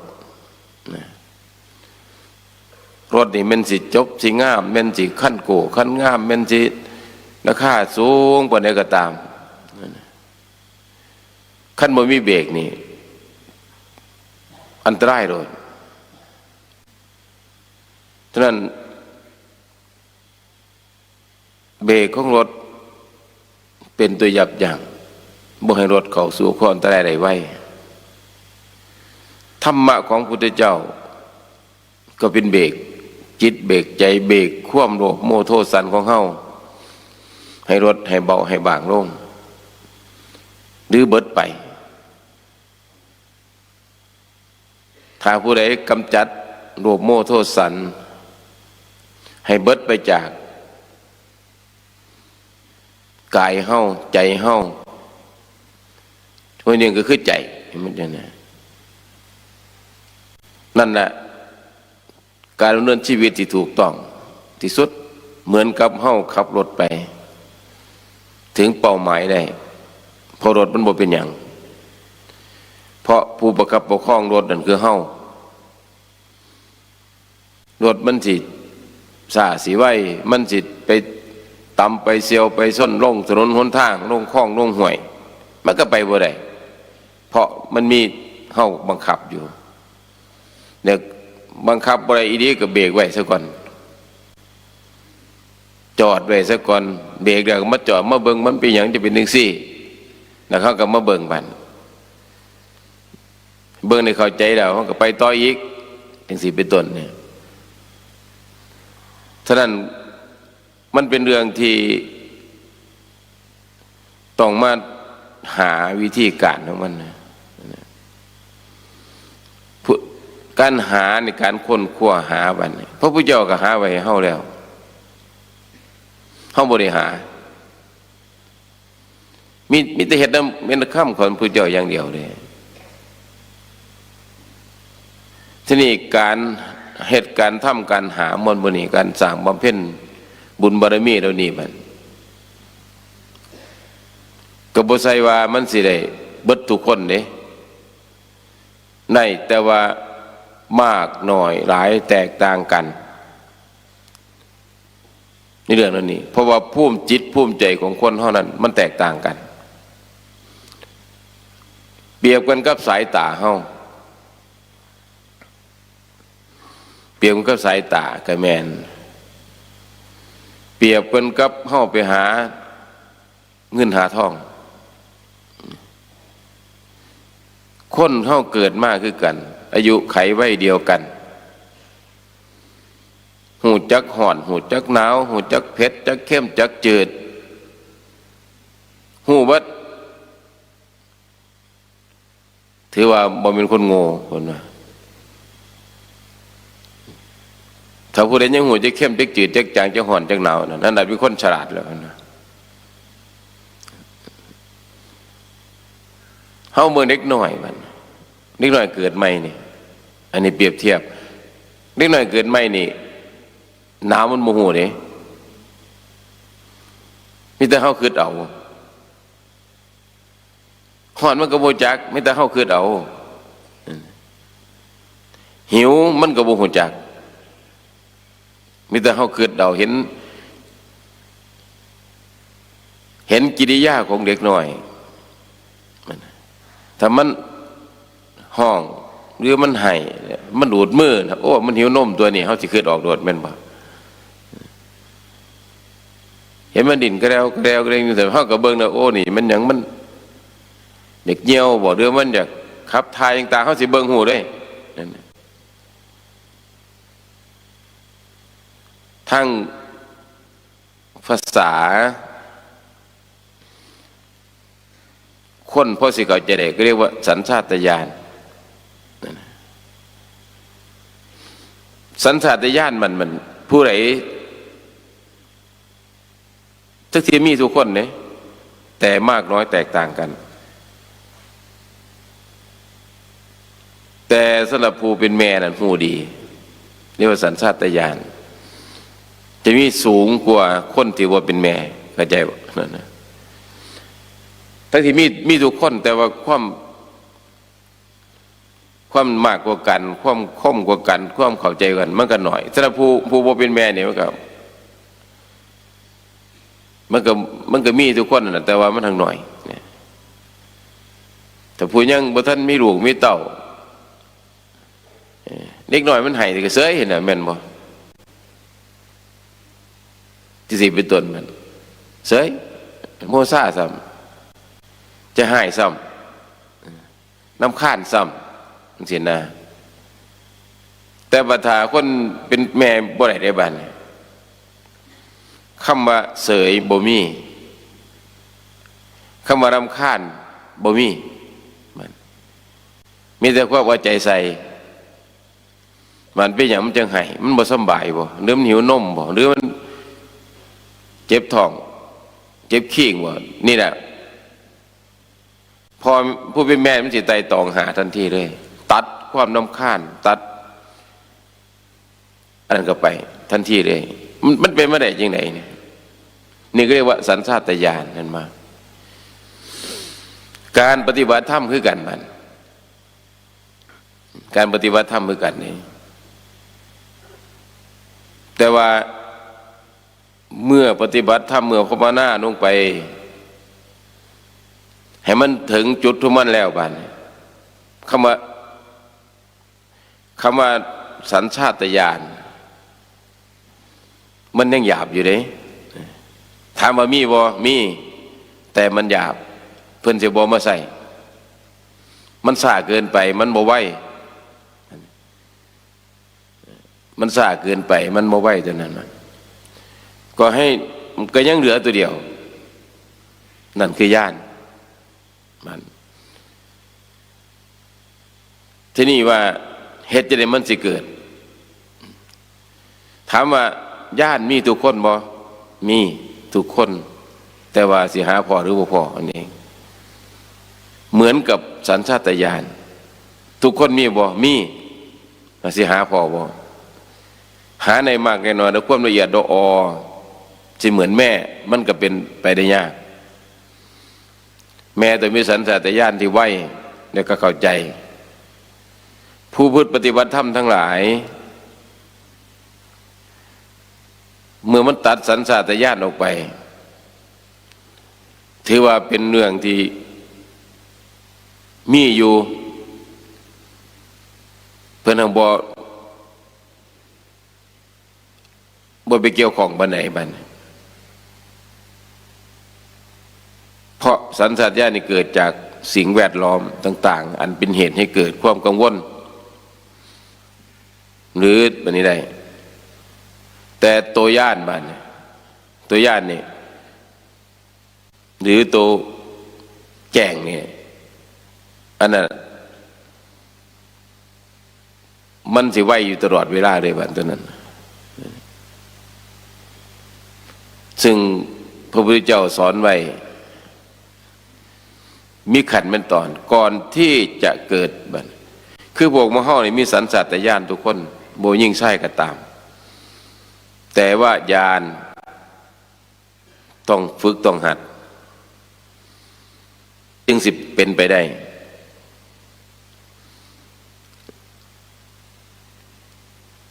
ฉะนั้นญาณของคนเพราะว่าครูบาอาจารย์มันก็ว่าวินแปลว่าหูญาณแปลว่าแจ้งมันกันมาเบิ่งว่าสิ่งที่เขาหูอยู่นี่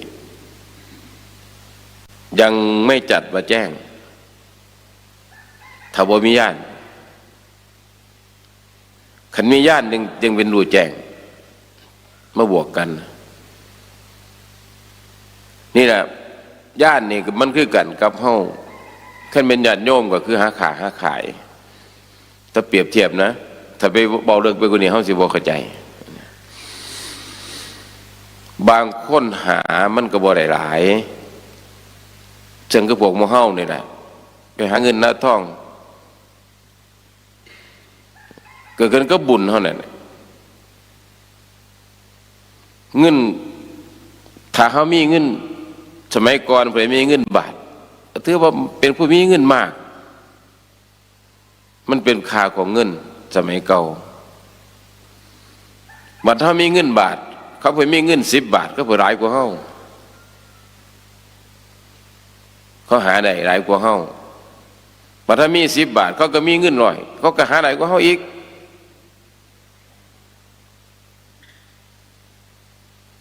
เขามีเงิน100ก็มีเงิน1,000หาได้หลายกว่าเฮาเขามีเงิน1,000ก็มีเงิน10,000ก็หาได้กว่าเฮาถ้ามีเงิน10,000ก็มีเงิน100,000เขาก็หาได้กว่าเฮาเขามีเงิน100,000เขาเพิ่นมีเงินล้านเขาก็หาได้กว่าเฮาเขามีเงินล้านเขาก็มีเงิน9 ล้าน10 ล้าน100 ล้านหลายกว่าเฮาบัดนี่แต่ว่าเฮาหาบ่ได้บัดไกลความจริงเขาเลยไกลความคิดความอ่านไกลจากการกระทำของเฮาบางคนจนว่าในชาตินี่บางคนมันก็บ่หาบ่ได้อีหลีเพิ่นล่ะเงินล้านนี่ใช่บ่จัก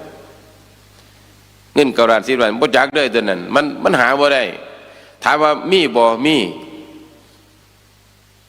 แต่ว่าหาบ่ได้มีแต่เฮาหาบ่ได้เกี่ยวกับหยังบัดถ้าภาษานั้นตัวไปก็คือว่าก็บุญวาสนานั่นเองทีนี้ย่านบัดนี่มันมีสูงตามขั้นตอนของมันเฮาหาบ่ได้นั่นเป็นหยังจึงหาบ่ได้บ่พบบ่พอเพิ่นเรียกว่าอินทรีย์ไม่แก่กล้ามันมาตัวนี้บัดเห็นบ่อินทรีย์บ่แก่กล้าบัดมันก็หาบ่ได้แล้วถ้าเฮาปฏิบัติตามคำสอนครูบาอาจารย์หรือคำสอนพระเจ้าที่มันว่างไว้นี่เห็นไหมนี่มันต้องเหนือเด้เหนือความเป็นมนุษย์ตัวมันนี่แล้วเหนือเนี่ยบ้านเพิ่นยังบ่ให้เว้าอีกต่างหากบางอย่างนะบางอย่างเพิ่นบ่ให้เว้าถ้าเฮาสวดมนต์เฮาฟังเบิ่งพระพุทธเจ้าเพิ่นให้เฮาพินิจพิจารณาอยู่เนืองอยู่เป็นประจำอยู่เป็นนิดนั่นแหละพวกหมู่เฮานี่เพิ่นว่าส่วนอย่างคือพระเจ้าประสงค์เฮาบวชในพุทธศาสนานี่เฮาเป็นภูเขามาสู่เพศวรรณะอันต่างอันพิเศษบ่เป็นฆราวาสวิสัยฆราวาสวิสัยขี้เกียจขี้ข้านมากง่ายต้องทำลายให้สิ้นเพราะเราเข้าสู่เพศ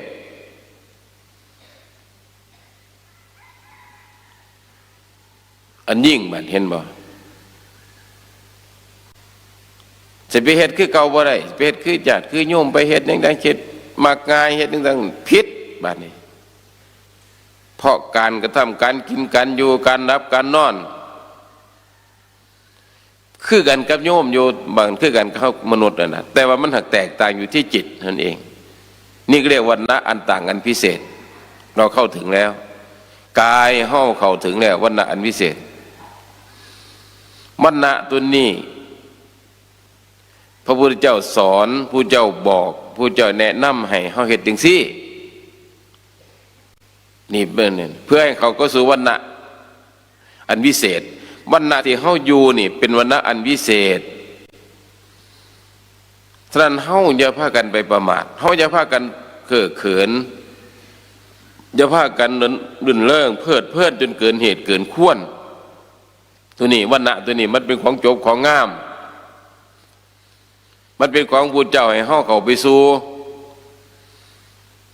ตัดนิสัยฆราวาสวิสัยให้หมดไป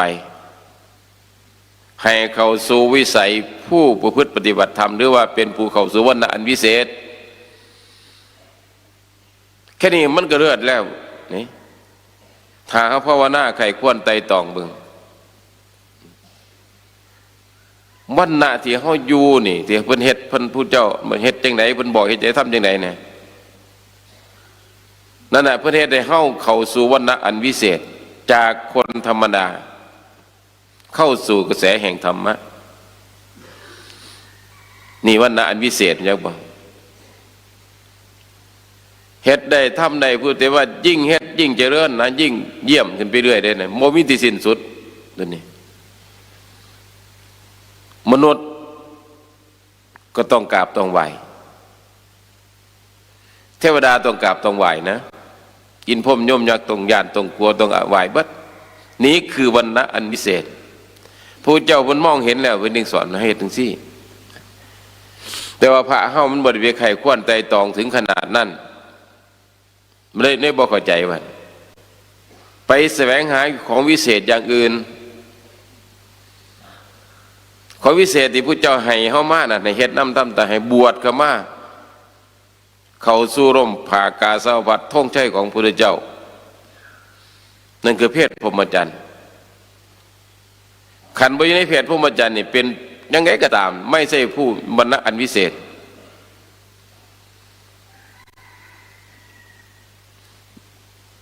กายเฮาเข้าสู่อันวิเศษแล้วใจเฮาเด้ปันเข้าบ่ยังมาว่ากันอีกเด้ ถ้าใจเฮาเข้าสู่อันวิเศษบ่ได้การที่พูดถึงฌานหรือว่าญาณไม่ต้องพูดถึงเป็นไปไม่ได้นี่พระเจ้าประสงค์เฮาควรภูมิใจตัวนี้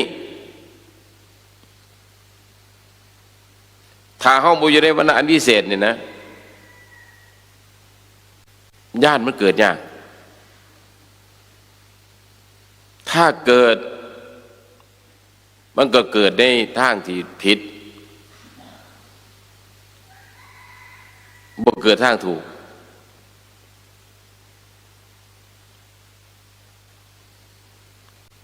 นี่มันเป็นเรื่องจังซี่เด้ฉะนั้นมันต้องทำความเห็นมันแต่ต้นให้มันถูกต้องก่อนการเหตุการณ์กระทำเฮาต่างๆนี่มันต้องอยู่ในกรอบของคำพุทธเจ้าเพิ่นสั่งไว้สอนไว้สั่งให้เฮ็ดหยังแน่ให้ทำหยังแน่อันไหนที่มันผิดนี่พุทธเจ้าสั่งห้ามเพราะถ้าไปฝืนคำสั่งแล้วจะทำลายวรรณะอันวิเศษของเราจะทำลายญาณของเราที่มันสิมีอยู่แล้วให้เบิดไปเลยนะเห็นบ่แต่มันต้องเบิ่งจังซี่มองจังซี่มันจังสิเข้าใจนี่ท่านการปฏิบัติธรรมแต่มันเป็นแล้วนี่มันสิต้องหักต้องแข้งต้องหวงแพ่งวรรณะอันวิเศษของเจ้าของแพ่งญาณของเจ้าของที่หาได้ที่เฮาบ่หักบ่แพ่งเพราะเฮาบ่เข้าใจเรื่องวรรณะของเฮาวรรณะตัวนี้แหละวรรณะอันวิเศษที่พระเจ้าตรัสไว้เนี่ยนี่แหละจะให้เกิดญาณอันถูกต้องดีงามคือตัวนี้นั่นอย่าให้วรรณะของเฮาอันวิเศษนี่เสียหายอย่าทำร้ายอย่าเหยียบย่ำยำยี่วรรณะของเฮาตัวนี้ถ้าเหยียบย่ำยำยี่หรือทำลายวรรณะตัวนี้ไปแล้วญาณที่พระพุทธเจ้าตรัสไว้สมาธิที่พระพุทธเจ้าตรัสไว้สอนไว้ก็เปล่าประโยชน์สำหรับเราเพราะมันทำลายไปแต่ต้นแล้วสัญญาณอันวิเศษมันก็บ่สามารถเกิดได้มันเป็นแบบนี้เด้ไปหาใส่บัตรมันสิพ่อมองอื่นน่ะมันบ่พอหรอกตัวหาอยู่ที่ใจเฮาอย่างเดียวจังสิพอตัวนี้มนอื่นนี่เป็นรูปแบบใจเฮากายเฮาเข้าสู่ญาณอันวิเศษหรือว่าเข้าสู่วรรณะวิเศษได้นี่ต้องอาศัยศีลพระเฮาก็ต้องอาศัยศีล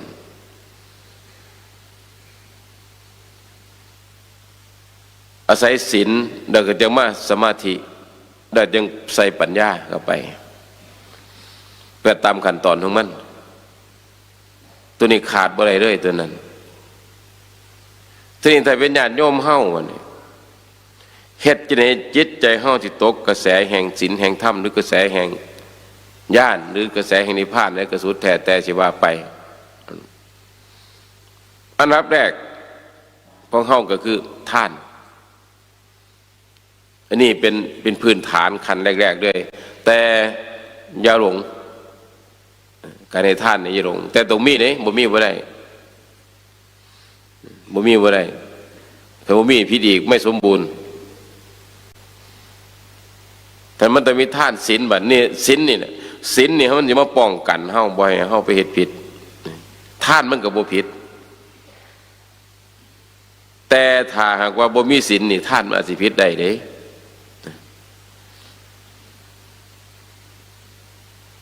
เบียงที่ผิดเวลาของกรรมฐานส่อสนมาเบียดเบียนมาจังซี่เป็นต้นมันก็บ่ได้ผลน่ะฉะนั้นมันเป็นโทษฉะนั้นวันนะอันวิเศษนี่ป้องกันเฮาพระเฮาเพิ่นบังคับตอนแรกเลยคือศีลเลยเนี่ยนิดนึงเพิ่นก็บ่ให้เฮ็ดผิด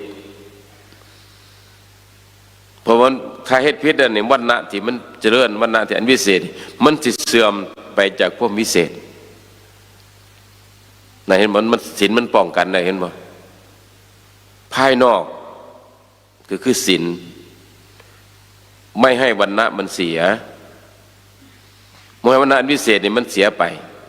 ภายในก็คือธรรมะ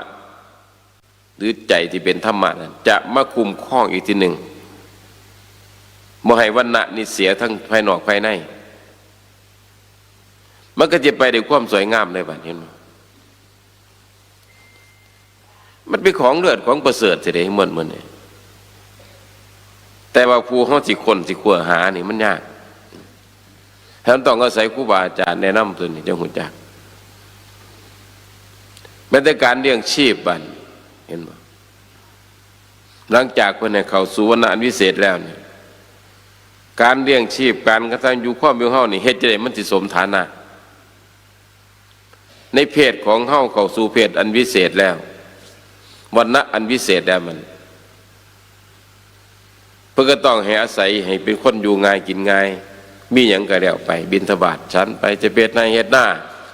เฮ็ดหัวเฮ็ดสวนเฮ็ดต่างๆขายคือฆราวาสญาติโยมมันก็เฮ็ดไปบ่ได้บัดมันไม่ใช่วิสัยสมณะที่จะไปทำพอเพศของเฮานี่เป็นเพศอันวิเศษแล้วนั่นเห็นบ่เพศอันวิเศษของเฮาเนี่ยนี่ล่ะเป็นเพศที่ท้าทายมนุษย์ในเทวดาทั้งหลายเมื่อเขาเห็นคุณค่าในการทำตรงนี้แล้วมันเขาท่าอะไรเลยท่าคนมาเห็นน้ำท่าเทวดาท่าคนพรหมมาเห็นน้ำเหมือนนะพอพรหมเห็นน้ำบ่ได้ก็ย่อมนะพระอินทร์ก็เห็นน้ำบ่ได้ย่อมมือตัวนี้ เพศตัวนี้ย่อมมนุษย์บ่ต้องบอกถึงย่อมเลยนะบุคคลผู้ใดที่เว้าประมาทเก่ากายม่อนมุนี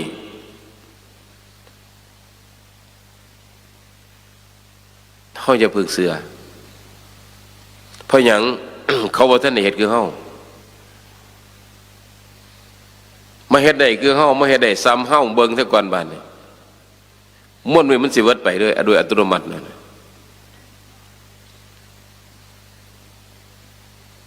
แม่นเว้าไปมันก็คืออยู่กับโคมดงโคมป่าไปเด้ผ่านป่าผ่านดงไปที่ตัวแดนเหมือนเพราะมันไม่ได้มึงไม่ทำคือเฮานี่แต่เขาต้องสมาธิบายเรื่องต่างๆคนเข้าใจมากมายมันเป็นไปได้ยากมันก็ว่าโค้มดงโค้มป่ากับไปบ้านอย่างหูจักมันต้องมาบวชเบิ่งจังหูจักให้ประพฤติปฏิบัติตัวให้เข้าสู่เพศอันวิเศษก่อนหรือให้เขามาสู่วรรณะอันวิเศษก่อนอยู่น้ำเข้าได้2 ปี5 ปี10 ปี20 ปีหรือหลายกว่านั้นก็สุดแท้ๆล่ะยิ่งอยู่ได้นานมันก็ยิ่งเห็นความสำคัญเห็นความวิเศษมากเท่านั้นฉะนั้นมันบ่เฮ็ดได้ง่ายๆบาดเห็นบ่ลูกหลานเฮาโตเฮาเองหูจักฮ้อนหูจักหนาวจักเข้มจักจืดหูจักดีจักซัวเป็นหยังเฮาบ่สามารถสิพักกายเฮาเข้าไปสู่วรรณะอันวิเศษได้ นั่นเห็นบ่บัดนี้ ไม่สามารถจะพักตัวเข้าไปสู่วรรณะอันวิเศษได้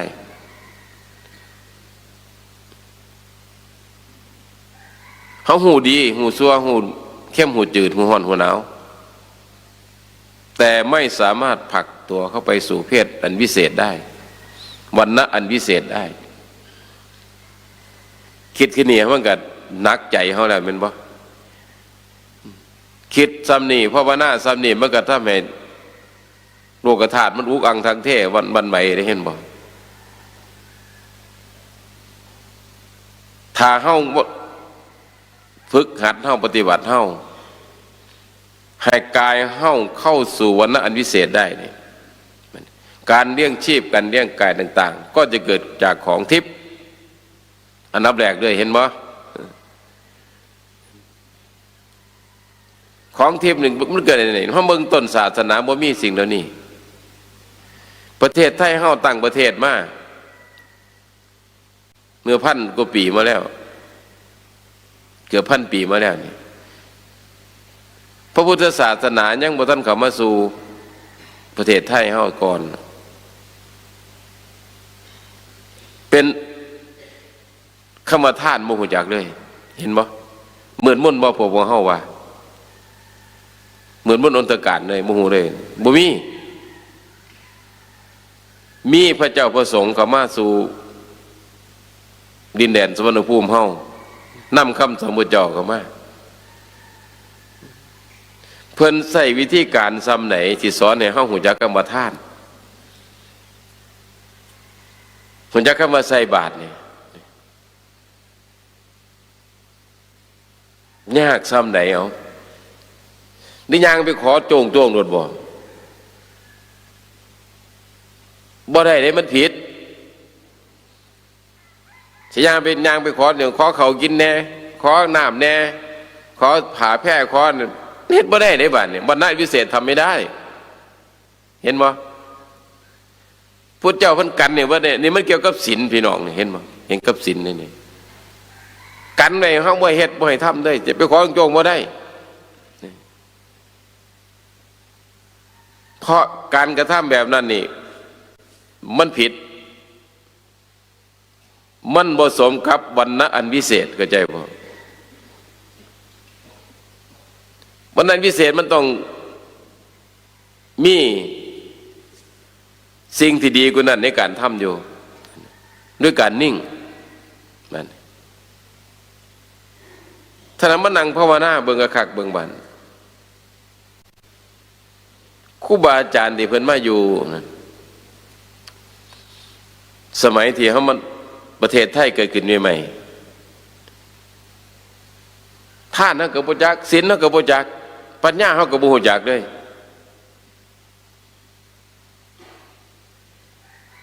แล้วคนในมือท่านเขาก็บ่จักศีลเขาก็บ่จักปัญญาก็บ่มีนี่เพิ่นมาเผยแผ่เฮ็ดจังไดจังให้เฮาพวกบรรพบุรุษเฮาใส่บาตรได้เอาคิดบ่พี่น้องญาติโยมม่วนวันนี้อย่าคู่ทั้งหลายคิดบ่เพิ่นต้องหากุศโลบายหลายวิธีหลายประการเลยเพื่อจะสอนให้คนรู้จักคำว่าให้ทานได้เนี่ยมาใส่บาตรในเพิ่นในฉันได้นี่เพิ่นจะได้กินคู่มือบ่ในฉันคู่มือบ่นี่ยากอยู่ได้นั่นเพิ่นต้องมีความอดทนถึงมันก็เป็นย่านแขนงหนึ่งคือกันนะตัวนั้นนะอดทนทุกอย่างอดทนทั้งความลำบากอดทนทั้งความหิวความกระหาย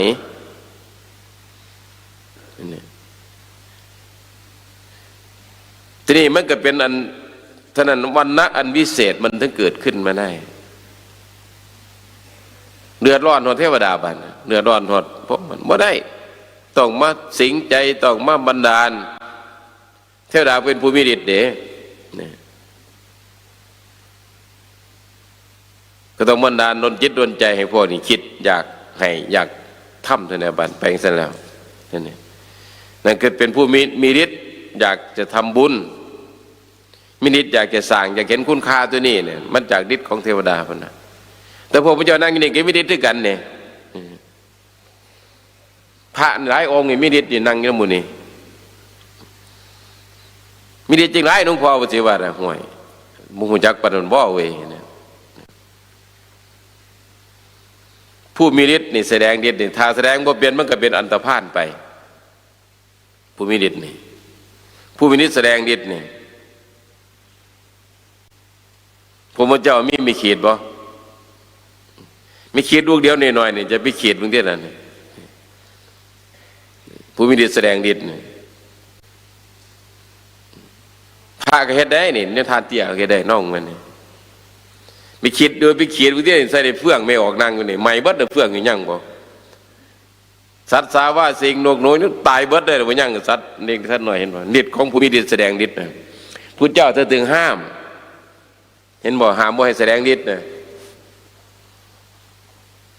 คือฤทธิ์ไปทั้งต่ำทั้งซ้ำน่ะเพิ่นห้ามบ่ให้แสดงพวกไม่ให้อ้อยไม่ออกพากันแสดงฤทธิ์จูดร้อยนี่โอ้ย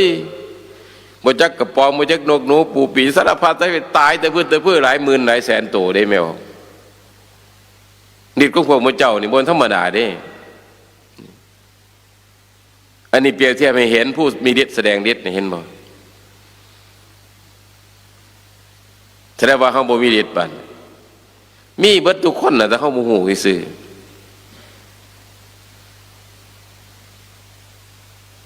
ผู้มีฤทธิ์แสดงฤทธิ์ก็ให้เกิดความเสียหายได้เดี๋ยวว่าเขาบ่มีฤทธิ์นั่นผู้มีฤทธิ์พระเขามึงติได้จะเป็นเป็นตะเงิดบ่แม่นบ่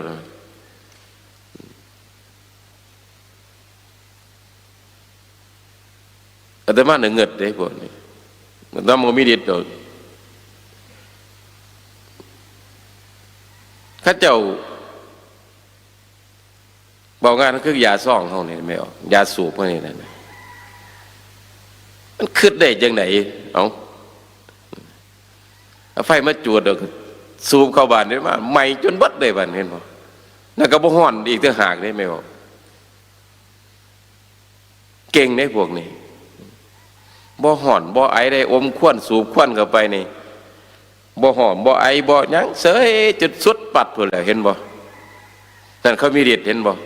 ไม่เอาเฮ็ดบ่ได้มึงคนเฮ็ดบ่ได้เฮ็ดก็ไปไอแขกๆโดนน่ะบ่เฮ็ดบ่ได้เฮ็ดก็ไปก็ไอเนิดเมาโดดหัวทิ่มบ่เด้น่ะบัดเพราะหยังเฮาบ่มีฤทธิ์คือเพิ่นอันพวกคนมีฤทธิ์นี่โอ้ยสูบเสยยังสูบไปแล้วไฟก็คักแค่นั้นอมได้จังได๋เห็นบ่นั่นน่ะผู้มีฤทธิ์เป็นสั่นบัดนี่มองภาพให้เห็นว่ามันมุ่มกลับการภาวนาเป็นตัวมันต้องหูจักมุ่มกลับม่วนมันนั่นน่ะแต่ก็บ่มีทุกองค์นะผู้มีฤทธิ์แบบนั้นนะบางองค์เพิ่นก็บ่มีเลยบ่สนใจเลยเดชเพิ่นบ่เอาฤทธิ์แบบนั้นบ่เอาเพราะมันนำความหายนะมาใส่ชีวิตเฮาแต่มันจะเป็นเหตุให้ทำลายวรรณะอันพิเศษต้องหูจักนะพาเข้าต้องหูเจ้าของนี่มันเนี่ยการกระทำแบบนั้นมันแต่เป็นเหตุให้ทำลายวรรณะอันพิเศษของเรานั่นเห็นบ่ล่ะบัดฤทธิ์แบบนั้นน่ะมันเป็นฤทธิ์ทางต่ำฤทธิ์แบบพระเทวทัตนั่นฤทธิ์แบบนั้นทำลายความงามความดีของเจ้าของเดี๋ยวไปหาไหวหาว่อนหาครูบาอาจารย์ให้มาซอยมายุ่งมาสู้ไว้มันเป็นไปบ่ได้ตัวนั้นเพราะว่าครูบาอาจารย์บ่มีฤทธิ์คือเฮาครูบาอาจารย์ที่เพิ่นฝึกเพิ่นหัดมานั่นบ่มีฤทธิ์แบบนั้นบ่มีฤทธิ์คือเฮาสิมาเอาไฟจุดกอกยาตั้งแต่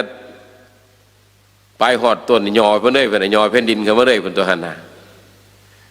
พวกนี้เรียนวิชาหย่อแผ่นดินโดยญาติเตี้ยตัวมันเพื่อเหตุเพื่อทำเบิ่งนี่ดีเด้อมันนี่พวกมีคาถาหย่อแผ่นดินหย่อน้ำหย่อไฟได้เพิ่นตัวจุดไฟไปปลายเพิ่นซัดเข้าไปจนเหี่ยนจนเกี่ยงตับเพิ่นเบิดเหี่ยนหย่อเข้ามาจนบ่มีเพิ่นตัวมันเห็นบ่เบิดเลยนี่เรียนวิชาหย่อแผ่นดินเก่งพวกนี้หย่อไฟ แต่ว่าครูบาอาจารย์ที่เพิ่น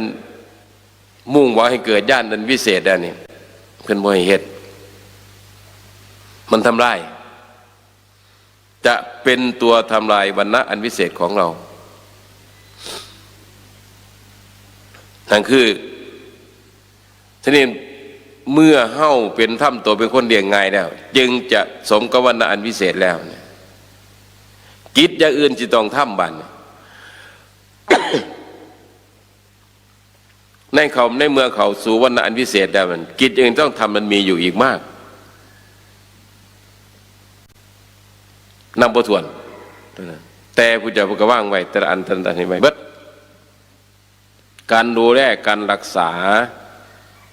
การไปการมามองอยู่มองเศร้าเฮานี่ต้องสะอาดโดยธรรมชาติมีใบพรมใหม่เฮากับใบใหม่เฮากับปัดวันนี้มันต้องกับถูเสร็จต่างๆให้มันแตกต่างจากฆราวาสวิสัยไปอันนั้นเพื่อนไม่ออกเฮานั่นบ้านเฮานั่นบ่จักยังตัวอีหยังหน้าบ้านหกกับบ่เบิ่งในเฮือนหกกับบ่เบิ่งขี้ฝุ่นขี้อย่างเงี้ยก็บ่ปัดบ่กวาดบ่เก็บบ่เมียนสะสายไปบัดก็ไปแต่งเอาแตหน้าหั่นไปท่าเอาแตหน้าแต่โตเท่านั้นเองไปนี่คือมันแคบมันนี่ใจมันแคบเพิ่นว่าแน่นั้นเฮือนซ่านบ้านซองกันได้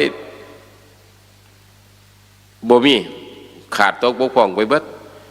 อย่างนั้นน่ะพระเจ้าประสงค์ผู้อยู่ในเพศอยู่ในวรรณะอันวิเศษอย่าพึ่งทำต้องปัดกวาดเช็ดถูให้สะอาดสะอาดให้เป็นระเบียบของใส่ของซอยบางอย่างบ่ให้มันมีมันเป็นตัวเกะกะมันไม่ดูดีถ้ามันมีก็ให้มันสมกับเพศอันวิเศษของเฮานี้วรรณะอันวิเศษของเฮานี้ถ้ามันเกินไปบ่ได้ผิดเพื่อก็บอกมาเลยบ้องแต่มองโยมองอาศัยเพิ่นให้เตรียมพุ่นตัวน้ำใส่อยู่ใสน้ำสันอยู่ใสบอกเบิดเพิ่นให้เฮ็ดไว้เบิดผู้เจ้าบ่เป็นธรรมดาเด้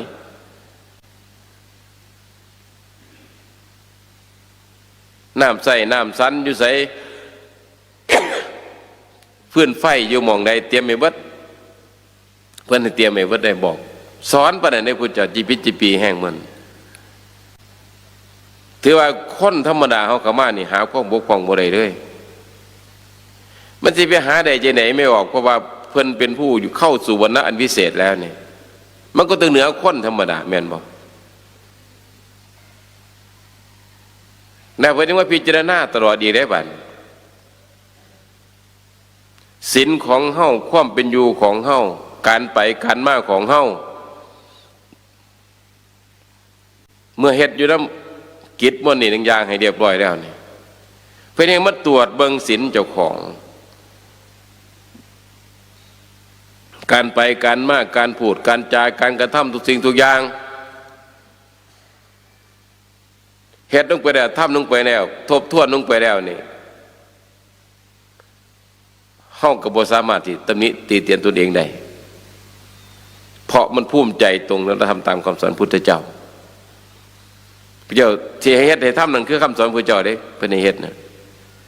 ถ้าเฮ็ดด้วยความสมบูรณ์ถูกต้องดีงามแบบนั้นน่ะถือว่าเฮาตีเตียนเจ้าของบ่ได้ความภูมิใจมันก็เกิดขึ้นหลายบัด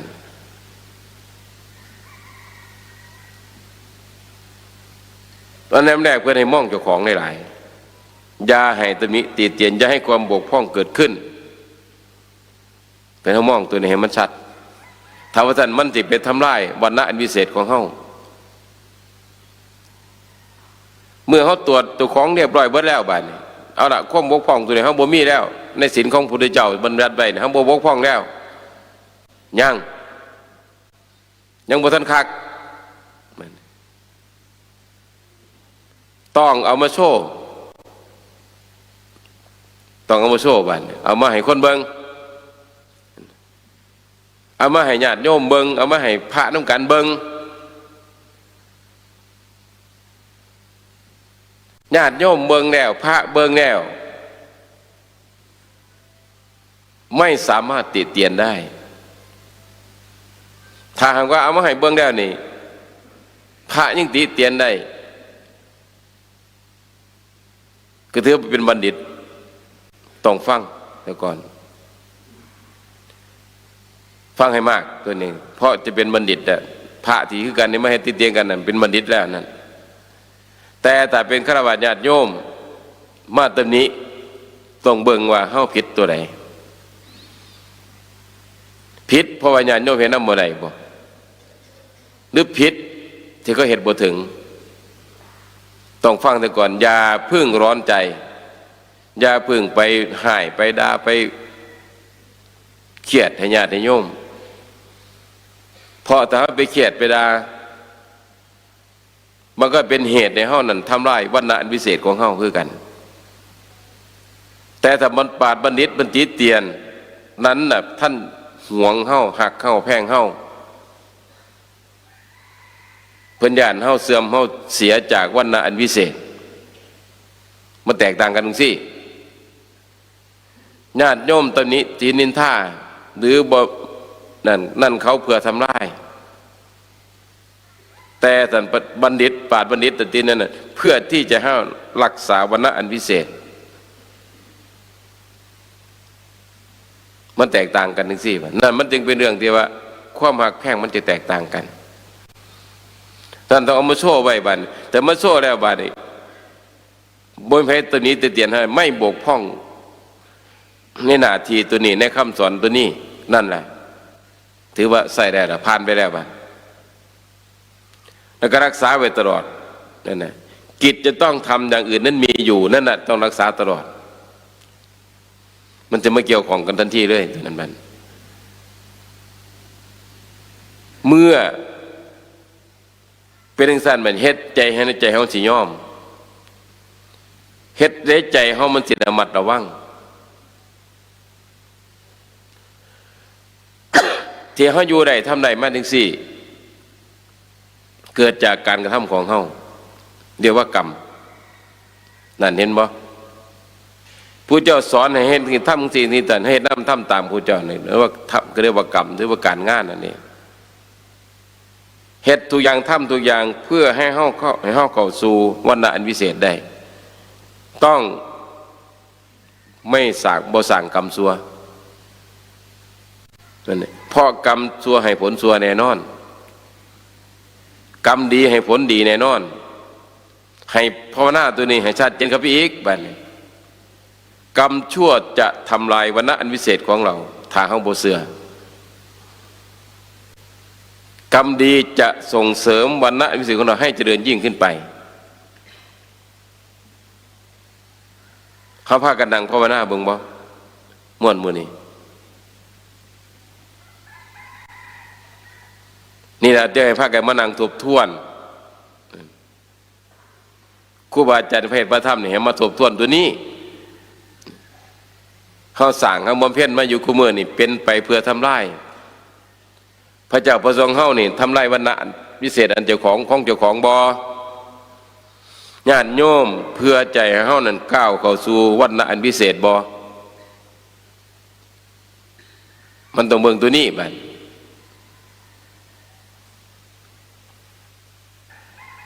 ถ้าเฮาฮู้จักแล้วบัดมันสิบ่ไปทำกรรมชั่วเพราะมันเป็นตัวทำลายวรรณะอันวิเศษของเฮาจะสั่งสมแต่บุญบารมีให้เกิดขึ้นอาศัยวรรณะอันวิเศษตัวนี้เป็นฐานรองรับแล้วท่านการปฏิบัติการภาวนาต่างมันจะยิ่งขึ้นไปเรื่อยๆไปความเห็นต่างมันยิ่งถูกต้องไปเรื่อยไปเพราะมันเกิดใจเฮามันต้องวิเศษตามต่อไปวรรณะที่เฮาอยู่เข้าไปอยู่มันเป็นอันวิเศษแล้วมันจะไปสู่วรรณะอันวิเศษทำให้กายเฮาใจเฮาวาจาไปสู่วรรณะอันสูงส่งอันวิเศษยิ่งขึ้นไปความเสียหายมันบ่มี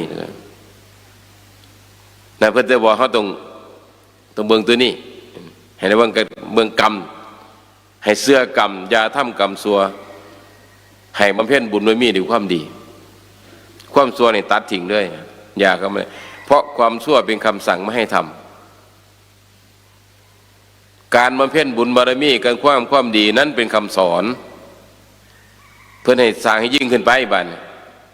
ให้มันสมฐานะว่าเฮาเป็นเข้าสู่ฐานอันวิเศษหรือเป็นผู้เข้าสู่วันอันวิเศษแล้วอย่าให้คนดูหมิ่นดูแค้นได้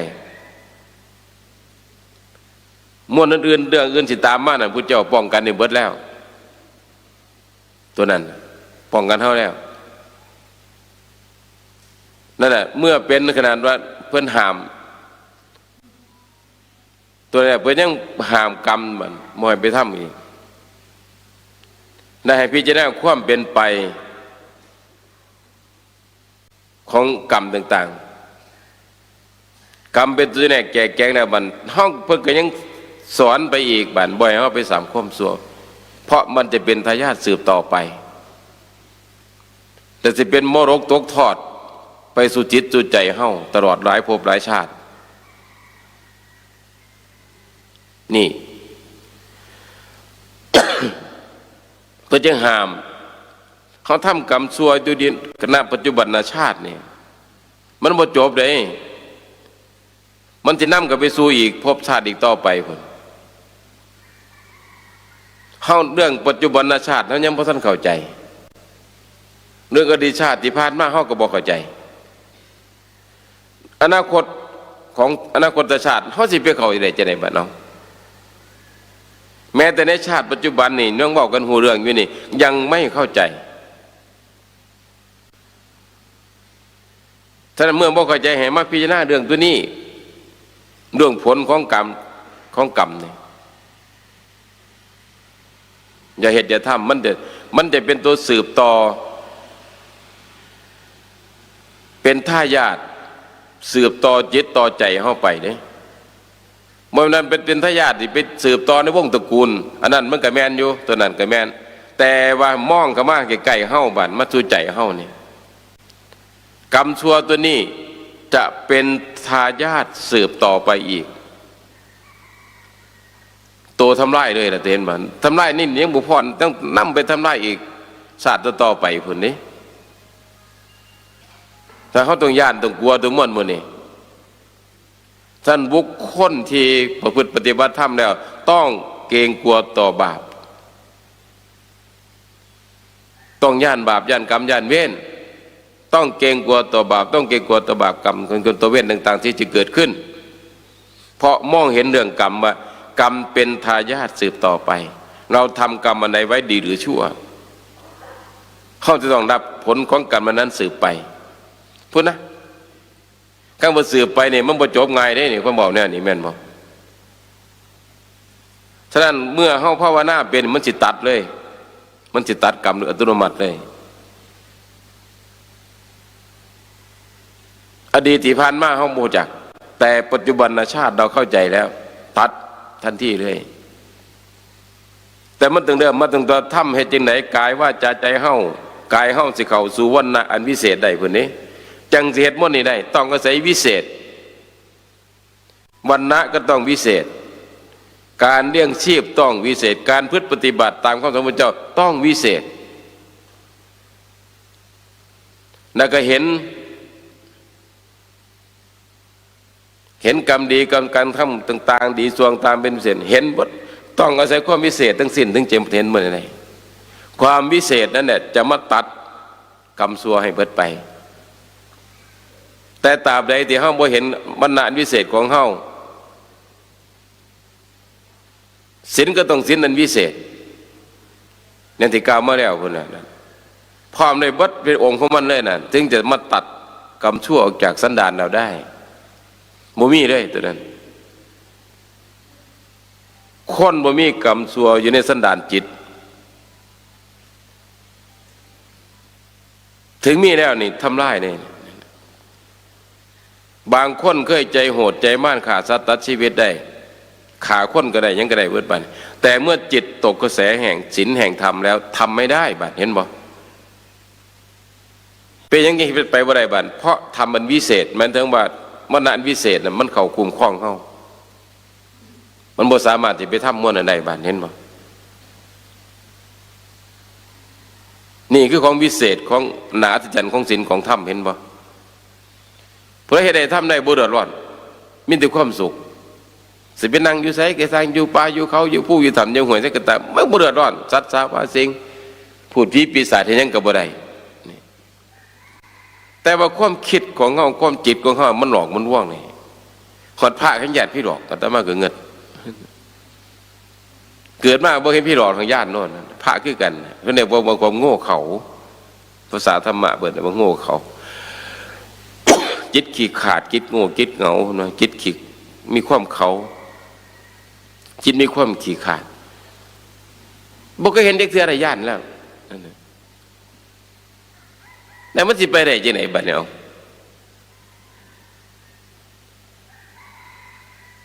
สิ่งมูนี่พระเจ้าบอกเขาเห็นนั่นน่ะถ้าเฮาเข้าสู่วันอันวิเศษแล้วนี่อย่าไปย่านม่วนนั้น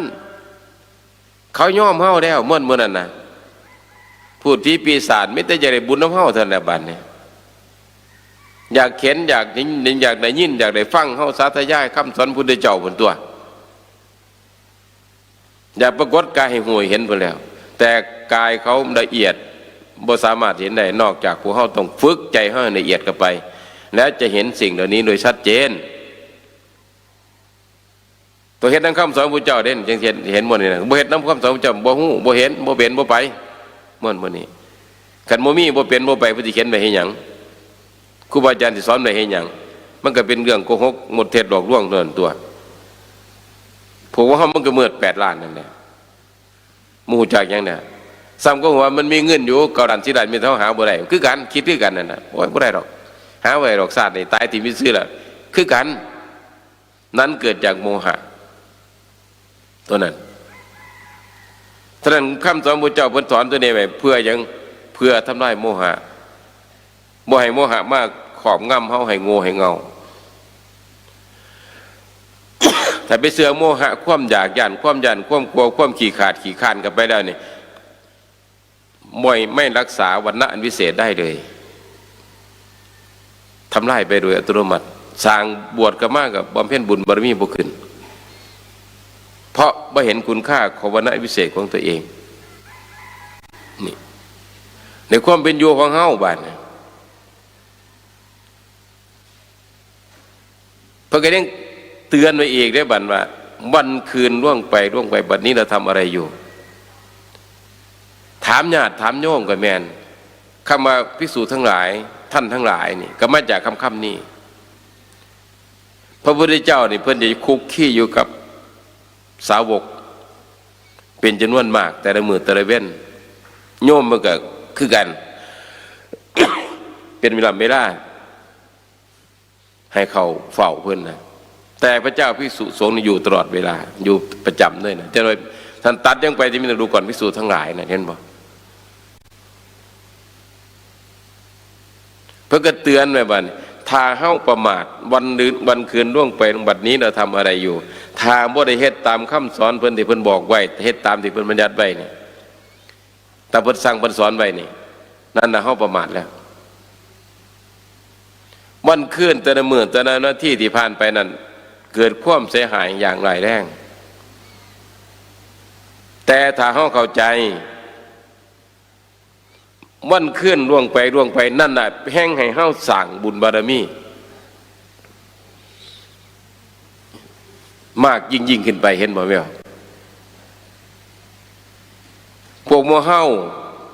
คล้องคฤหัสถ์วิสัยเสมาทีจิตทีใจกระมวลมุนีมันก็ยากฉะนั้นนั่นที่ปีหนหลวงพ่อสมภพจึงนัดเฮามาพบผู้ใฝ่ธรรมแม่พบกันเพื่อที่จะมาย้ำเพื่อที่จะมาเตือนร่างกายของมนุษย์เฮาที่ได้มานี่ก็เป็นของวิเศษอยู่แล้วละส่วนหนึ่งฉะนั้นอย่าพากันทำลาย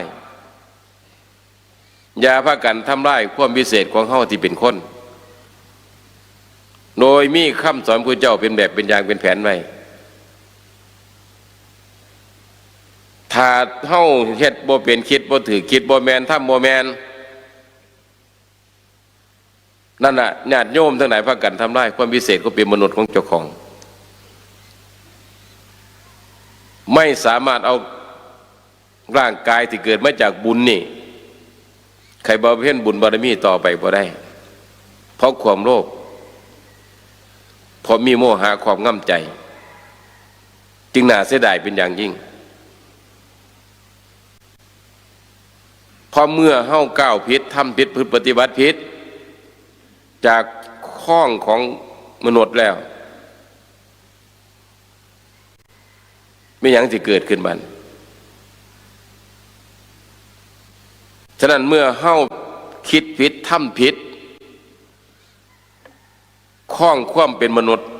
ความเป็นคนไปแล้วก็ภูมิเดรัจฉานจะเข้าสู่ตัวเราอยู่ใกล้ตัวอยู่ใกล้ตัวเขาคือภูมิเดรัจฉานหมายถึงหมูหมากาไก่เขาสิไปหันเอามันสิไปได้จริงไหนบัดนี้ที่มันไปได้เนี่ยเพราะการกระทำของเฮาการกระทำของเฮานั่นมันไปสู่ภูมิตามความคิดการกระทำต่างๆเป็นโตทำลายภูมิมนุษย์เขาเองโตทำลายร่างที่เป็นมนุษย์เขาเองโดยปริยายเมื่อมันเป็นแบบนี้มันก็ต้องไปสู่ภูมิที่ต่ำกว่าไม่จิตของคนคนนี้ภูมิจิตภูมิใจของคนคนนี้ไม่สามารถอยู่ในภูมิของมนุษย์ได้อยู่ในเพศก็เป็นมนุษย์ได้แต่ไปอยู่ในภูมิเดรัจฉานเข้าใจบ่มันบ่สามารถสิไปให้เขาไปอยู่ในการกระทำความเขาเนี่ยมันบ่สามารถสิไปรองรับกับภูมิเป็นมนุษย์ได้เลยภูมิคนได้เลยต้องให้ไปอยู่ในภูมิเดรัจฉานเอาละชาติที่เห็นยังเจ้าบ่ได้ละแต่ว่าชาติต่อไปล่มหายใจจะเบิดเมื่อไหร่ต่อไปเกิดเป็นสัตว์เดรัจฉานทันทีเพราะเจ้าสั่งเหตุทำมาบำเพ็ญมาทำมานั้นเพื่อให้ไปเกิดเป็นสัตว์เดรัจฉานฉะนั้นครูบาอาจารย์จึงสอนเลยว่าขาดซัวมันจึงซัวคนห้อนขาดซัวมันจึงซัวขาดมีเวรมันจังมีเวรขาดตกนรกมันจึงตกนรกคนบอกนั่นแหละคำว่าขาดซัวมันจึงซัวขาดตกนรกมันจึงตกนรกนี่มันเป็นอย่างบันเพราะเข้าบ่ฟังคำสอนพุทธเจ้าครูเจ้าสอนกันในวัดนี่ครูบาอาจารย์กันนำมาชี้แจงมาบอกบัดคุณแนวบอกเอานี่ถือว่าขาดซัวนี่ถือว่าขาดตกนรกพวกนี้คำสอนของครูบาอาจารย์หรือของพุทธเจ้านี่เพิ่นดึงเข้าไปดึงขาเข้าไปอย่าไปมันจะตกนรกมันจะไปเป็นสัตว์เดรัจฉานไปเป็นเปรตสุกายมันอดมันอยากมันลำบากมันบ่จบบ่งามบุคคลไหนความเฉลียวฉลาดบุคคลไหนบอกก็บ่ได้ปากก็บ่เป็นกินก็บ่ได้กินอิ่มฮ้อนกับทรมานหนาวกับทรมานที่ไปอยู่ห้องแอร์ก็บ่ได้หนาวสิหาผ้าห่มผ้าต้มมันก็บ่ได้คือคนไหนบัดนี้มันเป็นภูมิที่ต่ำเห็นบ่เพิ่นก็ดึงไว้แต่เฮานี่บืนไปบัดนี้บืนไปจนเป็นตกภูมิของเดรัจฉานน่ะก็จริงแล้ว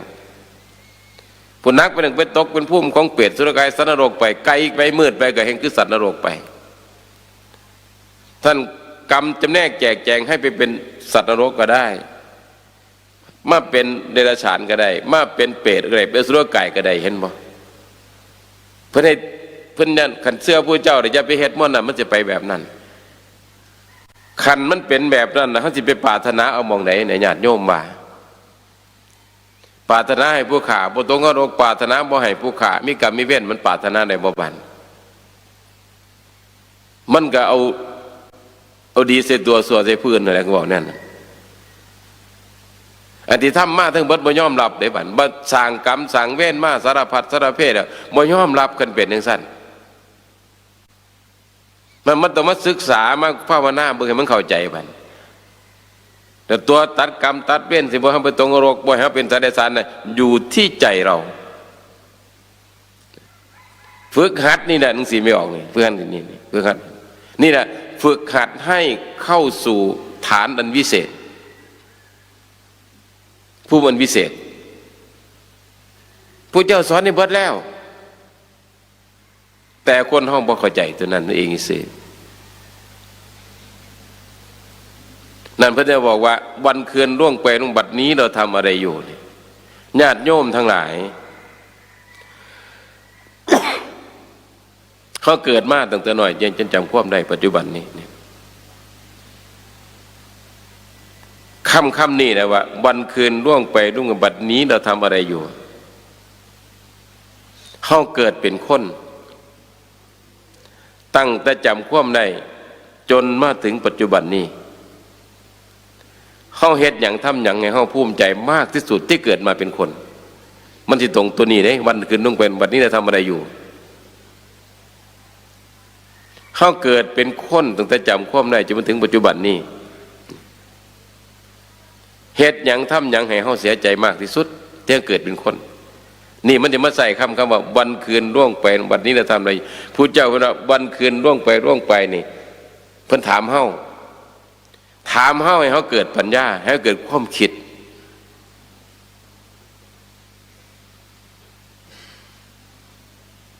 ถ้าเฮาเกิดความคิดเกิดปัญญาได้ว่าโอ้วันคืนล่วงไปนี่เฮาสั่งแต่ความชั่วตัวเองก็เศร้าเสียวันคืนลงไปในห้องบำเพ็ญบุญบารมีสร้างความคุ้นเคยเจ้าของเนี่ยก็ให้ทำต่อไป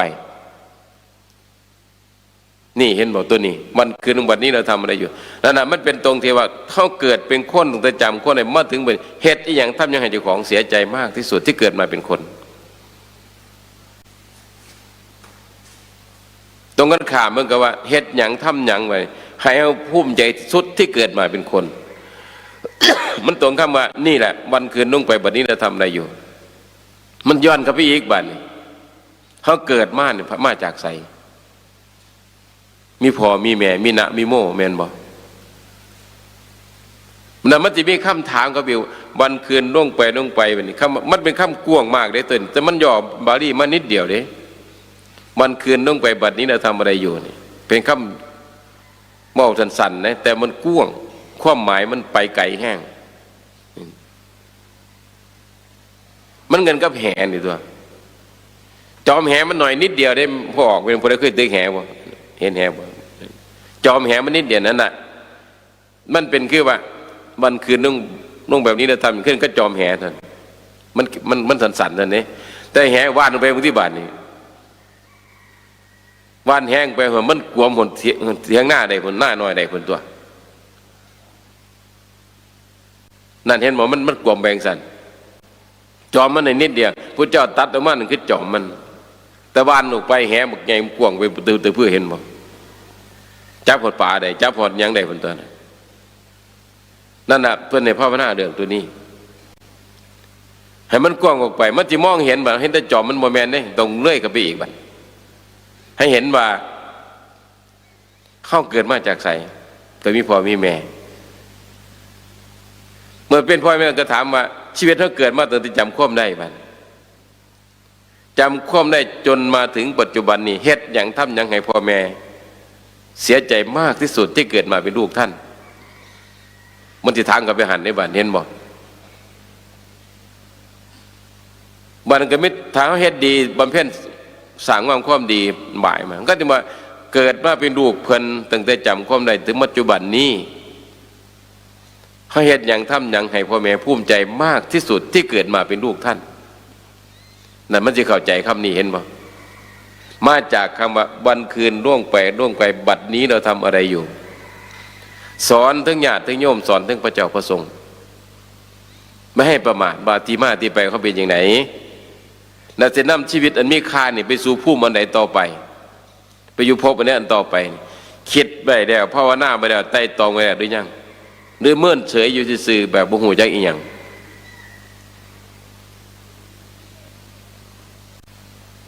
นี่แหละเมื่อเป็นนั้นพระเจ้าเป็นสอนไปอีกบัดนี้เมื่อเข้าสู่วรรณะอันวิเศษแล้วนี่มองไหนมันสงัดมองไหนมันสงบมองไหนร่มเย็นมองไหนมันสิทำบ่ให้ความสงัดเกิดขึ้นเพื่อให้ยินดีในตัวนั้น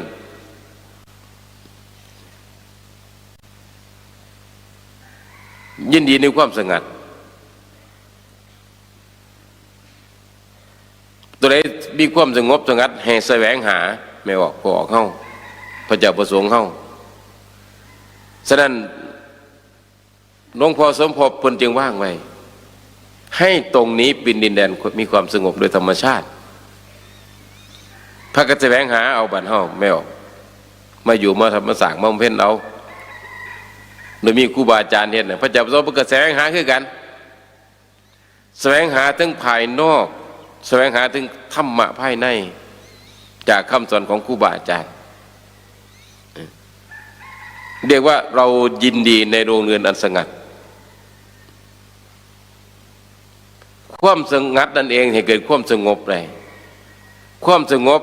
เป็นเหตุให้เกิดสมาธิได้มันมาจากการวิเวกเนี่ยถ้ามายุงเสียกับวิเวกมันญาติโยมพากันยุงเสียเขาวิเวกมากได้เนี่ย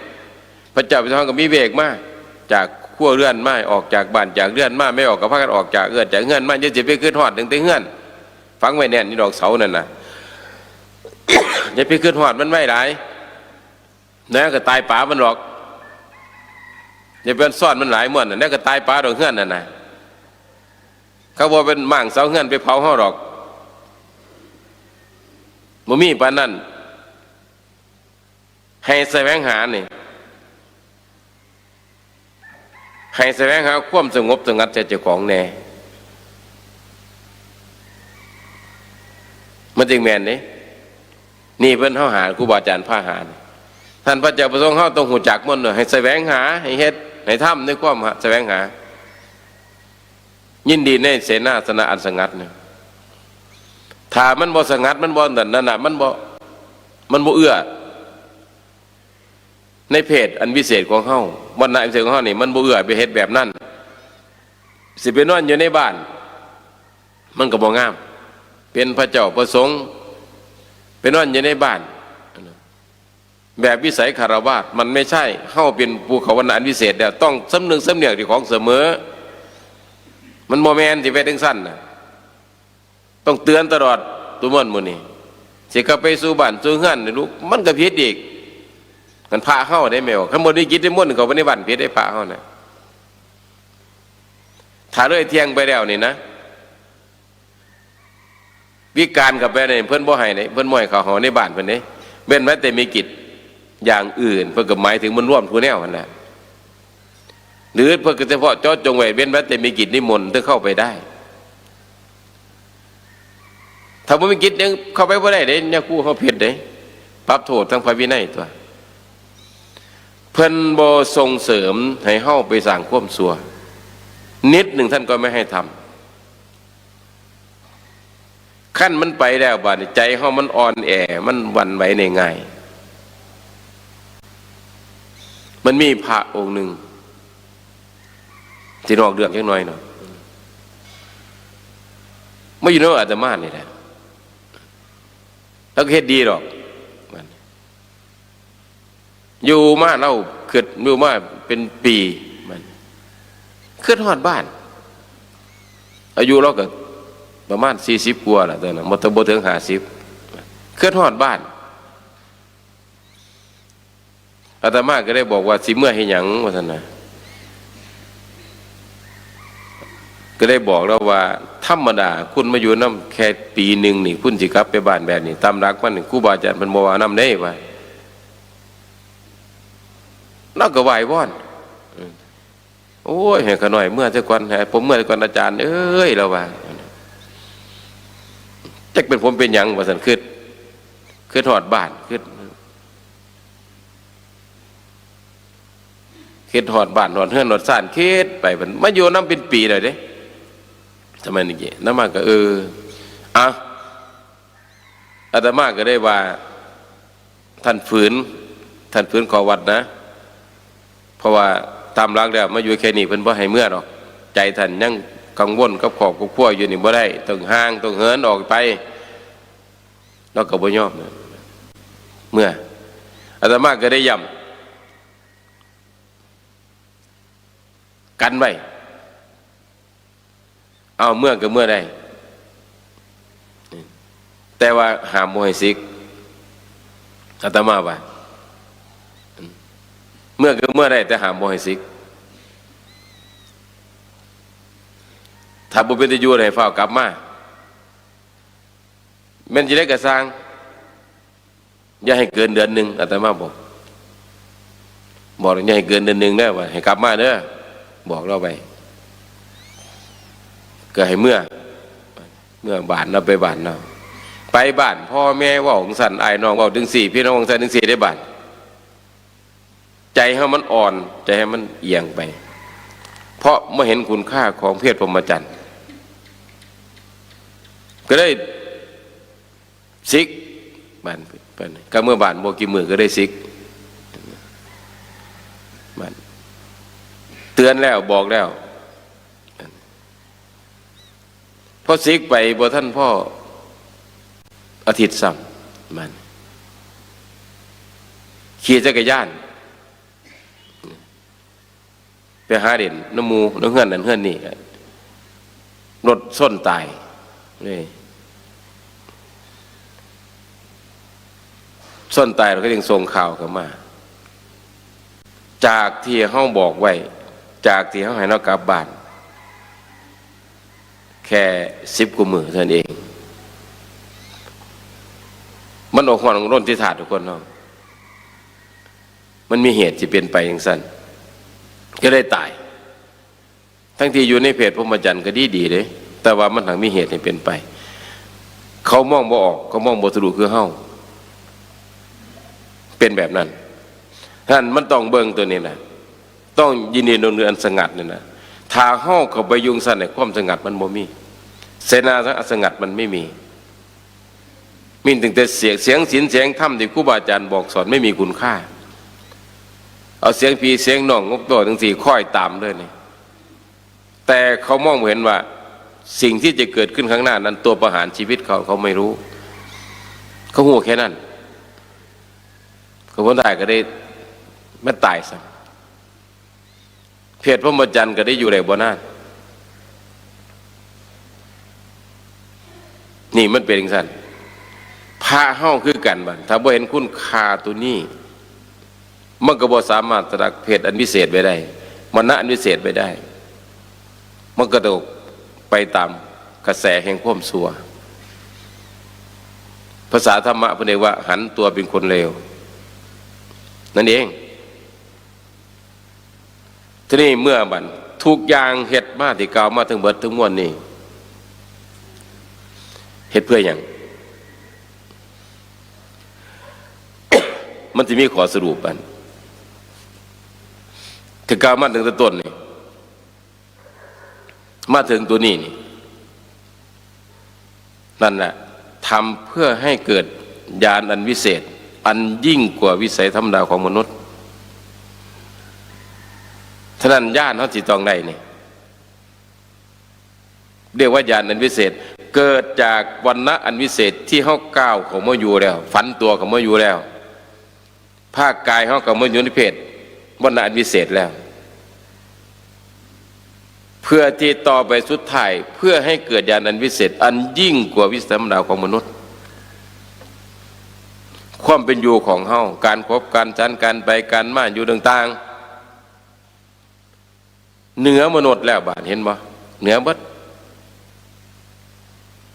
แต่ในสายตาของมนุษย์เขาก็มองเห็นว่าโอ้ยก็ธรรมดาพาเฮาบ่มีหยังหรอกนั่นคือผิวเผินของเขานั่นแต่ถ้าเขาบอกเอาคันว่ามีหยังมาบวชเหมือนกันที่ไหนพ่อออกมาบ่ได้เด้นะมาบ่ได้ไว้บวชบ่ได้ดอกก็ได้ยากรวดได้ยากไปก่อนเลยเห็นบ่ไม่ออกคือกันมาบวชที่เจ้าราคาเบิ่งหลวงพ่อจรัญเป็นพาเฮ็ดเนี่ยมันโอ้ยบ่ยากขน้อยบ่ทันได้นั่นจังซี่สารพัดมันผูกพันธนาการเจ้าเห็นบ่ขนาดมีผู้พาเฮ็ดว่าทำเนี่ยยังบ่อยากเฮ็ดเด้อนะพวกมาเฮาเห็นบ่แม่นความหยาบของเฮาความมึนของเฮา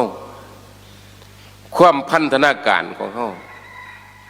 เชือกซึ่งเป็นตัววัฏสงสารเป็นตัวรอยรัด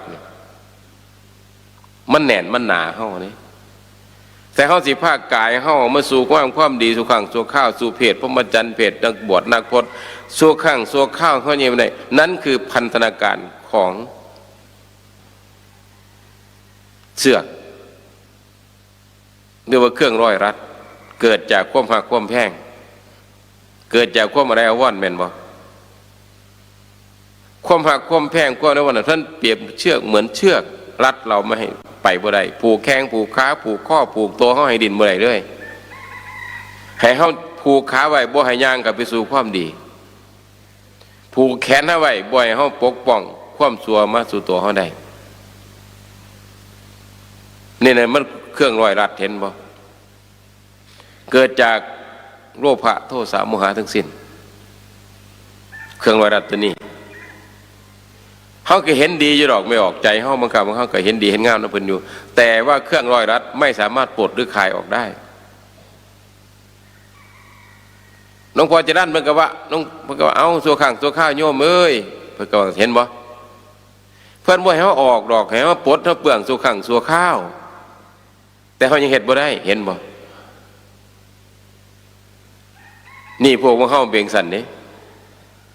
นั่นก็เครื่องร้อยรัดนั่นก็คือโลภโมโทสันนั่นเองมาจากความพอใจมาจากความต่างๆที่เกิดขึ้นมันสั่งสมมานานแล้วท่านสิมาปลดมาละเอาแค่ง่ายๆนี่มันก็บ่ง่ายเลยบาดนี่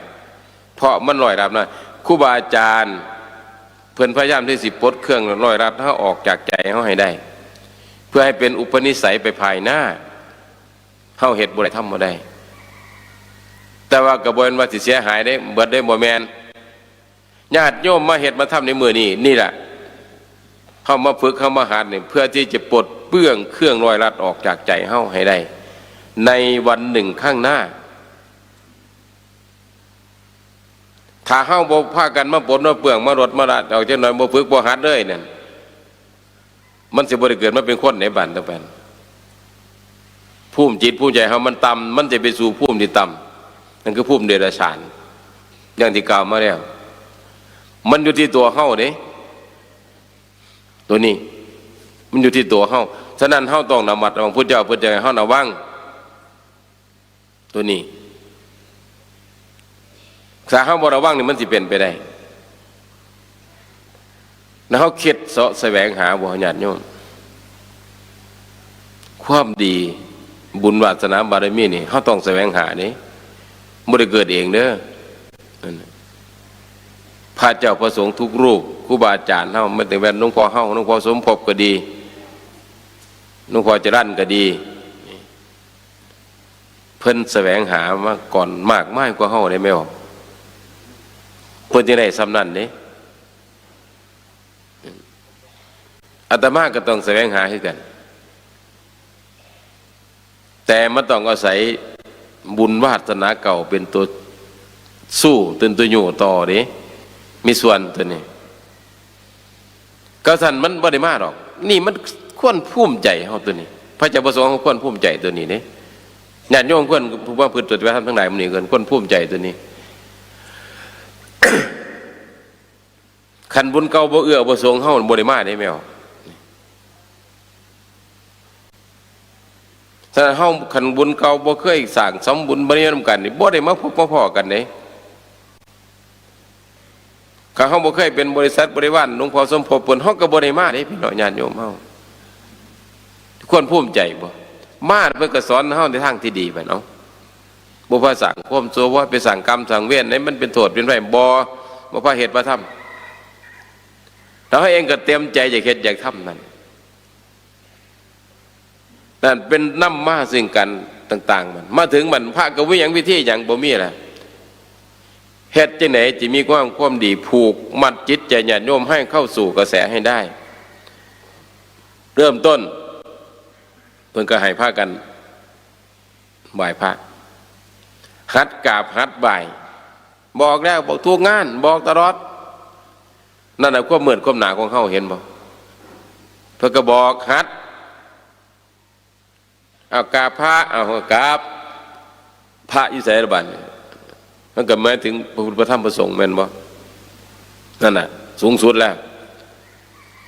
แต่คุณก็ไปนั่นบ้างกันพระอีกนึงก็คือพ่อคือแม่เฮาให้กราบถึงคุณเพิ่นนึงกับคุณของครูบาอาจารย์อีกกราบอีกหัดอยู่ตลอดเวลานี่แล้วไปมามันจิตใจเฮามันเป็นอย่างไรมันก็ความอ่อนตัวนี้ไม่ใช่อ่อนแอนะการหัดการกราบการไหวนึกถึงคุณพุทธพระธรรมพระสงฆ์บิดามารดาครูบาอาจารย์กายการประนมมือกันต่างๆให้สวยให้งามพระเฮานั่นอย่าไปเฮ็ดมากง่ายที่แท้ใดมันไปเดือนความพุทธเจ้า ตัวมีสติอยู่เสมอหันตัวการเฮ็ดม่วนมุนี่บัดทุกอย่างที่กล่าวมาเนี่ยการกราบการไหว้การต่างๆให้สวยให้งามต่างๆทำไปเพื่อให้เกิดญาณอันวิเศษได้ญาณในวิเศษตัวนี้ยิ่งกว่าวิสัยของมนุษย์ที่จะทำได้มนุษย์ธรรมดาเฮ็ดบ่ได้บ้านเห็นบ่มนุษย์เขาสิมาปีกตัวมาอยู่กุฏิผู้เดียวสิมาสันเข่ามือเด้อเทื่อมาปัดมากวาดด้านวัดด้านมาเพ่นบอกใครปากใครบอกใครจานมนุษย์เห็นน้ำยากบาดเห็นบ่นั่นน่ะนี่คุณวิเศษของเขาคุณอยากบอกนี่คู่จะไปหาใส่ไปไหว้ว่อนใส่ดอกบันมันเริ่มต้นแต่เข้าสู่วันอันวิเศษพูนเขาเฮ็ดเข้ามาได้แล้วเฮ็ดได้มันก็บ่กี่คนบาดเห็นบ่วันอันวิเศษนั่นแหละจะให้เราเข้าสู่ญาณอันวิเศษอันยิ่งกว่าวิสัยธรรมดาของมนุษย์ภูมิใจบ่มันน่าภูมิใจมากในตัวนั้นบันฉะนั้นการปฏิบัติร่างกายสังขารเขายังแข็งแรงอยู่ควรเด็ดควรทำเอาญาติโยมทั้งหลายพวกไม่บอกเขาทั้งหลายคือกันร่างกายสังขารยังแข็งแรงไปได้อยู่ให้พากันขวนขวายพากันเหตุกันทำเอาขันร่างกายสังขารโบเอื้อแล้วนี่แม่นอยากได้อยากดีอยากเป็นอยากไปมันไปบ่ได้ได้ญาติโยมอุปสรรคของสังขารเฮายังมีอยู่ดินน้ำลมไฟเฮาร่วมกันเป็นขาดเป็นก้อนตัวเฮานี่ยังมีอุปสรรคอยู่เด้เมื่อนาสิเปิดให้สวะสเวิร์นอย่างเดียวบ่แม่นได้มันยังมีอุปสรรคอยู่ตัวมันผ่อนผันได้ไปได้ไปดึงได้ก็คือความเจ็บตัวมันความได้เหนื่อยก็คือความแก่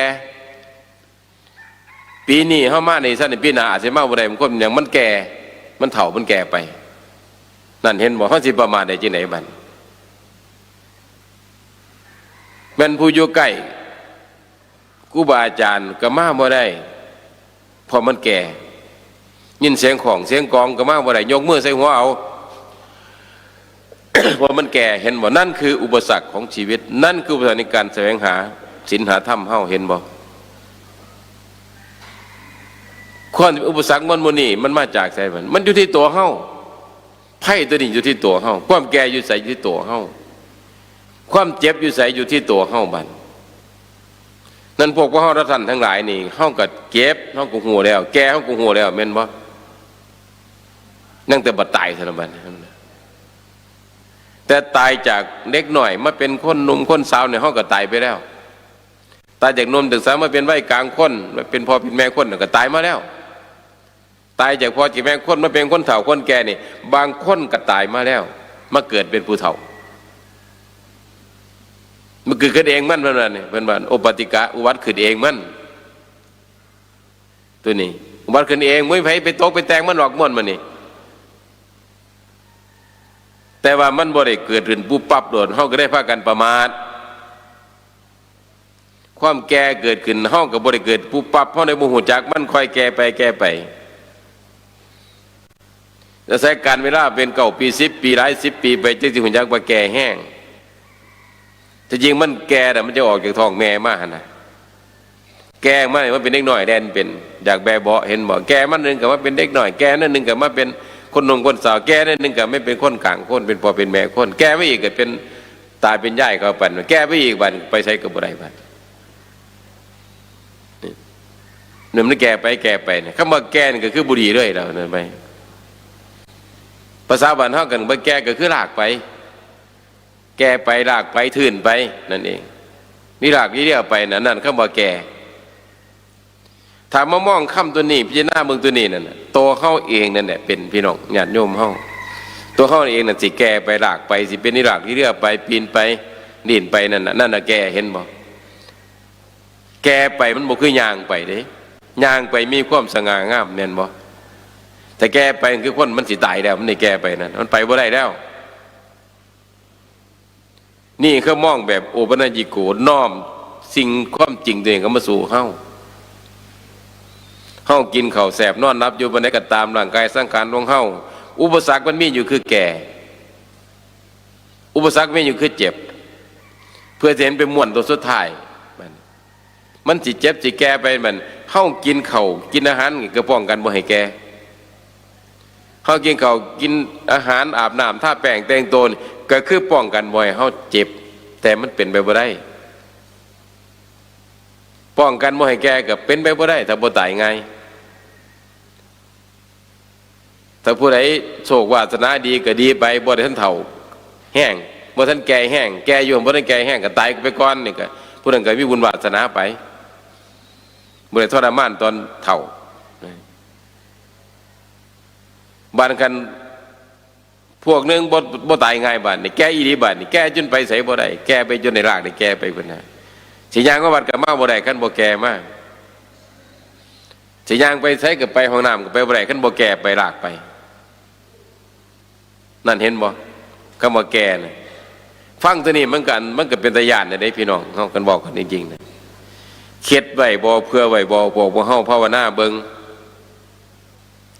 สิพากันมวนกันเพิดกันเพิ่นเดี๋ยวนี้มันแม่นบ่ไอ้ที่เขาเพิดก็เพื่อนมาก่อนเฮาถึงถ้าเข้าปู่ย่าตายายเฮาเขาก็เพิดเพื่อนมาก่อนเฮาทั้งสิ้น ผลสุดท้ายเขาก็มาเจอคำว่าแก่ผลสุดท้ายเขาก็มาเจอคำว่าเจ็บผลสุดท้ายเขาก็มาเจอคำว่าตายไปแล้วในพวกหมู่เฮาสืบสายเลือดมาจากพ่อจากแม่ปู่ย่าตายายแล้วปู่ย่าตายายเฮาไปใส่ไปแล้วแก่แล้วเจ็บแล้วตายแล้วเมียนไปเรียบร้อยแล้วไปเฝ้าหางม่วงแล้วเห็นบ่อันพวกหมู่เฮาจะพากันสิเก่งไหนผู้ใดก็ได้อย่าพากันอวดเก่งอายุ50-60ไปเด้ออย่าพากันอวดเก่งเศร้าพี่น้องเฮาพากันหันหน้าเข้ามาวัดมาบ้านกินทานเฮาไปบำเพ็ญบุญบารมีเฮาไปดีกว่ากันปั่นนั่นน่ะอย่าไปอวดเก่งเฮาญาติเฮาไหนก็ค้ำพวกเฮานั่นน่ะผู้เฒ่านั่งอยู่นี่น้องนี่เอาไหนขวดได้มาค้ำมาให้ญาติไว้ได้นี่เห็นบ่ใจบ่ใหญ่ได้ไม่ออกนั่งอยู่นี่หลายคนนี่ไม่ออกเฮานี่ซ้ำอยู่50-60ไปนี่ญาติได้มาค้ำมันนี่นี่ท่านเตี้ยญาติได้มาค้ำยังมื้อนี้เขาขวดได้มาค้ำมาให้นี่บ่กล้าย่ำพุ่นเอาคือมื้อน้องไปยำมือเตี้ยเข็นแขวเจ้าบ่ฮักเล่ามึงเนี่ยมันเป็นสันนิษฐานที่ญาติยังยำแตกแปะรวดไอ้แม่นบ่แค่นี้เขากูหูแล้วว่าสังขารเขามันเสื่อมมันโทรมตัวกันบอกใหญ่แต่ผู้ใดก็ได้บางท่านญาติไม่ญาติแน่บ่ค้ำยำบ่ได้แสบเจ้าก็รอยำบ่ได้ได้พวกมาเฮานี่เห็นบ่มื้อเทื่อก็ร้องเบิ่งแม่ยำได้บ่ค้ำนี่ว่าเฒ่าญาติแน่บ่ค้ำนี่ยังมาบอกใหญ่เศร้าเด้อว่าซั่นบ่บุเก่งเข้าน่ะยามได้ประคำอะไรหรอกสูงหน่อยเข้าไปหรอกเศร้าถ้าเข้าต้องเตรียมบันเตรียมเนี่ยการมาภาวนาเนี่ยคือเข้าเตรียมเลยให้หูเท่าท่านเกิดแก่เจ็บตายเนี่ยเข้าจิตแสวงหาบันหาทางออกหาทางแก้ไขให้มันไปดีกว่าเก่านั่นน่ะบ่จะมาเกิดดีเกิดสิมันเป็นสิละจะไปเกิดอยู่ไสก็สร้างไม่ออกอย่างในภพภูมิของมนุษย์เนี่ยมันก็เป็นสิละมันต้องมีแก่มีเจ็บมีตายเนี่ยพระเจ้าเพิ่นดึงเรือดึงนายนั่นแหละย่านความเจ็บย่านความแก่ย่านความตายย่านนี่แต่บ่ได้ย่านแบบวันไหวบ่ได้ย่านแบบห้องไห้โห่แซวคือพวกหมู่เฮาเด้ความย่านความเกรงกลัวการเกิดแก่เจ็บตายเนี่ยมันลึกอยู่ในหัวใจลึกอยู่ในผลเดินแล้วตั้งปณิธานในว่าเราจะไม่มาเกิดอีกแล้วเราจะไม่แก่อีกแล้วเราจะไม่เจ็บอีกแล้วให้เชื่อว่าชาตินี้เป็นชาติสุดท้ายในการแก่ในการเจ็บในการตายให้คิดสั้นๆเนี่ยมันจะมีกำลังใจในการปฏิบัติไปการปฏิบัติทุกเฮ้าทุกมนทุกม่วนที่ครูบาอาจารย์สั่งสอนมาเนี่ยเพื่อให้พ้นจากคำว่าแก่ พ้นคำว่าเกิดพ้นคำว่าแก่พ้นคำว่าเจ็บพ้นคำว่าตายบ่มีคำสอนศาสนาไหนผู้ใดสิเป็นสูงสุดถึงขนาดนั้นได้นี่แหละคือคำสอนอัศจรรย์ยิ่งสิ่งนั้นที่เกิดขึ้นได้ก็ต้องอาศัยมาจากสูงสุดก็คือเข้าสู่วรรณะอันวิเศษทำสิ่งนั้นนี่ต่อเนื่องเป็นนิจต่อไปเรื่อยไปให้เขียวให้คนเข้มแข็งขึ้นเรื่อยไปก็จะกลายมาเป็นผู้มีญาณอันวิเศษอันยิ่งเปิดวิสัยของมนุษย์นี่แหละผู้ที่ตัดบ่ให้เกิดได้ตัดบ่ให้แก่บ่ให้เจ็บบ่ให้ตายได้คือญาณอันวิเศษนี้ไปหาใส่อะไรเจ้าคู่บันมันอยู่ในกระเป๋าเขาหันบ่ญาณอันวิเศษบ่มันอยู่ในหัวใจเขาหันบ่สิไปหาใส่บัดเนี่ยเอาหาบ่พ่อหรอกความไปความมาอยู่หันแล้วเฮานั้นนอนกับความย่างกับความเดินไปกับความนั่งอยู่นอนอยู่นี่ความวัดความญาณอันวิเศษวัดเลยผู้ใดก็ได้ไปหาเอาถึงอื่นพุ่นหาเอาถึงไกลๆพุ่น มันหาบ่พอหรอกมันไกลโตมันอยู่โตในใจเฮานี่ตัวเดียวนี่แท้ๆนี่ญาณอันวิเศษอยู่นี้นี่มันจึงแม่นบัดนี้ฉะนั้นญาณอันวิเศษตัวนี้ไม่ใช่ว่าจะเกิดมากหน่อยแล้วแต่อินทรีย์ของไผของมันเปรียบเลยคือสายตาคนบางคนนี่ใส่แว่นตานึกสิมองเห็นพุ่นไกลๆได้แม่นบ่แต่บางคนนี่บ่ได้ใส่แว่นตามองเห็นไกลดิบพุ่นเลยพุ่นบางคนบ่ได้ใส่แว่นตาก็มองเห็นซะได้สำนึงก็จึงชัดเจนใกล้เข้ามาในใกล้จนไม่ใกล้เห็นชัดเจนนี่คือเปรียบด้วยญาณวิเศษขึ้นกับสายตาท่านญาติโยมทั้งหลายพระเจ้าประสงค์ห้องอย่างไรได้คิดว่าเฮ้าได้ถึงขนาดนั้นได้อย่าคิดว่ามันจะกว้างไกล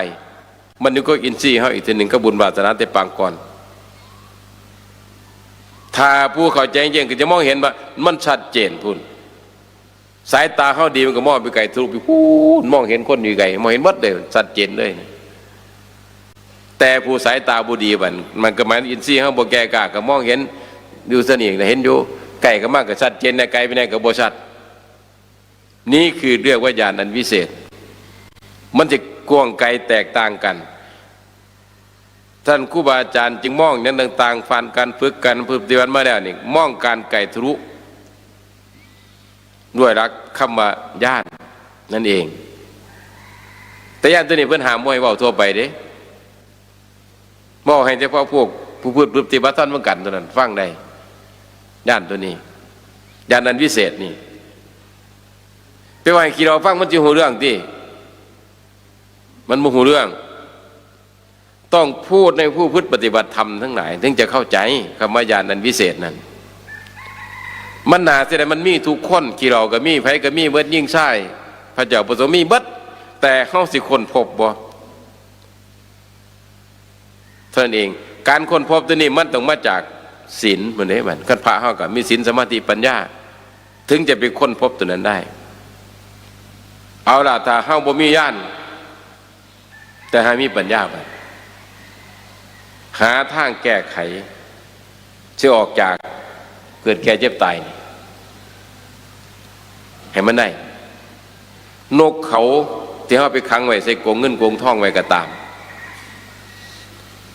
มันยังหาทางออกเด้เป็นเอาแบ่งเรื่องเสือเนี่ยทานเตี้ยนกเขาใส่ตุ่มท่องตุ่มค่ำใบดีนะเขาขังไว้มันมีหน้ามีอาหารกินดีนี่กระซังมันจะหาทางออกกันได้มันเห็นปะนอกเขาเปิดฝากรงนี่มันจะบินปึ๊กเนี่ยมันบอลซ่อนได้เนี่ยอาหารท่องค่ำโยหันน้ำท่องค่ำโยหันมันบอลซ่อนได้นั่นมองกินมองโยนนอนท่องค่ำมันบอลซ่อนได้นั่นเพราะนกเขามันเห็นโทษของการอยู่ในตุ่มอยู่ในกงยักษ์บอกใจพระใจเน้นเฮ้านี่สิบ่เห็นโทษในการในร่างกายสังขารที่มิดบอกคือบ่หาทางออกให้แก่เจ้าของเปิดทางให้นั่นก็ยังบ่อยากออกเนี่ยนะแต่นกเขาเนี่ยมันต่ำเป็นสัตว์เดรัจฉานก็จริงอยู่มันนกกระทาคือกันมันก็จะหาต้องมันแน่นมุ่นอยู่หันละบันอาหารการกินอยู่หันบึดบ่อยากน้ำบ่อยาก ทุกอย่างเลยหรือว่านั่งกินนอนกินกับว่าแมนแต่นกเขายังหาทางออกอยู่เพราะนกเขาบอติดอยู่ในตุ่มท่องตุ่มเงินของผมจะหาให้ฉะนั้นเปรียบเทียบก็ใจพวกว่าเขาพี่น้องญาติโยมทั้งหลายนั้นให้หาทางออกของชีวิตได้เพื่อไปสู่โลกหน้าอันดีคำสอนของครูบาอาจารย์คำสอนพระเจ้าตรัสไปแล้วว่าคนพึงปฏิบัติทำคนมีท่านมีศีลมีภาวนาเมื่อตายแล้วจุติจากโลกนี้ไปจะไปสู่ภพภูมิที่ดีกว่าเดิมนั่นเห็นหมดสิ่งที่ดีกว่านี้มีจะได้ไม่ออกพ่อเขาเฮ้าดีกว่าภูมิเป็นมนุษย์ยังมีอยู่ถ้ามันสูงก็คือภูมิของเทวดาแต่ว่าขันเรามีท่านมีศีลมีภาวนาแล้วภพที่ต่ำกว่าเข้าไปนะเข้าไปบ่ได้มันกันเลยท่านศีลมันดึงเข้าไปแล้วท่านศีลมันปกป้องเข้าไปแล้วท่านศีลมันดึงผูกแข้งผูกขาเข้าไปแล้วไม่ให้ก้าวเข้าไปสู่ภูมิที่ต่ำคือเดรัจฉานนี่อำนาจของศีลของธรรมมันดีถึงขนาดนั้นเนี่ยเสือกศีลเสือกธรรมนั่นแน่ไม่ออกแต่มันดึงขาเข้าไปผูกเข้าไปบ่ให้ไปตกนรกบ่ให้มาเกิดเป็นสัตว์เดรัจฉานบ่ให้มาเกิดเป็นเปลี่ยนสุรกายได้นั่นน่ะเชือกตัวนี้เชือกอันวิเศษนี่แหละที่ว่ามาทั้งเบิดนั่นแหละมันอยู่ตัวนี้ให้เขาหาเสือกอันวิเศษหนึ่งคือศีลคือท่านเขานั่นแหละ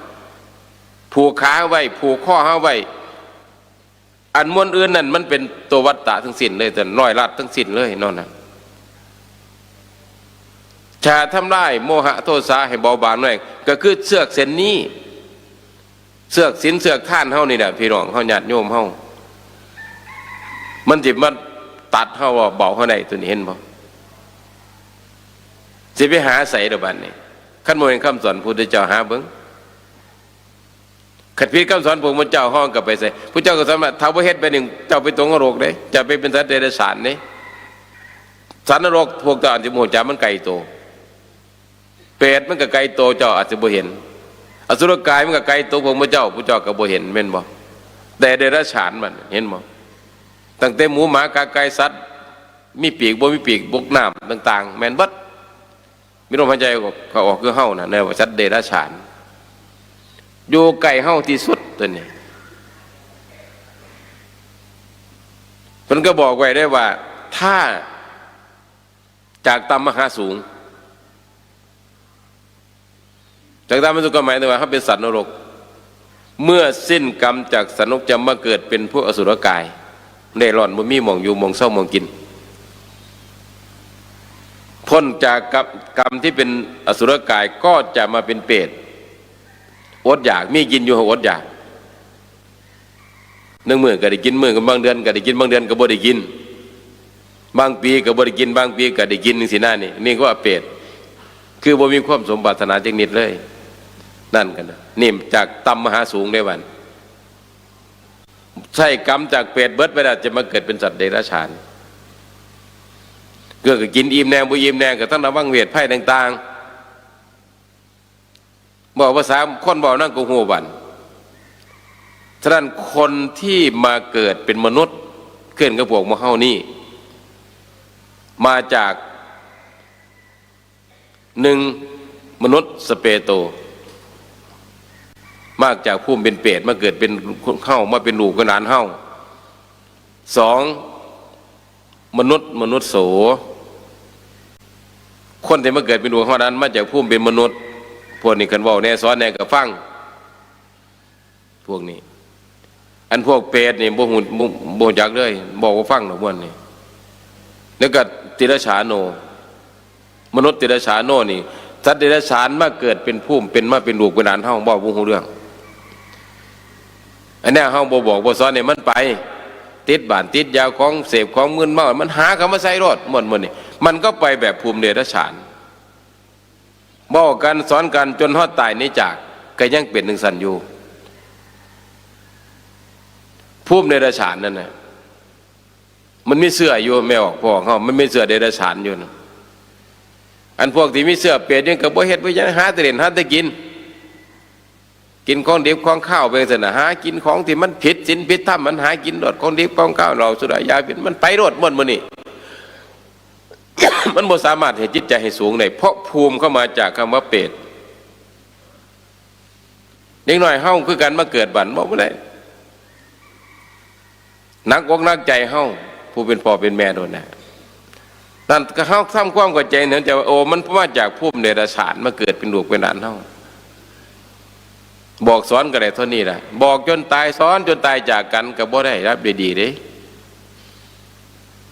หมดนี่นั่นน่ะคือภูมิเดรัจฉานมาเกิดเป็นลูกเป็นหลานเฮาอยู่ใกล้ตัวที่นี่มาถึงตัวนี้เพิ่นก็ว่าบางคนสัตว์บางจำพวกพระเจ้าตรัสไว้จังซี่ตรัสว่าเมื่อเกิดเป็นเดรัจฉานแล้วบัดนี้ถ้าบุญวาสนาบารมีที่สร้างไว้มีบัดสิ้นกรรมจากเดรัจฉานจะมาเกิดเป็นมนุษย์เพิ่นว่าจังซี่เด้บัดบางคนบัดถ้ากรรมอื่นยังทำไว้อีกมีอยู่ก็จะต้องไปสู่นรกคือเก่าอีกก็มีนับมาใหม่ตายจากสัตว์เดรัจฉานแล้วนี่ไปเกิดเป็นสัตว์นรกอีกก็มีบัดมันอยู่ที่อำนาจกรรมที่ทำที่สร้างไว้นั่นเองมันเป็นขันเป็นตอนของมันอยู่เพราะอย่างตอนเป็นสัตว์เดรัจฉานกับมันสั่งกรรมสั่งเวรไว้หลายก็เป็นก็ต้องไปสู่นั่นไปแต่ว่าพระบอกว่าเมื่อเป็นสัตว์เดรัจฉานตายจากสัตว์เดรัจฉานนั้นอยู่ใกล้มนุษย์แล้วแต่จะเกิดไม่เป็นมนุษย์แล้วก็ยังบอกอย่างสอนยากอยู่ฉะนั้นตระกูลที่เป็นเรื่องสำคัญมากครูบาอาจารย์ถ้าเขาไปเกิดในตระกูลอันดีก็สั่งสอนเขาไปทางดีบำเพ็ญบุญบารมีไปถ้าเกิดไปอยู่ในตระกูลที่ชั่วมันก็จะไปสู่ในภพภูมิที่ต่ำต่อไปภายหน้าส่งเสริมในทางที่ผิดให้นี่แหละคำสอนพระเจ้ามันยังกันไว้อย่างสิไม่ครับเลยแต่ว่าเฮาสิเข้าใจบ่ให้พากันญาติไม่ว่าให้พากันญาติกรรมญาติเวรไว้อย่าไปส่งเสริมให้เฮาทั้งกรรมทั้งเวรด้วยกายก็ดีว่าจาก็ดีด้วยใจก็ดีสำคัญจะว่าจาสำคัญที่สุดไม่ออกพวกเฮาคือกันนี่ว่าจานะโตเตียเฮาทำกรรมทำเวรได้ไงคือว่าจาส่วนจิตซึ่งเป็นอกุศลจิตนั้นน่ะมันบ่นี่หรอกตัวนั้นมันบ่ห่วยง่ายหรอกตัวนั้นนะแต่ให้ระมัดระวังไว้ฉะนั้นพระคำสอนของพระพุทธเจ้าเพิ่นสอนพระไว้เพิ่นว่าให้เฮาสำรวมสังวรระมัดระวังตาหูจมูกลิ้นกายใจห้ามบ่ให้ยินดีแล้วก็บ่ให้ยินร้ายยินดีกับพิษยินร้ายกับพิษให้บ่ให้ยินดีบ่ให้ยินร้ายอยู่กลางๆนั่นถือเป็นผู้สำรวมสังวรตาหูแล้วแต่ยังยินดีพิษไม่สำรวมสังวรยังยินร้ายพิษไม่สำรวมสังวรแต่บอกว่าเฮามันเฮ็ดบ่ได้ไม่ออกบันเพื่อก็ให้มันไปยินดีในการสร้างความดียินดีในการมาเพ่นบุญบารมีอย่าไปยินดีในการสั่งกรรมสั่งเวรเพื่อกันไว้กันไว้เฮานะฉะนั้นเฮาต้องรู้จักตัวนี้เป็นอย่างเฮาก็เป็นจังซี่บัดนั่นน่ะความเพลิดเพลินของเฮานันทะแปลว่าเพลิดเพลินนันทนานันทินีนั่นที่นี่ก็ไม่ออกเพลิดเพลินนันทะก็แปลว่าพระก็ผู้ใส่เขานี่เพลิดเพลินสองอย่างนี้อย่าให้ครอบงำใจเรียกว่านันทะนี่ฉะนั้นคนเด่นการพนันเป็นอย่างจึงเพลินไม่ออกการก็ถือว่าการงานเป็นบ่หรือว่าการกระทำด้วยการสั่งการทำเองพนันแปลว่าเพลิดเพลินท่านคนไปเด่นการพนันจึงเพลินบ่กินข้าวกินน้ำก็ได้3 มื้อ 3 คืนบ่ปวดแข้งปวดขาบ่หัวปวดแดวบ่เวียงคือเจ้าเด้เห็นบ่ความเพลิดเพลินตัวนี้เนี่ยทำให้ขามปวดแข้งปวดขาขามความว่าง่วงเหงาหอนอนขามความว่าหิวความกระหายตัวพุทธเจ้าพูดว่ามันผิดนี่แหละคำว่านันทะคือความเพลิดเพลินนี่นะมันครอบใจสิ่งเหล่านี้นะญาติโยมในครอบใจพวกพระเจ้าอยู่คู่มือนี่เขาเรียกว่านันทะเนี่ยผู้ชายให้ว่านันทะคือความเพลิดเพลินครอบใจผู้ชายนั่นที่ก็คือผู้ยิ่งเพลิดเพลินมันความง่ำใจจนบ่ฮู้จักว่าอันไหนดีอันไหนชั่วอันไหนผิดอันไหนถูกอันไหนเป็นการบ่ฮู้จักเลยนั่นคือท่านคือกันกับคนที่เพลิดเพลินในการพนันเขาจะบ่ฮู้จักว่ากระเว้นกลางคืนบ่ฮู้จักว่าหิวว่าหาย ปวดแข้งบอกว่ามีมิตรความอยากอย่างเดียวเพื่อนได้ไปนั่นแต่ถ้าคนทั้งหลายคิดแบบนั้นทำแบบนั้นเอาตนมาเป็นให้เบิ้งบันให้มานั่งสมาธิให้เพื่อนในสมาธิเบิ้งเพื่อนในการสร้างให้บุญบารมีเบิ้งมันก็ได้ในความปรารถนาย้ำก็ได้เบิ้งกันเป็นทั้งสัตว์แต่ว่าใจเรามันไม่สนใจใจเฮาบ่เพื่อนในการฝึกปฏิบัติธรรมบ่เหมือนกับคนเพื่อนในการเด่นการพนันบ่เพื่อนขึ้นจากการเอาเราเขาเด่นอยู่ซื่อฉะนั้นพระเจ้าประสงค์เขาจึงเพื่อนในสิ่งเหล่านี้การมนุษย์ทำการปฏิบัติธรรมของท่านจึงย่อหย่อนเพราะท่านบ่ได้เพื่อนในการฝึกปฏิบัติธรรมแต่ท่านไปเพื่อนในสิ่งที่เป็นอบายอบายก็แปลว่าต่ำแปลว่าซ้ำแปลว่าสกปรกโสโครกแม่นบ่นั่นแหละอบายมุกก็แปลว่าหนาผู้ใดเพียงสั่นคนผู้นั้นหนาต่ำหนาซ้ำหนาสกปรกโสโครกพระผู้ใดเพียงสั่นกับพระผู้นั้นกันหนาต่ำหนาข้ามหนาสกปรกโสโครกคือกันเขาต้องคิดเด้เหมือนต้องภาวนาเบิ่งได้เหมือน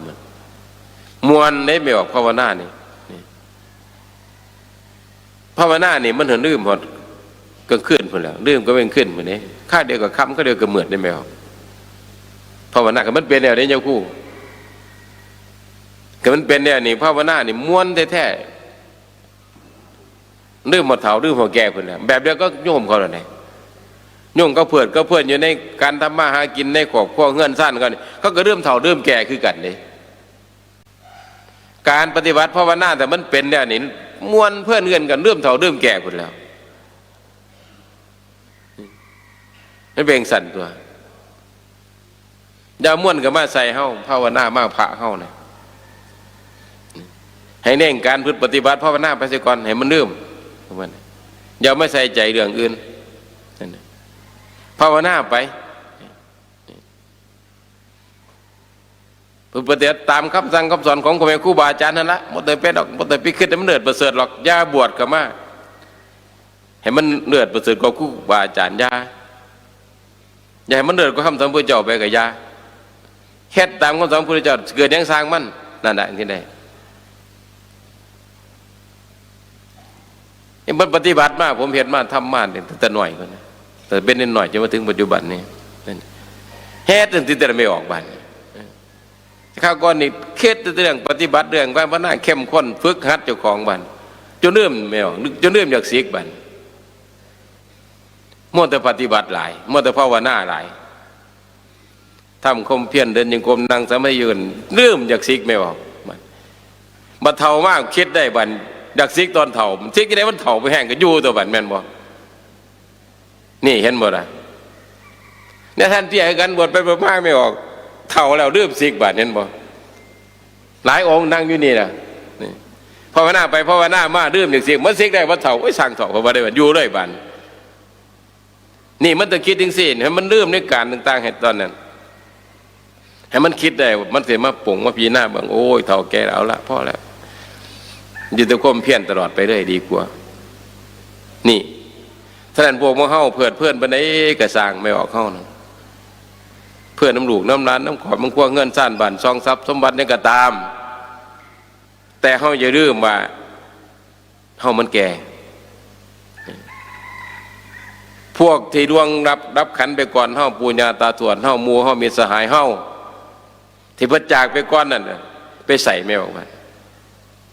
นั่นน่ะกันกระดูเขาเกิดไปฝ่อห้างบุม่วงส่วนตัวแมนบ่เตรียมไว้หรือว่าไม่ออกเตรียมจิตเตรียมใจไปฝ่อห้างบุม่วงหรือบ่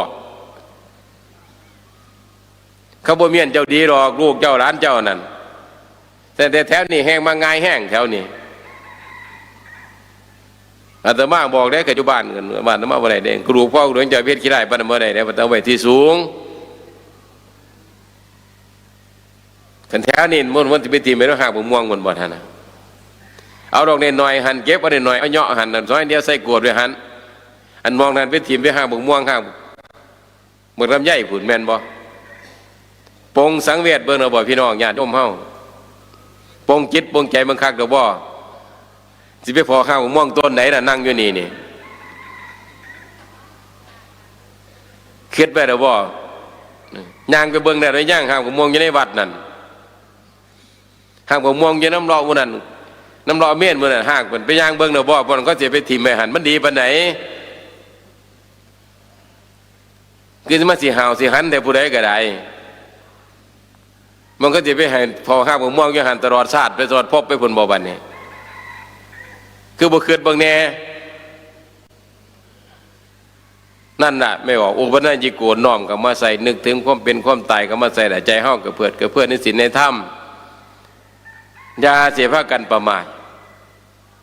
มันนั่งอยู่นี่ได้นี่เศษบุญน่ะบ่ไว้แล้ววงเว้นหั่นน่ะนี่แหละเศษบุญเฮามัตตศาสตร์ปางก่อนเด้อ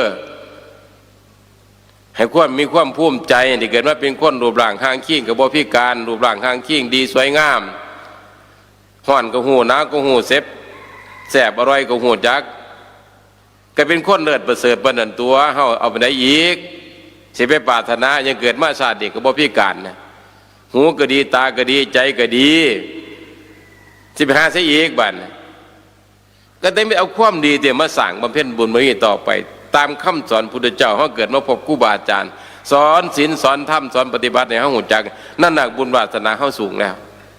อย่าพากันประมาทได้หยังไม่ออกบัดได้หยังได้เฮาบ่ได้เกิดมาเป็นคนพิการในเขาเกิดมาหูจักห่อนจักหนาวในเขาเกิดมาดูร่างหางขี้เขาโจบเขางามเขาดีนั่นน่ะมาจากบุญแต่ชาติปางก่อนนั่นมาเกิดเนี่ยเขาเป็นคนดีได้รูปร่างหางขี้สวยงามได้ดีได้ถึงสิบรำรวยมากมายกระสร้างมันถอดไม่ออกแต่ก็เขานี่บำเพ็ญสร้างบุญบารมีไปศาสตร์ก่อนเขาท่านบ่หลายกับคงบ่หังบ่มีคือเพิ่นนะแต่ก็บ่ได้ไปขัดสนปานนั้นให้เอาชีวิตที่เป็นธรรมะนี่ไปบริหารความหูเฮาความสามารถเฮาให้มันคูไปกับคำสอนพุทธเจ้าเนี่ยนั่นน่ะถือว่าเลิศประเสริฐแล้วพระมีบุญวาสนาแล้วพี่น้องอย่างนั้นไปให้อีกบ้านเฮาเกิดมาอย่างเกิดมาก็ยังมีผู้มนุษย์เฮามาอยู่ผู้อื่นเฮาบ่มีผู้เทวดาเฮาก็ยังมีอยู่แม่นบ่ในใจเฮานั่นน่ะเกิดมาเป็นคนสวยคนงามนั่นน่ะผู้เทวดามาอยู่ในโตเจ้าเป็นบ่เกิดมาเป็นคนขี้หายบ่จบบ่งามกันน่ะพวกเทวดาเฮาน้อยมนุษย์โสน่ะก็เกิดมาเป็นมนุษย์อยู่หังบ่จบบ่งามคือเพิ่นนั่นน่ะแต่ผู้ใดเกิดมาจบมางามก็นั่นแหละภูมิเทวดาอยู่ที่ตัวท่านสูงอยู่มันดีใจควบยันน่ะมันเห็นอยู่ใสเห็นอยู่นึกโลกทางเฮานี่แหละพี่น้องญาติโยมเฮาฉะนั้นชีวิตทั้งชีวิตเฮาเกิดมาเหตุมาเบิดดีเขาก็เหตุมาสั่งชั่วมาก็เหตุมาแล้วเขาหูจักแล้วบัดแต่เมื่อแยกออกบัดฉะนั้นการปฏิบัติการภาวนาคือเขาไปสื่อของอยู่ตลาดอันไหนมันดีเขาก็เลือกเอาอันไหนบุดีเขาก็เลือกทิมไปต้องฉลาดแบบนั้นให้มีสอนให้มันมีกุศโลฉะนั้นบุญที่ญาติโยมทั้งหลายปรารถนานั้นมันคือกันกับเนื้อกับป่าคือบ่อยฟังอยู่เสมอนะบุญที่ญาติโยมแสวงหานั่นคือกันกับป่าคือกันกับเนื้อแต่ถ้ามีกุศลบัดกุศลนี่เปรียบกับเกลือมันจะทำให้เนื้อบ่เสียป่าบ่เน่าถ้ามีแต่บุญอย่างเดียวเนี่ยคือกันมีแต่ป่ากับเนื้ออย่างเดียวมันจะเน่าไว้มันจะเสียไว้อย่าเอาคำบอกคำจาคำพูดคำจากความคิดของเขาเนี่ยมันบางคำบางคำมันจะทำให้เสียเพราะมันขาดเกลือมันขาดเกลือมันก็เน่าแล้วเนื้อแม่นบ่การปฏิบัติเฮาคือการแต่มันขาดกุศโลหรือว่ากุศลแล้วแท้เฮานั้นเบื่อหน่ายในการบำเพ็ญศีลทานบารมีให้เฮาเบื่อหน่ายต่อการสร้างศีลบารมีให้เฮาเบื่อหน่ายต่อการสร้างปัญญาบารมีเด้เพราะสิ่งเหล่านั้นเป็นอกุศลจิตได้ว่าเป็นโลภะเป็นโมหะเป็นความหลงขอบงำใจเฮาคักได้ตัวนั้นเฮ็ดซ้ำนี่ก็พอละเนี่ยเห็นบ่น่ะเป็นคำพูดเป็นทำลายบุญบารมีเจ้าของใส่บาตรก็ใส่เมื่อไรนะไปวัดก็ไปเมื่อไรแต่เอาละซ้ำนี่อย่าคิดแบบนั้นไม่ออกเข้าพอเข้าทุกคนอย่าคิดแบบนั้นคิดแบบนั้นทำแบบนั้นบุคคลคนนั้นเป็นผู้ทำลายบุญวาสนาบารมีตัวเองคนอื่นบ่ได้ทำลายเนี่ยเข้าเองกันน่ะไปทำลายบุญวาสนาบารมีตัวเองเฮ็ดเมื่อไรได้ละวัดกับเขาเมื่อไรได้ใส่บาตรก็ใส่เมื่อไรยังหรอกในนั้นนั่นแหละเข้าคิดผิดได้เห็นบ่นะนั่นแหะเป็นคำพูดเป็นทำลายบุญวาสนาตัวเองอย่าเหตุอย่าทำอย่าคิดถึงสั้นให้ภูมิใจว่าเขาเกิดมาเป็นคนก็สุดยอดแล้วแม่นบ่ มาพบครูไปครูบาอาจารย์ร่วมสั่งสอนเนี่ยก็ถือว่าสุดเนี่ยนี่แหละบุญวาสนาพวกมาเฮาเห็นบ่แต่ก่อนเราอาจจะบ่ได้พบภูมิเฮาอาจจะบ่ดีกว่านี้แต่มาเกิดในภพในชาตินี้ดีกว่าเดิมแน่นอน ที่เกิดมาร่างกายบ่พิการ นี่แหละเป็นความดีตัวเฮาคิดจังซี่มันจังสิเห็นภาวนาจิตจังสิเปลี่ยนฉะนั้นเฮามาสร้างมาบำเพ็ญมื้อนี้ทุกท่านทุกคนนะสิ่งที่เฮาเฮ็ดในวันนี้นี่คือระบวนสร้างบุญเพิ่นได้บอกว่าสิ่งที่ควรสร้างคือความดีเฮาเฮ็ดแล้วมื้อนี้บำเพ็ญมาหลายมื้อแล้วสิ่งที่ควรมีคือศีลธรรมคำบำเพ็ญอยู่กูมือนี่แม่นบ่สิ่งที่ควรจดจำคือบุญคุณพ่อแม่นั่นน่ะเอาใส่ใจไว้ทุกท่านทุกคนมันนั่งฟังเทศน์ฟังธรรมใดกูมือนี่ก็ย้อนแม่เลี้ยงมาเด้อทุกคนเด้อให้นึกถึงเพิ่นทำบุญทำทานในกระตามมาภาวนาให้นึกถึงบุญคุณพ่อแม่ผู้เพิ่นเลี้ยงมาเพิ่นลมหายตายจากไปก็สร้างเพิ่นเขามีนะมีโมในใจนะหมายถึงบุญคุณพ่อโมหมายถึงบุญคุณแม่อยู่ที่ตัวเฮานี่แหละมันจึงภูมิใจพี่น้องญาติโยมมันท่านพระเจ้าประสงค์เฮาเพิ่นพาแผ่เมตตาแต่ละอันแต่ละบทแต่ละตอนจะมีคำว่าแผ่กุศลให้แก่บิดามารดาทั้งสิ้นบวชเข้ามาเนี่ยเพิ่นก็แผ่เมตตาแสดงให้พ่อให้แม่เพิ่นตลอดเด้เลยพ่อแม่เพิ่นตายไปได้ก็สร้างเพิ่นก็ยังเฮ็ดเพราะเชื่อคำสอนพระเจ้าว่าเป็นปราชญ์เป็นบัณฑิตท่านเฮาก็ป้องกันใจเฮาบ่ให้เป็นบัณฑิตซ้ำต้องฟังครูบาอาจารย์อย่าดื้ออย่าร่วงพระเจ้าประสงค์เฮาคือกันอย่าดื้อ